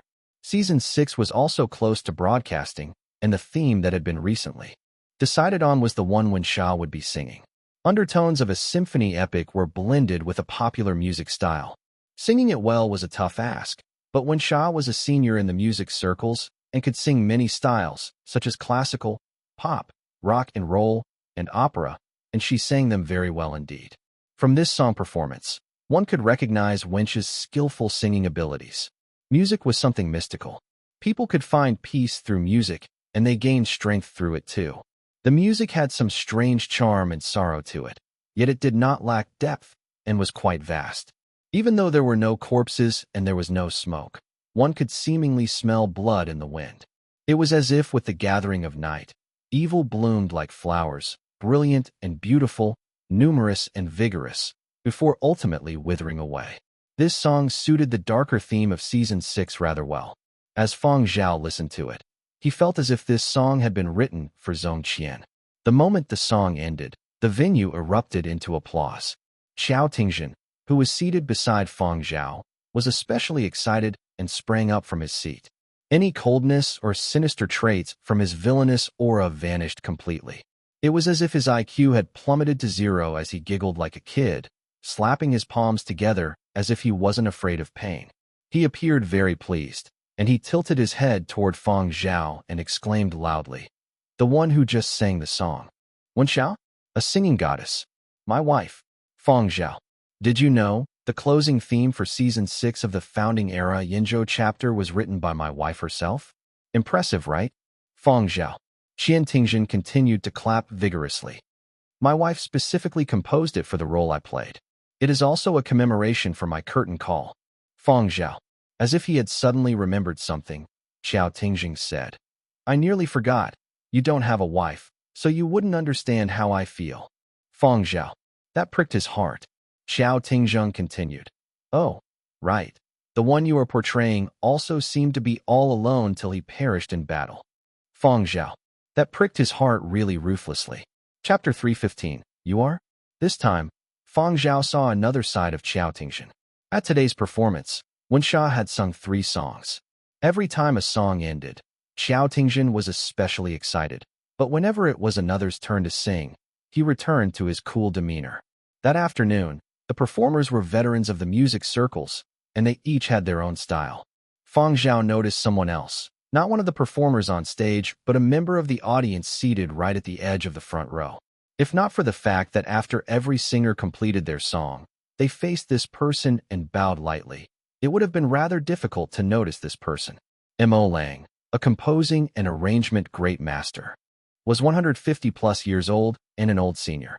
In the music industry, he was known as Divine Hand Mo Lang, and was a genius from the same period as Su Zhang. He had even achieved the Galaxy World Award that Xue Zhang had yet to achieve. In terms of artistic accomplishments, works, and contributions, he was a person standing at the apex, someone few people could compare to. At the same time, Mo Lang was the chief appraiser of the music team and had significant authority. Mo Lang wasn't as amiable as Xue Jing. He seemed sterner. He did not speak or laugh much. There was only the arts in the eyes of this old man. When this old mister was looking at people, it seemed like his mind was full of musical notes. After the performance ended in the afternoon, people in the venue started to leave in succession. Venerable Mo did stay behind, instead making his way to the exit. Naturally, everyone made a path for him. The old mister was advanced in age, so bumping into him would not be good. Furthermore, because of Venerable Mo's superior status, actors that frequently came here to watch performances recognized him and treated him with respect. In the entire cast and crew, there were not many people over 100 years of age. Those over 150 could be counted with the fingers on one hand. Fortunately, he could still be considered rather healthy for his age. Venerable Mo spent all his time in the music center and did not have to bother about anything but composing. This was the special privilege he had. As Fang Zhao headed to the exit, a few actors from other continents called out greetings. Now that filming was at Season 7, some of the characters in different chapters had seen the paths gradually intertwine. Sometimes characters from other continents appeared in the Yinzhou chapter, and sometimes Yinzhou characters appeared in the chapters of other continents. As the series progressed, there would also be the plotline where the various leaders of all the continents convened. Fang Zhao returned the greetings. When he saw Mo Lang approaching, Fang Zhao stepped aside. Xiao Tingzheng did the same as well, letting Mr. Mo pass. That is great, Master Mo Lang. You should probably know him too. From time to time, the old mister visits each music hall and listens to performances, but he rarely smiles. Recently, it is even rarer to see him smile. I have seen him thrice, and he was frowning all 3 times and did not acknowledge anyone. I have no idea what is going through his mind, but I have heard others say that the old mister is plotting a big move. After watching the performances, Xiao Tingzhen was much more energetic, and he was speaking a lot more. Fang Zhao knew what Xiao Tingzhen was talking about. He had heard that Venerable Mo had received an important task to compose a tune that was over 10 minutes long. This tune was supposed to be the ending theme of the Founding Era series. Creating a tune over 10 minutes was not hard, but to compose an exceptional piece was no easy task. The tune had to ensure that listeners did not find it tiring or lengthy. It was no wonder the production team had passed this task to this renowned music master. Looking at Venerable Mo's demeanor, he was most likely mulling over this piece. In the short space of 10 days, I have appeared in front of the old master 3 times. But believe me, even if I'm standing right in front of him, he still doesn't recognize me. In front of Venerable Mo, that villainous face of Xiao Tingzheng's had no effect. Fang Zhao nodded. I heard that there are no people in the old mister's eyes, only musical notes. The two spoke softly and decided to wait for Mo Lang to pass before heading out. Unexpectedly, Mo Lang abruptly stopped as he was passing them. Mo Lang looked over, his gaze scanning from top to bottom as he asked Fang Zhao skeptically, "You are?" "Hello, Venerable Mo, I am Fang Zhao, a graduate of the Yinzhou Academy of Music. I am also part of the music team," Fang Zhao replied. Mo Lang's 2 eyebrows rose up. The little fella that composed the 4-movement, 100-year period of destruction series. Little fella. Fang Zhao paused, then nodded. That's me. I remember you. I listened to the 100-year period of destruction series and have seen your information. I just didn't get the chance to meet you here before. At the side, Xiao Tingzhen stared in disbelief at Mo Lang, then glanced at Fang Zhao. He knew that Fang Zhao had more success in the music circles than the showbiz circles, but he had never expected Venerable Mo, a person who did not remember faces or care about worldly affairs, to actually know Fang Zhao. He had never heard of the old man following the serial. Xiao Tingzheng did not understand the Yinzhou music circles and wasn't sure what Venerable Mo meant by the 100-year period of destruction series. He only had a faint recollection that he had heard that name somewhere before. Mo Lang did not continue asking why Fang Zhao rarely appeared at the music center. He instead asked, "The 4 movements of the 100-year period of destruction series are really decent. Those are some mature techniques. Do you have any works this time around?" "Yes, I am preparing a piece for one episode in Season 9, Fang Zhao replied. Mo Lang frowned. Just one episode? However, when he remembered Fang Zhao's age and experience, the frown vanished. Send it directly to me when it is complete. When he finished, Mo Lang's gaze turned to Qiao Tingzheng at Fang Zhao's side and asked, "And who are you?" "Venerable Mo, I am Qiao Tingzheng. My wife is Wen Xia." Qiao Tingzheng answered respectfully. "Uh-huh." Mo Lang nodded his head solemnly and turned to leave. Qiao Tingzheng shed a tear in his heart. It wasn't easy, but at least Venerable Mo had remembered him because of his wife and had even added a half-hearted MHM. Mo Lang did not talk to anyone else, nor did he even give anyone else a look. As he left, he once again immersed himself in his own world. Regarding this, everyone was already used to it. When one achieved the status that Mo Lang had, there was no need to bother about anything else. However, the many people in the venue gave Fang Zhao curious looks. "Fang Zhao, what relationship do you have with Venerable Mo?" someone asked. "No relationship whatsoever. This is my first time speaking to him," Fang Zhao replied. However, many people did not believe him. Who was he trying to kid? If they had no relationship, why had Mo Lang asked Fang Zhao to send his completed piece straight to the old master? There were some people who inwardly decided to speak about this matter to their friends in the music circles to see if they were able to get any information. After all, it was too difficult to get Mo Lang to remember a person. Without sufficient artistic accomplishments, there was simply no way to leave a lasting impression on Mo Lang. After exiting the music hall, Fang Zhao parted ways with Qiao Tingzheng. Fang Zhao was going to call on a few seniors, and Qiao Tingzheng was headed to look for his wife. By the time Fang Zhao left the music center, it was already night. He had his dinner in the small dining hall in the music hall and returned back to continue working on his piece. Afterward, during his free time in between filming, Fang Zhao spent the majority of it composing. Actually, Fang Zhao did not know why Mo Lang wanted him to send his work straight to the old master after their first encounter either. According to normal procedures, it would probably go through 1 or 2 audits before the piece would appear on Mo Lang's desk. But hearing Mo Lang mention the 4 movements of 100-year period of destruction, Fang Zhao guessed that Mo Lang had probably given him a shortcut on account of the series. Perhaps he thought highly of Fang Zhao's composing abilities, or maybe he wanted to seek inspiration from Fang Zhao's piece. However, all that was secondary. Mo Lang would not accommodate someone's work just because of a good relationship. Furthermore, he had no relationship whatsoever with Fang Zhao and had only asked Fang Zhao to send his completed work straight to him. He had never promised to select Fang Zhao's piece. What Fang Zhao needed to do now was compose. As the days passed, Season 5 was completed and Season 6 started to air. In the series, the dark days had still not passed.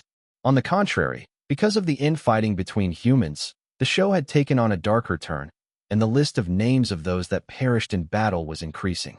During the closing theme, audiences were used to seeing the rolling words and the list of the names of fallen martyrs and said martyrs' grave numbers.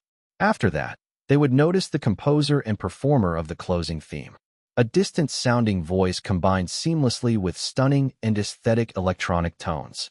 An epic symphony laid the foundation alongside a harmonic background choir.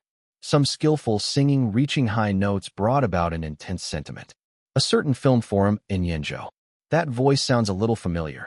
I don't even need to look at the words. I can tell right away that it is Wen Xia just from listening to it. If I had such a voice, I wouldn't even need to go to school. There wouldn't be any need for exams or homework. Students nowadays might not know Wen Xia well. Let me tell everyone more.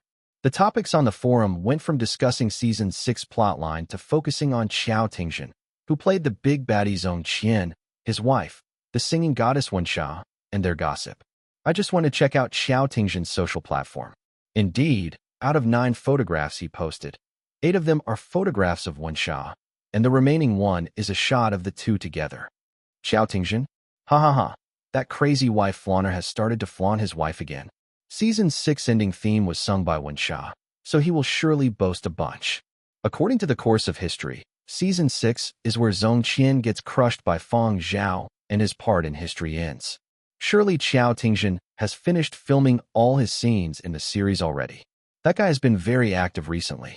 He updates quite a few statuses every time he has internet access. A certain adorer of Zhong Qian said, "What? Wait a minute. Zhong Qian gets crushed by Fang Zhao? He receives a bento box. This season? How can that be?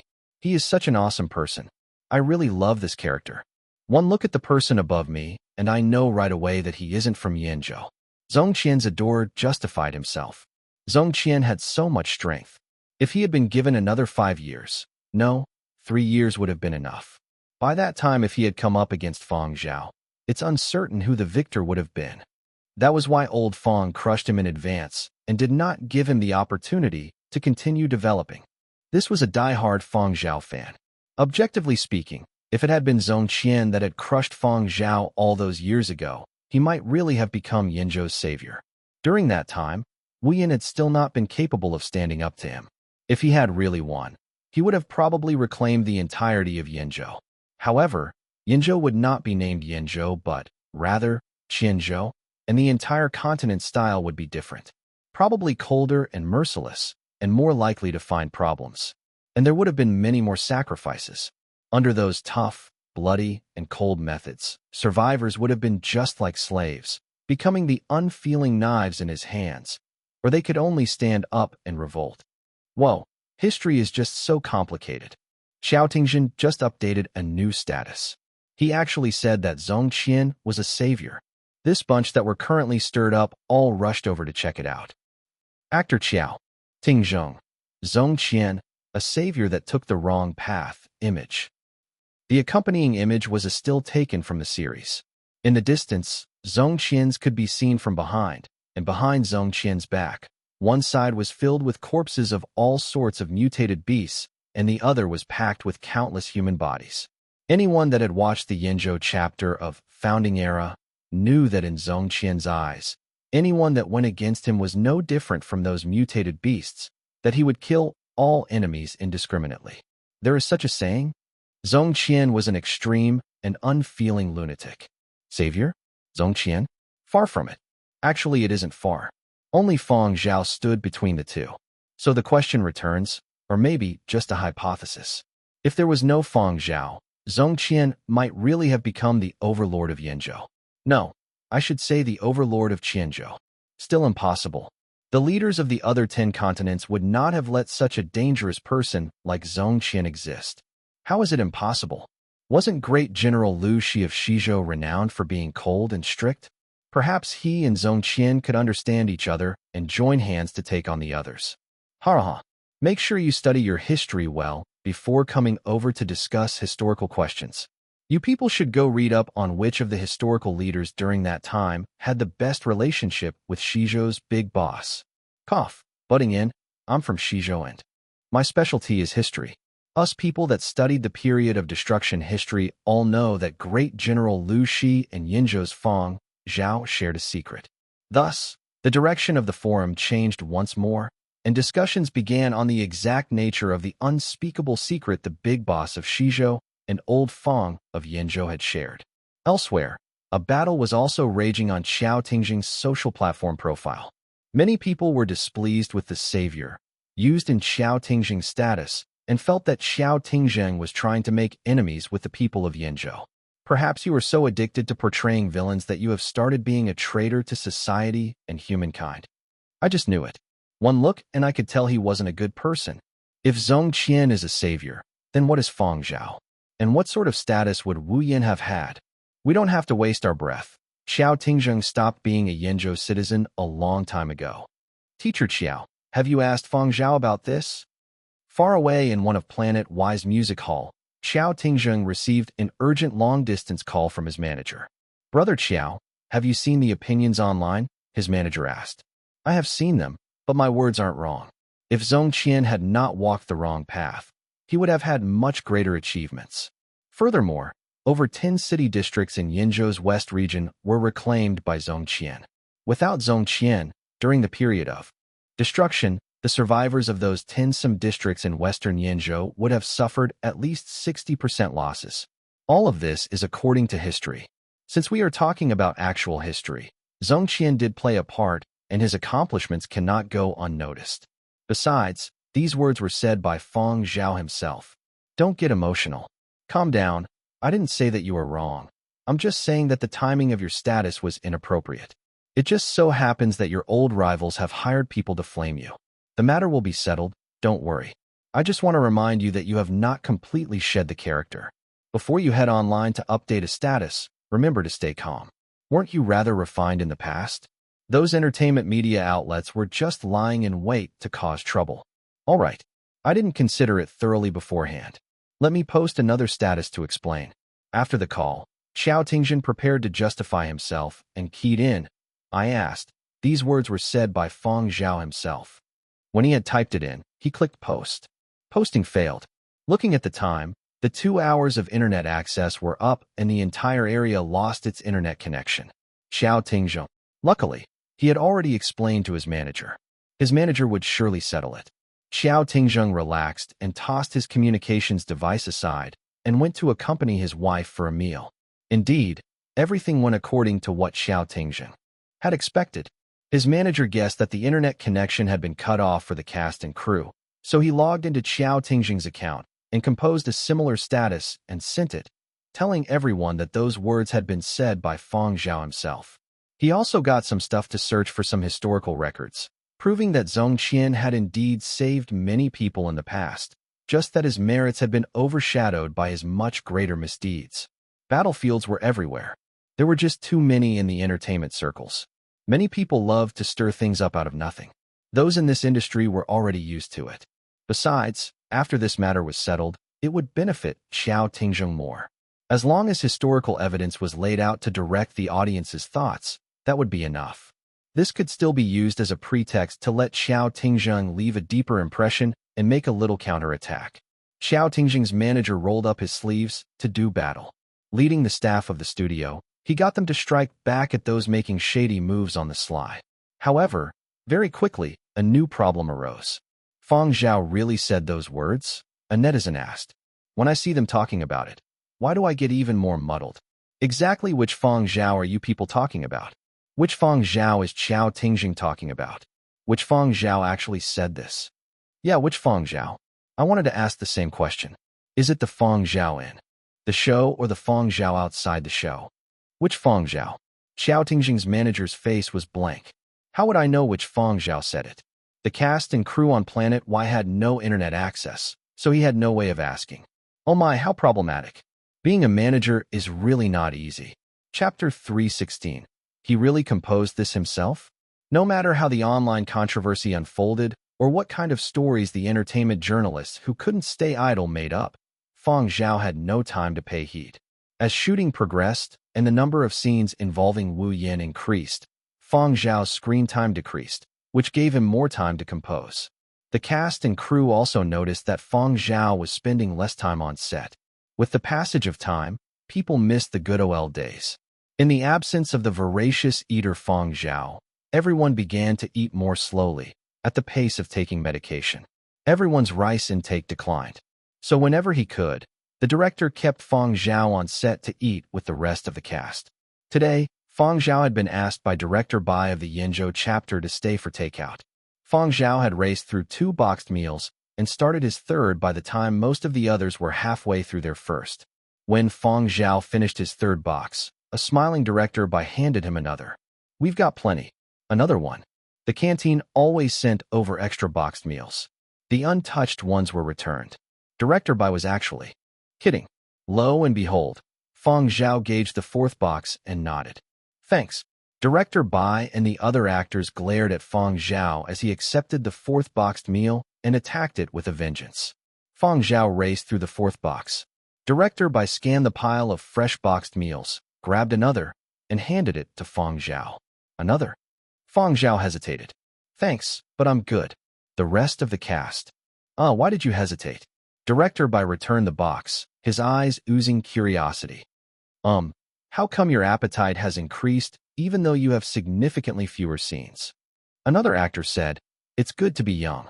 I bet he expended the energy from his first boxed meal before he finished the second.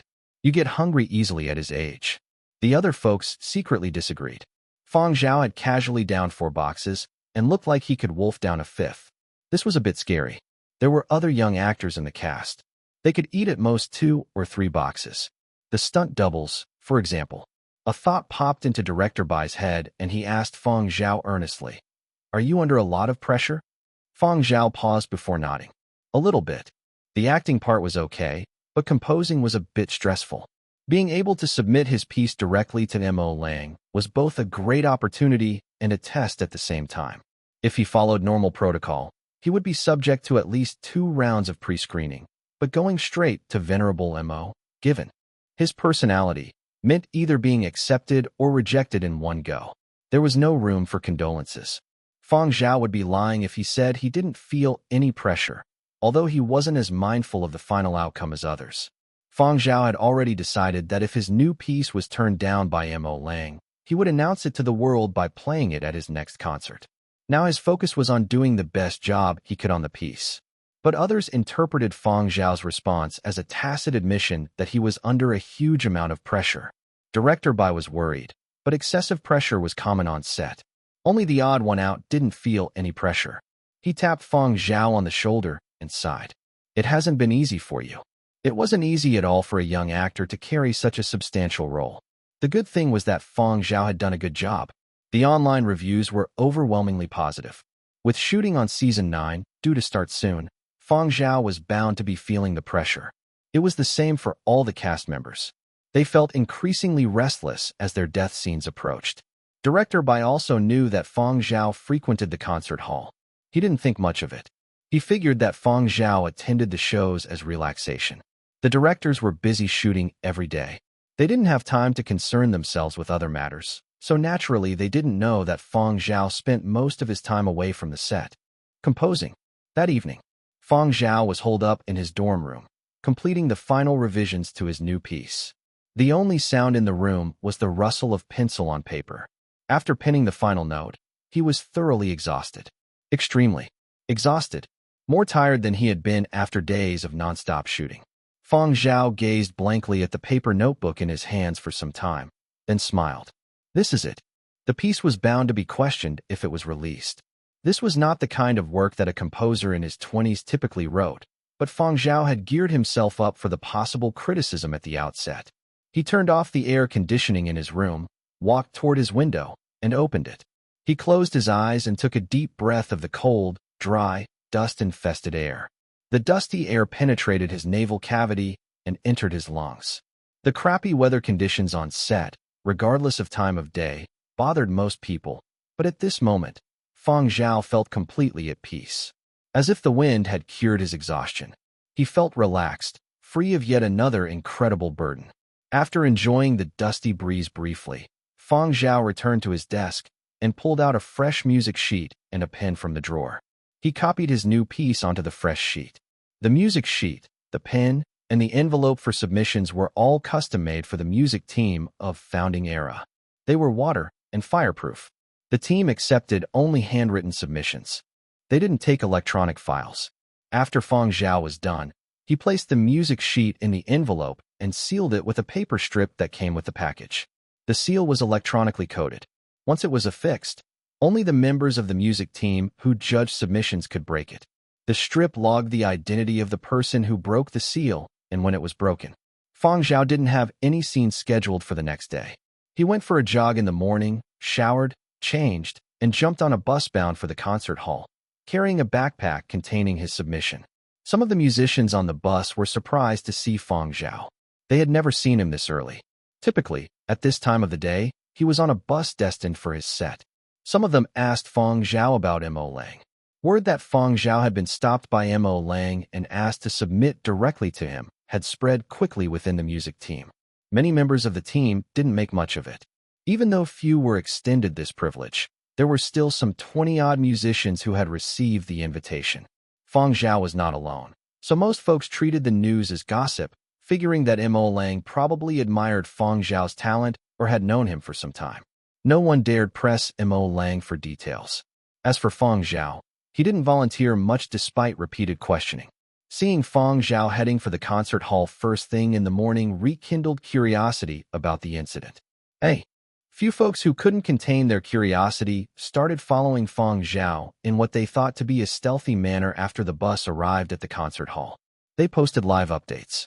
Judging from his route, Fang Zhao is off to see Venerable Mo. He is. He's headed in that direction. He's removed an envelope from his backpack, the kind of envelope used for submissions, the kind that's sealed. He's really here to submit his piece. Word spread quickly within the music center that Fang Zhao was turning in his submission to Mo Lang. Folks who can leave an impression on Venerable Mo, who can submit directly to him, should be quite talented. I really want to see his score. I've listened to Fang Zhao's pieces. They're quite infectious. The few songs set against the period of destruction have a strong narrative. Now I remember. That's Fang Zhao, the genius who sold the rights to all the songs in his concert program for great prices before the concert had even ended.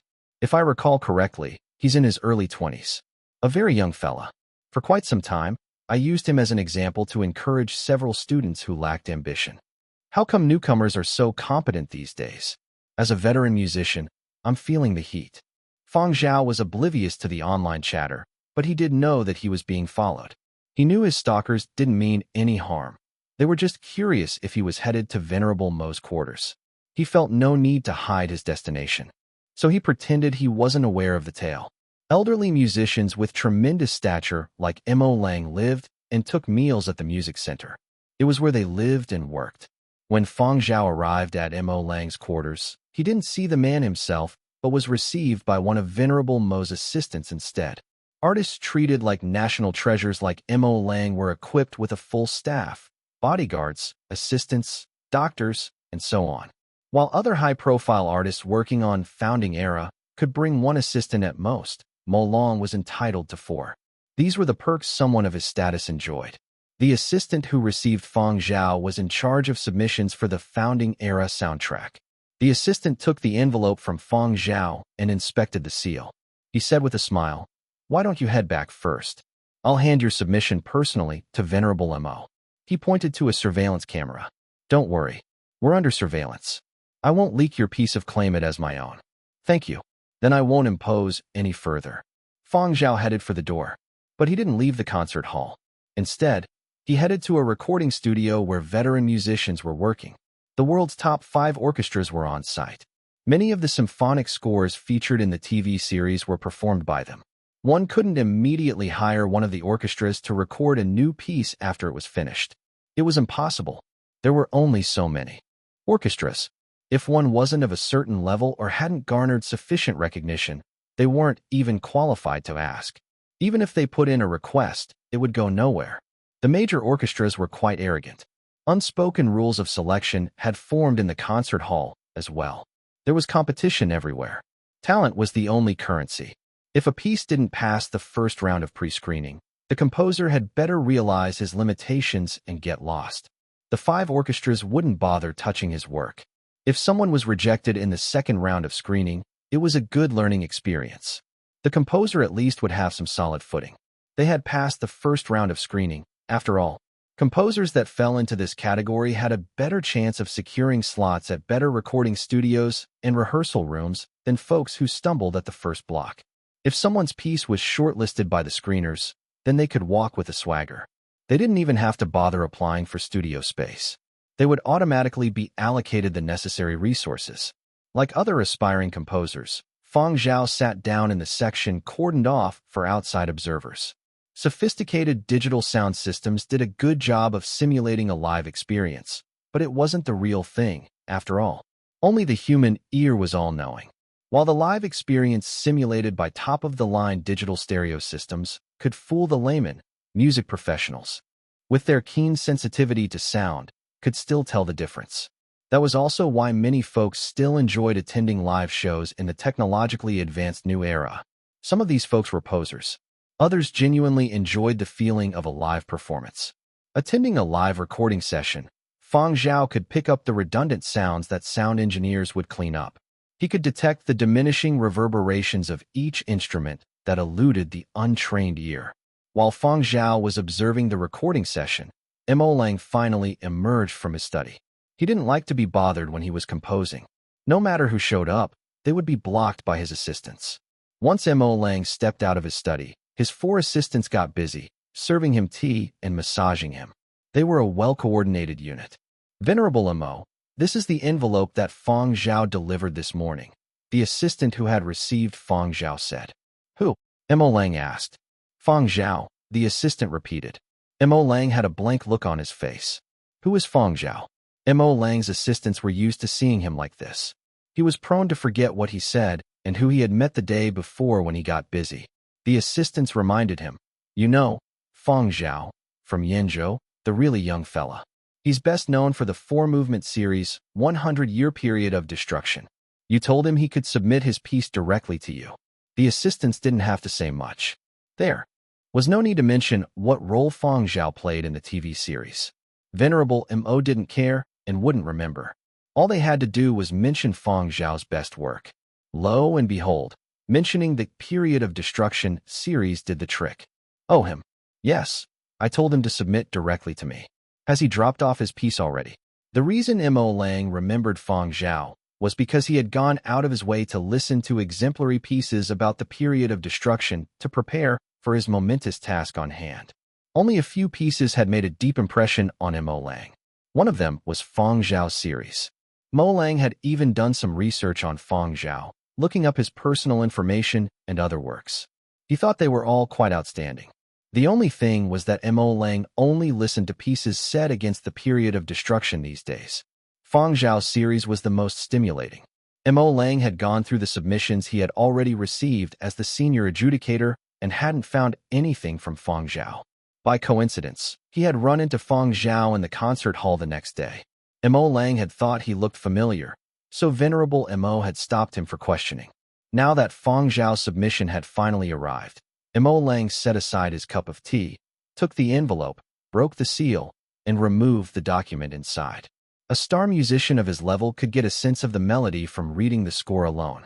He didn't need any assistance. Just a few lines in, Mo Lang started frowning and fidgeting the fingers of his right hand on his right thigh, like a conductor conducting an orchestra, except his strokes were much more abbreviated. Noticing Mo Lang's deep frown, the 4 assistants started wondering if their boss didn't approve of Fang Zhao's submission. But when they studied Mo Lang's expression some more, they realized he wasn't upset. If he were, he would have tossed the score to the ground already. Drawing from their vast experience serving at Mo Lang's side, they could tell that he was quite engrossed. But did he like the piece or not? The 4 assistants started tiptoeing lest they interrupt Venerable Mo's concentration.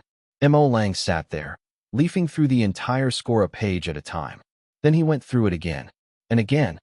After 5 reads, Mo Lang's frown hadn't relaxed. It had gotten worse. Breaking his concentration briefly, Mo Lang studied the name on the score and asked, did Fang Zhao drop this off in person? Was there anyone with him? No, it was just him, the assistant who had received Fang Zhao said. Mo Lang took a deep breath and said, sounding like he was either posing a question or asking himself, he really composed this himself? Mo Lang jogged his memory. He only had a vague recollection of Fang Zhao's face, but this much he was certain, Fang Zhao was a young man.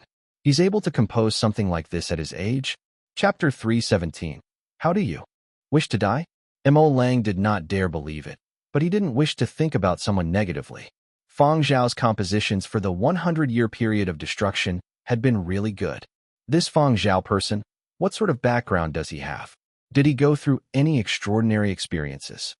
Mo Lang asked one of his assistants. That assistant was normally in charge of helping Mo Lang's source and tidy up all sorts of information. Hearing Mo Lang's question, that assistant immediately replied, this Fang Zhao might be young, but he has much more extraordinary experiences than an ordinary person. This time, Mo Lang was really curious. Normally, he would not concern himself with things outside of the artistic circles. Previously, when he had looked up Fang Zhao's information, he had only read up on the composing aspects and had not even glanced at anything else. But now, there were too many doubts surrounding Fang Zhao. This assistant had previously helped Mo Lang compile information concerning Fang Zhao, thus his reply being quick. He briefly spoke about Fang Zhao's life after graduating, starting his career with the 100-Year Period of Destruction series, amazing the world through gaming, and his rendering of meritorious deeds during his military service. These were all matters that had been reported by the media. Mo Lang's expression kept changing. Amazed, rueful, then displeased. He still went to acting, right? According to the resources, he is. a member of the consultant team for the Yenzhou chapter of Founding Era, and received an invite to the music team. Afterward, he vied for and won the role of Fang Zhao, an important role in the series. Now, he is still frequently filming on set. No wonder he only submitted one manuscript. Mo Lang disapproved of composers acting in films and series. Wouldn't it be better to put all their effort into composing? However, Fang Zhao's actions were pardonable. Even though Mo Lang was not an actor and didn't watch shows, he knew how difficult it was for a youngster to act as an older person. And it just so happened that Fang Zhao had beaten so many other strong and veteran actors for that role and had not been replaced yet. From that, Mo Lang knew that there were no issues with Fang Zhao's acting chops. So, Mo Lang stared at the draft in his hands and muttered incomprehensibly to himself. If this youngster was too immersed in his character, he wouldn't necessarily have been able to produce such a piece. If that is the case, he really has astounding talent. Hearing about all these experiences of Fang Zhao's, Mo Lang slightly believed that Fang Zhao had composed this piece all by himself. As if remembering something, Mo Lang suddenly got up and returned to his study, opened the file for the script, and scrolled to the part of the story indicated on Fang Zhao's draft. Yenzhou Chapter, Season 9. Ah, here. Why does it fit here? The tune wasn't intense, nor was it sorrowful. It had a different style from others, yet it had something extra. Mo Lang's lips trembled a few times before he excitedly slapped the table. Yes, just like this. The four assistants standing outside were nearly frightened and wanted to say, "Take it easy, old man. Stay calm, don't get too worked up." After all, he was already advanced in age and had been recently vexed. The four assistants were all especially worried about old Mr. Mo's physical condition. Whenever he was engrossed in something, he didn't care about anything else, especially after he had retired, when skipping meals and neglecting sleep had become a common occurrence. In the past, he had fainted from fatigue and hunger numerous times while composing. Over here, nowadays, the four assistants took turns watching over him, worried that if this old man was careless, he might faint. Mo Lang was still inside mumbling something incomprehensible to himself.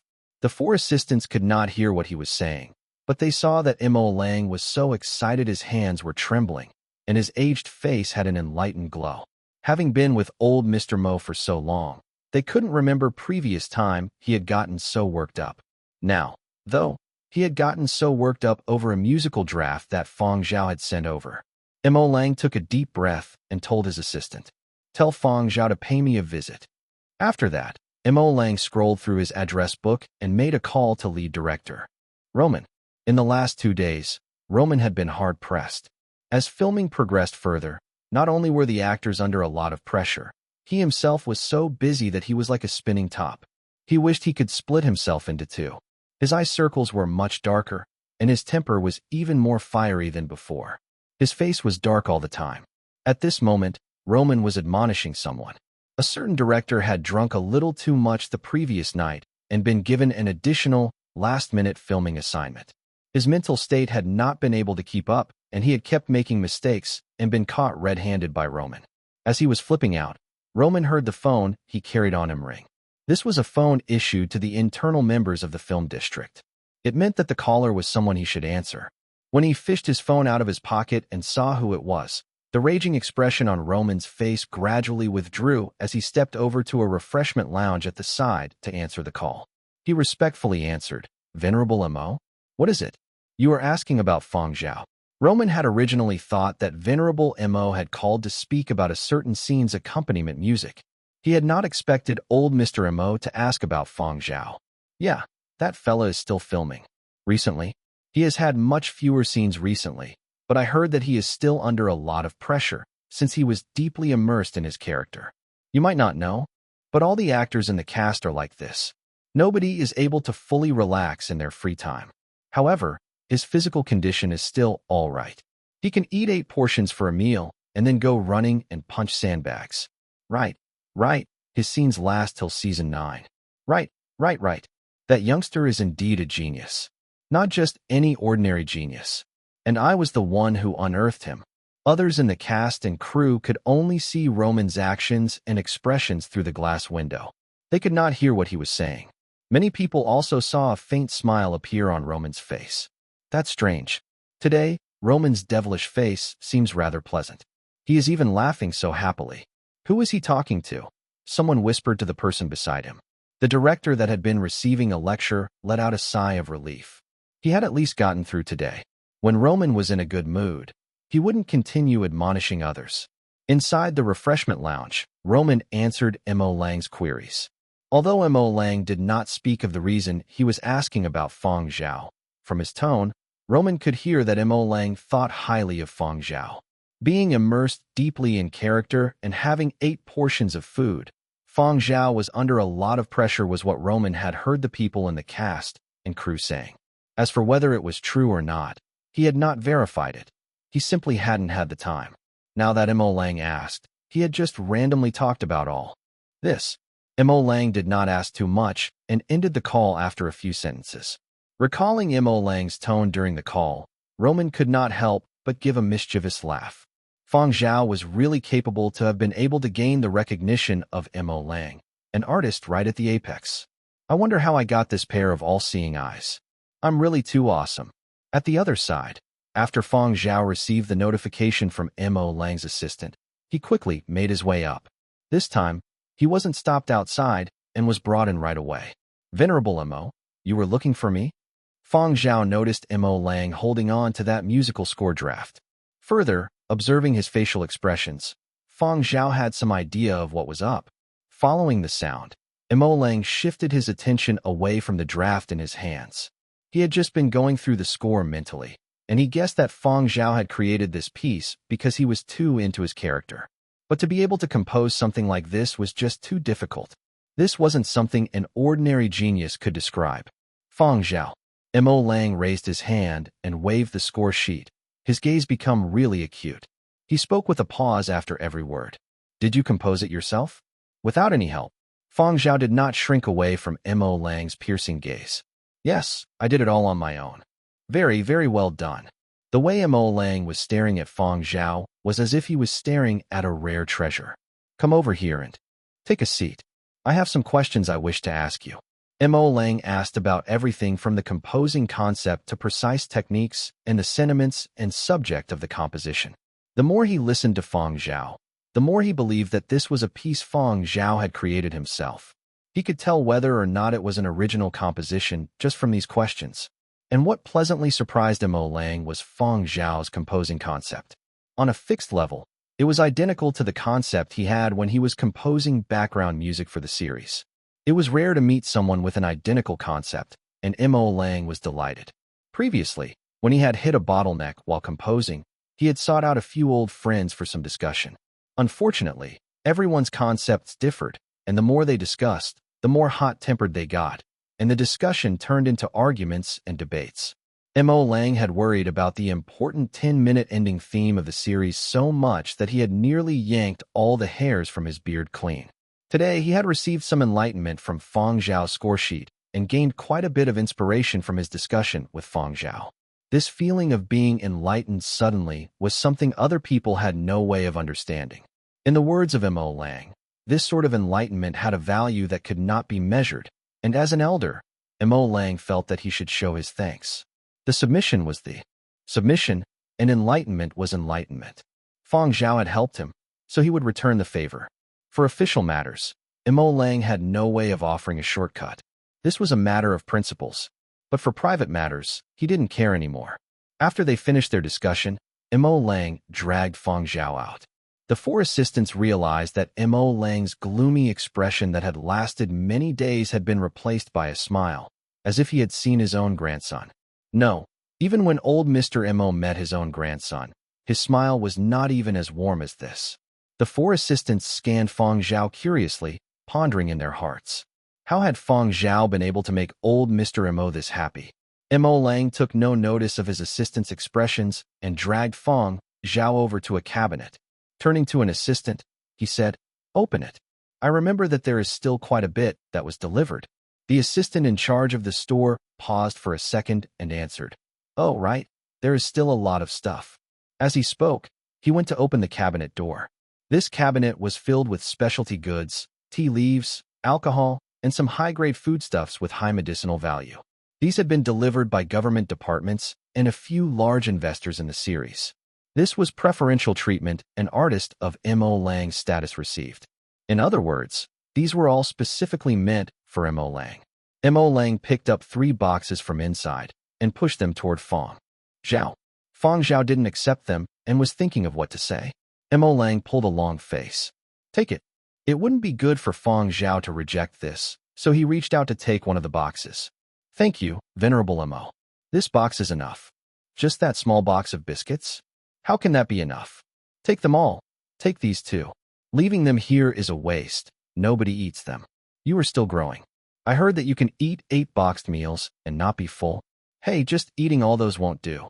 You still have to compose after filming too, right? Take this box of tea leaves. It alleviates overheating, aids digestion, and perks you up. Fang Zhao. Since when did I eat 8 portions of boxed meals? Where did you hear that from? Mo Lang fished out yet another box and pushed it toward Fang Zhao. Have this wine. Who knows? You might be able to gather more inspiration. I normally drink this too. Fang Zhao hurriedly said. There is a rule for the cast and crew.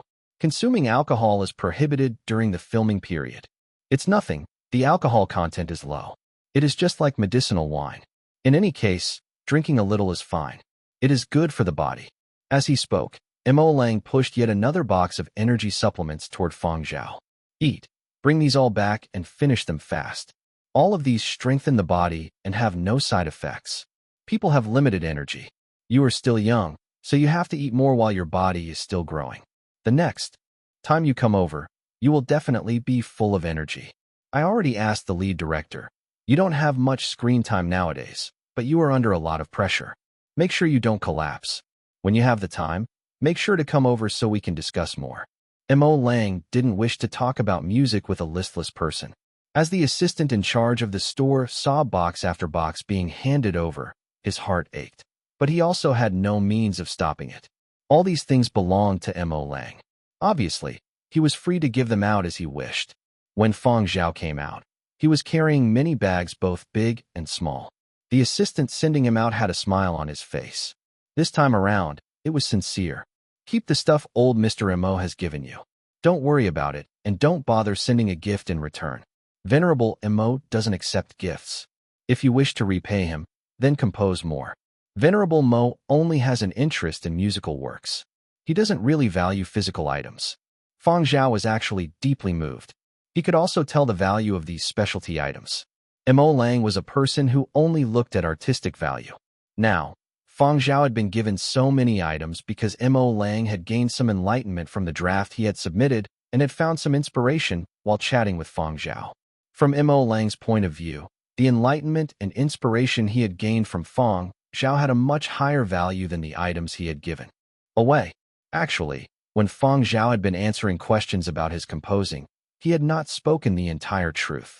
There were some things that could not be said, so he had only selected a portion that was fine. Coincidentally, these viewpoints had matched the concept Mo Lang had for composing the ending theme for the series. At the same time, through his exchange with Mo Lang, Fang Zhao had also found out a lot about the 10-minute accompaniment piece for the series ending. As he was thinking about the direction of the 10-minute accompaniment piece, the elevator had already reached the ground floor. Fang Zhao walked out and across the large hall as he headed to the main entrance. It was already late, and the sky was dark. He could still catch the last few buses back to the living quarters. Since it was already late, the ground floor of the music center was very empty and no one was around. As Fang Zhao headed to the main entrance, a bunch of people came out of the elevator on the other side. These people were orchestra members that had just completed a rehearsal. When they saw Fang Zhao toting bags of all sizes, the group that was chatting happily fell silent in a flash. Many pairs of searchlight-like eyes scanned the stuff Fang Zhao was holding as if they had seen something unfathomable. Fang Zhao gave a slight nod to them, and under the weird silence, exited the main doors of the music center. After Fang Zhao exited, the silent group roared to life and began discussing. Were those specialty products? Looking at the packaging, those were definitely specialty products, and high-grade ones at that. Our orchestra head was also given some by his teacher. From what I know, only people of Venerable Mo's status can enjoy these specialty products. I heard that Fang Zhao went over to Venerable Mo's to submit his draft. The group once again fell silent. By that night, many people from the music team knew about this incident, and even more people were curious about the draft Fang Zhao had submitted. Exactly what kind of piece was it that could have allowed Fang Zhao to receive this sort of treatment from Mo Lang? In the following few days, Fang Zhao had filming assignments too. He had already submitted his draft, so his focus now returned to filming. From time to time, the director would discuss the script with Fang Zhao, and in between, Mo Lang also called him over twice to talk. The level of complexity of the actual history was much higher than the series. There were also many darker details that could not be revealed. The light was magnified, but the darkness was confined to an acceptable range. As for pacifying the political aspect, when it came to handling the scenes of historical figure Fang Zhao, some adjustments had to be made. Fang Zhao was a historical figure. No one could deny his feats and achievements, but ultimately, he never lasted till the end. Furthermore, it was already over 500 years into the new era. History was just affairs that had already passed. What mattered were the people that were living now. If Fang Zhao was magnified too much, the embellishing was too intense, and he left too deep an impression on audiences, the Wu family might find themselves in an awkward situation. Today, during lunch, Fang Zhao was asked by Director Bai to have lunch with everyone. Nowadays, everyone in the large cast and crew of Founding Era knew that besides fighting very well, this young actor Fang Zhao could also eat a lot. It was rumored that the more this youngster was under pressure and the deeper he was immersed in his character, the more he ate. At the start, people had said that he ate 4 boxed meals, and some had said that Fang Zhao had had 5 portions for a meal. Later on, it had been said that he'd had 8 portions, and more people were circulating this. 8 portions of boxed meals. How much pressure was he under to be able to eat all of them? Many actors were jealous. They would simply have no appetite when they were under a lot of pressure or immersed too deeply in a character. It was no wonder that many people loved to eat together with Fang Zhao. With such a voracious eater beside them, they would also able to eat more. What made people even more depressed was that despite eating so much, Fang Zhao's size did not change much. It was said that he still continued running and training with sandbags. People at the gym frequently saw newly changed large sandbags lying there like corpses. After lunch, Fang Zhao was dragged out by Director Bai to discuss some minor details in the script. An old actor saw Fang Zhao being called over and said to the person beside him, "Fang Zhao's body seems like it is made of iron. If the Fang Zhao back then had this sort of body, there wouldn't be a Wu family in Yenzhou. I have always felt that Fang Zhao and the one he acts as are very similar, but looking at it now, they aren't alike at all, at least not in terms of their physicality." Sigh. That individual's body was too weak, so he wasn't able to endure till the end of that period. At the same time, Director Bai had called Fang Zhao to one side and asked a few questions about some details in the script that needed alterations. The start of the filming of Season 9 was approaching. The script had gone through numerous rounds of adjustments and was close to being finalized. "How do you wish to die?" Director Bai suddenly asked. Fang Zhao was dazed for a moment, following which he found the question funny. How many years had it been? It had been a long time since anyone had dared to say these words straight to his face. However, Fang Zhao also knew what Director Bai meant. When it came to the point in time where a character died in battle, how the character died was already written in the script, but the directors would inquire with the actors on their point of view. If an actor's form was good, filming might go along with the actor's own notion and allow them to improvise. This might possibly be better than following the script, but it couldn't be too excessive either, which was why Director Bai had asked, "Die standing up? Die while kneeling? Lying down and dying? Lying down face first and dying?" Director Bai asked, "Lying on my back and dying," Fang Zhao replied. "Oh right, the whole face can't be seen if you lie face down. Dying while standing and dying while kneeling have been done many times in filming by others already." Fang Zhao. He had really died while lying on his back. Chapter 318. Super huge bento box. Fang Zhao still remembered staring at the gloomy sky just before he died. Actually, before that battle, Fang Zhao had already made preparations. He had arranged everything properly so that the moment he could not go on, Yenzhou would not descend into chaos. He knew his body best, and he had already been at his limit just enduring till that point in time. It was because of those preparations that his sentiments just before he died had been very serene. Although he had not been able to endure to see the founding era and he had not been able to accomplish his dream from when he was younger, if he was able to trade that life of his for a new Yanzhou and a new world, he considered it worthwhile. When Season 9 was about to begin filming, the atmosphere within the cast and crew was much more tense than in previous seasons. This was because when touching upon the various historical events, the filming teams of each continent had much more interaction. Many actors would be receiving bento boxes in Season 9. Among them, the character with the highest importance was Fang Zhao, but Fang Zhao wasn't as restless as the others. However, he was occasionally in a daze while sitting beside the set. When others in the cast and crew saw Fang Zhao being this way, "Hey, your team's Fang Zhao is in a daze again. How is his condition while filming?" An actor from another continent asked Wu Yun. The youthful Wu Yin was played by Wu Yun. Although his scenes were done, he hadn't left the crew yet and frequently sat to the side, watching others filming and learning some techniques. Hearing his friend's question, Wu Yun's attention was directed to the side of the set, and he saw Fang Zhao resting at the side. Wu Yun replied, "All along Fang Zhao has maintained his form very well. Normally, it is other actors making mistakes. He rarely makes any during filming." When Fang Zhao was mentioned, Wu Yun had a strange expression in his eyes. Fang Zhao was younger than him. When filming had first started, like others, he had also doubted Fang Zhao's acting chops. But after season had passed, he had been able to see everything clearly. Especially when shooting the previous day's scenes, Fang Zhao had been sitting on a sand dune gazing out into the distance. The expression Fang Zhao had given was as if he had lived through great changes and looked like he had been through hundreds of years. Wu Yun would not be able to act in such a way. This was the gap between them. And it was also the reason why Wu Yun could only play Wu Yin for just that short period and could not portray a character all by himself like Fang Zhao was doing.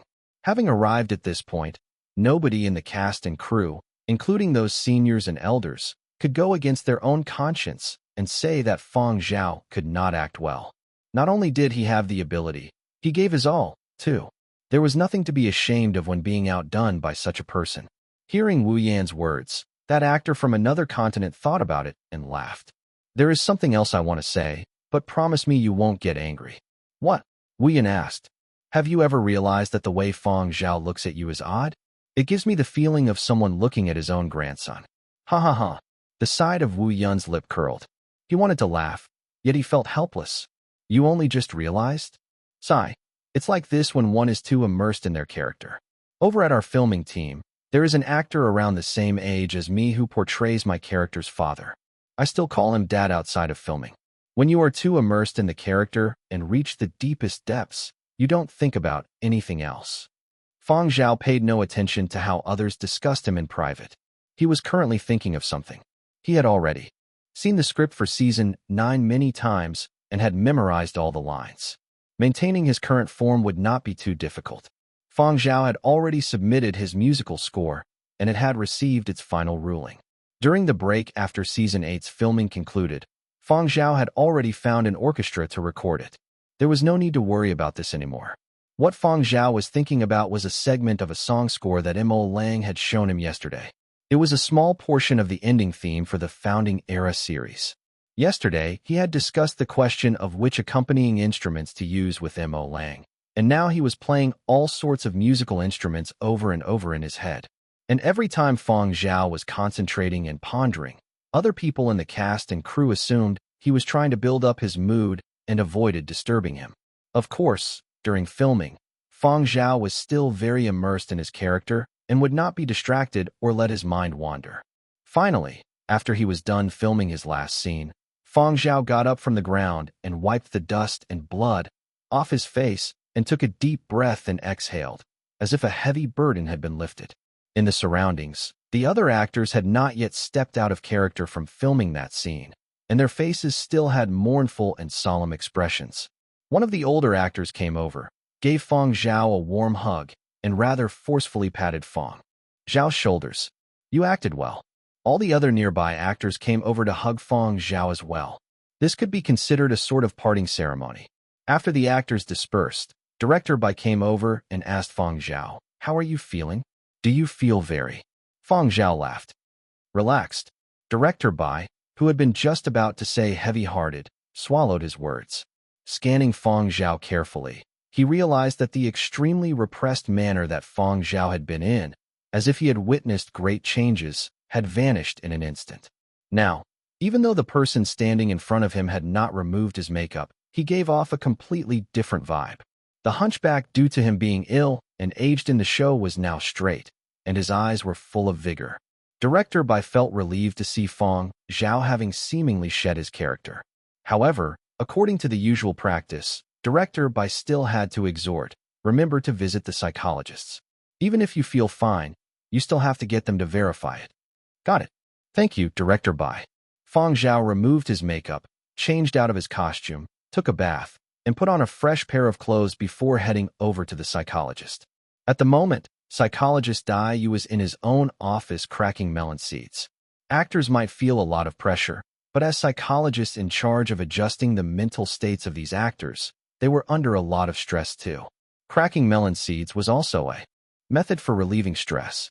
Hearing that someone would be coming, Dai Yu quickly put away his box of melon seeds. He stared at the mirror and wiped his mouth, spraying some breath freshener and arranging his appearance and facial expressions till they were at a suitable level. In front of these actors, psychologists needed to maintain a capable image. It wasn't right letting actors know that they normally cracked melon seeds when they had nothing to do. That would destroy their image. Perhaps the actors might even doubt the professional standards of these psychologists if they saw it. After he was done tidying himself up, Dai Yu put on a deadpan expression and sat there and let the actor waiting outside come in. Seeing that the one coming in was Fang Zhao, Dai Yu changed modes and became more casual. Oh, it's you. As he spoke, he looked at Fang Zhao bewilderedly. There seems to be something different with you today. Is it time for you to collect your bento box? Fang Zhao closed the door and sat on the chair on the opposite side of the desk. Filming just concluded. To ensure privacy for actors, the psychologists here would not necessarily make video recordings. The psychologist would comply with the actor's wishes. If an actor was willing to have the conversation recorded, then the camera would be turned on. The majority of actors were not willing to be recorded. Fang Zhao had not wanted his sessions to be recorded either, and Dai Yu approved of his choice. Fang Zhao could feel more at ease when there weren't any recordings. From when filming for Founding Era had begun until now, everyone had already gotten familiar with each other. Now, Dai Yu had no need for keeping up impressions in front of Fang Zhao. Opening his drawer, he took out the box of melon seeds and started cracking them once again. Noticing Fang Zhao staring at him, Dai Yu explained, "It's for relieving stress. Doctors are only human, not gods. We have stress too. Don't go around telling others about this." MMHM. Dai Yu pushed the box of melon seeds to the middle. "Want some?" "No thanks, I'm good. You seem to be in a much better state now. Previously, you gave off a dangerous vibe, and I nearly put you in the high-risk category, but now." Dai Yu swept his gaze over Fang Zhao a few times. "You are all right. You seem much less threatening now. Could I trouble you to verify that I'm fine?" "Sure." Dai Yu quickly issued Fang Zhao a proof certificate, verifying that this actor had shed his character and was in a fine mental state and could leave the cast and crew at any time. Having received his proof, Fang Zhao did not stick around to crack melon seeds. Dai Yu watched as Fang Zhao, and he thought to himself, this person is rather interesting. Other people find it hard to shed their characters, yet he can do it really quickly and isn't affected at all. He really doesn't seem as dangerous as when he first came. Just that. I just feel that there is still something strange. But Dai Yu was unable to determine which part of it was strange. Who cares? Dai Yu continued cracking melon seeds. Fang Zhao's job might be done, but Dai Yu still needed to work. At the other side, after leaving Dai Yu's office, Fang Zhao headed to the large dining hall. He still had to collect the bento box that belonged to him. However, when he saw his bento box, Fang Zhao fell silent. Placed in front of him was a huge 10-layer bento set that resembled a steamer basket. "This is?" Fang Zhao asked the shifu in charge of issuing bento boxes. The shifu wore an exceptionally kind smile, and there was a hint of tenderness. "For your last meal, every portion is extra large, to make sure you eat till you are full. Has there been a misunderstanding?" Fang Zhao asked. "Oh, haha, there is no need to feel embarrassed. Look, this was specially prepared for you by us at the dining hall. Uncle just loves all of you with good appetites. Eating is a blessing. This is a little heavy and isn't easy to carry. Do you want to eat it over here? I'll bring it back to eat. Can I have a bag, please? Fang Zhao did not wish to be surrounded and watched as he ate the bento set. There were already dining hall staff at the sides looking over. Many actors that had come to the dining hall for a meal were already making preparations and were just waiting to take a snapshot of him eating such a large meal. After the Shifu had made this super huge bento set into a takeaway, he added, "Let me get someone to help you bring it back." "No need. I can carry it myself." Seeing Fang Zhao effortlessly lift up the super huge bento set and walk rather steady, that Shifu even lamented, "Hey, this little fella is full of vigor," as expected of someone who eats 8 portions. Fang Zhao felt that he would never ever be able to explain the matter of 8 portions a meal. On his way back, the scene of Fang Zhao carrying such a large object was noticed by a lot of people. "Fang Zhao, what is this?" an actor asked. "Bento box." "Bento box?" Cough. "What? You better hurry up and eat it. If the food is left for too long, it won't taste good." Watching Fang Zhao carry that super huge bento set as he left, that actor could not help but feel a tinge of respect for Fang Zhao. As Fang Zhao turned away, the actor secretly snapped a shot. He might not have internet access now, but they still had the local intranet and their own internal chat groups. He would be able to share this news with his good friends. Fang Zhao can eat 8 portions of a meal. That is already past tense. Have you seen this? Extra large, 10 layers. On his way back, Fang Zhao was stopped by many people with questions. When he finally returned to his quarters, he remembered how great-grandfather Fang had specifically exhorted him to take more photos of his last bento box. So Fang Zhao took a few photographs of it. Facing this large bento box, Fang Zhao did not feel very rueful, and he dug in after he had taken a few photographs. As he was eating, Fang Zhao received a call from Zero. "Fang Zhao, I heard that you received your bento box today." From Zero's tone, it seemed like he was in high spirits. "Emimichem, what's up? Come out and have some fun. How about letting me host a banquet to celebrate you finally receiving your bento box?" Besides Zero, his manager could only sigh when hearing Zero speak. Isn't he afraid of offending people with his words? Can't he be a little more tactful? If narrow-minded people heard these words, they would reckon that Zero was taking delight in their misfortune. "There's no rush. Everyone is still busy filming. You don't have to purposely free up time," Fang Zhao replied. "Busy my asterisk SS. Everyone knows each other, and it's not as if they are acting out some important roles. Everyone has a bunch of time." Actually, Zero wasn't anxious to hold a celebration for Fang Zhao. He was just worried that he might not get the chance to host a banquet and show off once Fang Zhao left the cast and crew. Previously, he had hyped up garlic and earned a lot of money. Now he was a successful figure. He even remembered that he owed a meal. After ending the call with Fang Zhao, Zero scrolled through his contact list to confirm the banquet's attendance list. "We cannot forget these important characters, and Wu Tianhao, and Barbara." "Forget it, let's not invite Barbara." 2 days ago, Zero and Barbara had had a disagreement, and now he found her an eyesore. Zero called each of them in turn to set the date. He was pleased, and he pondered what he should do to make himself even more pretentious during the banquet. Suddenly, as if he had remembered something, he asked his manager beside him, "I heard that Wu Tianhao is collaborating with others to promote something. Hey, what did you say I should promote next? We have to make sure we don't lose to him." Zero's agent calmly replied, "No worries. What they are endorsing is ginger. Right now, there are many people following the tide, and the profits won't be much. Let's take a different road from them. Then what shall we endorse? Ginger's cousin, Mountain Ginger." "Why is Ginger's cousin Mountain Ginger?" "That isn't the main point. The main point is that the plan has already been set. Now you must make sure not to reveal it first." "Don't worry, I'm not stupid. I definitely won't leak it," Zero promised.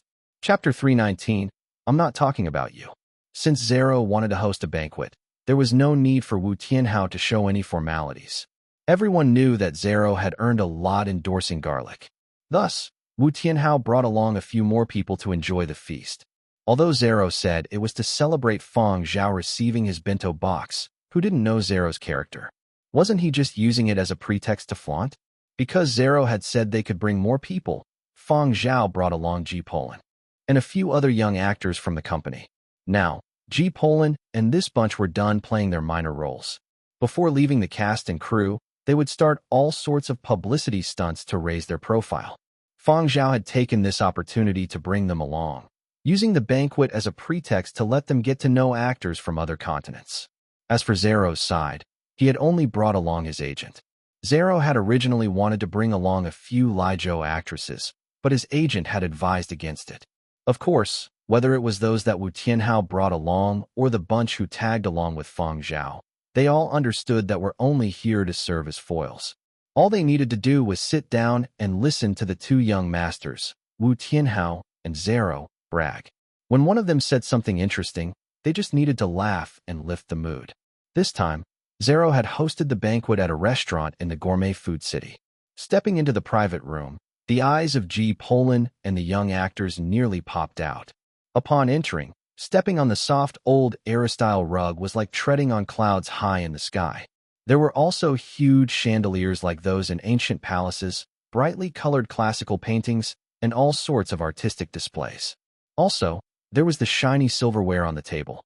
I don't remember this restaurant's decorations having this sort of style before, G. Poland whispered.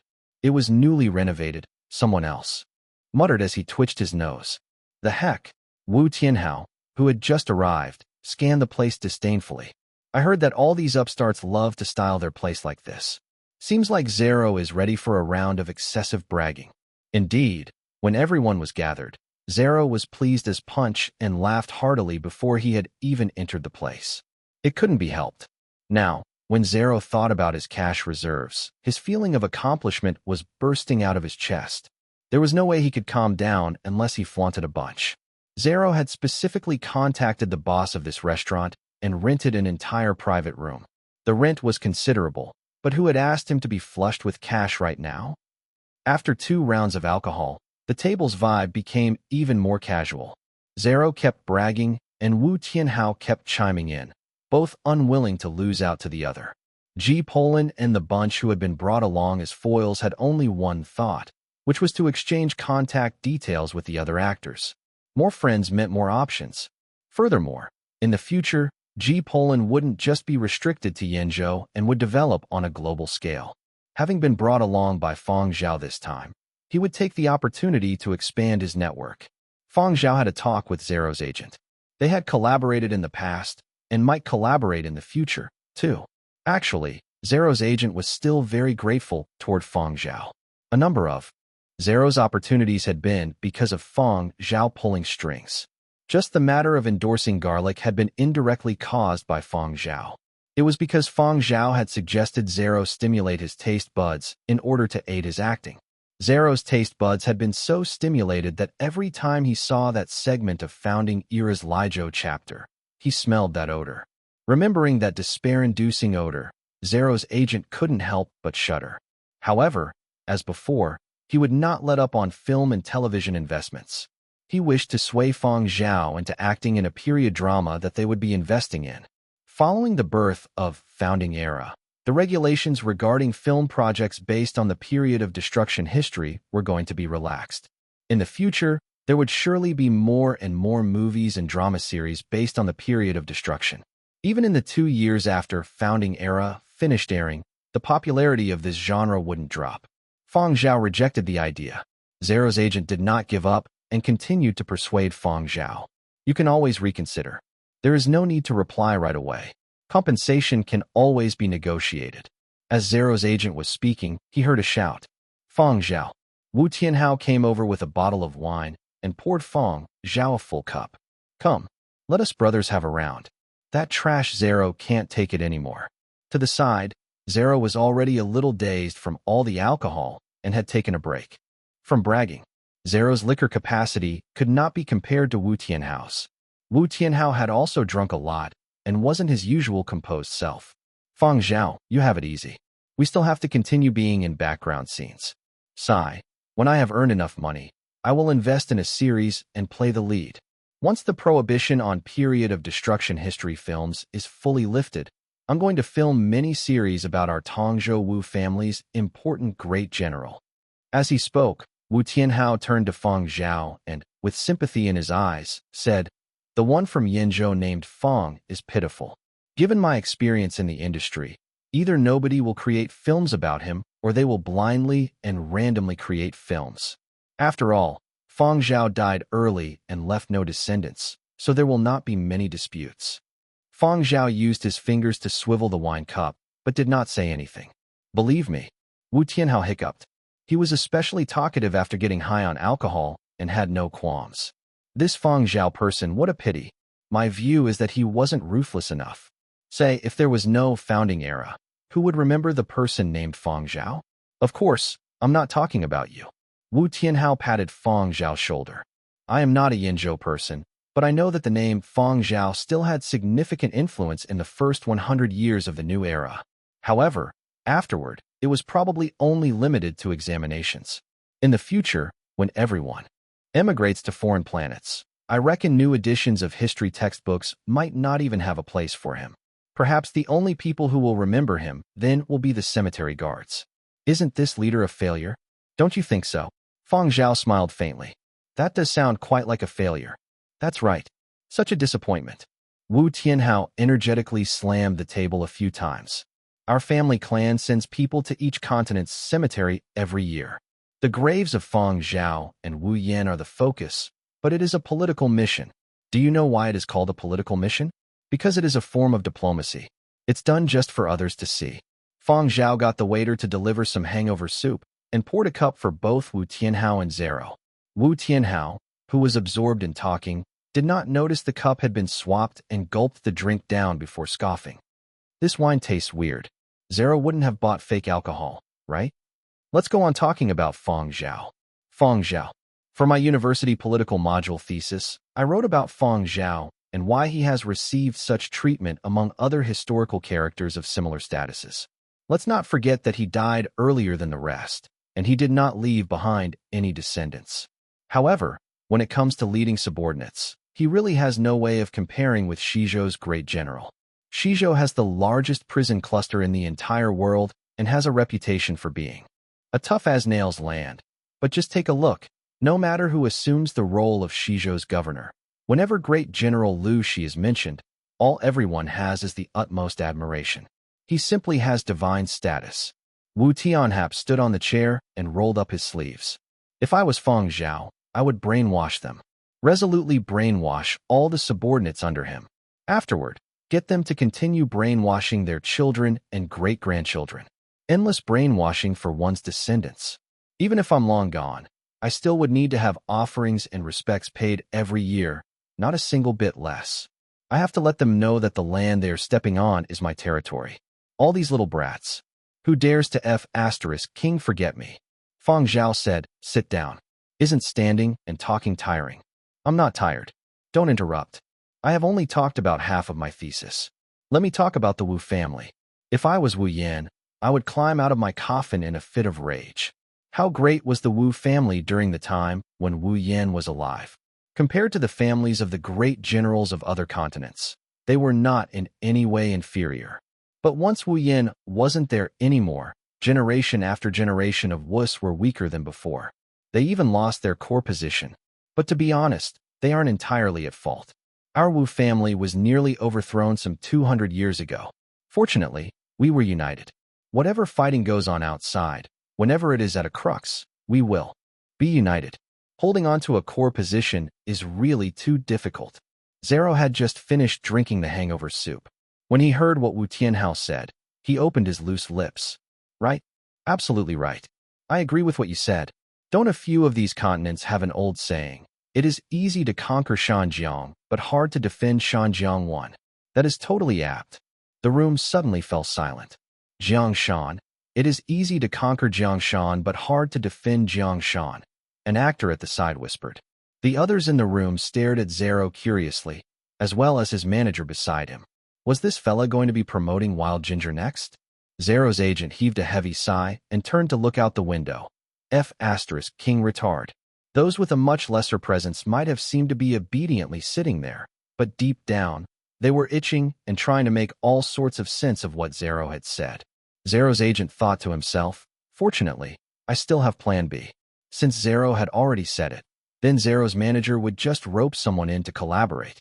Zhou's manager looked at Wu Tianhao, who was still ridiculing the Wu family. Zhao and Wu Tianhao. If these two joined hands to endorse something, the result of 1 plus 1 would definitely be greater than 2. Previously, when Zhao had been endorsing garlic, there were people that had cursed Zhao for relying on his status to mess up the market. Now they would rope in an additional great general's descendant to share the burden. Zhao's manager still had to make sure Zhao did not go overboard trying to earn money. The label of being a great general's descendant was a protective talisman, but also a constraint. As long as one didn't go overboard and had a good grasp of the angles, everything would be fine. Zhao's agent lowered his head and pondered how to get the best rates for Zhao and Wu Tianhao. He did not notice Fang Zhao glancing at him. Just a meal with Zhao's bragging and Wu Tianhao's ridiculing. Everyone got to make a few new friends. With food, drinks, and laughs, the dinner seemed really joyous. After they'd had their fill, it was time to go back. As they got up to leave, Fang Zhao suddenly asked, Wu Tianhao, what was the evaluation you got for your university politics module thesis? I had to retake it. Wu Tianhao was pissed off just mentioning it. The politics teacher even complained to my old man. My old man even gave me a spanking and warned me not to judge those leaders, so? The sentence ended with a grunting sound. Wu Tianhao appeared to have been petrified, and his legs went soft as he leaned on the person beside him. His face was blank as he mumbled, Who am I? Where am I? What did I just say? I think I just dreamed of my politics teacher. Arg, my head hurts. Someone, help support me. I drank too much and need to return and rest. I will be leaving first, bye. After everyone had left the private room, Fang Zhao turned around to take a look. The large meal table was full of plates. It was a little messy, and there were still some remains of food on the table. Large and small patches of soup and broth had stained the white tablecloth. Light from the setting sun shone through the windows and passed through the wine bottles, creating bewitching light rays. The door was closed, covering up the whole room full of ostentatiousness. After return to his living quarters, Fang Zhao contacted Zuiyu and Yin Biao. Boss, I heard that you attended a banquet tonight. How did it feel? Yin Biao asked. Fang Zhao recalled the meal and sighed. The generation gap is really huge. Yin Biao was prepared to share some words of advice to Fang Zhao about being reluctant to leave and so on, but he had not expected Fang Zhao to say such a line. He reckoned that his boss had met a few elders from the entertainment industry. Those old fogies definitely couldn't get along with youngsters. Yin Biao could totally understand where his boss was coming from. Having assumed he understood what his boss was talking about, Yin Biao would not further mention this matter. We will head over to the filming area to pick you up tomorrow. Afterward, will we be heading to the film entertainment complex or the base? To the base, to fetch curly hair. All right, we will definitely be on time tomorrow. After arranging the details with Yin Biao and Zuiyu, Fang Zhao then contacted Y Base. Today, a transport ship had arrived and was still unloading its cargo, so curly hair had to work overtime. Fang Zhao did not even get to see a glimpse of the little thing in the video call and only informed the other side that he would be going over tomorrow. Y Base. After curly hair returned from his overtime patrol and heard that Fang Zhao had already finished filming his scenes and would be coming over tomorrow, he got excited and tore the sofa in the office of Y Base's commanding officer, Hui. Chapter 320. You can't bring the dog away. On the second day, when Fang Zhao arrived at the base, curly hair was led out from the aircraft tarmac and was wearing a custom-made military uniform. As a temporary service dog, there were also requirements for clothing, but they weren't strict. Getting curly hair to wear this uniform was more for protection purposes. The one leading curly hair was a military officer with the rank of lieutenant colonel. During this period, he was the one who had frequently brought curly hair onto transport ships for inspections, and he could be considered to be on friendly terms with Fang Zhao. When he saw Fang Zhao, that lieutenant colonel untied the rope, and curly hair ran like the wind toward Fang Zhao, wagging his tail vigorously. Fang Zhao rubbed curly hair's head and asked the lieutenant colonel, "Didn't you say there was overtime? He seems very energetic." Noticing some residue between curly hair's teeth, Fang Zhao asked, "What did he eat?" Before, the lieutenant colonel replied, "He ate a lot. Dog food, bones, and the commander's sofa." Fang Zhao's hand that was rubbing curly hair's forehead paused. "Sofa. Cough. He doesn't normally do it, but he likes biting stuff when he gets excited." How many has he ruined? Fang Zhao asked. 3. Hey, it's all right. Our commander didn't get angry. The lieutenant colonel laughed when he brought it up. He wasn't asking for compensation and was just joking about it. Oh, right. Our commander got someone to specially prepare lunch for you. Such a huge pot. Let me bring you there. The lieutenant colonel led the way.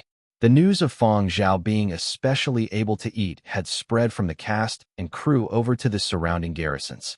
Along the way, the lieutenant colonel even said to Fang Zhao, "Now, Curly Hair's appetite has increased. While other dogs have 2 meals per day when off duty and 3 to 4 meals when they have training, Curly Hair has to eat 6 or 7 meals a day or he will rebel." As if he had remembered something, the lieutenant colonel smiled. At the start, the veterinarian also advised against feeding him so many times, so Curly Hair destroyed the vet's chair and went on strike. Left with no other choice, we tried feeding him extra meals for a few days, and when the vet's checkup found no problems, Curly Hair got his own way. Fang Zhao had heard about this from an animal specialist before, but he only now found out that Curly Hair would destroy chairs and sofas when angry. The lieutenant colonel thought that Fang Zhao was displeased when he didn't reply, so he hurriedly said, "Don't worry, Curly Hair is brought for a checkup every 10 days. If there were any issues, they would surely have been detected. Every dog has a medical record with the veterinarians, and a record is made of everything when there is a checkup. You should have seen them already. As for Curly Hair destroying chairs and sofas, those are nothing but a trifling matter."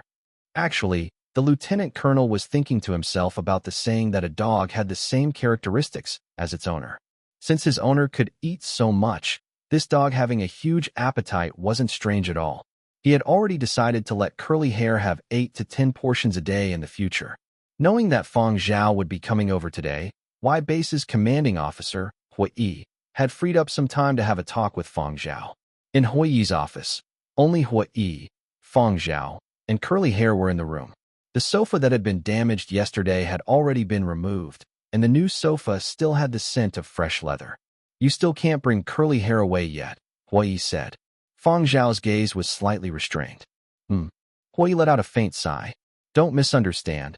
I'm not trying to steal your dog." The wrinkles on his forehead accumulated as he tapped his fingers on the tabletop before laughing bitterly.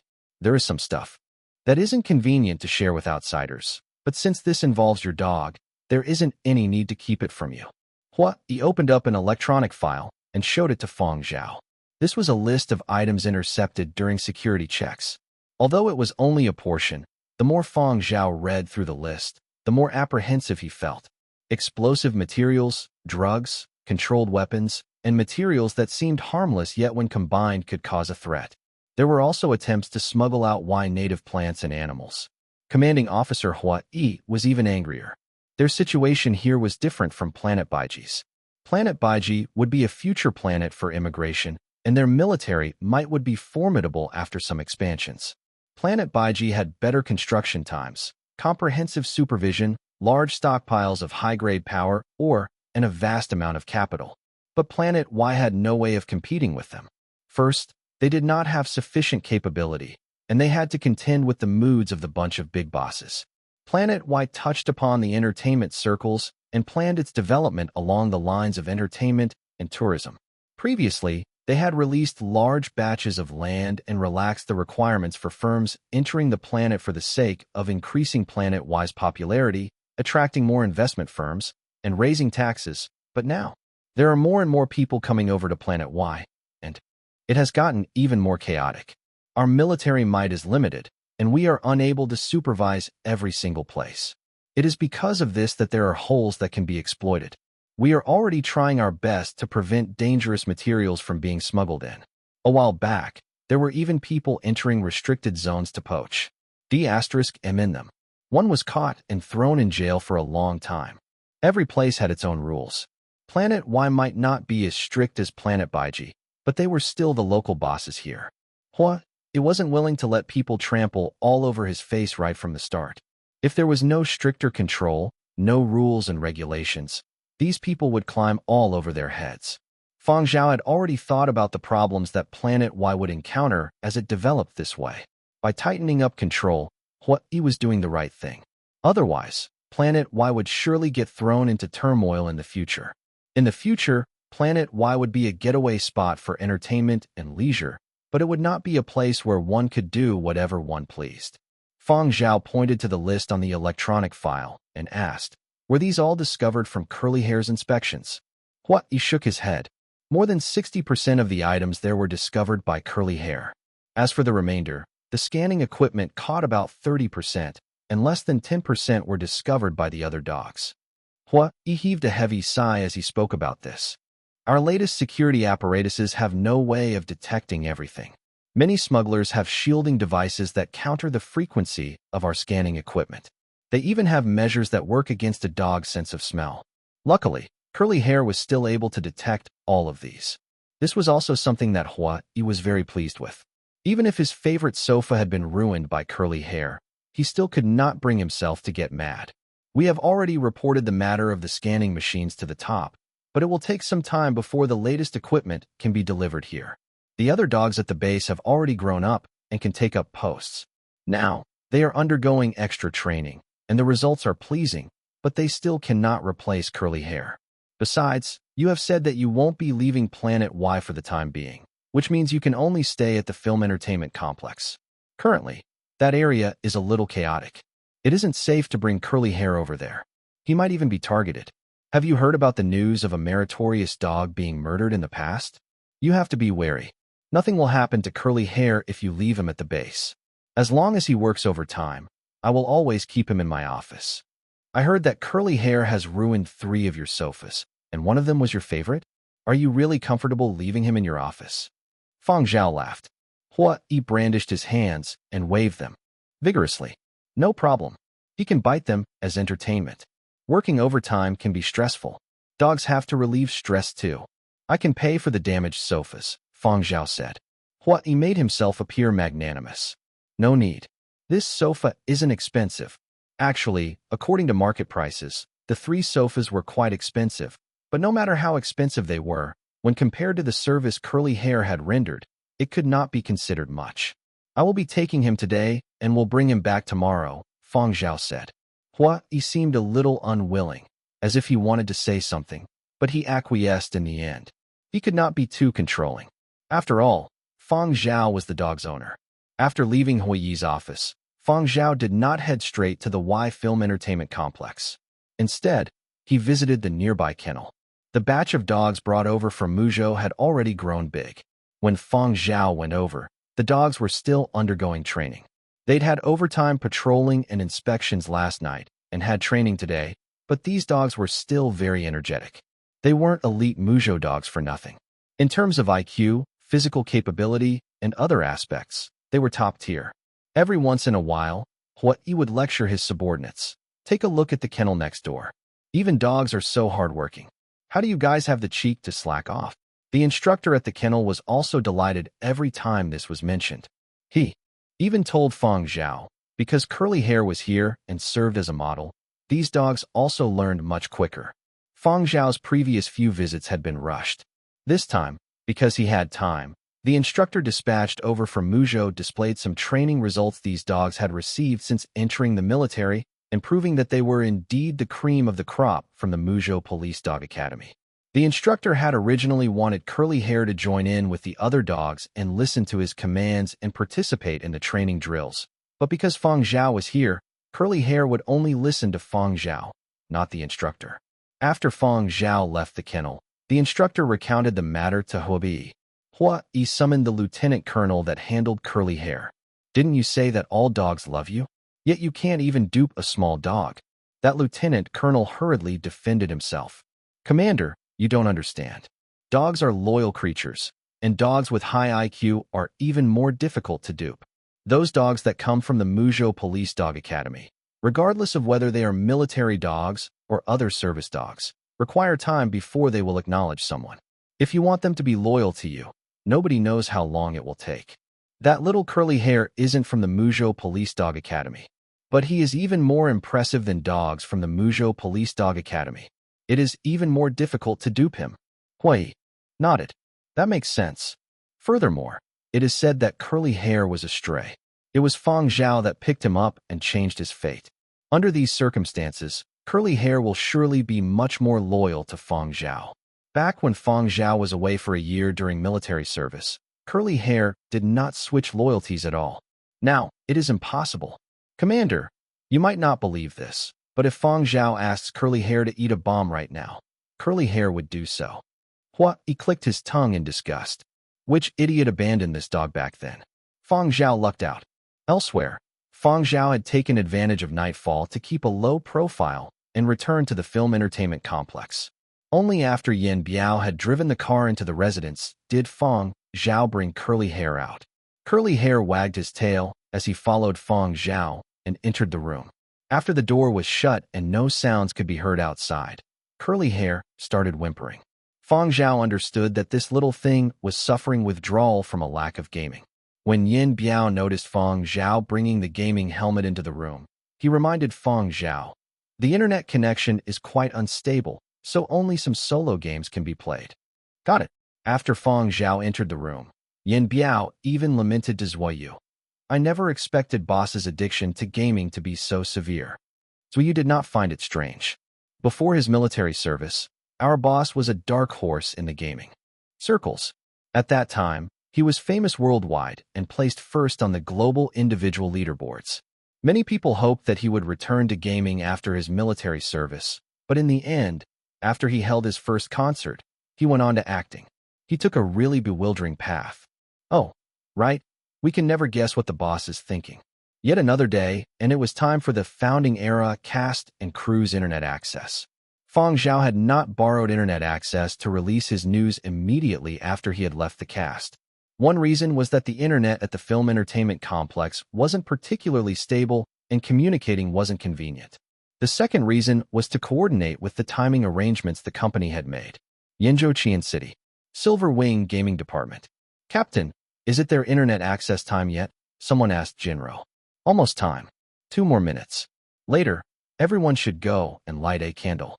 Our Zhao God is receiving his bento box this time."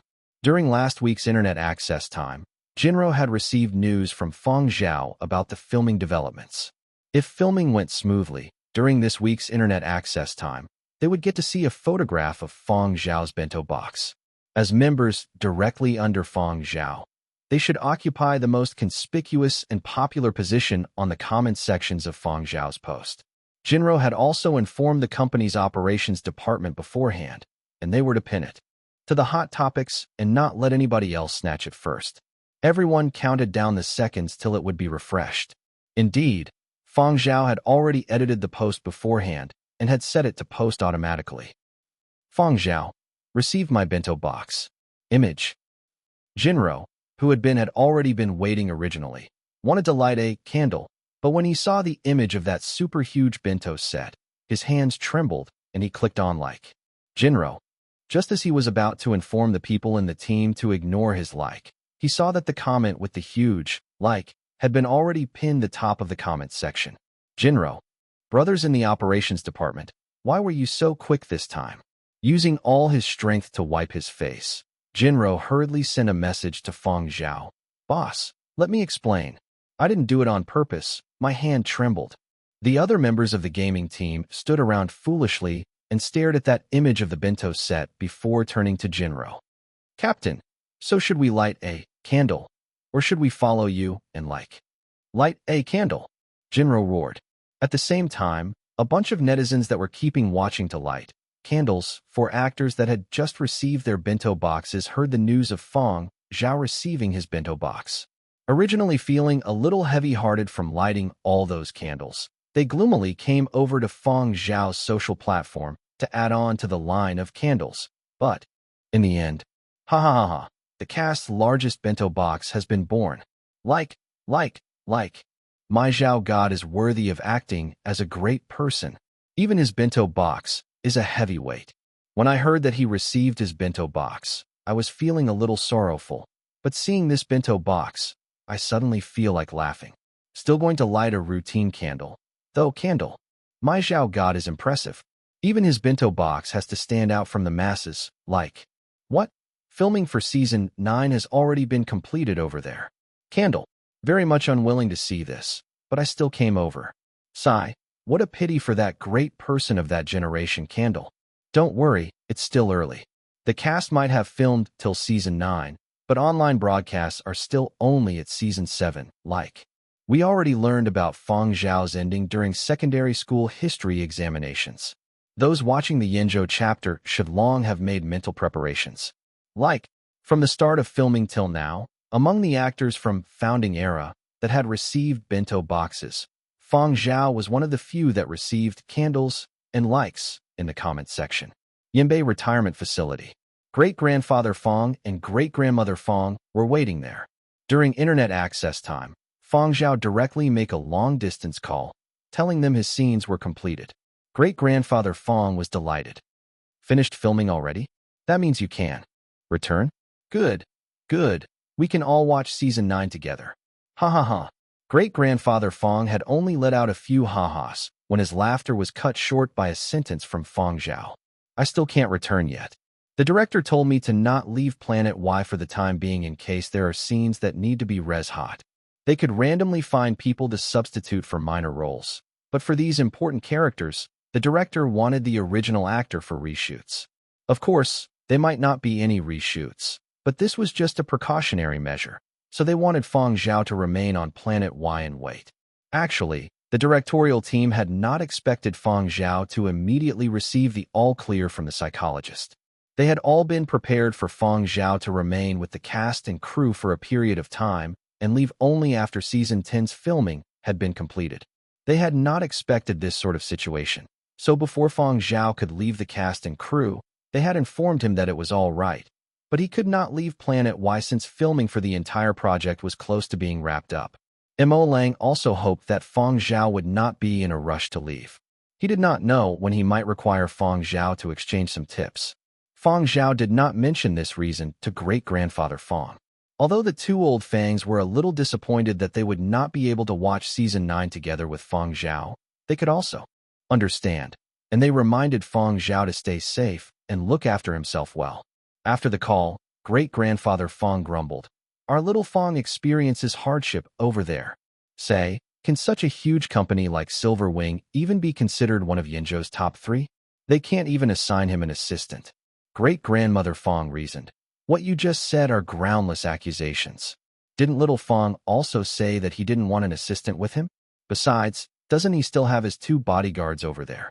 What can a bodyguard do when it comes to work-related matters? They can't act as a nanny too. Let's advise him to look for an assistant next time." Other third-rate celebrities also bring along an entourage of assistants. Given Fang Zhao's reputation in Yinzhou, he isn't shabbier than a third-rate celebrity, right? Great-grandmother Fang agreed with the matter of finding an assistant. Knowing that Fang Zhao had no way of rushing back to watch Season 9 with them, great-grandfather Fang heaved a heavy sigh. But when he browsed through the comments online, his spirit immediately returned. When they saw the super-huge bento box, the 2 old Fangs beamed with delight. Our worthy grandson indeed. Even his bento box is larger than others. Great-grandfather Fang saved Fang Zhao's image and status, as well as other photographs from different angles of the bento box that Fang Zhao had sent. Then, he sent them to other chat groups, sharing them with even more friends and family. He also sent a flurry of images to the retirement facility's internal chat group. Across the entire showbiz circles, besides my Xiao Zhao, who else has received such a huge bento box? The one and only. Great-grandfather Fang chuckled as he told his wife beside him, "How great having a good appetite is. He is like me. Back then, when I was young and I first embarked on the series for military service, how many people had no appetites because of the poor conditions and were unable to adapt well? Only I was able to eat a lot and adapt fast. My strength was really great too. Hey, now that I mention it, Fang Zhao is really like me." Great-grandfather Fang got more excited as he spoke, and he patted his old wife. "Do you still remember? Right at the beginning of military service, because I was able to eat a lot, was full of vigor, and adapted well, the captain even praised me for being a role model." Great-grandmother Fang's lips curled upward at these past memories. Yes, during those times, many people could not adapt well and fell sick easily. The captain even personally made a visit to the sick bay and ran into you, wearing a sleeveless shirt and underpants, rushing in with your sick roommate. Great-grandfather Fang's entire face was beaming. I just knew that you fell in love with me at that moment. Otherwise, how were you able to remember it so clearly? Heh, and this old lady is still unwilling to admit it. Great-grandmother. Fang. How many people took a fancy for me all those years ago? This bit of Xiao Zhao is just like me. He is surely especially charming, just that he seems a little boring sometimes. This part of him isn't so good. He is just like you in this aspect. Great-grandmother Fang. Chapter 321, Rap Banquet. Fang Zhao returned Curly Hair to the base as promised. He could tell that Curly Hair enjoyed his work. After getting his gaming fix, Curly Hair happily followed Fang Zhao back to the base. Curly Hair was still the same dog when he was with Fang Zhao, quiet and obedient. But once he set foot on the base, his tiny eyes started to get cocky. The soldiers on base were glad to put him on a pedestal. He had made a major contribution, after all. Curly Hair was sad when Fang Zhao had to leave the base, darting toward him to whine and cuddle. Fang Zhao thought that the little fella had been spoiled by the folks on base. Curly Hair had grown a temper. That was why he had trashed the sofa without much prompting. I'll come see you again in 2 days. Fang Zhao pet Curly Hair on the head. Now that he was done shooting, his schedule was much more flexible. He could stay longer on base each visit. The soldier in charge of Curly Hair was still the Lieutenant Colonel Fang Zhao had met last time. After Fang Zhao left, the Lieutenant Colonel sat on the ground next to Curly Hair, oblivious to the dirty surface. Curly Hair, remember what I told you last time? Guarding.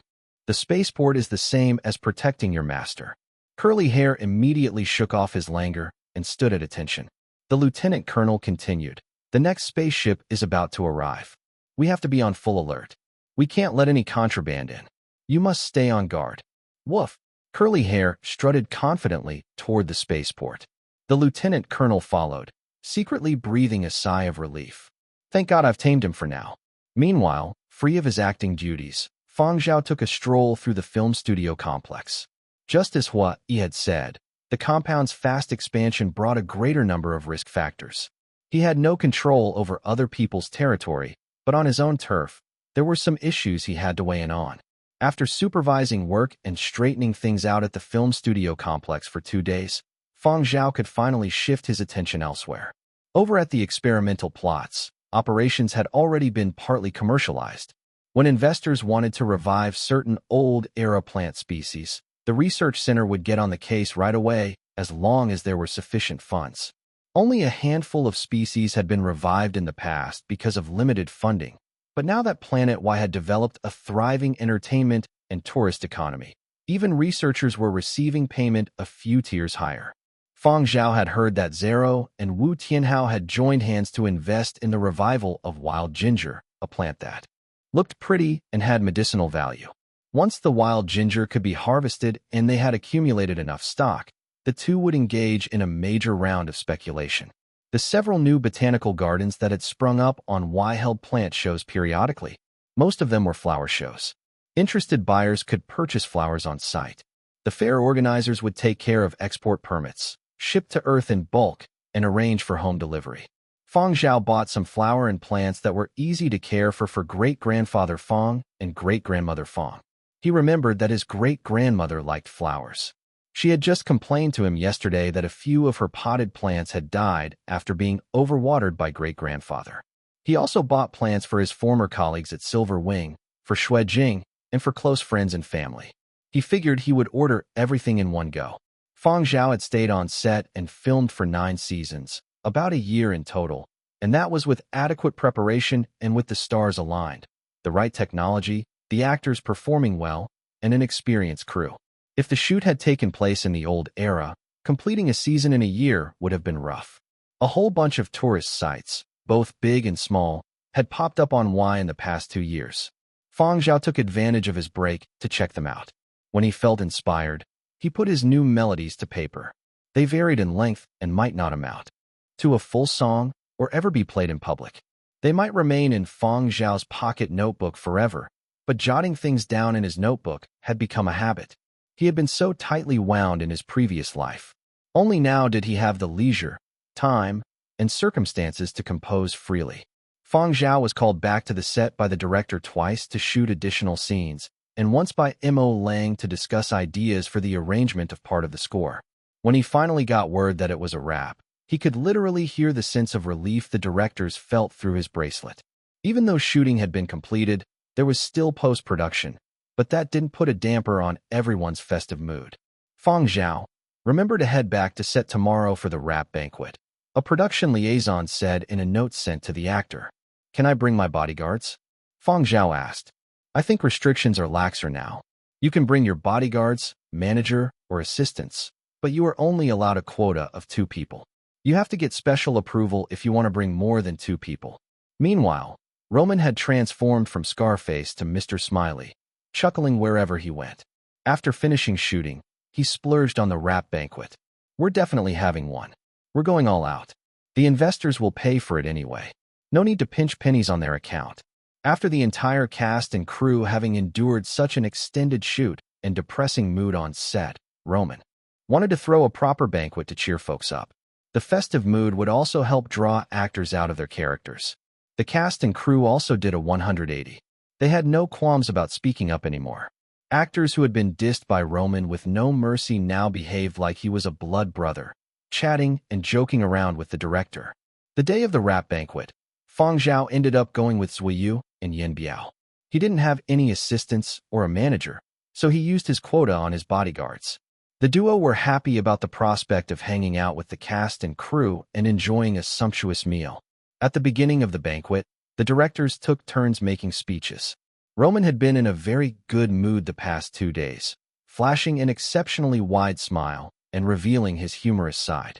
After finishing his speech, he added with a laugh, I ordered a custom-made 10-layer cake shaped like a bento box for tonight.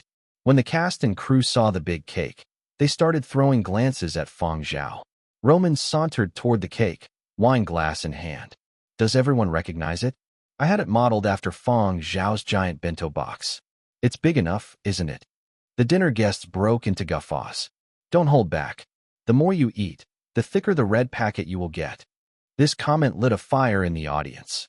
They might not have been necessarily keen on a thick red packet, but leaving a good impression on director Roman was a smart move. It would improve their chances of working with him when he directed a major production in the future. Does Roman like actors who have voracious appetites? We're big eaters too. But soon, all eyes were on Fang Zhao again. You better sit out this one, Fang Zhao, Roman said with a smile. Fang Zhao laughed. Sure, he had never intended to participate, and he had a good idea what the others were thinking. He would never live down his reputation as a big eater, no matter how much he explained. An actor sitting next to him was delighted. I'm relieved. While the others were enjoying the meal and drinking merrily, Roman approached Fang Zhao. Have you thought about your next step? I'm shooting a lighter TV series next year. There are a few characters that suit you well. Interested? With a smile, Fang Zhao politely declined. After downing a few drinks with Roman, Fang Zhao explained himself. You know that I auditioned for the role of Fang Zhao because I like the role and the character shares my personality. This is a role I can handle, but if it's another character, I won't fare well against other actors. Roman wasn't upset. He was actually glad to hear Fang Zhao's answer. It meant that Fang Zhao hadn't let his recent fame get to his head. Being sober-minded was a good thing. He had seen too many young actors vanish after achieving overnight renown. No problem. We'll find another opportunity to work together. Roman slapped Fang Zhao on the shoulder and flashed a wide grin. One of the things I'm proudest of in this production is having suggested you for the role of Fang Zhao. You made me proud, huh? Soon, Roman was summoned by others as a drinking companion. The alcoholics could go all out tonight. Fang Zhao also had a few more drinks with a few actors he knew well. Out of the actors who remained on Y, few were close to Fang Zhao. G. Poland and company had left after Fang Zhao had completed his scenes. B and C-list actors like them had to take advantage of the fact that the big stars were still on Y to start publicizing their recent works. Otherwise, by the time the stars got around to promoting the TV series, they would be crowded out completely. They would be on no one's radar. Fang Zhao was different. He wasn't a professional actor. But for G. Poland and friends, acting was their primary profession. They had to line up their next project and related activities in advance. A few of the stunt doubles approached Fang Zhao's table to say hello. Now, Fang Zhao, don't bail on us. Once we win things down, let's race here on Y. Most of the difficult stunt driving scenes in the series had been completed by doubles. The only actor who had never used a stunt double in the entire cast from all 11 chapters was Fang Zhao. The stunt team took no issue with this. Whenever they watched Fang Zhao complete his own stunts, they were impressed too. They even agreed to race after filming Wrapped. There was tons of space on Y and it was sparsely populated. It was perfect for racing. Before filming Wrapped, everything revolved around the shoot. No one could enjoy their pastimes properly lest a freak accident affect their work, but now they could let loose. After the stunt doubles left, a fight scene stunt double approached with his drink. Most of the more challenging or physically demanding fight scenes had been left to doubles. Martial arts doubles and stunt doubles might be lumped together on other productions, but on the set of Founding Era, there was a refined division of labor. As the martial arts double approached, he announced, "Don't get me wrong. I don't want to spar with you. I know I am no match. If we fought for real, I know I'd collapse before I knew what was going on." Fang Zhao had never used fight scene doubles either, although his opponents in the scenes all did. Roman's high standards required fight sequences to look authentic. Their moves couldn't seem too fake, so they had to fight for real to a certain extent. Most actors, even if they had a foundation in martial arts and had undergone training, couldn't pass muster. While they wouldn't go so far as to say that they had a precise understanding of Fang Zhao's skill level, the doubles who had fought Fang Zhao on set many times had a general sense. Even though Fang Zhao had held back, they had still felt sore after filming. They certainly didn't want to spar with Fang Zhao. After a brief pause, the martial arts doubles said, "I was just wondering if you needed any more bodyguards." Zui Yu and Yin Biao, who were engrossed in their meal, took notice immediately. They cast a wary glance at the intruder. "Are you looking to replace us?" The bodyguard team is fully staffed. Sensing Yin Biao and Zui Yu's hostile glare, the double scrambled to explain himself. "Not the traveling kind. I know what I'm capable of. What I mean is, are you hiring a guard of the security variety? The traveling bodyguards the big stars hired were quite elite. Former doubles like himself were rarely considered. Working for a minor celebrity didn't lead to rosy career prospects, so he decided to work for Fang Zhao. He would chart a different course by not working as a traveling bodyguard and serving in a different capacity. Martial arts doubles like himself had a keen understanding of the entertainment industry. They were especially sensitive to developments in filmed entertainment. The film studio complex on Y would undoubtedly expand and thrive in the next 10 years. Fang Zhao wasn't just a rising star. He was also an investor, and he had connections to the Y military base. The martial arts double couldn't find work with any of the investors, but Fang Zhao was a sitting duck. If now wasn't the time to kiss up, then when? He couldn't work as a martial arts double forever. They peaked only for a brief period, and they had to take time to nurse the injuries they accumulated over the years. If they overworked and developed a major chronic injury, their lives would be even more miserable in retirement. So they had to look out for themselves too. Fang Zhao gave the matter some thought. He did indeed need to beef up the manpower at the film studio complex. Yin Biao and Zui Yu had brought a whole bunch of their retired comrades on board. The film studio compound was expanding rapidly, so he had to keep a closer eye on his property. Hiring more help was a certain thing. The martial arts double before him was a smooth talker, but from Fang Zhao's observations during filming, he wasn't a bad person. Folks who were hired as martial arts doubles typically were of decent character. Skill-wise, even if they weren't as competent as Yin Biao and Zui Yu, they were still far superior to the average hire. Someone else was calling for Fang Zhao. Fang Zhao told the double, "Why don't you have a chat with these two?" The man glowed. Fang Zhao hadn't rejected him off the bat. "Sure, no problem," he responded with gusto. It wasn't the first time their boss had put Yin Biao and Zui Yu in the same situation. They put down their plates and got businesslike. "We have our own set of rules. Let me give you the lowdown. If you think they are acceptable, let's set up a proper meeting," Yin Biao said. "Sounds good." The trio chatted briefly. After taking care of business, they started letting their guard down. "It must be a tough gig guarding Fang Zhao, right?" the martial arts double asked. Yin Biao rubbed his chin. "It's hard to explain." The double had a knowing look on his face. He said with a chuckle, "Got it. I know how it works. I won't ask any questions I shouldn't ask, and I won't eavesdrop when I shouldn't. A professional bodyguard, even a marginal one, knows the importance of confidentiality. Let's drink." "No, bodyguards can't get drunk. Let's stick to eating. Let's have a proper bite." Celebrities always had some sort of dirty laundry and a side of them that even their parents and spouses were unaware of. Bodyguards and drivers were perhaps the people who knew them the best, but a professional bodyguard knew that mum was the word when it came to the boss's personal affairs. He had heard plenty of stories during his years as a martial arts double. If Yin Biao and Zuiyu knew what the double had been insinuating, they would have loudly announced, "No, that's not the case. We so-called traveling bodyguards can't keep up with our boss. We feel like we're mere window dressing." Fang Zhao was constantly summoned as a drinking buddy and to pose for pictures. As long as the other dinner guests weren't out of line, Fang Zhao played along.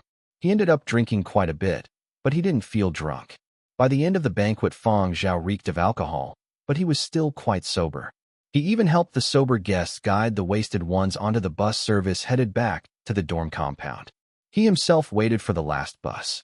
Even though Fang Zhao's acting duties had concluded, he was allowed to keep his dorm room. That was because he had responsibilities other than acting. It was late and he'd had quite a bit to drink, so he wanted to rest in his dorm room. After the shuttle bus made several rounds, the venue for the banquet had died down. Fang Zhao made a quick run to the men's room while he was waiting for the final shuttle. When he emerged from the toilet, a tall, slim woman in formal wear left the ladies' room next door. After toiling away for seasons on the set, many of the actresses and female crew members had cleaned up for the rap banquet, so that type of wardrobe didn't stand out today. As the sound of high heels clicked by, the woman noticed Fang Zhao staring at her and arched her brows. "What are you looking at, pervert?" Fang Zhao broke out laughing. "You really have to go all out in your line of work, Wang. Big God, I was wrong." The woman, who had just confidently given Fang Zhao an earful, now sounded defeated. Indeed, the woman was actually Yinzhou's top entertainment journalist, the self-proclaimed king of paparazzi, Wang Tai. He didn't dare venture into the film studio complex during filming, but now that shooting was finished, the soldiers manning the compound had let their guard down. It had been easy to sneak in. Other entertainment journalists had also infiltrated the complex. They were all out and about looking for scoops. In fact, many of the actors had suspected there were entertainment journalists in their midst at the rap banquet, but they had played dumb. They had dressed up for the banquet and ate with superb table manners. The presence of undercover journalists had obviously been lost on the actors who had gotten wasted. Wang Tai had actually gathered quite a bit of information at tonight's banquet. He had just been texting his disciples from the ladies' room, telling them to call it a night and retreat. Yet when he left the bathroom after tidying up, lo and behold, he ran into Fang Zhao. He secretly cursed to himself. F***ck. Such bad luck. But he was also delighted to smell the alcohol in Fang Zhao's breath. Fang Zhao was drunk. He could definitely fumble through this time. Wang Tai couldn't help chewing out Fang Zhao, because Fang Zhao was staring at him. He had wanted to tell Fang Zhao off for some time, but he'd never had the guts to do so to Fang Zhao's face. He figured Fang Zhao wouldn't catch on this time because he was in disguise. Yet reality set in quickly. "Big God, how about this? The rap banquet is over. Just pretend that you didn't see me and I didn't see you. We can both call it a night, okay?" Wang Tai probed. Fang Zhao didn't respond. Totally unrecognizable in disguise, Wang Tai paused briefly, then flashed an evil smile. "What if I tore my outfit, clung to you, and yelled for help? What kind of stories do you think the entertainment journalists who haven't left will write?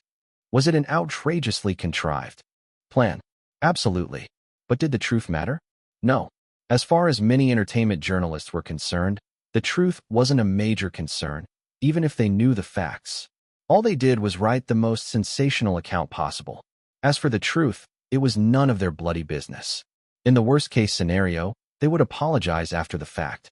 By then, they would have gained the necessary hits. Fang Zhao flexed his fingers. Wang Tai retreated abruptly and raised his hands. He blurted in a whisper, "Okay, I know where that will land me. Bottom line is it won't be a happy ending. I misspoke. Big God, there's no need to quibble with me. Just think of it as a fart. Let it go, Fang Zhao."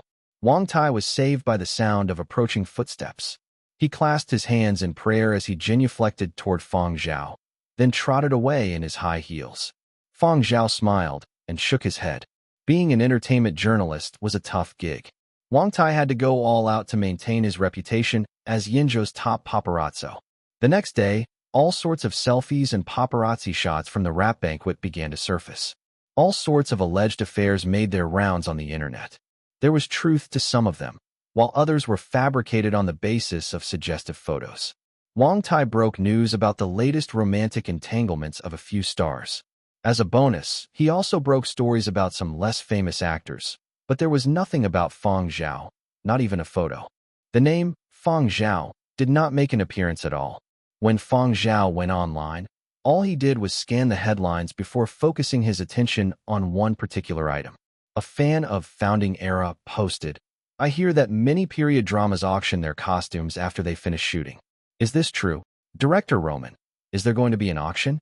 I have my piggy bank ready. I can't get enough of the costumes and accessories that my idol wore. It'd be even better if they're autographed. Set up an auction page." Soon enough, Roman responded, "No. Most of the costumes and props would be preserved, though. The set would be rebuilt as a theme park. The most important props and costumes would be autographed and put on display. The theme park would also be equipped with period of destruction clothing for tourists to rent and buy." 2 days later, Fang Zhao and a select few other actors were summoned by Roman to sign their laundered costumes. There were holes in many of the costumes, and there was wear and tear to varying degrees, but that was the effect the theme park was looking for. Fang Zhao signed his name properly on his own costume. Chapter 322, The Disappearing Bullet. After filming wrapped up, actors left in batches according to their own work arrangements. Staff members handling post-production still had to remain on Planet Y for an extended period of time. For actors, most were in a rush to return, as they had busy schedules. Only a small portion of actors were not in a rush. Besides staff members in charge of post-production, there were also a few actors that decided to stay on Planet Y for a bit to have a vacation and tour the place before they returned. During this time, Fang Zhao and the stuntmen street raced twice. The roaring of engines and billowing of dust made the blood within one's body seem like it was boiling. Zero watched enviously and wished to join them for a round. But with Zero's driving skills, where he even needed to turn on the autopilot when driving a flying car, if he were to operate one of those two-wheeled motorcycles from the period of destruction, he would probably flip over immediately. For the sake of Zero's safety, and taking into consideration his own occupational future, Zero's agent had stopped him. Although Zero's agent wouldn't be able to avoid a scolding from Zero, he had long gotten used to it, and he was at peace with himself. As a last resort, Zero had sat on the motorcycle and struck a cool pose for a photograph. Fortunately, he could still flaunt and act pretentious online, conning all those netizens that did not know the truth. Perhaps these stuntmen got some inspiration from street racing. These stuntmen decided that when they returned, they would propose a few of those super motorcycle companies in Marasizu set up a large-scale cross-country race here. The competition venues at Marasizu are too congested. In recent years, it feels as if the competition venues are being more restricted, and racing doesn't seem as refreshing as before, one of the stuntmen said as he removed his helmet. Although he had lost to Fang Zhao in a race, this reckless speeding made him extremely excited. The majority of these stuntmen were from Marasizu, and people from this continent seemed to carry a fanatical competitive gene. Even if they fell down and were in pain during an event, they would still be captivated by the spirit of competition. Advances in technology had given rise to a lot of new sporting events, and now, people of Majo were once again starting ancient sporting events from the old era. The few of them had been riding imitation cross-country mountain bikes from the old era and racing around the sandy dunes outside the film sets. Those stuntmen had fanatical glints in their eyes. Under the wind and rain, when lightning flashes and thunder rolls, when the engine roars and dirt splatters while climbing a steep dirt hill, at the moment when the wheels of the bike leave the ground. That sort of feeling is just like an ancient knight of old. How glorious. Fang Zhao, I can see that you also really love these sorts of sports and you can understand how we feel. You have an extremely high amount of talent in this aspect. Visit Majo. Duke it out on the racetrack. Experience the charm of ancient sporting events. That is a totally different experience from esports competitions. Fang Zhao, not interested. He'd had his fill of racing in his previous life. Under the disappointed gazes of the stuntmen, Fang Zhao rode the motorcycle back and returned it. After paying for the rent and maintenance, Fang Zhao headed for the music center. There were always many people in the music center. Actors and crew members waiting for the next trip back would watch performances at the music center if they did not wish to head out. Nowadays, every time Fang Zhao went over, it was to see Mo Lang. Mo Lang had sent Fang Zhao a message yesterday, asking him to drop by in the following few days if he had the time. It wasn't an urgent matter. Mo Lang just wished to exchange some composing insights with him. Mo Lang's 10-minute ending tune was already 90% completed. There were only some tiny areas left that he wasn't satisfied with and wanted to amend. Once he was satisfied with the final product, recording could begin. As Fang Zhao had contributed significantly during this period where the ending tune was being composed, Mo Lang had let Fang Zhao sign a confidentiality agreement. When the time came, he would place Fang Zhao's name in the credits for this composition, second only to Mo Lang. After signing this agreement, Mo Lang let Fang Zhao see the completed score sheet. This way, it would be easier for them to discuss composition-related problems. Today, after discussing with Mo Lang for half an hour, Fang Zhao's communications device produced a hurried noise. If it wasn't an urgent matter, it wouldn't be this sort of tone. Looking at the caller, Fang Zhao's eyelids twitched. "Sorry, I have to take a call." The caller was Hua Yi. As Y Base's commanding officer, he wouldn't personally contact Fang Zhao unless it was an urgent matter. And for stuff on Y Base that concerned Fang Zhao, there was only curly hair. Fang Zhao walked over to an empty room to the side and answered the call. Hua Yi's heavy tone appeared to have some restrained fury. "There is a problem at the kennel. You have to come over now. Turn on your GPS, and I will get the nearest base personnel to pick you up." "Is curly hair all right?" Fang Zhao asked.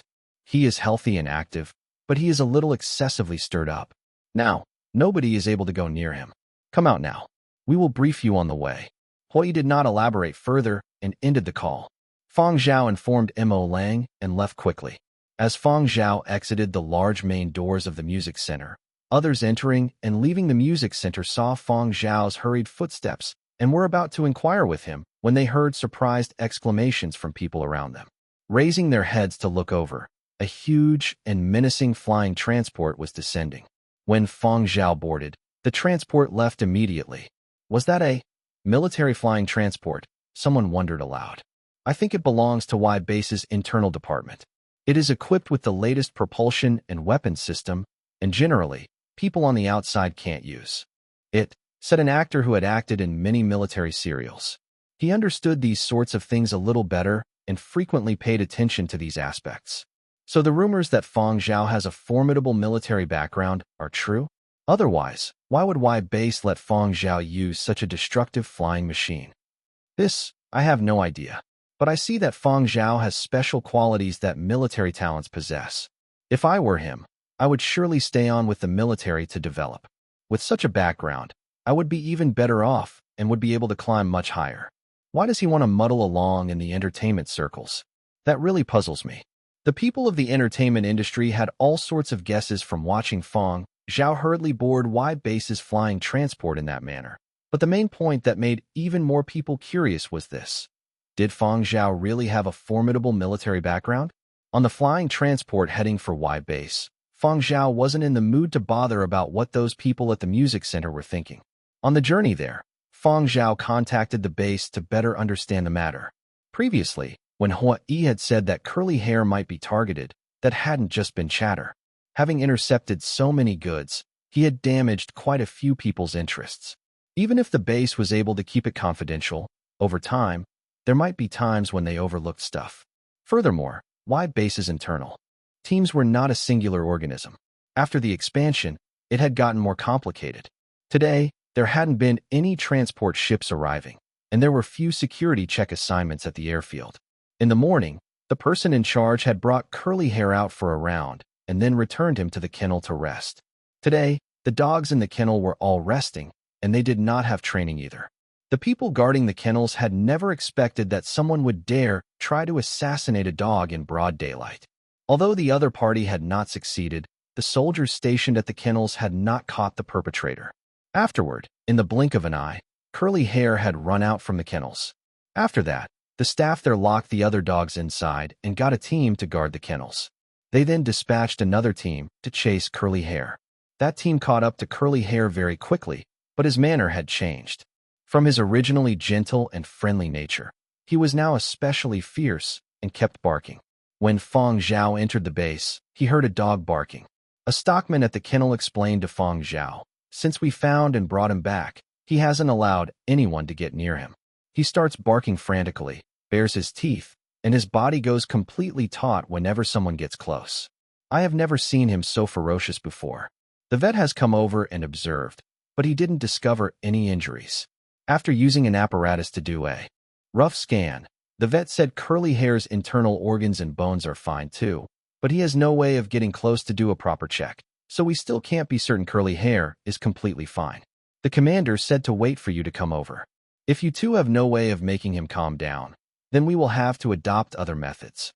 The stockman and instructor, as well as the lieutenant colonel normally in charge of handling Curly Hair, had all received the same treatment. They were unable to get close and couldn't do anything but wait for Fang Zhao to come over. When he saw Fang Zhao, Curly Hair speedily ran over to Fang Zhao's side and whimpered as if he'd been wronged. Although he was no longer barking, he still wasn't friendly to others, baring his teeth and growling to anyone else who got too close. Fang Zhao put out his hand to stroke Curly Hair's fur, firstly to pacify Curly Hair, and secondly to check whether he was hurt in any way. "He's all right," Fang Zhao said. He heaved a sigh of relief. "That's good. Let the vet give him a checkup, do some blood tests, and so on, to ensure that he hasn't received any harmful drugs or the like." However, the moment the vet moved a step closer, Curly Hair once again started barking. This time, he only barked twice before stopping, but as before, he stared at the vet, low warning growls originating from his throat as he revealed his sharp canines. Fang Zhao patted him lightly before the growling stopped. "Tell me what happened." "Just that which can be said will do." Fang Zhao glanced at Hui. "Previously, when I brought Curly Hair over, we agreed that I would have the right to know anything that happened." Hui took a deep breath, his brows constricting, and he raised his hand, indicating the lieutenant colonel that normally handled Curly Hair should explain to Fang Zhao. The lieutenant colonel gave a brief recount, which was similar to what Fang Zhao had found out on the way here. "The perpetrator still hasn't been caught?" Fang Zhao asked. When this was mentioned, Hui's face became even darker and he fell silent. Evidently, he also felt ashamed. The lieutenant colonel frowned helplessly. "The perpetrator is probably an old hand. We have yet to find him. We even brought out 2 dogs that are good at tracking, but they lost the scent. Our surrounding monitoring system did not catch anyone on film, and our sentinel system didn't release any warnings. From the leads we have now, there was only one person that opened fire." That lieutenant colonel handed over a set of analytical results. "Although we were unable to catch the perpetrator's figure, the sentinel system recorded a sound. After filtering it out, the system's analysis results indicate that the perpetrator opened fire thrice. Luckily, none of them hit the mark." Fang Zhao's hand that was patting Curly Hair halted. He knew that what had happened here at the base was not just limited to this, but he would not chase further answers. The base would have stuff that they weren't liable to reveal too. Thinking about it, Fang Zhao asked, "The perpetrator fired 3 times. Where did they hit? Can I see the bullets? I remember that over here, you all are still equipped with live ammunition, not with energy firearms." A flash of embarrassment lit up across the lieutenant colonel's face as he looked towards Hui. Hui nodded his head. That lieutenant colonel said, 3 shots, but we only found 2 bullets. One was on the ground in the dog shed, and the other was near the entrance of the kennel. As for the remaining one, we have yet to find it. We have already widened our search radius, and I believe we will find it very soon. Could I trouble you to arrange a guest room? I want to bring Curly Hair over for a little rest. He has just experienced quite a scare, and his mood isn't all that well. Right now, he is very guarded against outsiders. Perhaps he needs some time alone. I'll bring him out again when he is feeling better," Fang Zhao said. This time, Hui gave an instant reply. "All right. Can I have a copy of the monitoring footage from the kennels, as well as the sound recordings from the surrounding sentinel system? For the sound recordings, can I have the original source, not ones that have been filtered?" asked Fang Zhao. There was bewilderment on the lieutenant colonel's face. "You can't really hear anything from the original source. The perpetrator had a silencer on his gun, and because it was broad daylight, there were many random noises nearby. Without processing them, you won't be able to hear the sound of gunfire. Fang Zhao nodded. That's the sort I want. No problem. Hui Yi's face was a little gloomy. However, it wasn't directed at Fang Zhao, but at the day's happenings. Fang Zhao brought Curly Hair to the room the base assigned them. This was a guest house in the base, for treating guests when they came over. Curly Hair followed closely beside Fang Zhao. Only after there was nobody else inside the room did Curly Hair's tense body relax slightly, and he wagged his tail. Fang Zhao paced the guest room, then fished out an object around the size of a palm from his pocket. This was an instrument for taking readings. After checking for surveillance equipment in the room and not finding any, Fang Zhao waved to Curly Hair, who was scratching his back with his hind legs. Come over. The people from the base viewed Curly Hair and those elite dogs from Muzhou Police Dog Academy the same way. They felt that these dogs had IQs much higher than other dogs. Just from some little drills and instructions, they could understand a lot and were similar to 10-year-old kids. But in the end, they were only dogs, and no matter how high their IQs were, they still could not compare to an adult. In Muzhou's history, there were many dogs with especially high IQs. During those extraordinary circumstances of the period of destruction, many outstanding combat dogs had come about. There were many graves for meritorious service dogs in the Muzhou Cemetery of Martyrs alone. But 500 years later, in the new era, there was still a disparity for Muzhou dogs even if they inherited their forefathers' IQ. In all that time, the number of dogs with really high IQs could be counted with the fingers on a person's hands, and every one of those dogs was considered a Muzhou treasure. As for Curly Hair, Fang Zhao did not think that he was in any way inferior to those Muzhou treasures recorded down in history. Because Curly Hair stood out from the masses, Fang Zhao had taught him a long time ago to pretend to be clumsier than he seemed and to be wary of outsiders. Today, in front of Hui Yi and the others, Curly Hair's barking might not have been because he'd received a shock, but for other reasons. Fang Zhao crouched down and stroked Curly Hair's head. There are no outsiders here. What do you wish to tell me? Curly Hair whimpered, groaned, and growled, as if trying to tell Fang Zhao something, but the language was different. Fang Zhao watched as Curly Hair whimpered then growled. He knew Curly Hair was trying to tell him something, but the language was different, so he really had no way of completely understanding what Curly Hair wanted to say. Curly Hair scratched his paws twice on the ground, as if he was trying to write something, but he gave it up quickly. Following that, he paced up and down on his spot and twirled around a few times. Fang Zhao watched Curly Hair twirling around, his paws moving up and down. If this were a grass patch outside, this sort of action would generally be done to flatten the grass to prevent the grass from poking his butt. Then, Curly Hair took a crap. In front of Fang Zhao, Curly Hair took a long crap. Fang Zhao. After Curly Hair was done, he leaned in to take a sniff, then abruptly withdrew his neck, took 2 steps back, and cried out softly. Curly Hair looked at Fang Zhao, then turned to look at that fresh poop and continued to bark. Fang Zhao remained quiet for a few seconds, then got up to get a pair of tweezers. 30 seconds later, Fang Zhao stared at the deformed bullet shell he had picked up with the tweezers from inside the dog poo, and he continued to remain silent. Chapter 323, The Dog That Eats Anything. So this is the bullet that vanished? Fang Zhao asked Curly Hair. Woof! Curly Hair barked as he sat while wagging his tail violently. Fang Zhao pressed on. So the sniper did actually hit you. Woof! The tail wagging picked up in tempo, as if Curly Hair was indicating his pride in stopping a bullet. Fang Zhao inspected Curly Hair's body. Where did you get hit? He didn't detect any traces of blood. The prior inspection did not yield any obvious wounds either. If Curly Hair had any wounds, Hui Yi and company would have noticed. Curly Hair used one of his hind legs to scratch his back. He scratched some more, like he usually did when scratching an itch. Fang Zhao parted the fur at the spot Curly Hair was scratching and found a light scar about the size of a fingernail. Fang Zhao pointed at the scar. Here. Woof! Curly Hair's military fatigues had been removed after he'd returned to base after his mission ended. He had not been wearing any bulletproof clothing at the time of the attack. Fang Zhao examined the heavily deformed bullet that he'd pulled out, then checked the light scar on Curly Hair's back again. This couldn't be explained by a plain old mutation. Even the strongest service dogs in Muzhou during the period of destruction hadn't been invincible. How many dogs had been shot dead? Fang Zhao had a good idea how deadly the arms used by soldiers at Y base were. If it had been any other dog, there would have been an exit wound. Yet in this case, the bullet had barely scratched Curly Hair's skin. Then, you ate it. Woof.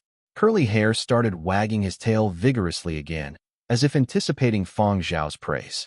You even knew to hide the evidence. You've gotten smart. Fang Zhao fondled Curly Hair's back. Don't you remember how I instructed you to react when you come across danger? And you decided to pursue the enemy? If you didn't have the ability to stop bullets, you'd be dead, you know?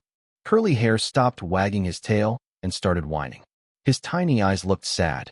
Fang Zhao sighed and examined the debris on Curly Hair's coat. We're going to have a proper chat when this dies down. Fang Zhao cleaned up the dog shit on the ground and flushed it away in the toilet.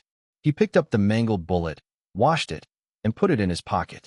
When he was washing the bullet, Fang Zhao noticed that, in addition to being deformed, it had signs of corrosion. He sunk into deep thought. If the bullet hadn't been shat out, would it have eventually been completely digested? Was Curly Hair actually an alien dog? But when he thought back to the results of his investigation when he'd lived on a black street, Fang Zhao wanted to attribute the miracle to other factors he didn't know about.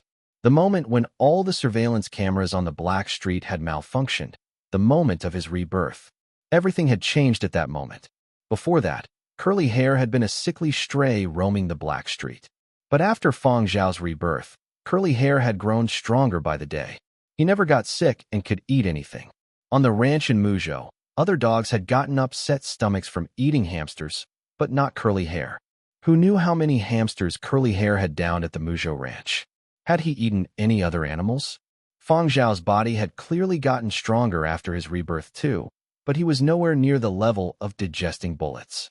Suddenly, Fang Zhao thought back to the results of Curly Hair's physicals over time. All along, Curly Hair's checkups had never yielded any obvious abnormalities, including the physical conducted by the vet on the base. Apart from slightly higher than normal levels of metal in his blood, he didn't have any other problems. He was perfectly healthy. The reason the vets gave for Curly Hair's high metal levels was the massive changes to the ecosystem during the 100-year period of destruction. Some species went extinct and new species emerged. Dogs underwent mutations. At first glance, the vet's explanation seemed to make sense. But Fang Zhao knew this wasn't the case. His own hearing had improved from his previous life. Curly Hair's sense of smell had far surpassed the sniffing capabilities of other dogs. No, perhaps Curly Hair's hearing, sense of smell, and other senses had been very strong to begin with, and were improving over time. When the world's leading pet magazine, Pet, had tested Curly Hair's jaw strength, his numbers had already been quite scary, but Fang Zhao knew that Curly Hair hadn't gone all out. Fang Zhao lifted Curly Hair and glared at him. Did you eat something that you shouldn't have? Curly Hair gently swayed his drooping tail and averted Fang Zhao's gaze. Right then and there, Fang Zhao knew the little fella had been secretly eating something out of the ordinary. Who would know that this tiny dog, no different from your average pet dog, actually harbored powers that shook the world? Fang Zhao's bracelet rang. It was Hui. Fang Zhao, how's Curly Hair? What? He asked with genuine concern. He's calmed down, Fang Zhao responded. That's great. Why don't you come over? I can't send you the footage from the outpost surveillance system, but you can look at it over here. No problem. I'll come over now. Fang Zhao sent Yan Biao and Zuiyu a message instructing them to head for the Y military base, and then he set off with Curly Hair. Curly Hair stayed close to Fang Zhao and ignored everyone else. Hua, he flashed a rare smile when he saw Curly Hair. He seems to be in better spirits. The little fella tends to shit when he gets nervous. He just shat in the guest room. I've cleaned it up already, Fang Zhao said. The floor in the guest room had signs of recent cleaning. Given Hui Yi's personality, he was bound to investigate, so Fang Zhao figured he might as well be forthcoming now and clear the mystery. The vet who had been observing Curly Hair laughed. That's normal. It's a reflex. We humans are the same. When we get nervous, we tend to want to shit. When people panic, some pee, others barf. Curly Hair let out a whimper, but Fang Zhao pressed his head down. Hua Yi and company had a eureka expression on their faces when they heard the vet's spiel. No wonder he looks like he's in better spirits. He must feel relaxed after taking a shit. Good, good. Should you give him a checkup? He was quite concerned about this dog that had made major contributions to the base's security. The vet approached, and Curly Hair growled. Even though he wasn't as mean as he had been before, he was still resistant. Fang Zhao explained, he just calmed down. He's still in shock, so he doesn't want to deal with strangers for the time being. That's understandable. He expressed sympathy, but a look of disappointment flashed across his face. He knew that after what went down, Curly Hair might not be able to continue his service, not to mention the fact that he was so standoffish now. After asking the vet to leave, He instructed his deputy to play Fang Zhao the surveillance footage and audio. As a commander, he had many affairs to attend to. He couldn't stay forever, and he was even busier than usual after the dog sniper incident. His deputy could stick around. Fang Zhao studied the footage carefully and listened to the audio. Hui's deputy observed Fang Zhao curiously, especially when Fang Zhao was listening to the audio. The audio track had not been cleaned up, and the volume had not been turned up. All he could hear was static. What could Fang Zhao hear? By the time Fang Zhao finished listening to the audio, Yin Biao and Zuiyu had arrived. Did you bring what I asked for? Yes, the liquid soap that Curly Hair uses at home, his mattress, and dog food. As Hui's deputy watched the two bodyguards remove the items from their bag, he wondered to himself, are they bodyguards or babysitters? Fang Zhao told Hui's deputy, I'm going to take them to the guest room for a rest and give Curly Hair a bath. When they arrived at the guest room, Fang Zhao bathed Curly Hair and briefed Zuiyu and Yin Biao about the dog sniper. He didn't say anything about the bullet. As he gave Curly Hair a bath, Fang Zhao wondered if he should apply some medicinal cream to the scar on Curly Hair's back, but when he parted the fur near the wound, he realized that the scar had nearly healed. One wouldn't be able to tell it was there unless they looked carefully. Looks like the wound doesn't need to be treated. After bathing and blow-drying Curly Hair, Fang Zhao checked the floor. He couldn't find a single strand of dog hair. Whether he was being bathed or combed, Curly Hair never shed any fur. This trait remained. Fang Zhao pointed to the dog mattress and ordered, go to bed. He turned his head to face Zuiyu and Yin Biao. He's in shock. Let him have a good rest. Don't let anyone bother him. Okay, boss. The two bodyguards responded. I'm going out. You two stay here. Okay, boss. They had a good idea what Fang Zhao was up to, but what could they do? They could only play dumb and obey orders. After Fang Zhao left, Yin Biao threw a glance at Curly Hair, who was sound asleep and snoring, before telling Zuiyu. He doesn't look like he's in shock at all. Zuiyu glanced at Curly Hair as well and whispered, this seems to have been a professional hit. Someone actually traveled all the way to Y base to whack a dog? Yin Biao was baffled as to why an assassin skilled enough to infiltrate the military base would bother with a dog. Zuiyu let out a cold laugh. Our Curly Hair is no ordinary dog. He has been awarded military merits. Do you know how many people he's kept from getting rich by guarding the cargo ship to the spaceport? There's a memorial hall at the Police Dog Academy in Muzhou where the pictures of outstanding service dogs are displayed. The dogs there were at least awarded second-class merits. Half of the dogs have been murdered. It's normal to be hated when you stop too many people from getting rich, when you hurt people's interests. The thought of Curly Hair being targeted made Zuiyu furious. He got up and said, I should head out with boss. What for? To hold him back? Or are you saying you can keep up? Yin Biao said. It's not that he wanted to rain on Zuiyu's parade, but the same scenario happened over and over again. He wanted to seek revenge for Curly Hair, but he couldn't keep up with his boss. Zuiyu wore a blank expression on his face. Yin Biao thought of something and smiled. Actually, if we can't keep up with Fang Zhao and protect him, we can protect Curly Hair, this meritorious service dog. Now that he has made a few major contributions in terms of port security, he has won praise and become a target at the same time. He will face graver risks from now on. If we can't protect Fang Zhao, then we should protect Curly Hair. We are still protecting a hero, no? We have to earn our salary. Zuiyu nodded. You've got a point. Elsewhere, after getting off the phone with Fang Zhao, Hui's deputy reported to his boss. Fang Zhao said he wants to go out. Hui frowned. How many people did he bring? Just himself. He wants to borrow a flying transport and a base vehicle. Just himself? What is he up to? Hui was baffled. Doesn't he know that the situation outside is uncertain, that it's dangerous? Standing next to Hui, the lieutenant colonel in charge of Curly Hair whispered, Fang Zhao was awarded a merit for killing a terrorist while serving on Baiji. One of my friends from the Baiji base says that Fang Zhao is a strong solo operative. The lieutenant colonel continued, "Commander, you should remember that Fang Zhao is nicknamed Diding. He came to Y to detect power or through his hearing while he was serving on Baiji. He must have asked for the audio surveillance from the dog pound to listen for clues. Folks like him have special ears. They're like bats equipped with sonic radar. He must have found a clue, given he's asking for permission to go out." Huai figured as much. After pondering the matter briefly, Huai instructed, "Put together a team and follow Fang Zhao. See if he can actually locate the sniper. No worries if he can't, as long as he can find some useful clues. If something goes down, you can be his backup. Remember to protect Fang Zhao. Don't let things get out of hand." Fang Zhao was now a celebrity. If something happened to him on Hui's turf, it would spell trouble for the commander. The lieutenant colonel saluted. "Yes, sir. I won't let you down."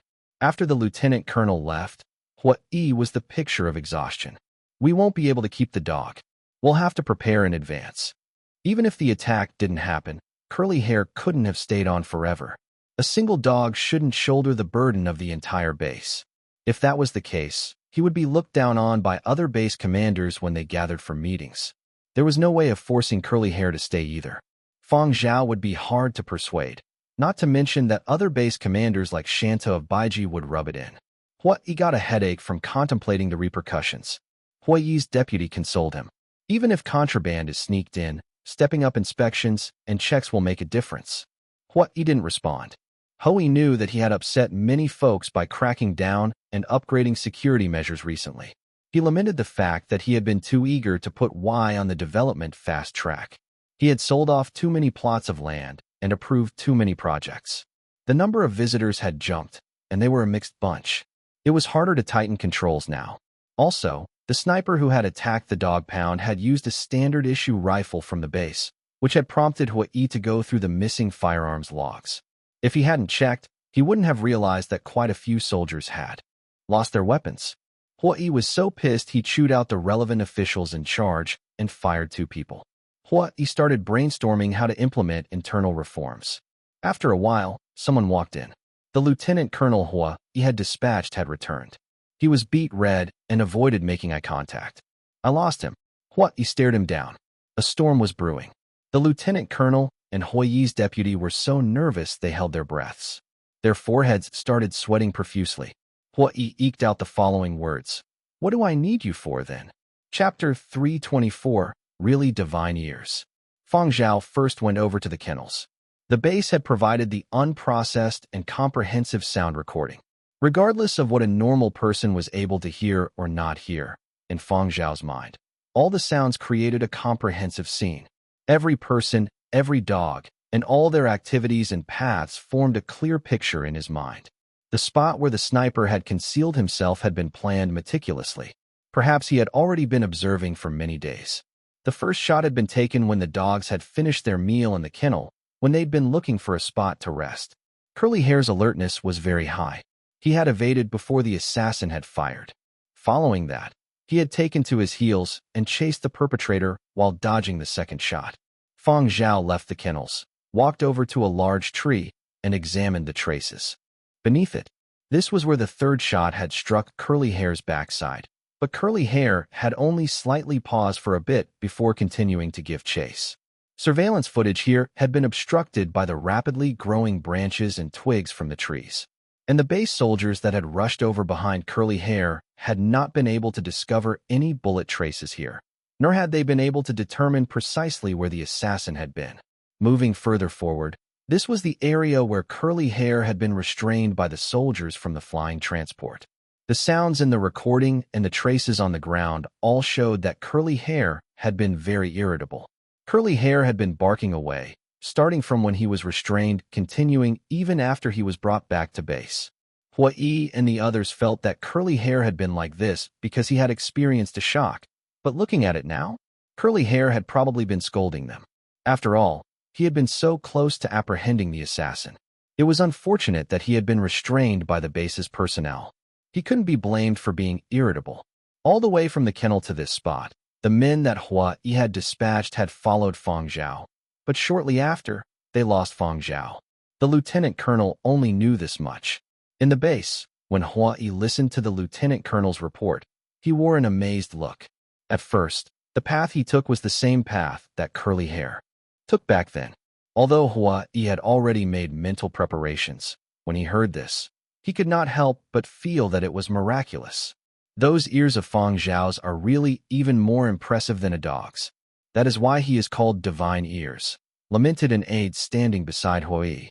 Indeed, a dog is like his master. Curly Hair was able to find so many sealed prohibited items, and Fang Zhao can hear sounds that other people are unable to hear.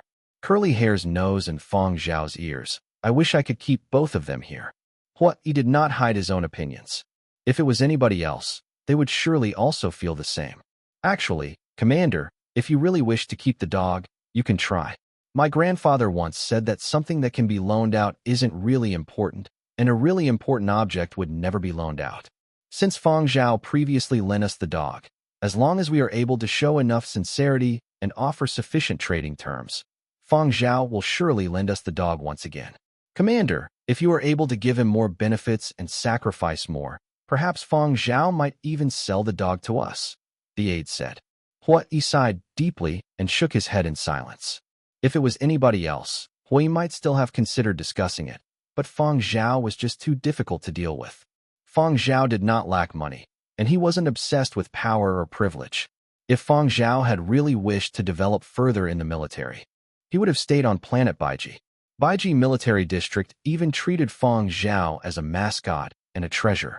Planet Baiji had much better development prospects than Planet Y. At this moment, his internal comms device started ringing. Hua Yi was flabbergasted. Southeast Garrison Region? Commander, Fang Zhao has requested Southeast Garrison Region 3's original sound recordings and surveillance footage, stated the other side. Hua Yi was astonished. He has already arrived there? How is his speed so fast? Give it to him, Hua Yi exclaimed. As long as Fang Zhao was able to find the target, any assistance to Fang Zhao was fine. Today, the base's southeast direction did not have any training activities, so there was no need to maintain secrecy. 5 minutes later, Commander, according to the leads that Fang Zhao has provided, we have found a suspicious target.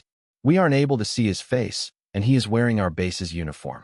We have already confirmed that it is stolen. The person probably isn't from our base. 20 minutes ago, the party entered the primeval forest in front of the Southeast Garrison Region.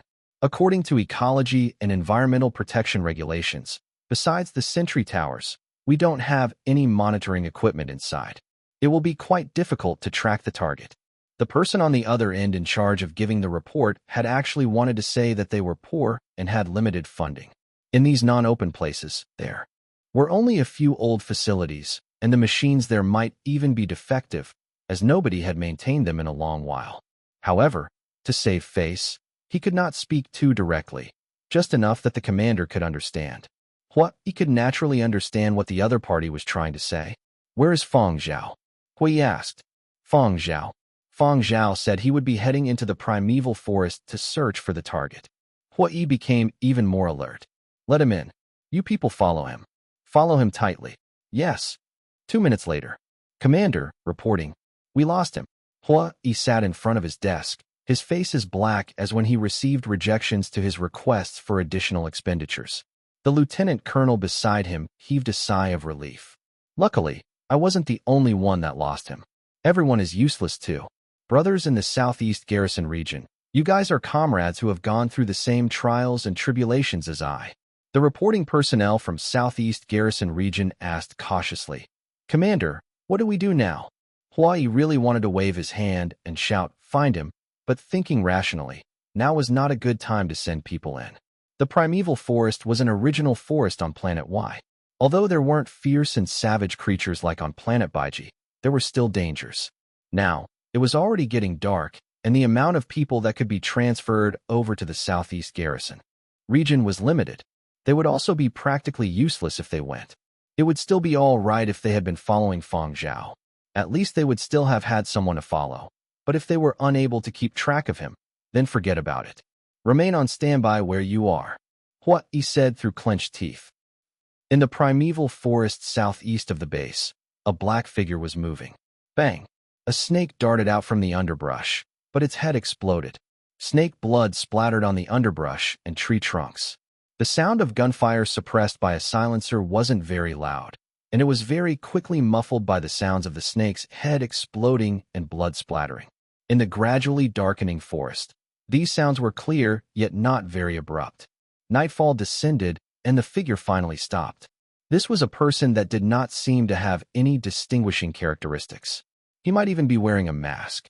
With his appearance now, even if he was captured by surveillance cameras, it would be difficult for someone to remember his face with just a glance. After this person stopped, he leaned against the trunk of a tree and closed his eyelids slightly.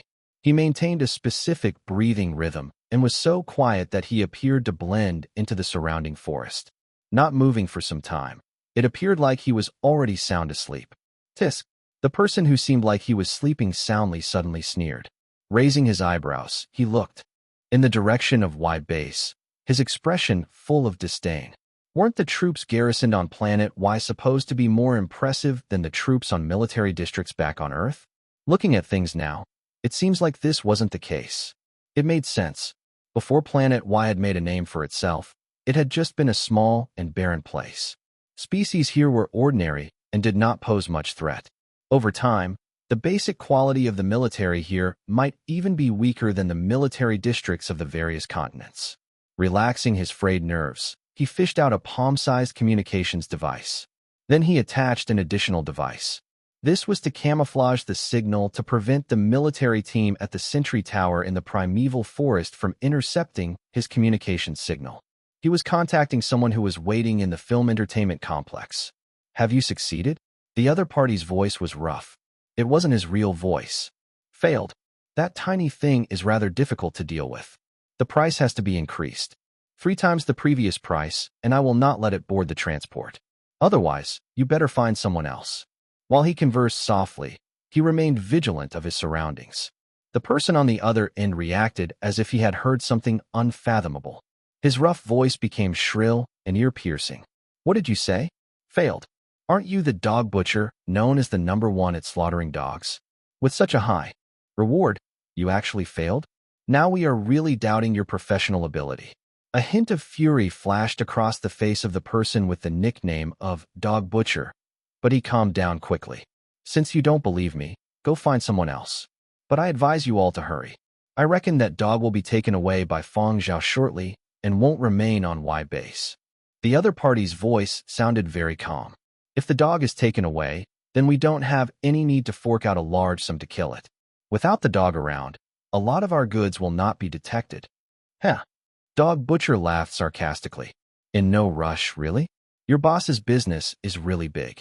All along, he liked to strangle potential threats in their cradle. Now that he has got his sights on earning a fortune on Planet Y, shouldn't he be willing to spend a little more to clear up the path ahead of him? The other party revealed a hint of alarm. You know who my boss is? Dog Butcher grinned as his eyes twinkled with greed. More or less guessed it. 7 years ago, when I was employed to kill Toby, the divine dog of spaceports, I had already guessed it. But rest assured, I don't just serve only one client, and I have never ever revealed who my employers are. Then you better pray that the military doesn't catch you first. Nowadays, interrogation techniques are becoming even more innovative. Catch me? Are you talking about that bunch of trash? That bunch of trash isn't even able to catch my tail. Dog Butcher's self-confident tone somewhat pacified the other side. Thinking about it, Dog Butcher was reliable indeed. People in Muzhou really hated Dog Butcher, yet even after so many years, he had never been caught. Dog Butcher also had the ability to back up his confidence. Even when he failed an assignment, he rarely left traces for people to find. The only time he had ever suffered defeat was probably 30 years ago, when he had been dealing with what Muzhou people called a king of dogs that only appeared once every 100 years. Although he had ultimately shot dead that king of dogs, he was also bitten by it. Even now, the scar on his arm had not faded, and the police had a record of his DNA. Dog Butcher had not gone for an operation to remove the scar, and instead kept it as a reminder. Match the price, and I will act when I have the opportunity. If you choose not to, I will leave immediately. Staying here isn't safe. There are people from the base looking for me right now. That little thing runs really fast, and is rather vigilant. This sort of unexpected speed and vigilance might not even lose out to Muzhou's dog kings. We can't determine the price according to previous calculations. When he mentioned this, Dog Butcher felt a little depressed deep down. He had fired 3 shots. The first 2 shots had missed because his estimations had been wrong, but for the 3rd shot, he had already adjusted. He did not understand. According to reason, that shot should have hit, but seeing the dog full of energy and continuing to chase and seeing that dog's speed, it seemed like that shot had missed too. Had his marksmanship deteriorated? Dog Butcher was very displeased. He had clearly already spent sufficient time adapting to the geography and climate here. Today, his operation might have failed because he hadn't completely adapted to the conditions on Planet Y. On top of that, that dog's reactions had far exceeded his expectations, causing him to have errors in judgment. Next time, when he fired, he would surely not miss. As he set his resolve, Dog Butcher's tone became cold. "What's your decision?" "I'm only waiting 10 seconds. He didn't wait for the other party to reply and started counting down. 10, 9, 8. When the countdown reached 2 seconds, the other party finally agreed. "You said it. Don't let the dog board a transport and leave," the other side exhorted. "Don't worry. You people have to believe in my professional ability. When it comes to slaughtering dogs, I'm a professional. I have even slain Muzhou's king of dogs." Dog Butcher laughed. In the short term, Y-Base would not be able to sort out all their chinks. He would still be able to find opportunities to act in this period. Having negotiated the deal, Dog Butcher told the other side to wait for good news. After ending the call, Dog Butcher's lips had barely curled upward, thinking about the large potential payout he would get when he suddenly froze as he felt a shiver throughout his body. Having spent many years on this path dithering between life and death, while tangling with the police and military countless times, Dog Butcher had trained a sharp 6th sense. In that instant, he felt as if he'd been locked onto by an ice-cold gun barrel laced full of killing intent. He suddenly felt an immense pressure, making Dog Butcher's entire body shudder. Who is there? Since when has there something here? Man or beast? Y-Base? He had just shut his eyes and prepared to sleep when he received an urgent call from the southeast garrison region. "Commander, report." Fang Zhao dragged someone out from the primeval forest. Hui Yi's eyebrows arched upward. The word dragged was subtle. "Alive or dead?" Hui asked. If the person was dead, Fang Zhao might be in a little trouble. "The target is still breathing." "That is good. Don't let him die. You personally escort him back here." "Now." "Yes." After ending the call, Hui Yi received a photograph and image of the assassin. One look, and it could be seen that someone had used the method of dragging him like a sack of rice across the forest floor full of rocks and dirt. His body was full of wounds and bruises, and his face was bloodied. When Hui Yi got to see the southeast garrison troops and Fang Zhao who entered the base together, Hui Yi jokingly said to Fang Zhao, "Impressive. That Divine Ear's nickname is not in vain. However, I never expected that you would bring him in alive." Fang Zhao raised an eyebrow. "I'm a law-abiding citizen." Fang Zhao wasn't bothered whether Hui Yi believed him or not. He continued, "This person is called Dog Butcher, and he is an experienced hand. I reckon he has business dealings with some people in the film entertainment complex. I suggest handing him over to Muzhou's side. This person was involved in the murder of Muzhou meritorious service dogs, at least 2 of them. Handing him over to Muzhou would let Fang Zhao feel more reassured than leaving him to Y-Base." Hui Yi stroked his stubbled chin, and his eyes were full of admiration. Nodding, he said, "All right, I also had this in mind." Following normal procedure, this Dog Butcher person might not necessarily die. Perhaps he might be rescued during the process of transporting him from place to place.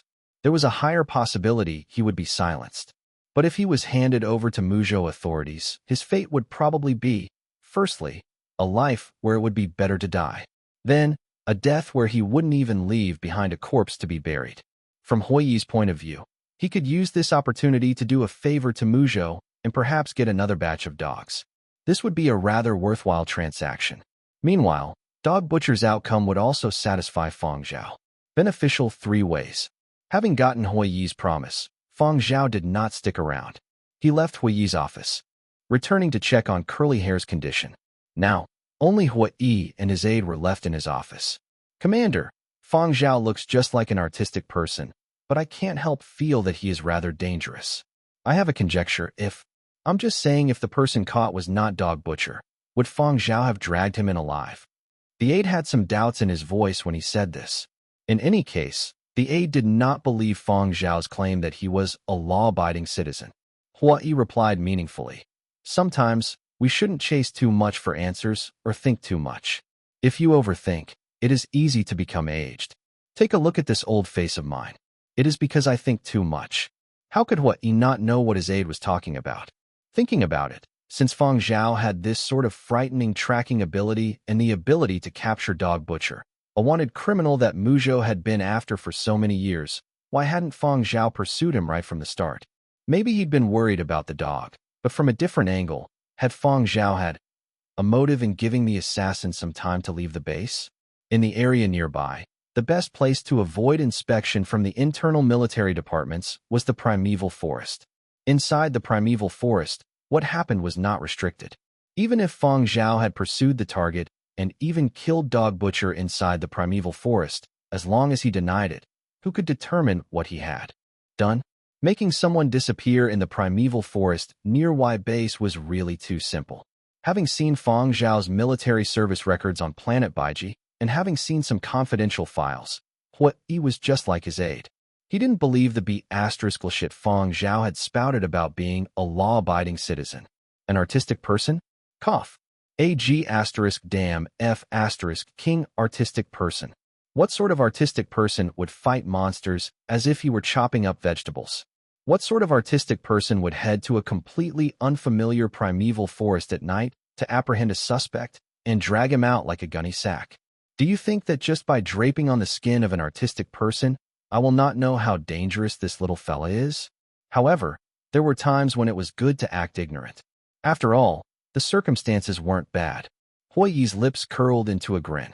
He indicated for his aide to leave the room and stretched, moving some of his stiff bones and picking up his communications device to contact an old friend at Muzhou's police dog academy. Perhaps he might not be able to retain curly hair, but he could use this as an opportunity to get even more dogs. Chapter 325, Death Penalty. When the senior official at the police dog academy in Muzhou saw the call from Hua Yi, his heart leaped. He was worried that something was wrong with one of the dogs they'd sent, or that Hua Yi was thick-skinned enough to ask him for more dogs. Hello, old classmate. Hua Yi's pitch was rising. He seemed to be in a good mood. The senior official was already on guard. What's the matter? Strictly speaking, we weren't classmates. Comrades, then. Anyway, let's not belabor the point. I have some news for you. Good or bad? Good, I suppose. Keep going. In any case, don't think about asking for more dogs. You've maxed out with the last few dogs. So many folks objected to the loan, and I still talked them down. Look at how petty you sound. Why don't you listen to what I have to say and decide? So you're saying you are eyeing one of our dogs again? We arrested Dog Butcher. The senior official was about to be *tch some more, but when he heard the name, Dog Butcher, he turned serious and his fists tightened. Is this a joke? The name, Dog Butcher, had left an indelible scar on them, especially the few trainers who had witnessed the slaughter of their beloved dogs. It had been years, but they still hadn't healed. I've sent you a copy of the DNA match results. If you still don't believe me, you can send someone to verify his identity. If it really is Dog Butcher, I'll leave him at your disposal after I'm done interrogating him. How about that? At a measured pace. Hua Yi continued. As a token of thanks, you can send me 10 more pups from the top class. That's impossible. We're running out of Class A pups. We just gave out another round. At most, I can give you 2. But let's hold our horses. Did you folks really catch Dog Butcher yourself? Of course. Hua Yi kept his composure. You should decide soon. Dog Butcher has close ties to certain industries. After I'm done with my interrogation, I'm going to have to make some major moves that are bound to draw a lot of attention. If someone comes asking for him then, I'm not sure I'll be able to stop them. I don't care what you need to do. You must hold Dog Butcher for me. In the end, Hua Yi's request for dogs was set aside until Dog Butcher's identity was confirmed. The senior official at the police dog school didn't totally buy Hua Yi's story. He had no idea what condition the first batch of dogs he'd sent to Y was in. He would wait for the person he'd dispatched to the Y base to report back. If the base wasn't secure enough, He wouldn't send any more of his elite pups over. Those pups were their babies. After pondering the matter further, the official made a few calls. The head trainer at the police dog academy, a chief of staff at Muzhou military headquarters, the local branch of the Global Anti-Smuggling Bureau. By the time Hua Yi heard back, Muzhou had put together an inspection team that was ready to set off for the Y base. Now that the Y base and officials in Muzhou had joined hands, it would be hard for others to butt in. When they were ready to intervene, Doug Butcher might already have been executed in Muzhou. But before the folks from Muzhou arrived, Hua Yi had to take precautions against certain restless individuals on his own turf. Fang Zhao, with curly hair in tow, and Zui Yu and Yin Biao returned to their apartment in the film studio complex. They traveled at night again in a jeep borrowed from the Y base to keep curly hair under wraps. Back on their own turf, Zui Yu and Yin Biao felt more relaxed. They hadn't been in a position to ask questions on the base, but now that they were back, they fired away. "Boss, how come you didn't kill Dog Butcher? He almost shot curly hair." Zui Yu asked. Yin Biao nodded in agreement. "Wouldn't it have been easier to make him disappear in the forest? If he has powerful connections, he might be kidnapped while being transported. The folks at the base are prone to surrender when they meet their match. We can't count on them to exact revenge. Dog Butcher is allegedly involved in the killing of several decorated service dogs in Muzhou. I asked that he be handed over to authorities in Muzhou." Fang Zhao responded. Zui Yu understood Fang Zhao's thinking immediately. He chuckled. "That's true. There's no better move than handing him over to the folks in Muzhou. They're dying to get their hands on him." The folks in Muzhou had a fiery temper. When it came to matters like this, whoever pissed them off, they were bound to make those people's lives miserable. When folks in Muzhou got stubborn, they resembled hunting dogs. They would do whatever it took to get a bite. "Internet access has been cut," Yin Biao suddenly declared. "It's the entire film studio complex, dozens of new entertainment districts, and the districts under construction." So you glanced outside. "Boss, the base must be launching an operation. Their vehicles have started moving in. The interrogation of Dog Butcher must have yielded something, and now it was time to act." He had quite the temper too. He had been looking for an excuse to crack down for some time. This was the perfect pretext. The arrival of military vehicles put an instant damper on the lively mood in the entertainment districts. The sight of armed soldiers seemed to augur an imminent tempest. "What's going on? Has there been a riot?" "It's the military from Y base." "Why the commotion? Who the F***c's been killed?" "This is quite the rollout." Armed drones hovered above while armored vehicles rolled in, and several platoons stormed into buildings. There were also service dogs wearing bulletproof uniforms emblazoned with the Y base logo sniffing around. In the areas where internet access was cut off, residents got a message from the Y military base. The gist was that the base was conducting unscheduled searches in the neighborhood. Residents should follow instructions and not panic or attempt to flee. Otherwise, they might be treated as a suspect. In the worst-case scenario, they might be mistakenly shot, so people who were drinking had better keep an eye on friends and colleagues who were prone to starting trouble when they were drunk, the message said. Soon, gunshots, screams, and explosions were heard in one of the new entertainment districts. This was bound to be a sleepless night for opportunists who had traveled to Y to make a quick buck. Hua Yi moved decisively this time. He wanted to let those gold diggers know that on Y, he was the big boss. "No one dares stir trouble on my turf.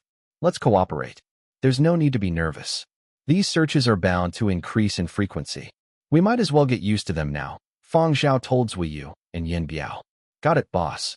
After Zui Yu and Yin Biao left, Fang Zhao entered a room whose door was shut. Lo and behold, Curly Hair was already gaming. Fang Zhao removed a syringe from his medical kit. "Curly Hair, time for a blood draw." Curly Hair, who was engrossed in his game, managed a whimper of acknowledgement. Fang Zhao poked Curly Hair with the syringe. The needle went bent. Fang Zhao swapped in a new needle and tugged at the tip of one of Curly Hair's ears, which were partially covered by his gaming helmet. Blood draw. This time, Curly Hair finally shifted his gaze away from the screen to Fang Zhao. He wagged his tail and whined appeasingly. Fang Zhao let go of Curly Hair's ear. This time, the needle went through. After drawing the blood, Fang Zhao examined the bent needle and gave Curly Hair a gentle pat. "Okay, go back to your game." Fang Zhao dropped a trickle of the blood he'd drawn from curly hair onto a small testing device he removed from the medical kit. The device indicated the metal levels in curly hair's blood. It had gone up a bit, but his other readings were normal. The only thing was that Fang Zhao didn't know if the high metal levels were temporary or permanent. Only time would tell. Fang Zhao memorized the data, discarded the syringe and needle, and cleared the testing device of its data. Then he took a look at the message on his bracelet. He couldn't contact people outside of Planet Y, but he could still get in touch with locals within a certain distance. The searches were nearing their conclusion. The military arrested about 20 people and shut down 2 nightclubs that had been especially high profile. Internet access resumed only when the military vehicles had retreated from the film studio complex, but there was no online news coverage of the operation. Fang Zhao was puzzled. Wasn't it Huiyi's intention to make a statement and send a message to folks who were too high profile? It was a totally justified and decisive operation. There was no need to keep it under wraps. How come no one leaked word of the operation? Fang Zhao browsed some more. All he could find were some vague statements from a few B-list celebrities about being in minor shock. There was no mention of the military. When they'd been pressed for details, they had explained away their posts as a reaction to a nightmare or some other event. They didn't dare mention the military. The entertainment press corps, who typically published the most trivial items about the celebrities at the film studio complex, was also silent. They also didn't want to mess with the military. The entertainment journalists were still spooked by the time their colleagues were disappeared in the middle of the night. They all knew that reporting on celebrities was okay, but news about the military was completely off limits. They didn't have a death wish, so no one had the guts to report on tonight's operation. At a hotel room in one of the entertainment districts, a few entertainment journalists who had scrambled back to their hotel met to confer. The searches have come to a conclusion. I've shot some stills and footage. The internet is back up. Should I file? Are you able to file? Forget about it. There is no way the Y military base will let us file stories that cast a negative light on the military. Hells no. If you're adamant about filing, please switch rooms first. Don't drag us down with you. I have no intention of being arrested by the military in the middle of the night. Our bosses have sent word that we should steer clear of matters involving the military. Another group of entertainment journalists was having the same conversation in a different room at the same hotel. They were part of the gold rush at the Y Film Studio complex in light of the founding era phenomenon. They'd set up an office less than 2 years ago. So what should we do?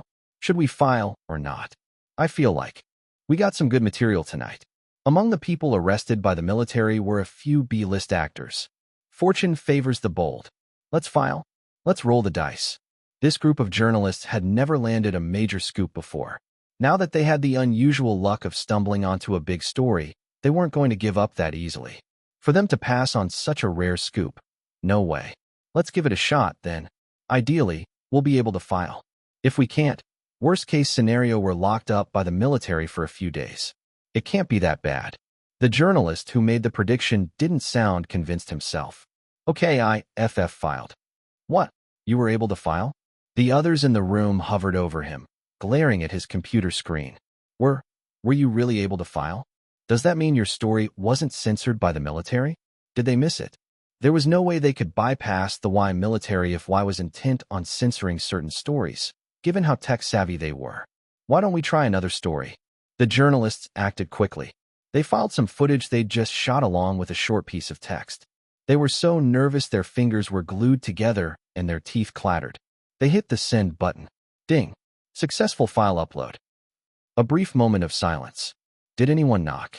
There's no sign of any takeout delivery people, is there? Another 2 minutes. As they watched the news items they just filed rack up. Reposts rapidly. The journalists felt overwhelmed and hot-blooded, as if they had literally grown in stature. We're the King bomb. Hurry, hurry, hurry. Let's edit the good footage we got. You write it up. You don't need me to show you how to appeal to a mass audience, right? And you, don't forget to buy likes and ranking placements. The other entertainment journalists soon took notice. This actually wasn't censored. Is the military not disappearing folks this time around? we've got scoops too. Hurry up and file away. Now that they realized they weren't at risk of being arrested, the entertainment journalists grew bold. They went all out and reverted to their usual selves. using the type of headlines that were bound to stir controversy and writing their stories in a way that were prone to provoke discussion. They had a field day taking events out of context. For now, they avoided sheer fabrication, but whether the masses would extrapolate from the pictures and footage they filed, that was beyond their control. The online discussion evolved in exactly the way the entertainment journalists had predicted. So horrible. Judging from the footage, you would think that riots broke out on Y. So it turns out Y is such a mess. The Y base is out of control. Who gave them the right? Are these underhanded tactics by the Y military? So corrupt. The online controversy persisted for a few days, yet there was no word that the commander of the Y military base had been fired. The military also refrained from commenting. Eventually, given the deluge of information surfacing on the internet every day, people's attention shifted elsewhere. Until one day when the Global Anti-Smuggling Bureau put out a statement thanking the Y base for capturing the killer of multiple decorated service dogs. The statement included profiles of several of the more representative service dogs that had been killed, listing their main accomplishments and the date and location of their deaths. The suspect in all the murders was the same person, Dog Butcher. The Muzhou Military District put out a statement. In Muzhou, the murder of decorated service dogs carries the maximum penalty of death. The Y base quickly followed suit. On Y, the murder of decorated service dogs likewise carries the maximum sentence of death. The statement also included a link to a video featuring Y Commander Huai. Huai was in full military dress and spoke in a somber and firm tone, signaling his determination to maintain order on Y and expel any evil influences. Y is a beautiful planet. It's a cultured place where the arts flourish, not a land of outlaws. We here at the Y military base. Most mainstream news outlets reported the statements and provided details on the Y operation. There had been no riot. The soldiers had raided several illegal establishments. The 2 nightclubs shut down that night had contraband on the premises and had been the sites of illegal business dealings. The careers of the celebrities implicated were in tatters. When the people of Muzhou heard the name Dog Butcher, they went nuts. Death penalty. It's got to be the death penalty. Even better if the execution is broadcast live. A live broadcast doesn't seem likely, but a death sentence is a must. It must be carried out in Muzhou. Dog Butcher? A death sentence is going easy on that piece of trash. F***ck, this asshole killed so many decorated service dogs. What's he got against dogs? Non-Muzhou residents may not know much about Dog Butcher. Come, let me give you the full lowdown on this guy's relationship with dogs. A new round of discussion broke out online.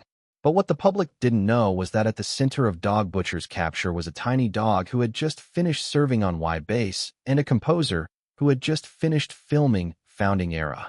Now, Fang Zhao was getting ready to head home. Curly Hair had to stay out of the limelight. Not even the cast and crew of Founding Era knew that Fang Zhao had brought his dog to Y, so the Y base had Curly Hair secretly shipped from the film studio complex to the Y spaceport. Fang Zhao instructed Zuiyu and Yin Biao to guard Curly Hair while he traveled with the rest of the Founding Era cast and crew. At the spaceport, the cast and crew scrambled to board their vessel. The latecomers witnessed an odd scene. Not far away, a squadron of soldiers stared at Fang Zhao. Among them was a colonel who was gazing at Fang Zhao sadly, his eyes full of emotion. The soldiers were throwing fierce stares at the cast and crew, which intimidated them. But when they shifted their gazes to Fang Zhao, their faces softened. The cast and crew who witnessed this scene shivered and got goosebumps. They quickly boarded the spaceship so they could share the scene with others. Fang Zhao must be mad connected. The soldiers from the Y base stared at us so coldly, and yet when they looked at Fang Zhao, it was as if they'd been reunited with their long-lost father. Flat-out discrimination. That can't be. The cast and crew members who boarded earlier were incredulous. We all know that Fang Zhao knows people from the Y base, but he's not that connected. Yes, he is.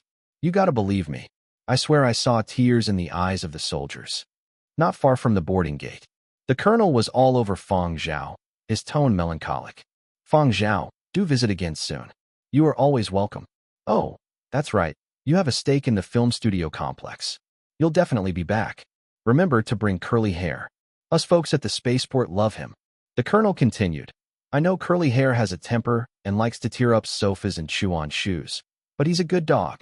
If you ever get sick of him, don't sell him. Just send him to Y and let us adopt him. Fang Zhao, you're overthinking things. Curly Hair never tore up sofa chairs or chewed on shoes when he was at home. The colonel was adamant. I just mean if. Remember, if you don't want him anymore, be sure to remember us first. The Y military base will only get richer and richer. We can definitely afford him. The colonel was still waving vigorously when Fang Zhao entered the cabin. Don't forget Fang Zhao. Fellow passengers who were curious onlookers told Fang Zhao when he boarded. Fang Zhao, it seems like the folks from the Y military base are really going to miss you. Fang Zhao, yeah, a bit. No, my dog is who they will miss. Chapter 326. It's over. Fang Zhao belonged to batch of cast and crew that would be leaving slightly later. Mo Lang hoped that Fang Zhao could stay on a little longer to discuss questions regarding composing. So as a result, Fang Zhao would be leaving later. But when Fang Zhao was leaving Planet Y, there were still some crew members handling post-production and others who wanted to tour around Planet Y that would still be staying on. Mo Lang had already completed the series' 10-minute ending theme, and he had decided to call his family over to visit the scenic areas on Planet Y and maybe search for more inspiration for composing. Thus, he did not return with Fang Zhao.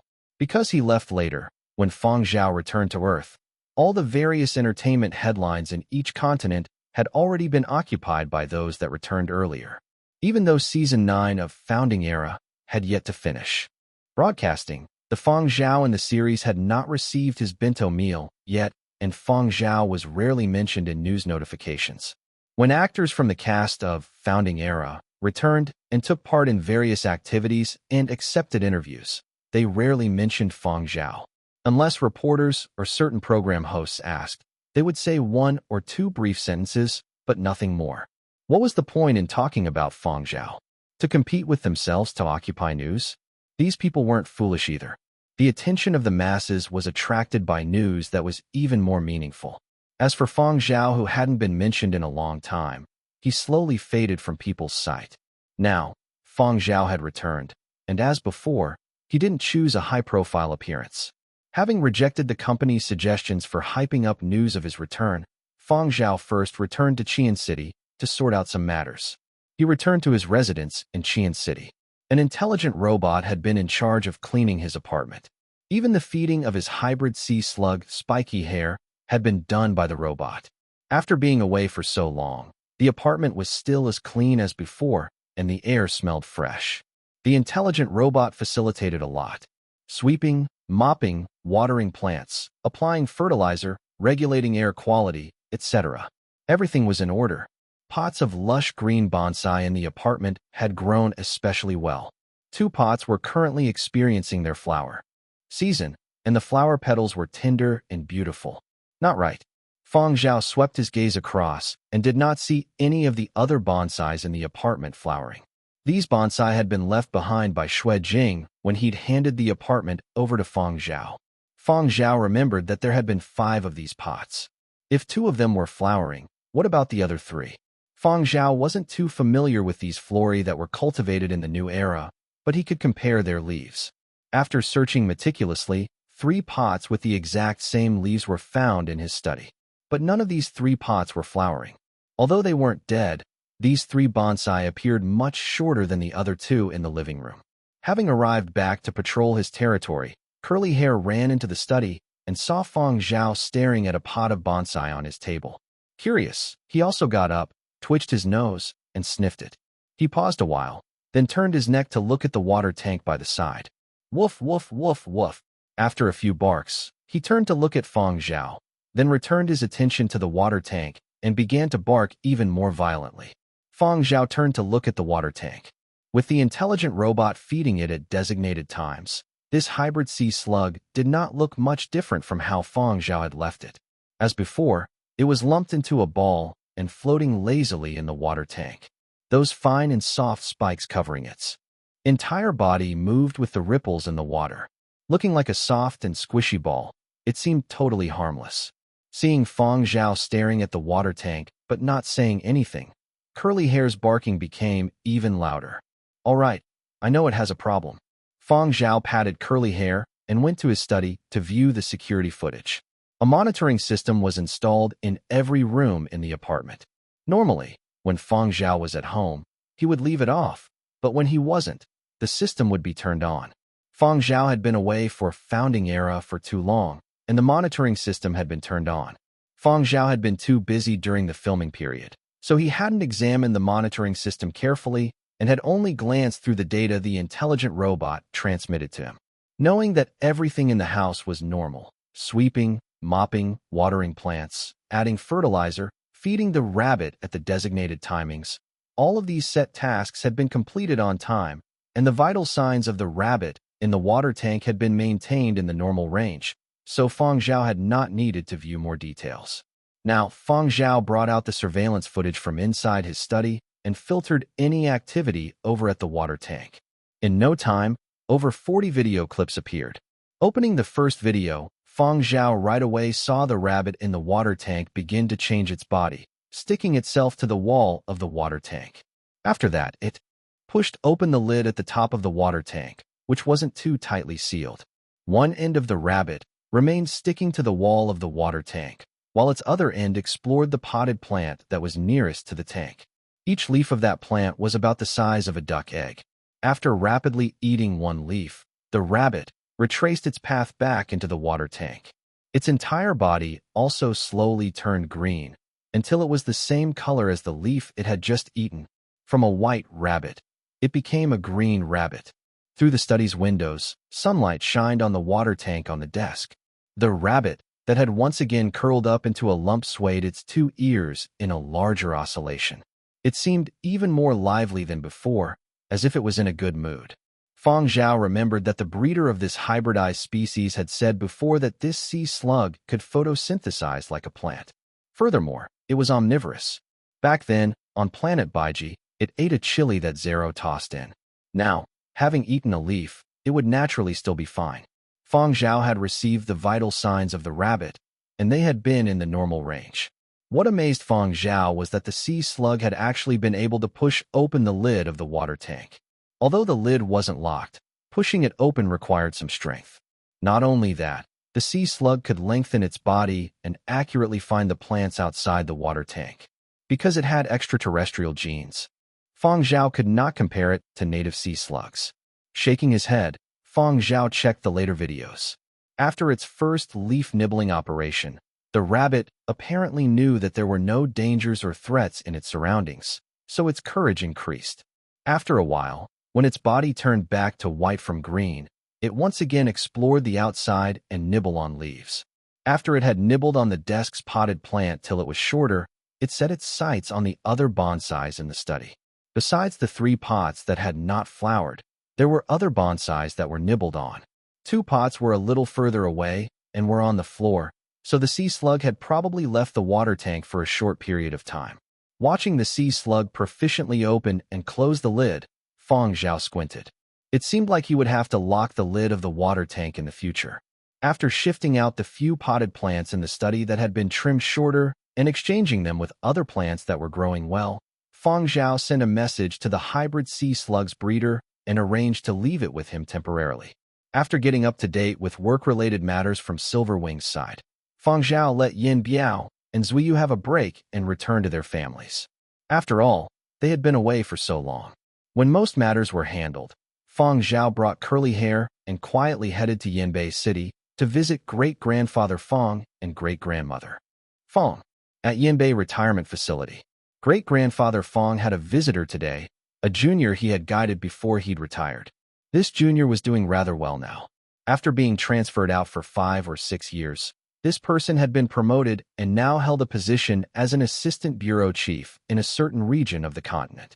This time, he had returned to Yanbei City to visit relatives and had specifically come over to visit his old leader, great-grandfather Fang. Subordinates that had worked under great-grandfather Fang all knew that this old man really loved to guide his juniors and younger generations. It was a pity that none of his children and grandchildren had become very capable figures. On the contrary, those subordinates of his had all ascended with great momentum and had ranks that were at least similar to great-grandfather Fang's before his retirement. Xiao Wei, watching each of you rise up so fast and high, I am also very happy. All of you are very good. Great-grandfather Fang was in the retirement facility's garden. He was leaning on a walking stick as he unhurriedly walked on the small stone path step by step. There was a slight uphill slope in front of them. This assistant bureau chief that was called Xiao Wei hurried forward and supported great-grandfather Fang. If you had not pulled me up all those years back, I would never have climbed to my current height. Assistant bureau chief Wei lamented in his heart. He had been transferred away and had not returned for 5 to 6 years. Now that he'd had time to return and saw his old leader who had guided him in the past, he felt a little sad. Before he was transferred out, the old man might have been of advanced age and had a full head of silver hair, but his body had still been rather healthy. But just 5 or 6 years, he was now using a walking stick and walking slowly. His legs didn't seem like they had much strength. The old leader has really aged. As the two were chatting, great-grandfather Fang's footsteps abruptly stopped. Beside him, Assistant Bureau Chief Wei followed the old man's line of sight. Not too far ahead was another retired veteran. At his side was a youngster. This youngster also seemed familiar.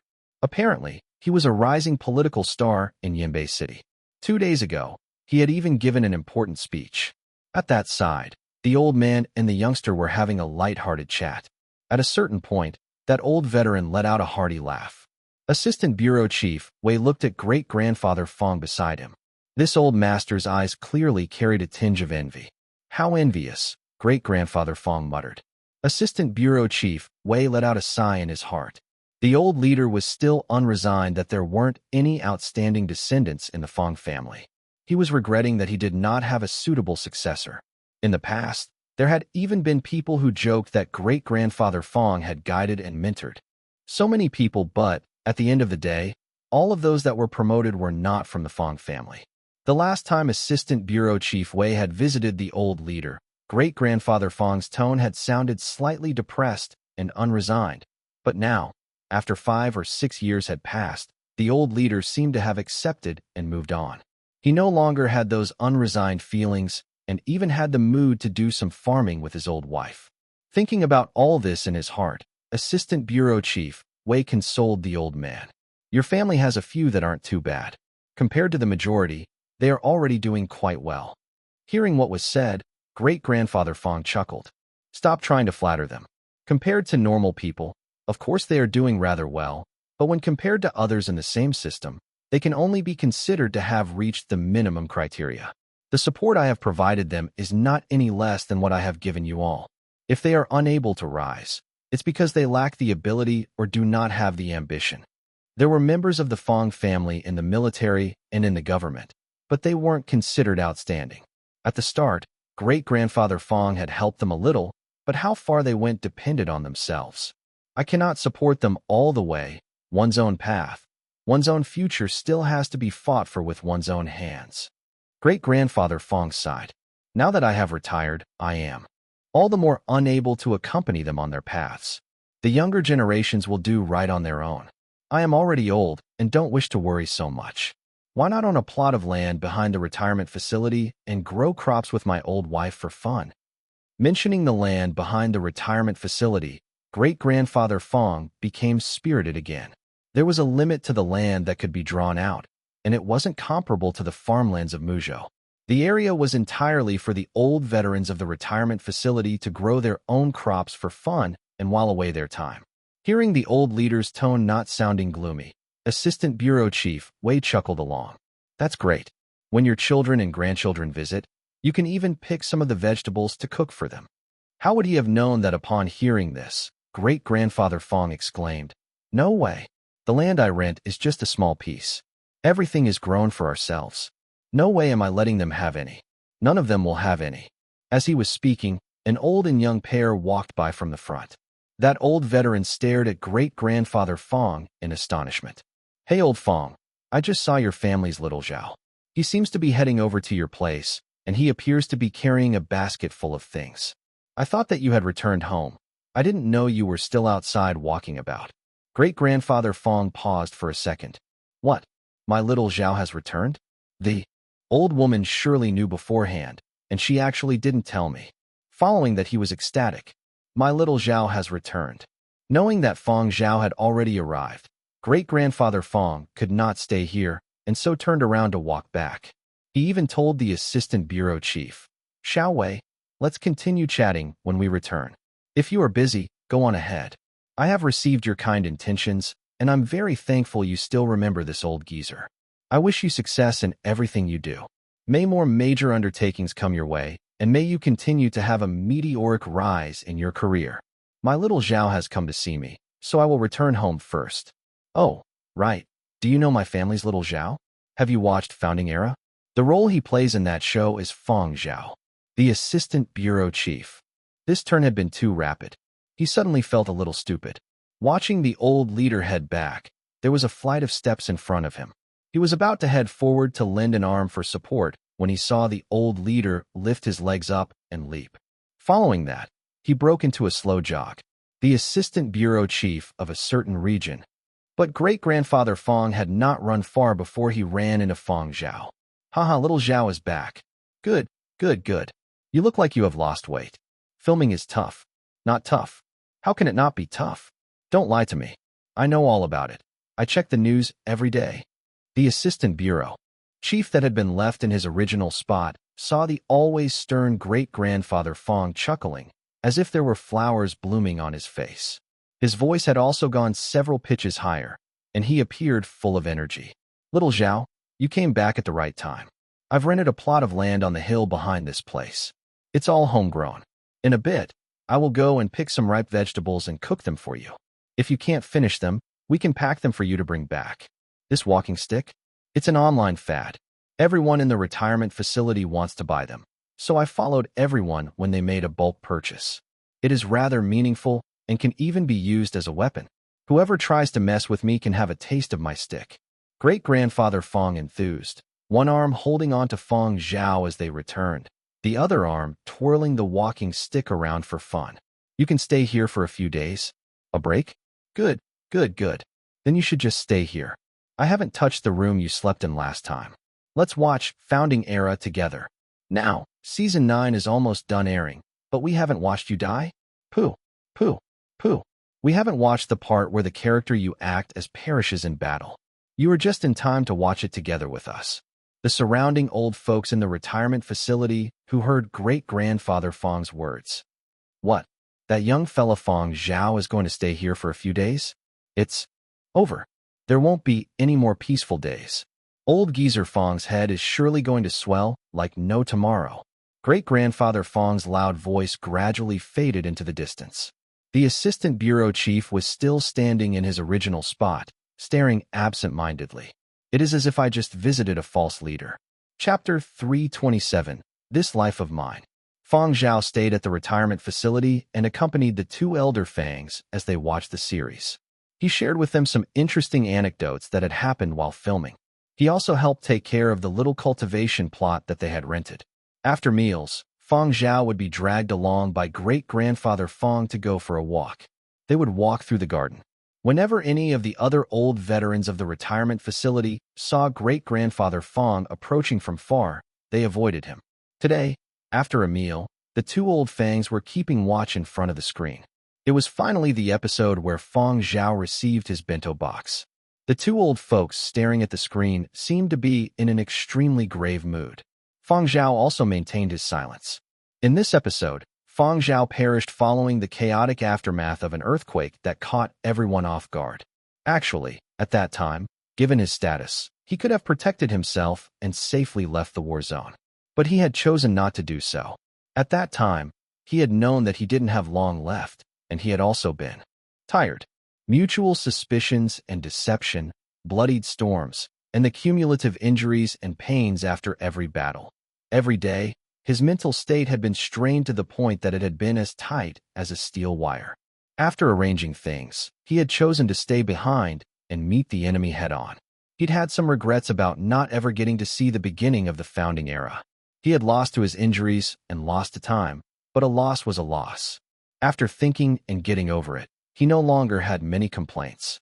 He had only been able to bring everyone to this point, but he had believed that his successor would lead everyone to their destination. Before he died, he had been in a peaceful state of mind. In the series, he had also acted this way.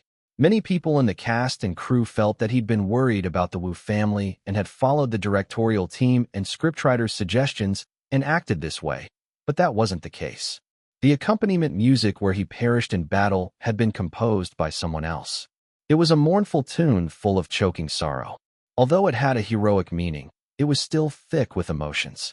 Just the tune alone was very good. Otherwise, it wouldn't have been selected. However, from the audience's point of view, the sorrow wasn't that intense. It wasn't that the acting was substandard or that the accompaniment piece wasn't good, but rather that everyone had already been prepared. It was all laid out in history. Before filming even started, everyone knew the ending. From the start of Founding Era till now, many important characters had already received their bento boxes. Many accompaniment pieces that were offered as scriptures had appeared. The audience had already seen a lot and listened to a lot. At most, they would only feel emotional for the great people that perished in battle and feel these people's regret. On a certain film discussion forum, "Oh dear, even if I'm unwilling to see it, we have reached this episode. Old Commander Fang, you have worked hard. It feels like I have lost an old friend that has accompanied me for so long. Even though I knew what the ending would be, I thought it would be all right as long as we recall him fondly. But now, at this time, I still feel very sad. Did old Fang die with regrets? A pity, what a pity. If he had been able to endure for another year, even if he couldn't have been the governor, the #1 spot in Yinzhou's cemetery would not have run away." Watching the ending of this great person in Yinzhou history, many people called into question his cause of death in historical records. He had already had such a high rank as being commander of the corps, not mentioning his individual importance. Why hadn't even more people stayed at his side and protected him? Was reality really like what the series portrayed? Had Fang Zhao given the order himself not to let anyone protect him? Had he really made the decision to stay behind and fight to the death? Old Fang's ending is really the same as what is recorded in history books. But is the stuff recorded in them really true? Or were there unspeakable things that were deliberately concealed? Does the brother on top mean that old Fang was actually killed? But because it involves certain secrets, it cannot be revealed in public? A power struggle. Aren't all people like this? When hope cannot be seen, anyone would want someone at the front to shield them. When finally people get out of their predicament and see the benefits not too far ahead, their thoughts will no longer be the same. I don't think that's the case. Old Fang had already arranged his successor. He knew early on that he would not be able to last till the end, and he did not want many others to trade his life for him. Why not die in battle instead? On many film forums discussing topics related to Founding Era, more and more people were using Old Fang for Founding Era's Fang Zhao. Many people did not believe Fang Zhao's cause of death and did not believe the ordinary death he'd had. Thus, they were inclined to make guesses as to whether there had been any hidden conspiracies or assassinations. Regardless of whether the audiences acknowledged Fang Zhao's cause of death, the Founding Era series had been filmed like this, and Fang Zhao himself had willingly acted this way. Although reality hadn't been entirely like what was shown in the show, the two were largely the same. The heroic and profound way he died a martyr was a little exaggerated. Compared to others, his death couldn't be considered bitter. At least he still had an entire corpse. History had drowned out a lot of truths. The truth might be much more complex than everyone thought, or it could be much simpler. Actually, the truth was just as the historical records said, but it had been simplified to just a few sentences. Just like other, more important characters that perished, at the end of the episode, a grave number was shown followed by a flashback reel showing images of this character as he journeyed through different times. However, Fang Zhao's focus wasn't on this. All those before had been acting according to other people's requirements in the script. The 3-minute accompaniment piece at the end of this episode was what he really wanted to tell everyone. Gentle orchestra music carrying a sense of thick-set mood, apparently like a gale of wind originating from a high mountain, flitting across the cold snowlands and desolate wilderness, passing through serene forests, through the quiet, long night, and pushing past the patter of spring rain and penetrating the thorny and rugged undergrowth of life. The sound of a trumpet was like a fierce breeze streaking across the ears. Within the wind, it seemed like there was someone unhurriedly trying to say something. Along the gradually forceful bugle cries and layered notes of a zither, that gale of wind seemed to climb hills. full of green, break through the murky daybreak, fly past the clouds, and then slowly meet light. In front of the screen, Fang Zhao had a relieved smile in his eyes. In Founding Era, all other music concerning this Fang Zhao had been expressed by other composers' sentiments. What Fang Zhao himself wished to tell everyone was in these last 3.5 minutes. A long, long time ago, when the world was still peaceful, I once thought that when I grew old, with white and gray on my temples, I would be watching flowers bloom in front of my lawn, or I would have friends and family by my side, making light chat over creative works and watching time pass by. Unfortunately, what came were hails of bullets, smoke and explosions, and danger and difficulties. What we faced were destruction and ruins, broken limbs, seas of blood, and mountains of corpses. During that time period, the gods that people believed in never showed mercy. Fate was already fixed, so how could we struggle? I wasn't born brave. In this life of mine, I was once bewildered and lost. I once abandoned myself to despair. But finally, in this bloody purgatory, I woke up.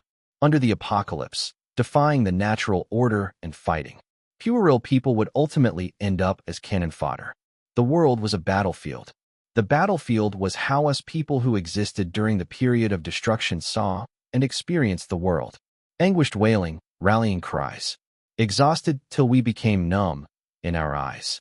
Innocence completely faded away. There was no path of retreat, only advancing forward. Attack, counterattack, again and again. People who existed during the period of destruction would always be pushed along by fate. In our darkness and despair, we found a path. We hoped that the end point we pursued would be bright and warm. Hoped that we could endure till the day we could see sunlight break through the clouds and shine down. Fortunately, the path we walked was the right one. In this life of mine, I was once ordinary, and I was also once splendid. I have walked through ruins, grasslands, snow-capped mountains, and forests. My footprints can be found throughout Yenzhou. I have gone through the cruelest times and experienced the difficulty of fighting against fate. I have gone through the uninhibited ups and downs of life, experienced great joy and sorrow, and arrived at the pinnacle of life. Ultimately, everything returns to silence. All the unyielding sorrow, all the extraordinary iron blood has passed. All hardships and difficulty and joy and happiness have been diluted by time. In the end, the complete chaos was dissolved inside history. All the grand thrills and dangers I have experienced, all these great changes, only I would know about them myself. However, that is enough. I never dreamed of striving for merit, and I have never felt unwilling. The fight has already ended. Souls have already found peace. Soil dyed with blood has already putrefied and sunk into the underground. New life absorbs this nutrition and grows on this land. I have seen the rising sun, its expansive rays lighting up the earth. I have seen countless people in front of graves, swearing oaths and saluting. I have seen the founding era. I have seen sunlight illuminating the new starting point. I have seen the brilliant world outside the battlefields. Now, I have returned to this place and let go of the heart that is finally tranquil. Together with the old friends I once had, my heart will be content with the setting sun and the afterglow following that, to be within the dust of the graves. No regrets for this life. The music wasn't what everyone had imagined. It wasn't bleak sorrow or regretful bewailing for the martyr not being able to achieve his great goal in his declining years. The tranquil music notes carried a truly magnificent momentum formed over time and experience. A legendary sound, calming and extensive. For this episode, at the end of the end was a segment of a real historical scene. Inside the newly constructed cemetery of martyrs, 2 rows of people adorned with star epaulets on their shoulders were bearing a coffin. An already aged Wu Yan solemnly draped 3 flags over the coffin. The flag of the 5th Corps, the continent flag of the newly established Yenzhou, and the new alliance flag. Fang Zhao. Period of destruction year 99. First commanding officer of the 5th Corps. The words on the grave gradually grew fainter. In the main hall at the cemetery's public worship area, a tall and looming ash-colored sculpture stood under the setting sun, staring fixedly at a faraway place. This episode was also the last episode in Season 9 of the Yenzhou chapter of Founding Era. Fang Zhao soundlessly exhaled. He had written this tune to tell everyone three things. I have seen it all, I don't regret this life, and I'm still here. What he had let go of was the heart of Fang Zhao that had belonged to the period of destruction. The heart that belonged to the Fang Zhao of the new era was still beating as per usual. In the musical score, what the latter part expressed was veiled and ambiguous. So much so that when Mo Lang had been examining the score sheet, even if he had heard a clear sentiment of remembrance, he would only have thought that the music was specifically planned to highlight it. Sigh. Sitting beside Fang Zhao, great-grandfather Fang sighed heavily. He pulled out a piece of tissue paper, wiped his nose, dabbed at his tears, and sighed once more. The old fella did not know what he was feeling now. In the past, he had always felt that this commander that had perished right before the dawn of the founding era had been unlucky and pitiful, but knowing his great-grandson had taken on this role, great-grandfather Fang had had even more sentiments about this role, this historical character, and had felt that this person was really pitiful. But right now, he had no idea why his past feelings of pity and regret seemed watered down. 2 minutes later, great-grandfather Fang finally returned to his senses and started to browse the internet for comments. This was something he had to do every time he watched the latest episode. On the official social platform for the Yenzhou chapter of Founding Era, the comments section below the latest update was extremely lively. A legendary founder, a poetic saga of a person. Everyone dies someday, but not everyone can leave behind a legacy. Every person that can start a blaze in the long rivers of time burns their mark in history. Originally, I was feeling rather downcast and felt even more gloomy after watching it, but when listening to the blare of the trumpet, I suddenly felt a strength like I just wanted to start running. At the scene right at the end at the graves, the accompaniment snare drums sounded as if they were in sync with the scene's march. This accompaniment music is too awesome. Although it was moderate, it was also majestic. I felt incomparable melancholy listening to it, yet I also felt all sorts of weird sentiments. It was like watching an old man recalling his entire life's experiences. There are also different standards when it comes to epics. The accompaniment piece at the end of this episode will surely be ranked highly even if it is placed in a founding era music compilation. It's just too bad that the end credits don't show any information about the composer of this tune. I didn't pay attention to the music. I was just feeling deeply rueful. The stormy life of old Fang came to an end as he left accompanying his comrades. Sigh, the cost of peace is so high. I'm bawling my eyes out. How could he have perished in battle? He even didn't get to see the founding era. He was great, and he wouldn't have had any regrets. I'm guessing old Fang's sentiments were probably like this. What founding era? What great generals? Whatever happens, it is just my fate. This was a really great person who gave his all to humanity. A hero everyone has to respect. Old Fang might have lost his life, but it was full of glory. I beg to differ. Old Fang's life might be full of glory, but he still died too early. Old Fang really never looked for a wife, and he didn't leave behind any children. Cough. Old Fang looked up, sighed, and said, "In my life, the more beautiful something is, the more it shouldn't be touched." As the apocalypse descended, old Fang stared up at the sky and hissed, "I will not take a wife, have offspring, fight for authority, or become a great general. I will fight whoever there is to fight, and will only rest when I die." Old Fang said, "Everyone dies in the end. I fight for the common people. Even when my light has dimmed and my gas is running low, even when I have one foot in the coffin, I will offer my blood." Lying alone in his coffin, old Fang calmly said, "Someone asked me what my feelings were, being the only one among the 12 leaders to take my leave. However, what I see is not loneliness or misery, but rather the surging momentum of the vast ocean and the glittering sky full of stars." Old Fang said. The hotly discussed comment section was swept with a wave of Old Fang said. Fang Zhao, as he saw this bunch of online drama queens. "I never said all this. Stop talking nonsense." Chapter 328. Where did you get this self-confidence? Music is something magical. It can resonate without the use of language.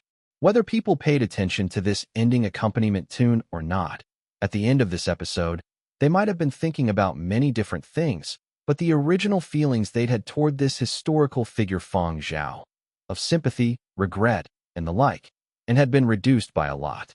With this, inevitably, there would be people continuing to discuss conspiracy theories and feeling that because of the interference of certain parties with power, this Fang Zhao had met with this sort of ending. Although the character's portrayal was profound, it did not have that tragic hero sentiment that everyone had come to expect. There is surely some conspiracy here. All this political whatnot is just shady. Of course, there were even more people that were only chasing the series. Regardless of how the series was shot, they just lapped it up, and at the same time, it changed their view toward the historical figure Fang Zhao. Shortly after the airing of Founding Era Season 9, Season 10 would be broadcast. Up till now, all 9 seasons that had been broadcast had been very high quality. Even if there were disputes in the plot, it could not be denied that Founding Era was a series with awesome film and soundtrack. Forgetting about other stuff, just this lineup, this amount of resources, this historical significance. Even if it was remade in the future, could it replace the current one? Many reviewers and critics had already said that in the coming 50 or even 100 years, there was no way of surpassing it. Actors that had been unable to get into the cast were regretting immeasurably and could only console themselves by saying that there would be opportunities in future. But rationally, they also knew that even if there were any future historical dramas set during this period, it would be far from ever competing with the impact of Founding Era. With the ending of Season 9 and the death of this important character Fang Zhao once again became a highly searched topic. When everyone discussed Fang Zhao, they inevitably mentioned the Fang Zhao that portrayed this role. It is really pleasant to watch these strong actors perform and portray that thick historical feel. This sort of epic series is really testing their acting skills. I heard that many actors were unable to get out of character for a duration after their scenes were finished. I wonder if Fang Zhao was able to shed his character after portraying all of old Fang's scenes. Recently, we haven't heard any news of him. Enthusiastic fans from Yanbei have revealed that Fang Zhao was spotted at the retirement facility. He probably hasn't shed his character. It seems that you all have forgotten that this Fang Zhao is only 20-something, even younger than me. Generally, for these sorts of young actors, the better they act, the harder it is for them to shed their character, so much so that it might possibly leave behind a mental shadow. There are many actors that were impacted by films for the rest of their lives. It's really tough for this little fella. Yeah, Fang Zhao isn't even 30 yet, and he is a complete newcomer. Still, remember that it was Roman's recommendations when they were selecting the actors? Roman's foresight is really good. It was Roman's recommendation and ultimately the voting of the Committee of 100. However, Roman was the chief driving force. It was inevitable that there were people who were sour.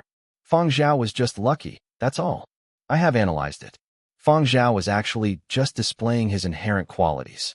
If he was changed for anyone who had the same characteristics, that person would have been able to produce the same result. Fans weren't happy.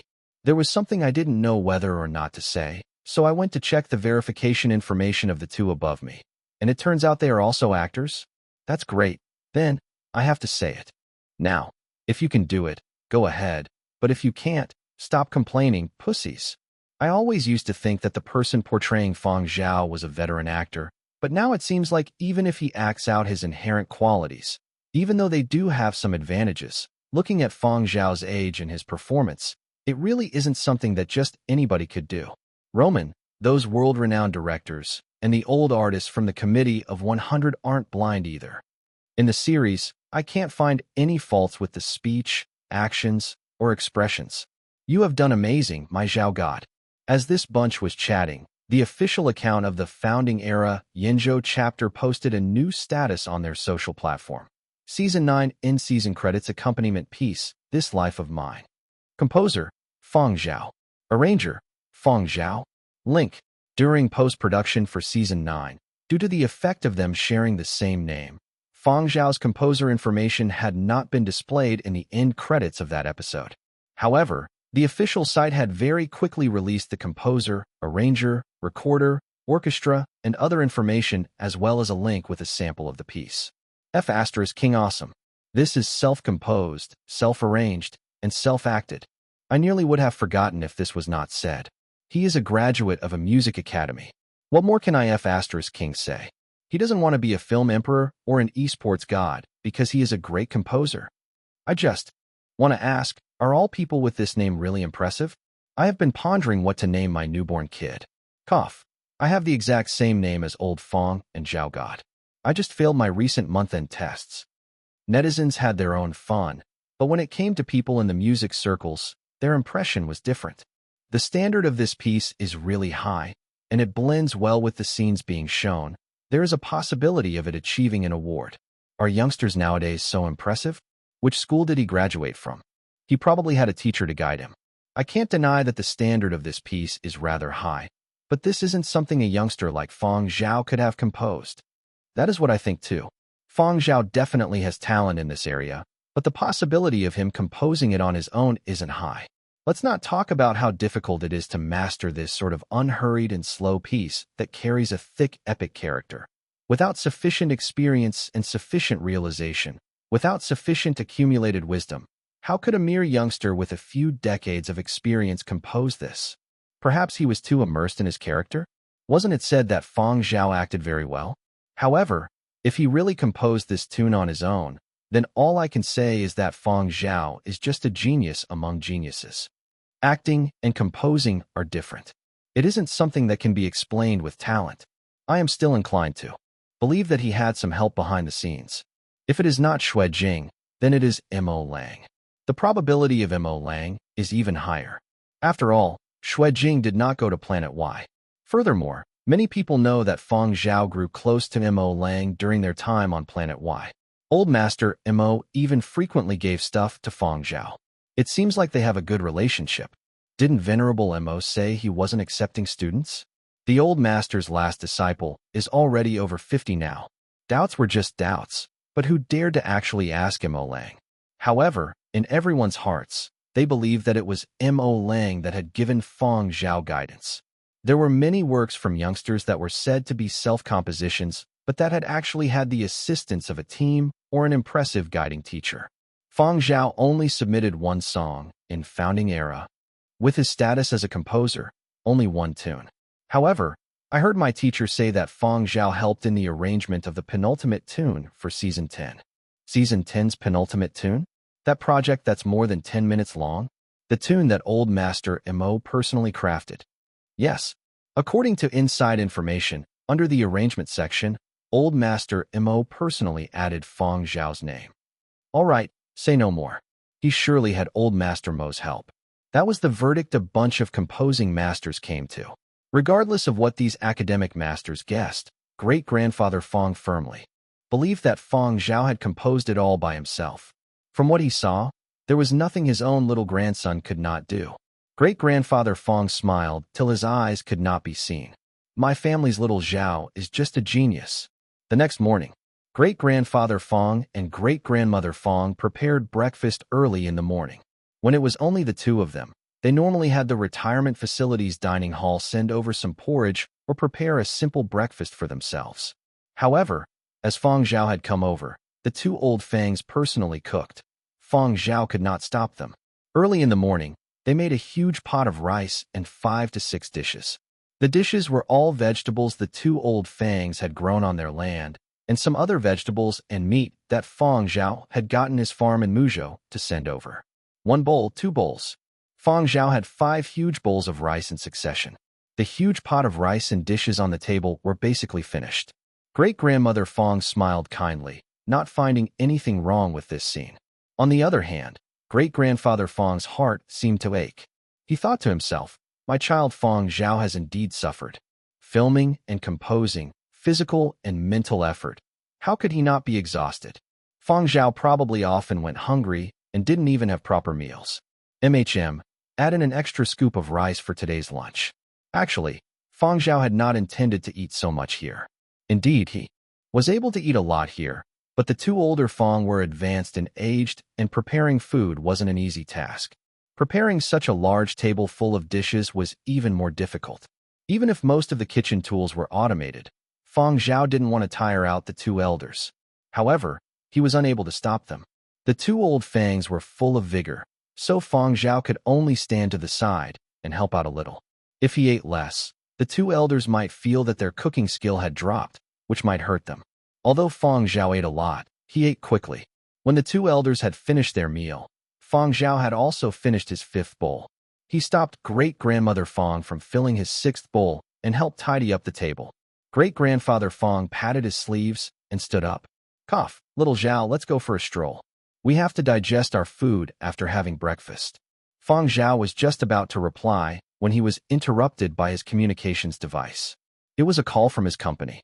Great-grandmother Fang let Fang Zhao head into the room to answer the call, then waved her old husband off. You go alone, little Zhao is busy. All right. Great-grandfather Fang sounded unreluctant, but he didn't want to interfere with Fang Zhao's official matters. Great-grandfather Fang pulled a long face as he walked out, but in no time, his face glowed again as he hastened his steps to catch up with a few other old folks who were out strolling too. Hey, old Lin, did you watch Founding Era yesterday? My little Zhao acted really well. How many people online are praising my family's little Zhao for being a genius? Seeing them mentioning the old commander and calling him Old Fang makes me feel warm, but it feels a little embarrassing. I think you guys should stop calling me Old Fang in the future. How about we change the way of addressing me? The face of the old veteran that had been called became rigid. Where did you get all this drama from? My family's little Zhao acted in this series. It's a pity he only acted till Season 9. Oh right, the final ending theme for Season 9 is different from the other episodes. The accompaniment was composed by my family's little Zhao all by himself. What is this called again? Self-composed, self-arranged, and self-acted. It's not that I'm bragging, but not many people in the entire world can do it. And those that can do it cannot compare with the standard of my family's little Zhao. The other few old veterans. How are we going to continue living? After his routine bragging, great-grandfather Fang returned in high spirits and was even humming a tune. When he stepped inside, he saw his old wife packing up some stuff. What's going on? Great-grandfather Fang asked. Little Zhao says his company has some matters. He has to return to Qian City tomorrow. I'm helping him pack up these things. A bolt from the blue. Great-grandfather Fang's fluttering mood came crashing down. Great-grandfather Fang immediately asked, What? Wasn't he going to stay for a period of time? Why is there such a rush to return? At this moment, Fang Zhao stepped into the room and explained, The company has arranged for me to have an interview. It was a sudden decision. Live or recorded? Great-grandfather Fang asked. Live. Then that's fine. Which program is it? I want to set a notification first. After clarifying all this, great-grandfather Fang proficiently set up 3 important reminders, then continued to ask, Little Zhao, are you going to continue acting after you return this time? I see many reports online that there are lots of people who want to approach you to act, and these are absolutely lead roles. No, I intend to further my studies, Fang Zhao replied. Advanced studies? Where will you go to do that? Huangzhou Institute of Art or Huangzhou Music Academy to undertake advanced courses. However, I still have to take an exam. According to Silver Wing's intentions, now Fang Zhao had works that he could bring out as well as a certain influence. With a little support from the company behind him, as long as his exam results weren't too shabby, entering the advanced courses for these 2 institutions would be no issue. The only problem was that the examinations for both institutions were on the same day, so there was no way he could attend both at the same time. The company would like Fang Zhao to consider first and quickly. Make a decision so that the company could make preparations beforehand. Great-grandfather Fang did not understand much about this. After reading up, he found out that in terms of music, Huangzhou Institute of Art and Huangzhou Music Academy were the 2 top-rated institutions in the world and had much higher rankings than the Qian Academy of Music that Fang Zhao had graduated from. These 2 were really the best schools. Great-grandfather Fang had confidence in Fang Zhao. You can surely do it. Fang Zhao had yet another call, so great-grandfather Fang did not disturb him. Going 1 round, he realized there was nothing much left to pack up, so he ran to the vegetable field. There were professionals in charge of the vegetable fields, and they would help out with the manual labor. Great-grandfather Fang got them to pick all that could be eaten and got them to seal and pack the vegetables. When others saw this, they asked, Old man Fang, you already picked quite a lot yesterday, so what are you picking so much today for? You aren't having them anymore. Not having anymore. I'm sending everything with my family's little Zhao. The few old veterans nearby that were taking care of their crops under the guidance of the agriculture specialists immediately looked up and asked, Your family's little Zhao is leaving? There seemed to be some ecstasy in their expressions that could not be covered up fast enough. That's right. Great-grandfather Fang's attention was on these vegetables, so he didn't notice the others' reactions. Then what about the vegetables you picked yesterday? Someone asked. They have all been eaten. He's a youngster. Being able to eat is a blessing. Doesn't your family's little Zhao have a farm in Muzhou? He doesn't lack these things. Vegetables produced on Muzhou farms taste much better than the vegetables you grow here, someone added. How is that the same? In any case, great-grandfather Fang felt that the vegetables he had grown himself were the best. My family's little Zhao still wants to go to Huangzhou to pursue his studies. Composing is also very tough, so I have to send him more of these. The others were curious. Isn't your family's little Zhao an actor? Great-grandfather Fang looked somewhat pleased. That was him moonlighting. Do you know what moonlighting is? His original occupation is composing. After that, he still wants to moonlight and further his studies. Further studies? This I know. My son is in the Ministry of Education, so I have heard about this before. Has your family's little Zhao found a school yet? In recent years, music and art institutions have been very stringent when it comes to this. The higher the ranking, the more difficult it is to get into advanced courses, especially the top 2 ranked ones in the world. Great-grandfather Fang had a solemn expression on his face. He hasn't decided yet and is still considering his specialization. Let me say, Huangzhou Music Academy is okay. Huangzhou Institute of Art is all right too. The others? Where did you get this self-confidence to say this? Chapter 329, God-Level Advanced Course. Great-grandfather Fang placed the sealed vegetables into the preservation warehouse and wrote down the address in Qian City. They would be sent over tomorrow. Knowing that Fang Zhao would be heading to Huangzhou to further his studies, great-grandfather Fang was extremely reluctant. He had waited so long for Fang Zhao to finish filming, but now Fang Zhao would be going to Huangzhou to study. Great-grandfather Fang had heard that a normal course normally took about 1 year, and that some were even longer. He did not know when he would next get to see Fang Zhao. Even though modern communications were very convenient, it still could not be compared to the real person standing right there. Great-grandfather Fang's recently fluttery mood once again became downcast. After dinner, great-grandfather Fang had Fang Zhao accompany him on a stroll. Great-grandmother Fang brought Curly Hair out for a walk and did some aerobic exercises with a few of the other old ladies. On the second day, Fang Zhao, together with Curly Hair, left Yinbei City's retirement facility quietly and returned to Qian City. The rabbit was quietly nested inside the apartment's water tank. The water tank's lid still appeared as before, and the surrounding pots of plants did not appear to have any traces that they had been nibbled. Fang Zhao brought up the surveillance footage for a look and saw that this rabbit had not lifted the lid. Fang Zhao had received a reply from the time he had left a message with this hybrid sea slug's breeder, Denzel. Denzel's replies were in the form of short videos. It seemed like Denzel was also very busy on his end, given his hurried and short replies. That rabbit is really good to rear. You have also seen it for yourself. Even if you don't give it anything to eat, it can still photosynthesize like a plant. You don't have to worry about it starving to death. Your 5 million will not turn out to be a bad investment, Denzel had explained, as if he was afraid Fang Zhao was regretting the purchase. Perhaps it doesn't like the feed. If it is nibbling on leaves, let it be. I have checked, and those potted plants of yours aren't too expensive. By eating those leaves and basking in the sun to photosynthesize, it can sustain itself for quite a while. This is even more cost-effective than giving it feed. You can also try occasionally changing things up and feeding it some fresh food. Meat and vegetables are fine. It is different from other sea slugs. If it likes leaves, you can throw more in. Don't put in too much. If the leaves are fresh, it might not like them. Oh, right, it also loves to eat jellyfish. The more poisonous, the more it likes them.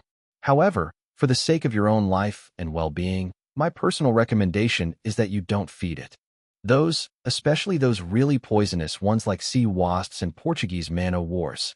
Prepare some comprehensive antidotes at home, so even if you do get stung, they can at least be a buffer to ensure that you survive until you can get treatment at a hospital.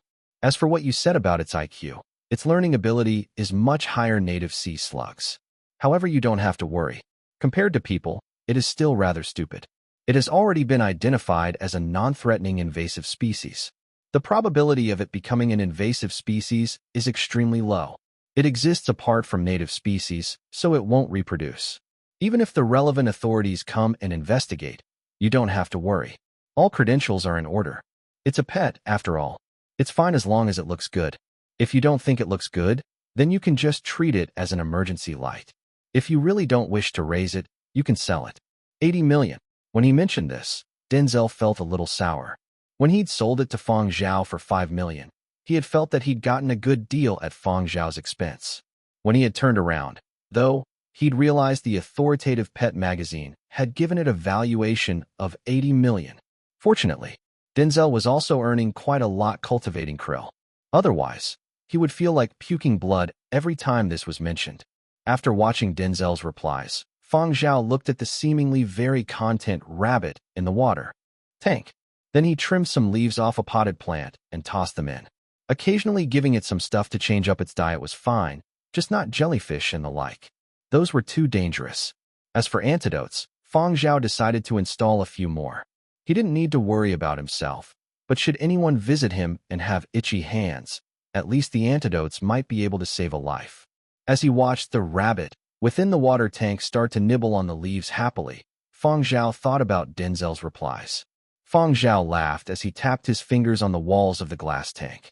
If you end up going out of control, I won't sell you. I'll just cook you and be done with it. Shelving the matter with the rabbit for now, Fang Zhao went through the contents of the interview that the company had collated and sent him. This sort of interview had high entertainment value. The questions and answers seemed impromptu, but there would be a script and a sequence. As he looked through these, the Silver Wing Gaming Department manager, Wayne, called.